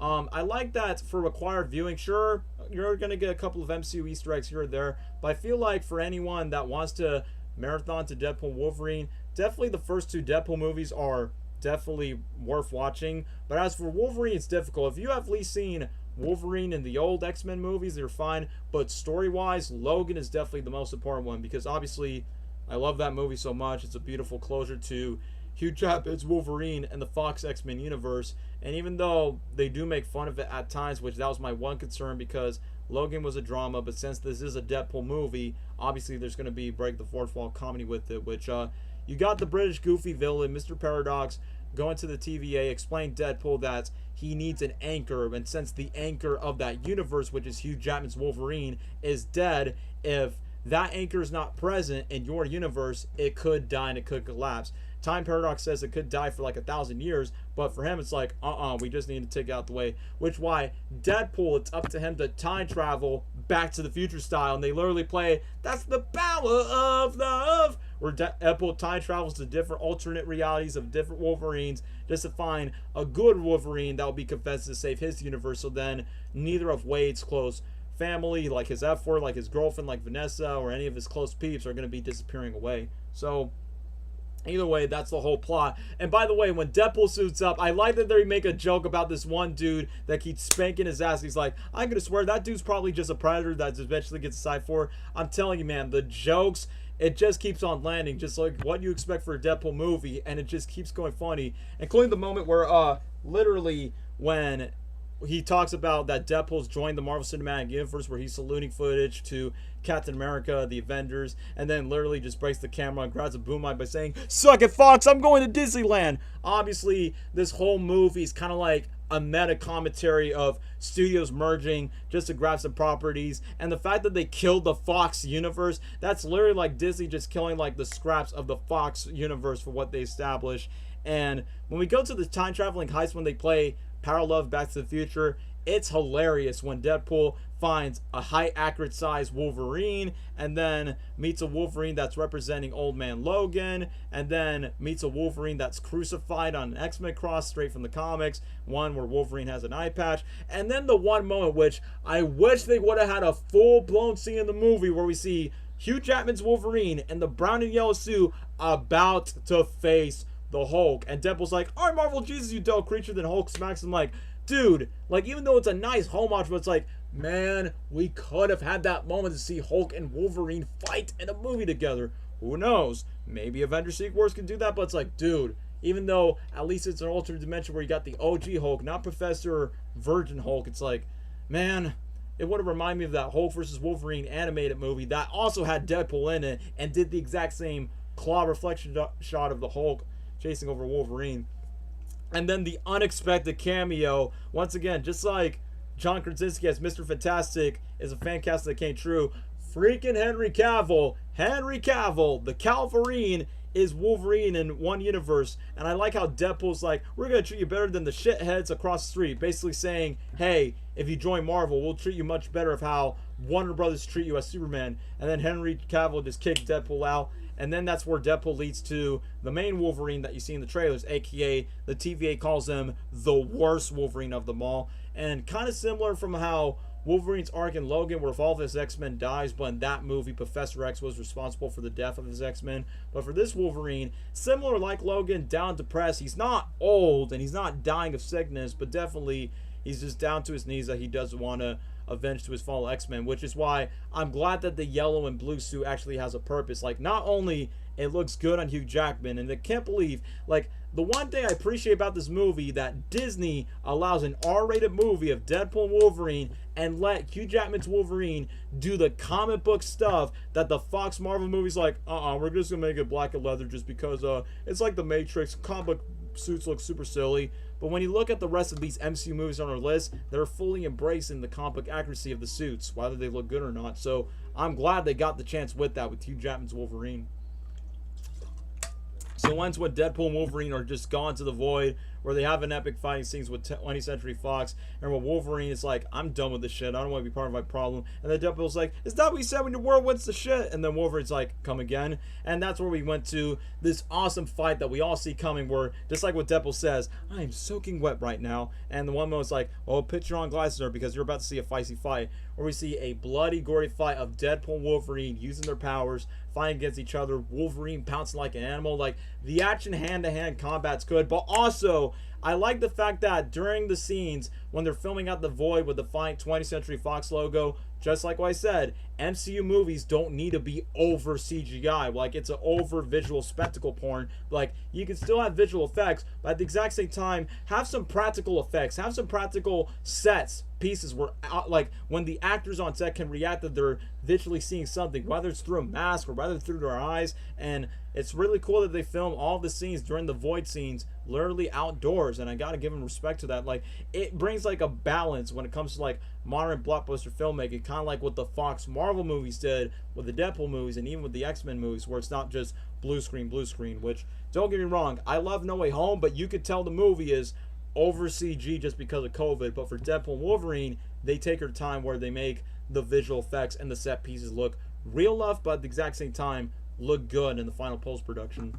But then we get to the cameos, which hilariously, I understand why they brought back Chris Evans for multiple reasons, since Chris Evans makes a cameo in Free Guy that Sean Levy directed with Ryan Reynolds, with the one joke where he has the Captain America shield and then Chris Evans is like, what the shit? And then Chris Evans would say he would come back to the MCU, but not as Captain America, but as his first Marvel character, Johnny Storm, from the Fox Fantastic Four movies back in the 2000s. And it was hilarious how Deadpool is standing beside him. He's gonna say the line, Avengers, flame on! Wait, what? And it was hilarious that the fact that Johnny has his flame on, and then he got the same mutant, Prio, from which one was it? X-Men 2 and 3? Just literally just take his powers away, which I know I will talk about Johnny Storm's fates later in this movie, but it's how hilarious that he gets the flame on, and then his powers get hit, and then his balls got hit over. But I like how Wolverine makes a joke by saying, we don't know that guy.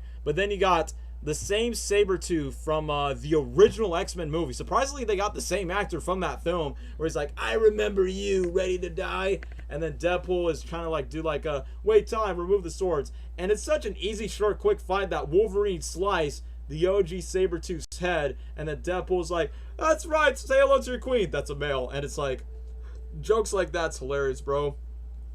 Like, I could tell, like, for some of the evil X-Men mutants, some are played by the same actors from the same movie, but then when we get to Cassandra Nova, these are the same characters from Juggernaut to Kitty Strike, but I notice they're played by different actors. I'm like, I guess for the other mutants that's not Sabretooth or Pyro, who's an active character in this movie, I'm thinking the reason why they never brought back the same actors for those side villains that are standing next to Cassandra Nova, either one, maybe because of budget reasons, or two, they were not going to play like a big, massive role like the other mutants, so it is what it is. But speaking of Johnny Storm, I like that he's not just, even though he is a joke, and I like that the difference between Chris Evans playing Johnny Storm in an R-rated MCU movie next to Deadpool and Wolverine, like Captain America jokes about language, and then for this movie, this bro is like cussing non-stop. He even said the word "come" literally in the post-credits. He's like, bro, like, first of all, I know Chris Evans is great when he does action and drama, but I like that his return playing Johnny Storm in this movie is literally like showing his range and his comedy talent. So at least Johnny Storm brings an open door for Chris Evans just to show his silly side when it comes to playing a comic book character. Because remember, Johnny Storm is more adolescent, while Steve Rogers is more of a serious character. So I like that. But I did like the joke of how Johnny Storm is talking about Cassandra Nova, that she knows all, and he warns Deadpool Wolverine about life, and then Deadpool breaks the fourth wall. Oh, you mean Alive from Loki season 1 episode 5? So I'm like, well, like I said, if you don't watch the Loki series or not, no worries. This movie just covers it for you thanks to Deadpool and the Time Paradox British dude from the TVA. So then that's where you get to introduce Cassandra Nova, which I'll admit, the Deadpool movies, their villains, it's funny that their villains end up to be like bald villains, but I will admit they're not that great as villains. They're either just mid or average. Like, you got the British villain from the first film, Francis, aka Ajax, but he easily got killed, but he was like an interesting threat. But as for Deadpool 2, we thought the villain would be Cable or Juggernaut. Well, Juggernaut's technically a villain, and that bald villain that abused that Russellkin in Deadpool 2. But then we get to Cassandra Nova, aka the villain, the sibling of Professor X. And I thought Professor X would be in this movie, but the one thing that does bum me out about this movie, because even though the movie's called Deadpool Wolverine, but I was hoping that one of the original X-Men characters, whether it's James Marsden's Cyclops or Halle Berry's Storm or Patrick Stewart's Professor X, and I'm like, if he would have been in this movie, it would have been a much better comeback than killing off his character in Doctor Strange 2. But since she is the sibling, the sister of Professor X, but technically she's a more freaking creepier version, which the funniest thing is, and like as unexpected as it was, where Deadpool exposes that Johnny Storm was roasting and sharing his profanity in front of Cassandra Nova, this chick literally just killed off Johnny Storm with a snap. It's like, bro, why would you kill off Chris Evans like that? It's like, he didn't deserve to die. It's like, if anything, use Michael B. Jordan's Human Torch from the Fan Forsake. That folk should have died, and that would have been pretty fun to bring a Fan Forsake character, which, for the record, Ryan Reynolds tried to get some of the Fan Forsake actors for this movie, but it's like, man, it should have been Michael B. Jordan's Human Torch, because Chris Evans' Johnny Storm was funny. But in a way, it's like, what is with Disney trying to kill off these variants of John Krasinski's Mr. Fantastic and Doctor Strange 2 and Chris Evans' Johnny Storm and Deadpool Wolverine? So what? Just for the sake of bringing the main MCU of Pedro Pascal's Mr. Fantastic and these other actors joining the MCU? I don't know. It's just that Disney's just very shameless of killing of these other Fantastic Four variants, which hopefully they don't treat the MCU ones dirty with Pedro Pascal and the other guys. Oh. Sorry, I almost choked myself. But yeah, back to the point. Cassandra Nova, as a villain, I understand her motives, but I will say she's a memorable villain, but she's not like Thanos or Green Goblin or any of the other memorable MCU villains. She's no Vulture to me, or Loki. But however she is creepy. She is antagonistic enough to mess with Wade Wilson's emotions, where she creepily goes inside of Wade's brain, trying to manipulate him of a fake flashback between Wade and Vanessa's breakup, and the same thing of how she manipulates Wolverine's mind, of how the fact that she wants to make Wolverine feel honorable after when she fails over his falling X-Men. But after when Deadpool and Wolverine have to escape, I like the joke where Deadpool tells Wolverine by saying, like, get your, like, basically it's like, is that your knife? It's like, get your mind off my pants. And then that's where we get to the funny moments too, the cash grab of the movie, Dogpool, aka Mary Poppins, who was introduced by this random side character, Nice Pool, who's played by Ryan Reynolds, who's this good-looking version of Deadpool, but with no healing powers, and it's just Ryan Reynolds' face with his Nicolas Cage Con Air-looking haircut. And I like that he guides Deadpool Wolverine to ride the Honda 2000, and it's like a Honda Odyssey because it's a reference for what Wade Wilson works at, the car dealership. But I will admit, this scene, it's going everywhere on the internet right now, where Wolverine and Hugh Jackman's acting, where he's talking to Deadpool, where he's like, he makes Deadpool shut up, and he's like, no wonder you're immature. No wonder the Avenger and the X-Men doesn't want you. You're horrible. You're immature. And the fact that it's like you don't know what to do. You couldn't keep a relationship with a damn stripper. Mother effers. It's like, I should kill you and I wish you were dead, but it's one of God's best jokes and it's going to happen with all of us. So do you have anything to say, mouth? And then Deadpool just went straight up silent. I'm going to fight you right now. And then stays some quiet. It's like, first of all, Jackman's acting with his line deliveries on point, on with the character. And secondly, the one thing that's so cool about it is Wolverine is one of those rare exceptions that can make Deadpool shut up and make him feel bad about himself. And all inside jokes aside, that kind of reminds me of one of the dad talks I have with my own dad, which that's fine to say. But then, after when Deadpool feels vulnerable, has nothing to say, he's like, I'm going to fight you right now. Like, hitting Deadpool and play The Greatest Showman, which is a reference to Hugh Jackman's musical movies. Heck, there was even a Deadpool variant that wears a Greatest Showman outfit, and then change to that one iconic song from Grease, You're the One I Want. First of all, it's a homage to one of the musicals that Hugh Jackman listens to, and he has a crush on the woman who plays Sandy in the movie. Rest in peace to that actress. And they have a nice bloodbath of a fight where they're just using their techniques. Depp will just be like, yeah, the Honda Odyssey rocks, and it's hilarious of how they end up start fighting in their R-rated fashion through their animadium X-Factor DNA, and they end up sleeping in that car. But before we get to the big cameo scene, I do like the moment where Wade and Logan are having the moment where they're talking in the diner, and then he's like, do you have like any ADHD medications? And Wade's like, well, I do have multiple STDs if that's okay, which once again, inside jokes because Wade basically obviously had sex with Vanessa and most of these other like infections that he has during his relationship. But I like how Wade tells Logan about his past, that he's basically just trying to convince Logan like, I don't know anything about saving worlds, but you do, and this is like the only thing, like you're the key of keeping my world behind, and I don't know how to do this, but that's why I need your help on that. And I like how Logan is still not buying on Wade's PS, but literally I like how Wade gives personal intel and inspiration to Logan by saying like, dude, you were like a hero in my world. Like, you weren't just an X-Men. You're just the X-Men, bro. Like, I like that he's trying to give a callback by saying, like, look, I know we may not know each other the way as we should be, but you were just a legend, man. You die your sacrifice just to avenge your fellow X-Men, and that's what you have that suit for, to avenge to all of your people that you just did not mean to end their lives and end their world with. So that's why I like the dynamic duo. Like, obviously, Deadpool's comedic. He's more lighthearted, while Wolverine's more of a muscle meathead. But despite their differences, this is why opposites attract. Like, literally, just like how I compare other Marvel movies, like Black Panther is basically Marvel's Lion King, and then basically Deadpool and Wolverine, this is Marvel's Planes, Trains, and Automobiles, which is funny because it's one of Ryan Reynolds' favorite comedy movies where John Candy and Steve Martin has to be a part of this team heist, and it's a Thanksgiving movie. Despite their contrasting personalities and their disagreements, they actually have a good bond to be a good duo, and that's where I see the parallel reflections between Deadpool and Wolverine. But once when they got their bloodbath in the Honda Odyssey, that's where we get saved to these iconic cameos from the Fox Marvelverse, some that were pre-existing and some that were non-expected. Like, we brought back Jennifer Garner's Elektra from the 2003 Daredevil movie, along with her other solo film from that iconic Evanescence song of Wake Me Up Inside, Wake Me Up Inside. And I gotta say, man, I know Jennifer Garner's now playing quirky, silly moms, but I gotta say, for a woman in her 50s, damn girl, you still look good. And then you got Blade, who's played by Wesley Snipes, which is funny because I like that Wesley Snipes' Blade says, there can only be one Blade. And it's like, trying to throw shade at the MCU's version of Blade with Mahershala Ali that keeps getting delayed. It's like, well, screw the new Blade. You could bring back the old one. And what's so cool about Wesley Snipes as Blade, once again, two things. I know Ryan Reynolds was in the third one, and I know Wesley Snipes and Ryan Reynolds did not get along, which is why Deadpool made a joke by saying, you and I don't like each other, which definitely it's a homage of during the behind-the-scenes drama between Wade Wilson, but also Wesley Snipes and Ryan Reynolds during the banter of Deadpool and Wolverine and Blade Trinity.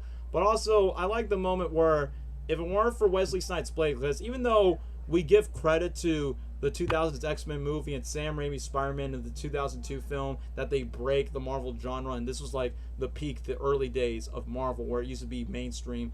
It all started with Wesley Snipes' 1998 Blade movie, an R-rated vampire movies, and if it weren't for the success of Blade, we probably wouldn't have the original X-Men, we wouldn't have Tobey Maguire's Spider-Man if it weren't for Blade. And then a fan cast, well, a casting that never happened. You gotta go very deep to the Fox Marvel lore where Ryan Reynolds and Sean Levy made Channing Tatum play Gambit in Deadpool and Wolverine because he was supposed to play Gambit in the Fox Marvel universe. And also, just like Chris Evans, Channing Tatum made a cameo in Free Guy with Sean Levy and Ryan Reynolds. So it made Channing Tatum was so happy and so thrilled that he finally gets to play this character in live action. And the funniest thing is about it is when he's talking his French Caucasian accent, I like how Deadpool says like, "Dude, what is your dialect coach, man?" And that's the one thing that's pretty funny where Channing Tatum is trying his best just to sound like Gambit, which I know for any huge Gambit fans out there, they're happy about the character in X-Men 97 and the fact that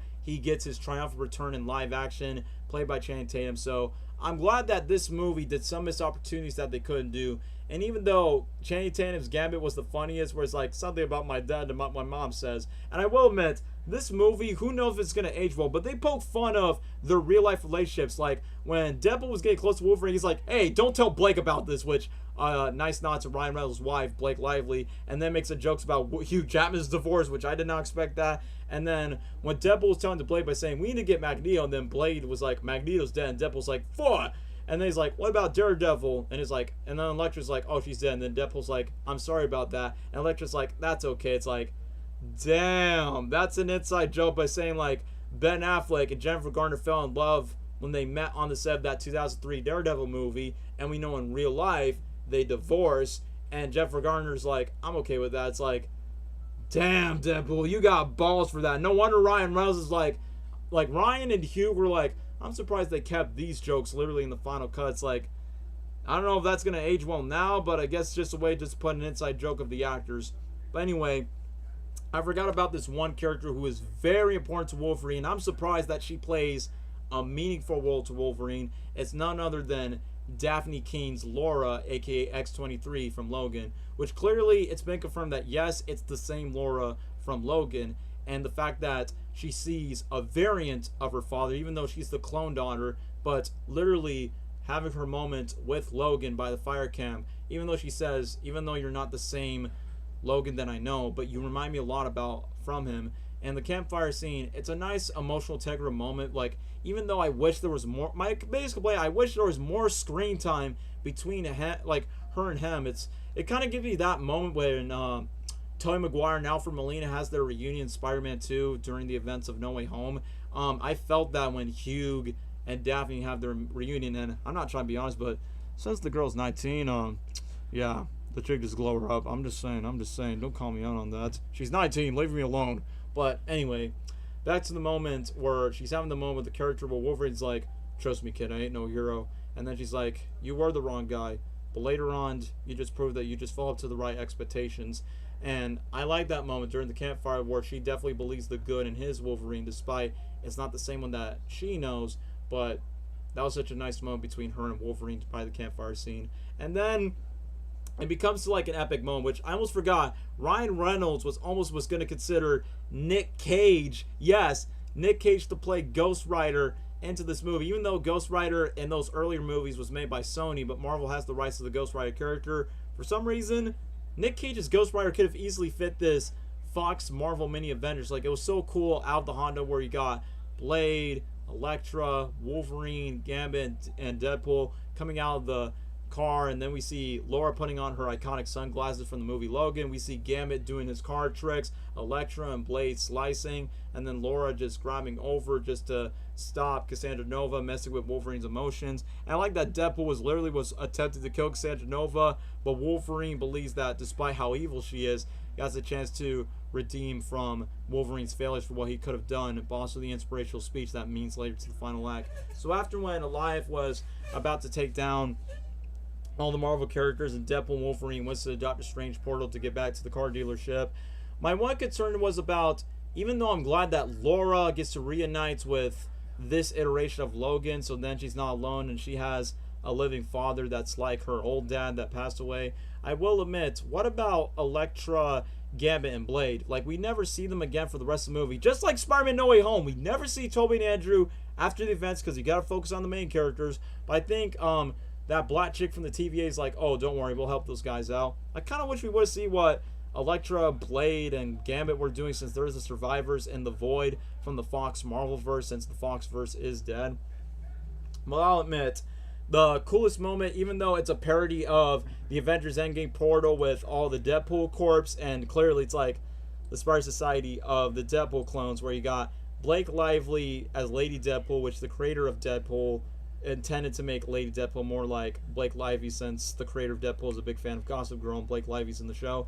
And unexpectedly, we got Matthew McConaughey playing Cowboy Deadpool. Alright. Which, funny enough, they got to do in the MCU. But it's weird that they only voice the characters, which does make sense because they're just actors putting on suits, so they only just did the voice.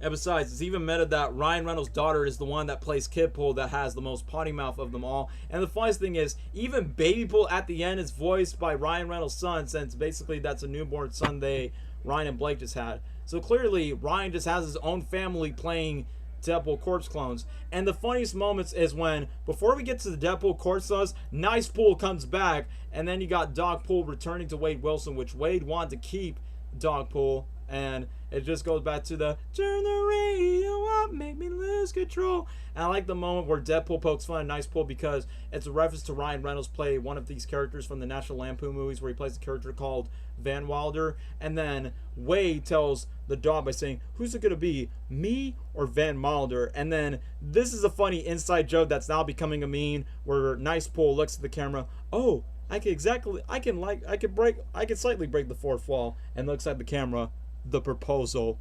And at first I didn't catch the joke. I'm like, oh, I get it.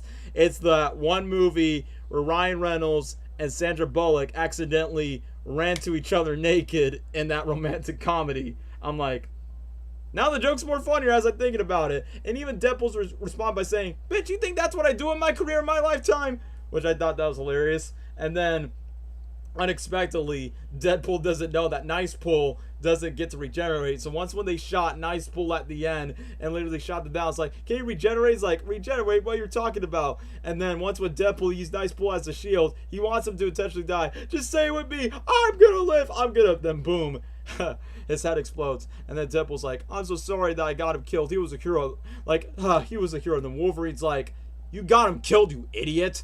And it's like, bro, I like how Wolverine just often corrects him over. But then we get to one of the most awesome action sequences in the MCU period, is where Madonna's Like a Prayer, which was playing the trailer, when Deadpool and Wolverine are walking slow-mo, life is a mystery, literally in slow motion. We were wondering, when does Wolverine put on the cowl? Bro, when Hugh Jackman puts on the cowl, not only it looks good on Hugh, secondly, I like how Wolverine's voice changed from more greater animal, where he's more like, sometimes killing for sports. And then Deadpool's like, that just says with the multiple blowjobs you have. And then it just goes to the epic moment after when Deadpool said his iconic catchphrase, maximum effort, Wolverine bringing out those claws, Deadpool and Wolverine just slashing and hashing all the Deadpool cords in a bloodbath all along. It goes silly where they stop killing off and they kill people on the bus, and then Blind Owl's looking at the distance. Bro, it was peak of seeing Wolverine and Deadpool face to face, and the most epic shot where Wolverine just bashes out the bus with the claws and the cow is like, this is so good. And as funny as it is for all the Deadpools regenerate themselves, they were going to attack the main Deadpool and Wolverine. And then you got Peter and his Peter pull outfits by saying, hey, we know Peter. In every universe, Peter's cool. Peter. It's like, never would expect a diabetic sugar guy from Deadpool 2 would get more screen time in Deadpool and Wolverine and play like a meaningful role. But once when Deadpool and Wolverine were about to make the sacrifices, which I did like the joke that Deadpool said that Wolverine's like, it's like the Batman cowl, but it's more brighter. It's like, James Gunn, if you're going to introduce your new Batman, take notes for Hugh Jackman's Wolverine. Like, as cool as the cowl looks, I wonder, how does Hugh Jackman look with those white eyes? Do they CG it just like Deadpool's eyes? It's like, how does Hugh see through that? So, I don't think Matt Reeves should do that for his Batman, but if James Gunn could do that for his Batman, that would be so cool just to do the white eyes just like what Hugh Jackman does. But once we get to, in my opinion, the most emotional scene of the movie, when Cassandra Nova is about to take all life forms to destroy the Fox Marvel universe, where Wolverine was about to take the sacrifice by saying, I don't got anyone else. You got a family, you gotta save it. And then Deadpool just drags on for too long by saying, I'm Marvel Jesus, man. This is my time to die because I'm definitely trying to save your cinematic universe and I need to make my sacrifice. And then Wolverine just unleashing the living animal out of him, just bashes him over. But when Deadpool was about to reach the other side just to save his universe, Deadpool was too late to make it. And then when Hugh Jackman comes in, shirtless, that bro, that mate, is still jacked up at age 55. Like, bro, age is just a number. If Hugh Jackman could have 6,000 calories, I repeat, 6,000 calories to play this role for 24 years and jack himself up at age 55, and then shows his pecs with his greasy monkey tits on screen, and then you got Madonna's, oh, you call my name, it's like a little prayer. During the moments when Deadpool and Wolverine, when he was shouting, it's like I was hanging out with Gary, but saying, ride or die, bros, let's effing go, man. And this is where I didn't cry, but my eyes were about to get watery where we get to Deadpool's flashbacks. Like, literally his flashbacks of losing his family, they're about to fade away, Back to the Future style, and then it goes flashback to Wade's heart, and basically his heart is Vanessa, his girlfriend, his fiance from the last two movies, and it flashes back of Wade hugging Vanessa in Deadpool 2, and when Wade was about to fight his cancer before he got the Deadpool powers, he's like, Vanessa. It's like, bro, you're getting me to the feels. I just rewatched these movies and now I'm already getting the feels. And then I almost tear when we get to Wolverine's moment where he's talking to Deadpool by saying, like, you definitely mean a lot to me. I find this for my fellow X-Men. I am the X-Men. And I literally just said, F yes you are in the theater. And then once with Deadpool, Wolverine just goes Super Saiyan, like, literally, and then this epic church choir version of when you call my name, it's like a little prayer. It's like, man, I'm feeling it for these mans. Like, these boys, they rock, they rule. Freaking Deadpool and Wolverine, man. And like I said, I was almost wanted to cry, but the villain, how the way the villain dies, when she's just shaking and twitching, it's like this bald chick is about to get an orgasm, and then she blows up and dies. And then I like how Mr. Paradox is like, yeah, they were great heroes. And then Deadpool's like, we've resurrected, fools! And then Mr. Paradox has an F-bomb, and they play that song from the Goo Goo Dolls, Is it guys to the know who I am? And then Deadpool was like, put your grease tits away because you're thirsting everyone in the room. And then Wolverine just puts on his TVA jacket, and then Peter Poole comes in, and then the black chick from Loki comes over, and then Time Paradox is so confused by saying, no, the universe is about to die, what the F is going on? And then they escort him out from the building.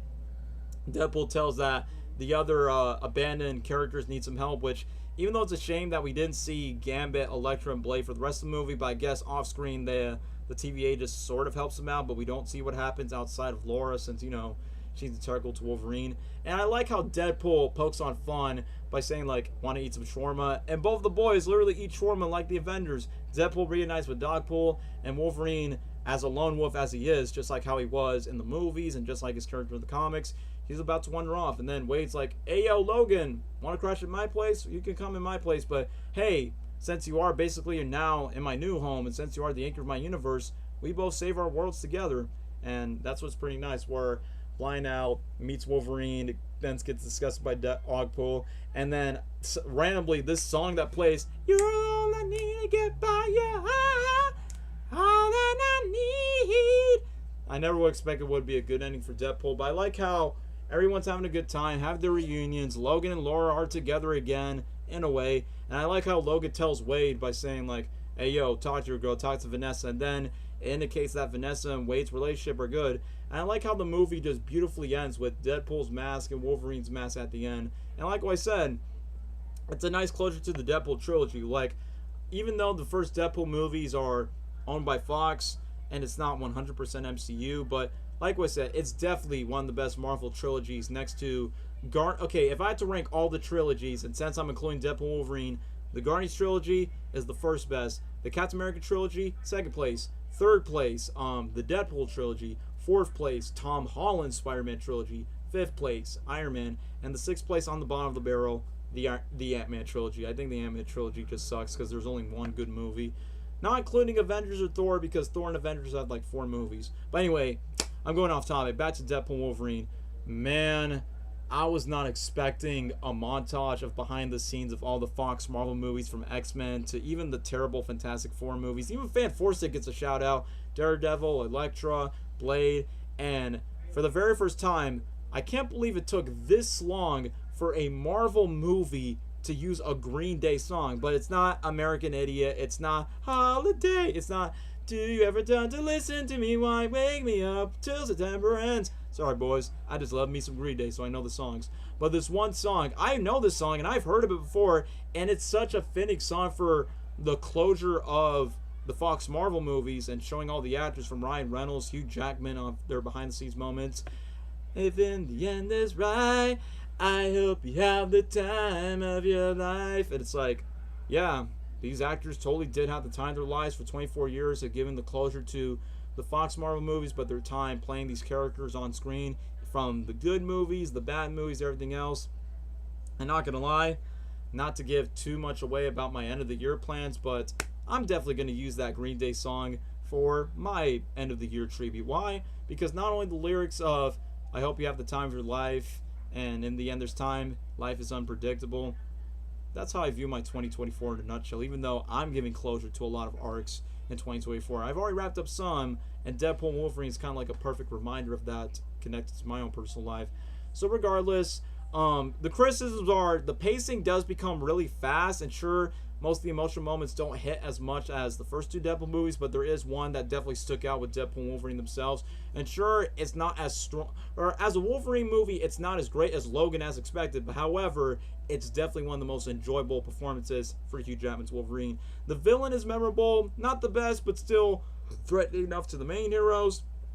Some plot holes could have been fixed with some of the Fox Marvel characters of what they could have done after when their scenes were finished, and that's honestly, I all got the complaints. But honestly, Deadpool Wolverine is by far the funniest movie in the MCU, by far. Never would expect the jokes. The soundtracks of the Deadpool movies, it's in second place, while the Guardians have the best songs in the MCU when it comes to licensed songs. And I think the Deadpool movies definitely have some good songs for this one. Obviously with NSYNC, Bye Bye Bye, Power of Love, Green Day, and the list goes on. Deadpool Wolverine, I had a blast. I had a good time.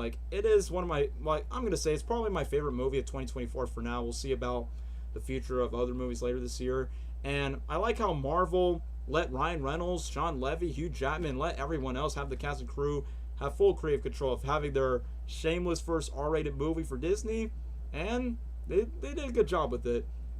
So, does Deadpool Wolverine save the Marvel Universe? I won't say it saves it. The point is, it just utilizes the MCU sandbox, but it doesn't pressure itself like the other MCU movies, like, oh, we need to set up the big next Avengers movie. It doesn't need to do that. It can hint it, like, I would love to see Deadpool Wolverine again in the future, but if they don't, then I'm glad for what they got. But come on, we want to see Deadpool Wolverine interact with the Hulk, Tobey Maguire Spider-Man, Tom Holland Spider-Man, Robert Downey Jr.'s Doctor Doom for Avengers Secret Wars. We want to see it all.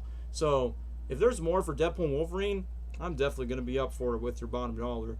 But as I continue on, it's a good movie that utilizes these popular Fox X-Men characters with great actors, which you could tell Ryan Reynolds and Hugh Jackman has a great friendship throughout all these years. You could tell on screen and off screen they have a great chemistry, great bond, good best friendship with each other. And the fact that they're going to do another movie that's not related to Marvel, it's contagious of how Ryan Reynolds and Hugh Jackman are the duo of 2024, especially for these guys marketing the movie everywhere. I don't think any other movie, well, as of right now in the MCU, but also for this film, it is definitely one of the best marketing campaigns for a movie ever, period. And I don't think any other film in 2024 will top it. So, sure, as an MCU movie, clearly there are better ones like Infinity War, Endgame, Civil War, the Guardians movies, the list goes on and on. But however, as a first experiment of bringing the R-rated Deadpool and Wolverine into the MCU to do comic accurate stuff, let Deadpool and Wolverine be a part of the MCU sandbox. But not just that, develop their characters forward,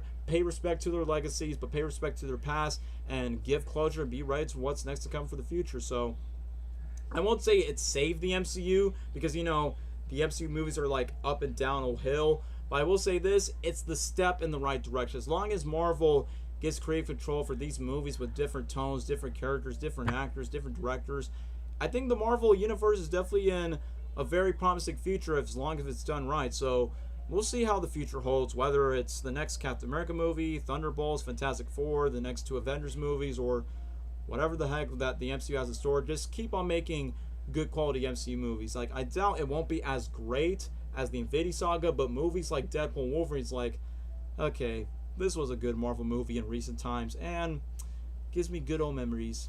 We had the time of our lives. So, easily, even though it's my second favorite Deadpool movie, and it's one of my favorite Wolverine movies, it is 100% an S tier ranking, peak cinema, maximum effort.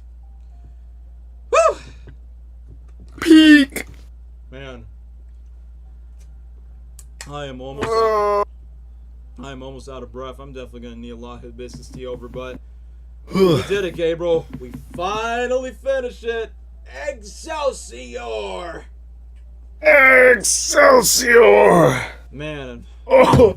we've already completed this trilogy of the MCU tier list stream. It was quite long, longer than expected, but quite refreshing since it's just Dan and Gabe talking about the MCU from 2008 to now 2024. Yeah. Let's hope for a better future for Marvel. Yep. I'll be there. Yeah, I'll be there. Be there. It's hilarious, bro. Holy crap, that's a lot of views for the one that we just made right now. Since we are finally done with the MCU. And Yeah. this is this the longest stream that I've made so far? Because now it's over 8 hours. Yeah, this is the longest stream I've made. Good, because we don't want to make a part 4. We just want to end off with Deadpool and Wolverine, and that was the intentional plan. And besides, I have other plans later this weekend. However, speaking of Marvel, me and Gabriel will stay tuned on the internet for what's next to come for Marvel's announcements. I know the TV shows are the main focus, but for the movies, after Deadpool Wolverine, hoping for the best. For Marvel's future to be good again, at least. Yeah. So we'll see how that goes. Oh, what? Thank you guys to whoever's watching or did watch. Thanks for tuning in to the stream once again. Sorry for all the yapping, but Yep, I'm you out know of breath, we man. love these movies. Hope Welcome to to the see pop culture, dude. That's what you came more- here for. more in the future, and more improvement on them as well. We'll do more tier lists on other things eventually. We'll see. We'll see what the future holds for this channel. Leave a like. Feel free to subscribe to Daniel's channel. Thank you. And tune in for more streams in the future. Y'all have a good night, a good morning, whatever time it is for you right now. Good evening and good night. Goodbye!